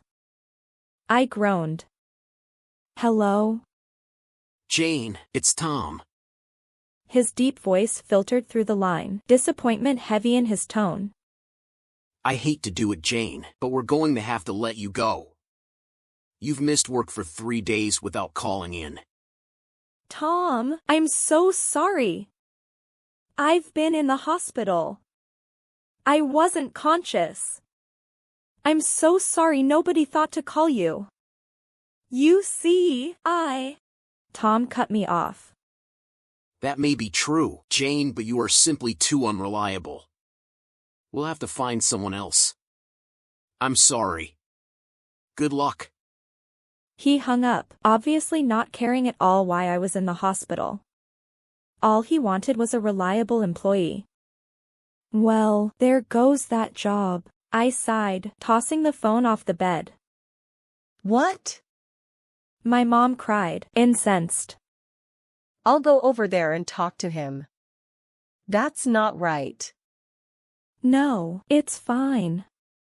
I had to admit I felt a sense of relief. I didn't like the job anyway. I'll find another one. Beth came into the room, dropping her eyes and shuffling her feet as if waiting for me to reprimand her for entering my domain. I smiled at her brightly. Now that I knew I might be able to help her, everything was different. Hey, Beth. Miss me? Tears filled her eyes. I thought you were going to die. Nope, not me. I opened my arms, and she rushed to give me a hug. I exhaled, feeling dizzy with emotion. It wasn't too late to salvage my relationship with her either. Beth pulled back. Does it hurt? She asked, touching my neck. No. But I might have a scar. She smiled. You'll look like you were beheaded. That might be fun. My words slurred at the end, and the exhaustion hit me like a semi-truck. I closed my eyes just for a moment. Come on, Beth, Mom whispered. What about Mr. Livingston? Did you find him? I slept most of Friday away also, waking up only when my mom came in with food. I checked my phone every time my eyes opened. No Aaron. I complained to my mom when she brought dinner. I wasn't even that hurt. Could be the pain meds. Or it might be emotional, honey. She smoothed my wavy hair and kissed my forehead. You took a terrible blow. Maybe I was depressed. I closed my eyes and hunkered down for another snooze. The doorbell chimed and Mom closed the door to my room. A moment later she poked her head in again. Jayne. I startled from sleep, blinking rapidly. There's someone here for you. I sat up and patted my hair down. Who? My first thought was Dana, but my mom would have said that. It's a boy. He gave me his name, but I can't remember it. I think it might be that one. You know. Aaron. Oh. Do I look okay? I didn't wait for her to answer. I knew it would be a lie. I pushed myself to my feet, using the bed for support. My Mickey Mouse pajamas weren't going to cut it. Help! Mom immediately went into primping mode. Here, put this on. She pulled a pink V-neck shirt from my closet and tossed it at me. Don't you have any jeans anywhere, Jayne? I rarely wore pants except in winter, but a dress didn't feel right at the moment. Bottom dresser drawer. I yanked the shirt on over my head, biting my lip to keep from crying out when it pulled on the bandage around my neck. She tossed me a pair of jeans, then came over and fussed with my hair. I dabbed on lip gloss. There. I threw her a smile. Thanks, Mom. Do you need help walking? Walk behind me in case I fall. Trying to appear calm, I stepped out onto the landing and went down the stairs. Aaron stood in the entryway studying a family portrait, his hands clasped around a thick book. Our English textbook, I noted as I got closer. I stopped a few feet from him. Hey! He turned around. Oh, hey. His eyes took me in, sweeping over my body and pausing at my neck. You said you wanted to borrow my English book. I'll be in the kitchen, Mom said, stepping past us. It took me a split second to place Aaron's words with our previous conversation. The walls spun around, and I leaned my head on the railing, closing my eyes. That's what you came over here for? I didn't really need your book, you know. I just made that up for your girlfriend. He moved over to me and took my elbow, guiding me away from the stairs. I wanted to protest, but was too weak to do much more than follow him. Oh. I wasn't sure. He dropped the book to his side. I got your call. I shrugged. He must mean the one I made 3 days ago. Thanks for getting back to me. I couldn't keep the bite out of my tone. Didn't you want to talk? He helped me to the couch. Why didn't you come visit me at the hospital? I didn't want to disturb you. Disturb me? You saved my life. What about Mr. Livingston? Did you find him? He hesitated. You told me to get away from you. You were quite angry with me. He settled me on the sofa and sat on the opposite end, back rigid. Oh yeah. I'd forgotten about that. I felt the blood rush to my face. Well, it's just that I think the way you broke up with me was really lame. I crossed my arms over my chest and tried to glare at him. Going down the stairs had taken a lot out of me though, and it was hard to glare as I panted for breath. A hint of a smile graced his lips. The way I broke up with you? Jayne, I wasn't even sure we were together. Oh? Does your girlfriend know you go around kissing random girls? I clutched a throw pillow to my stomach and pulled my knees up. Well. Aaron leaned back against the couch, putting more space between us. I think we've been communicating very poorly with each other. I'm not always the most forthright at discussing how I feel. I'm sorry I couldn't talk when you came over.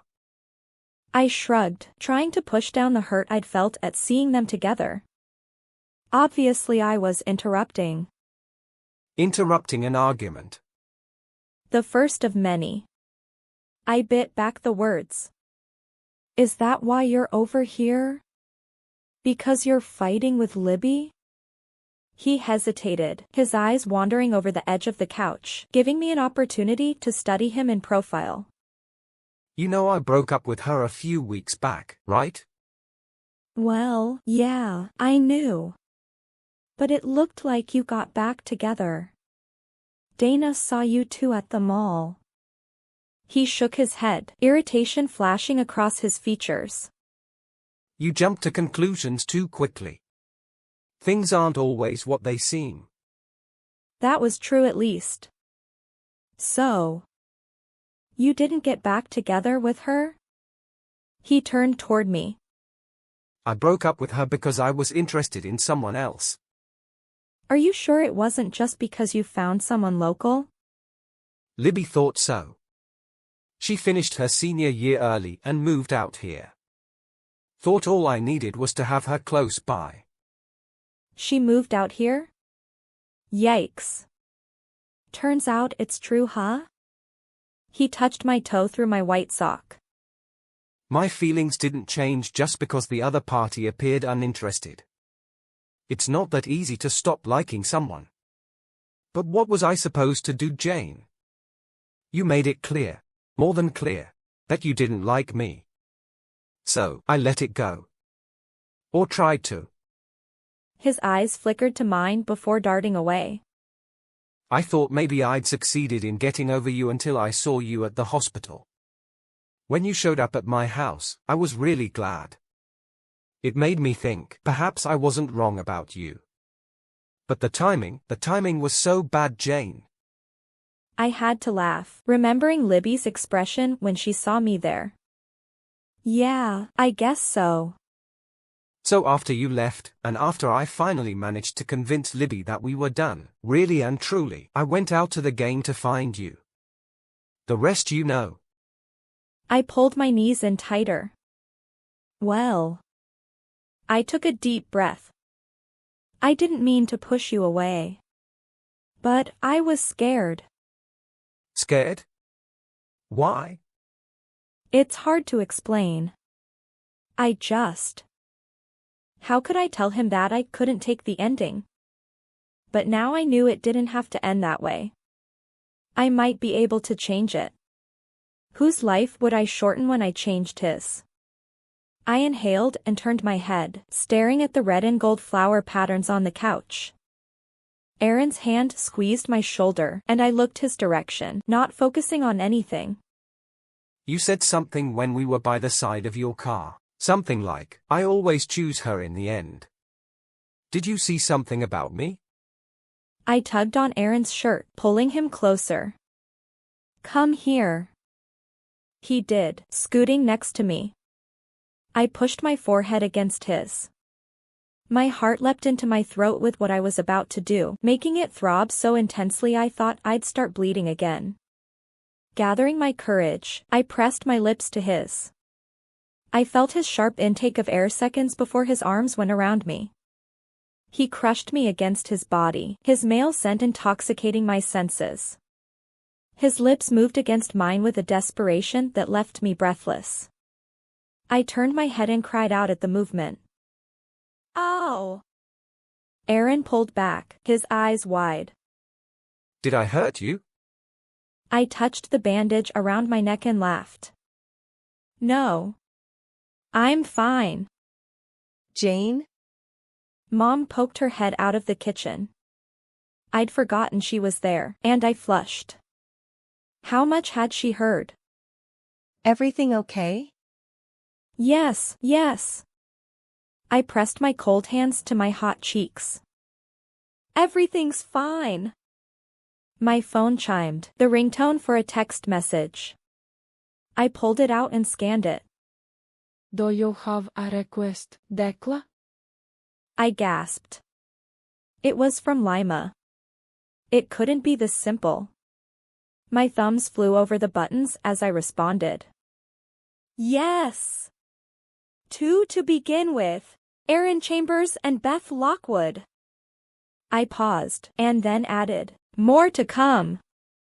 Good news? A silly grin spread over my face. Great news. Change is everything. So. I shut my phone. I take it you don't have a date for prom tomorrow night? He settled back on the couch, one hand resting on the rim. See, there's this problem. The girl I wanted to go with wouldn't talk to me. So I didn't buy tickets. Instead, I'm hanging with my dog at the beach. It's probably going to be pretty lonely. You have a dog? I quirked an eyebrow. Yes, my lady. Brand new. I was just thinking how I need a good dose of sea breeze. I tapped his hand. He clasped my fingers, intertwining them with his. Spending the evening with a pretty girl might help me get over not going to my one and only prom.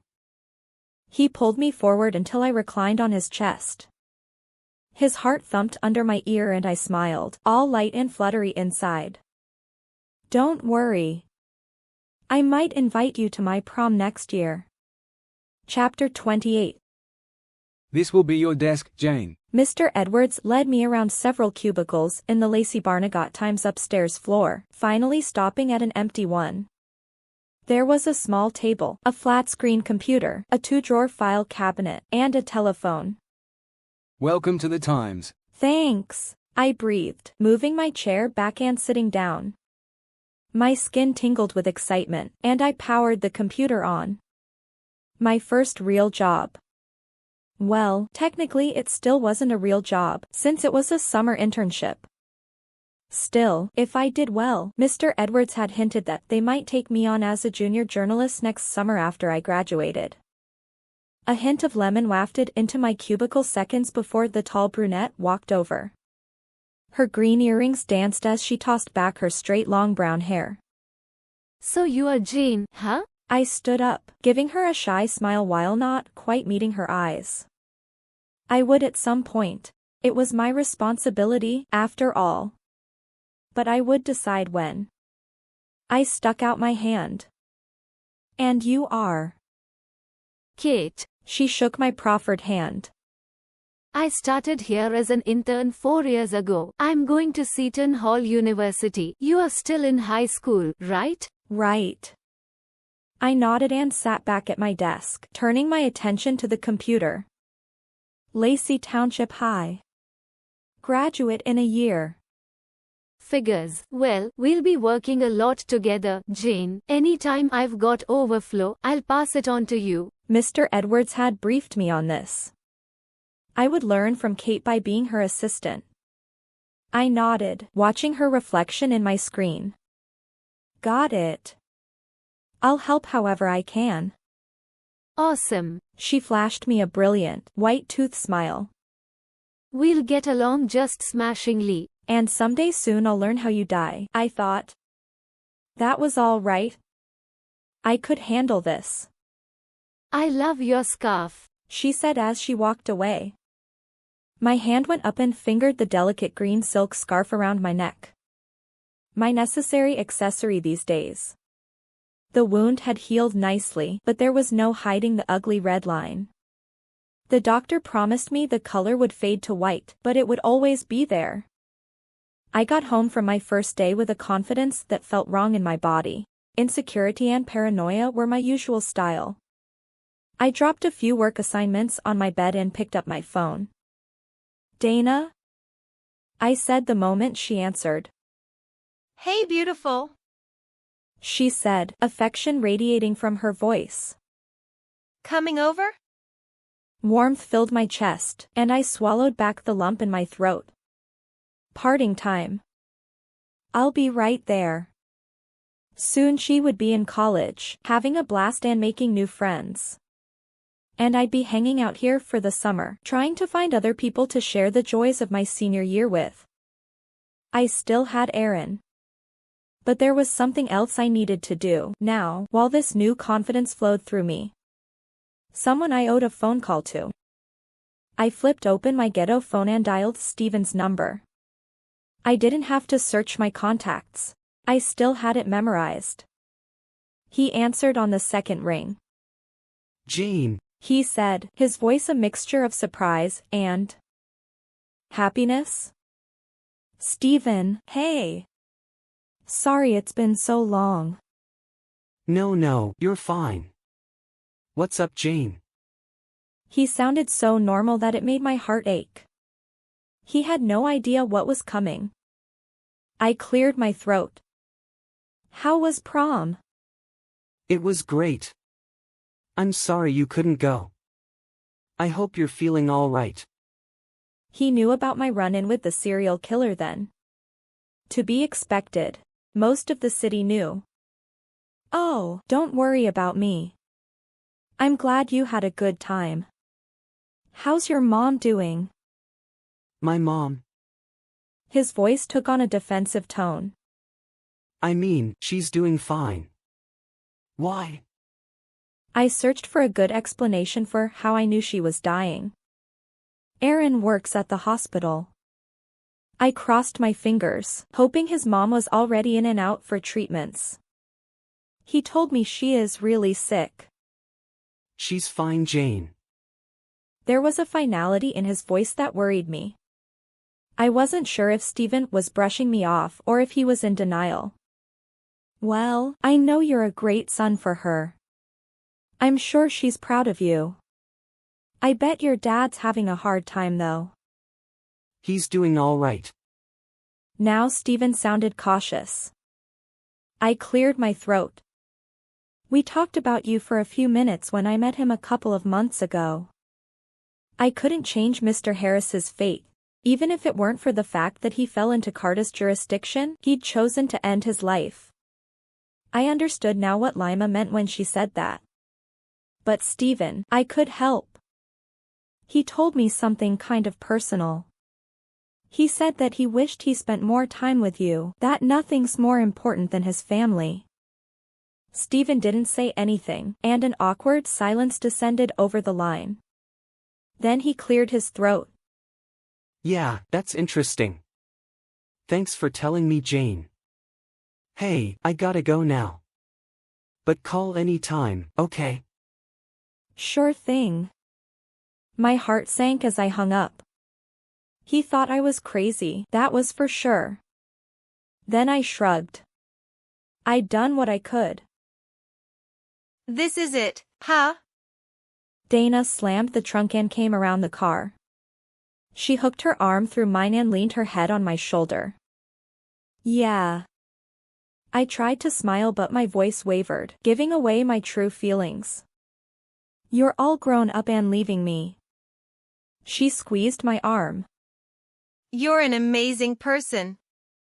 I can't believe I was your best friend for years and you never let it slip to me about your secret powers. I pulled free and gave her a big hug. Thanks for believing in me. Dana stepped back and flattened her plaid button-up dress with her hands. Careful there. I actually had to iron this. And now you're going to drive in a car for several hours and wrinkle it. Fabulous, huh? She bit her lower lip. You'll come visit, right? I can hardly wait to see you taking that campus by storm. You've grown up too, Jayne.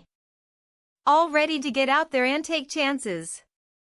Look at you, a journalist. In turn, I corrected, though she was right. I had changed in the past few weeks. Suddenly the future wasn't set in stone. It was pliable, and I had the power to change it. It was empowering. Living through my own death might have had something to do with it, too. Mr. Sparks leaned his head out the window. Dana, are we leaving today or should I unpack? I gave her another quick hug, fighting a desperate feeling in my chest. What on earth was I going to do without her? Have fun, Danes. Love ya. You're the best. She breathed in my ear.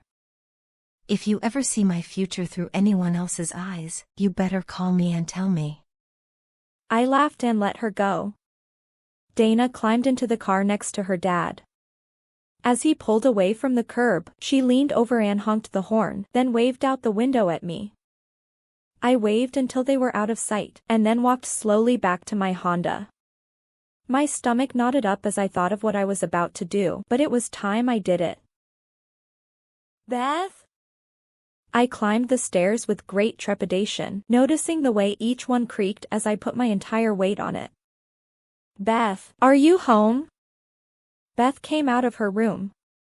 She blinked wide brown eyes at me. I was struck by how much like me she looked, other than her eye color. How had I missed this? What is it, Jayne? Her voice was cautious, and who could blame her? Even though we rode to school together, shared a bathroom, and ate dinner at the same table, until a few weeks ago, I had done everything I could to avoid talking to her. We hadn't had a relationship in years, and that was my fault. Come in my room for a minute. I want to talk to you. She followed me, clutching her hands together. Did I do something wrong? No, Beth. But I want to talk to you. Like Mr. Harris, Beth chose her death. Even when I asked Lima to change it, she said she couldn't change Beth. Only Beth could do that. But maybe I could help her. Because the future is fluid, and I am Dekla, goddess of destiny.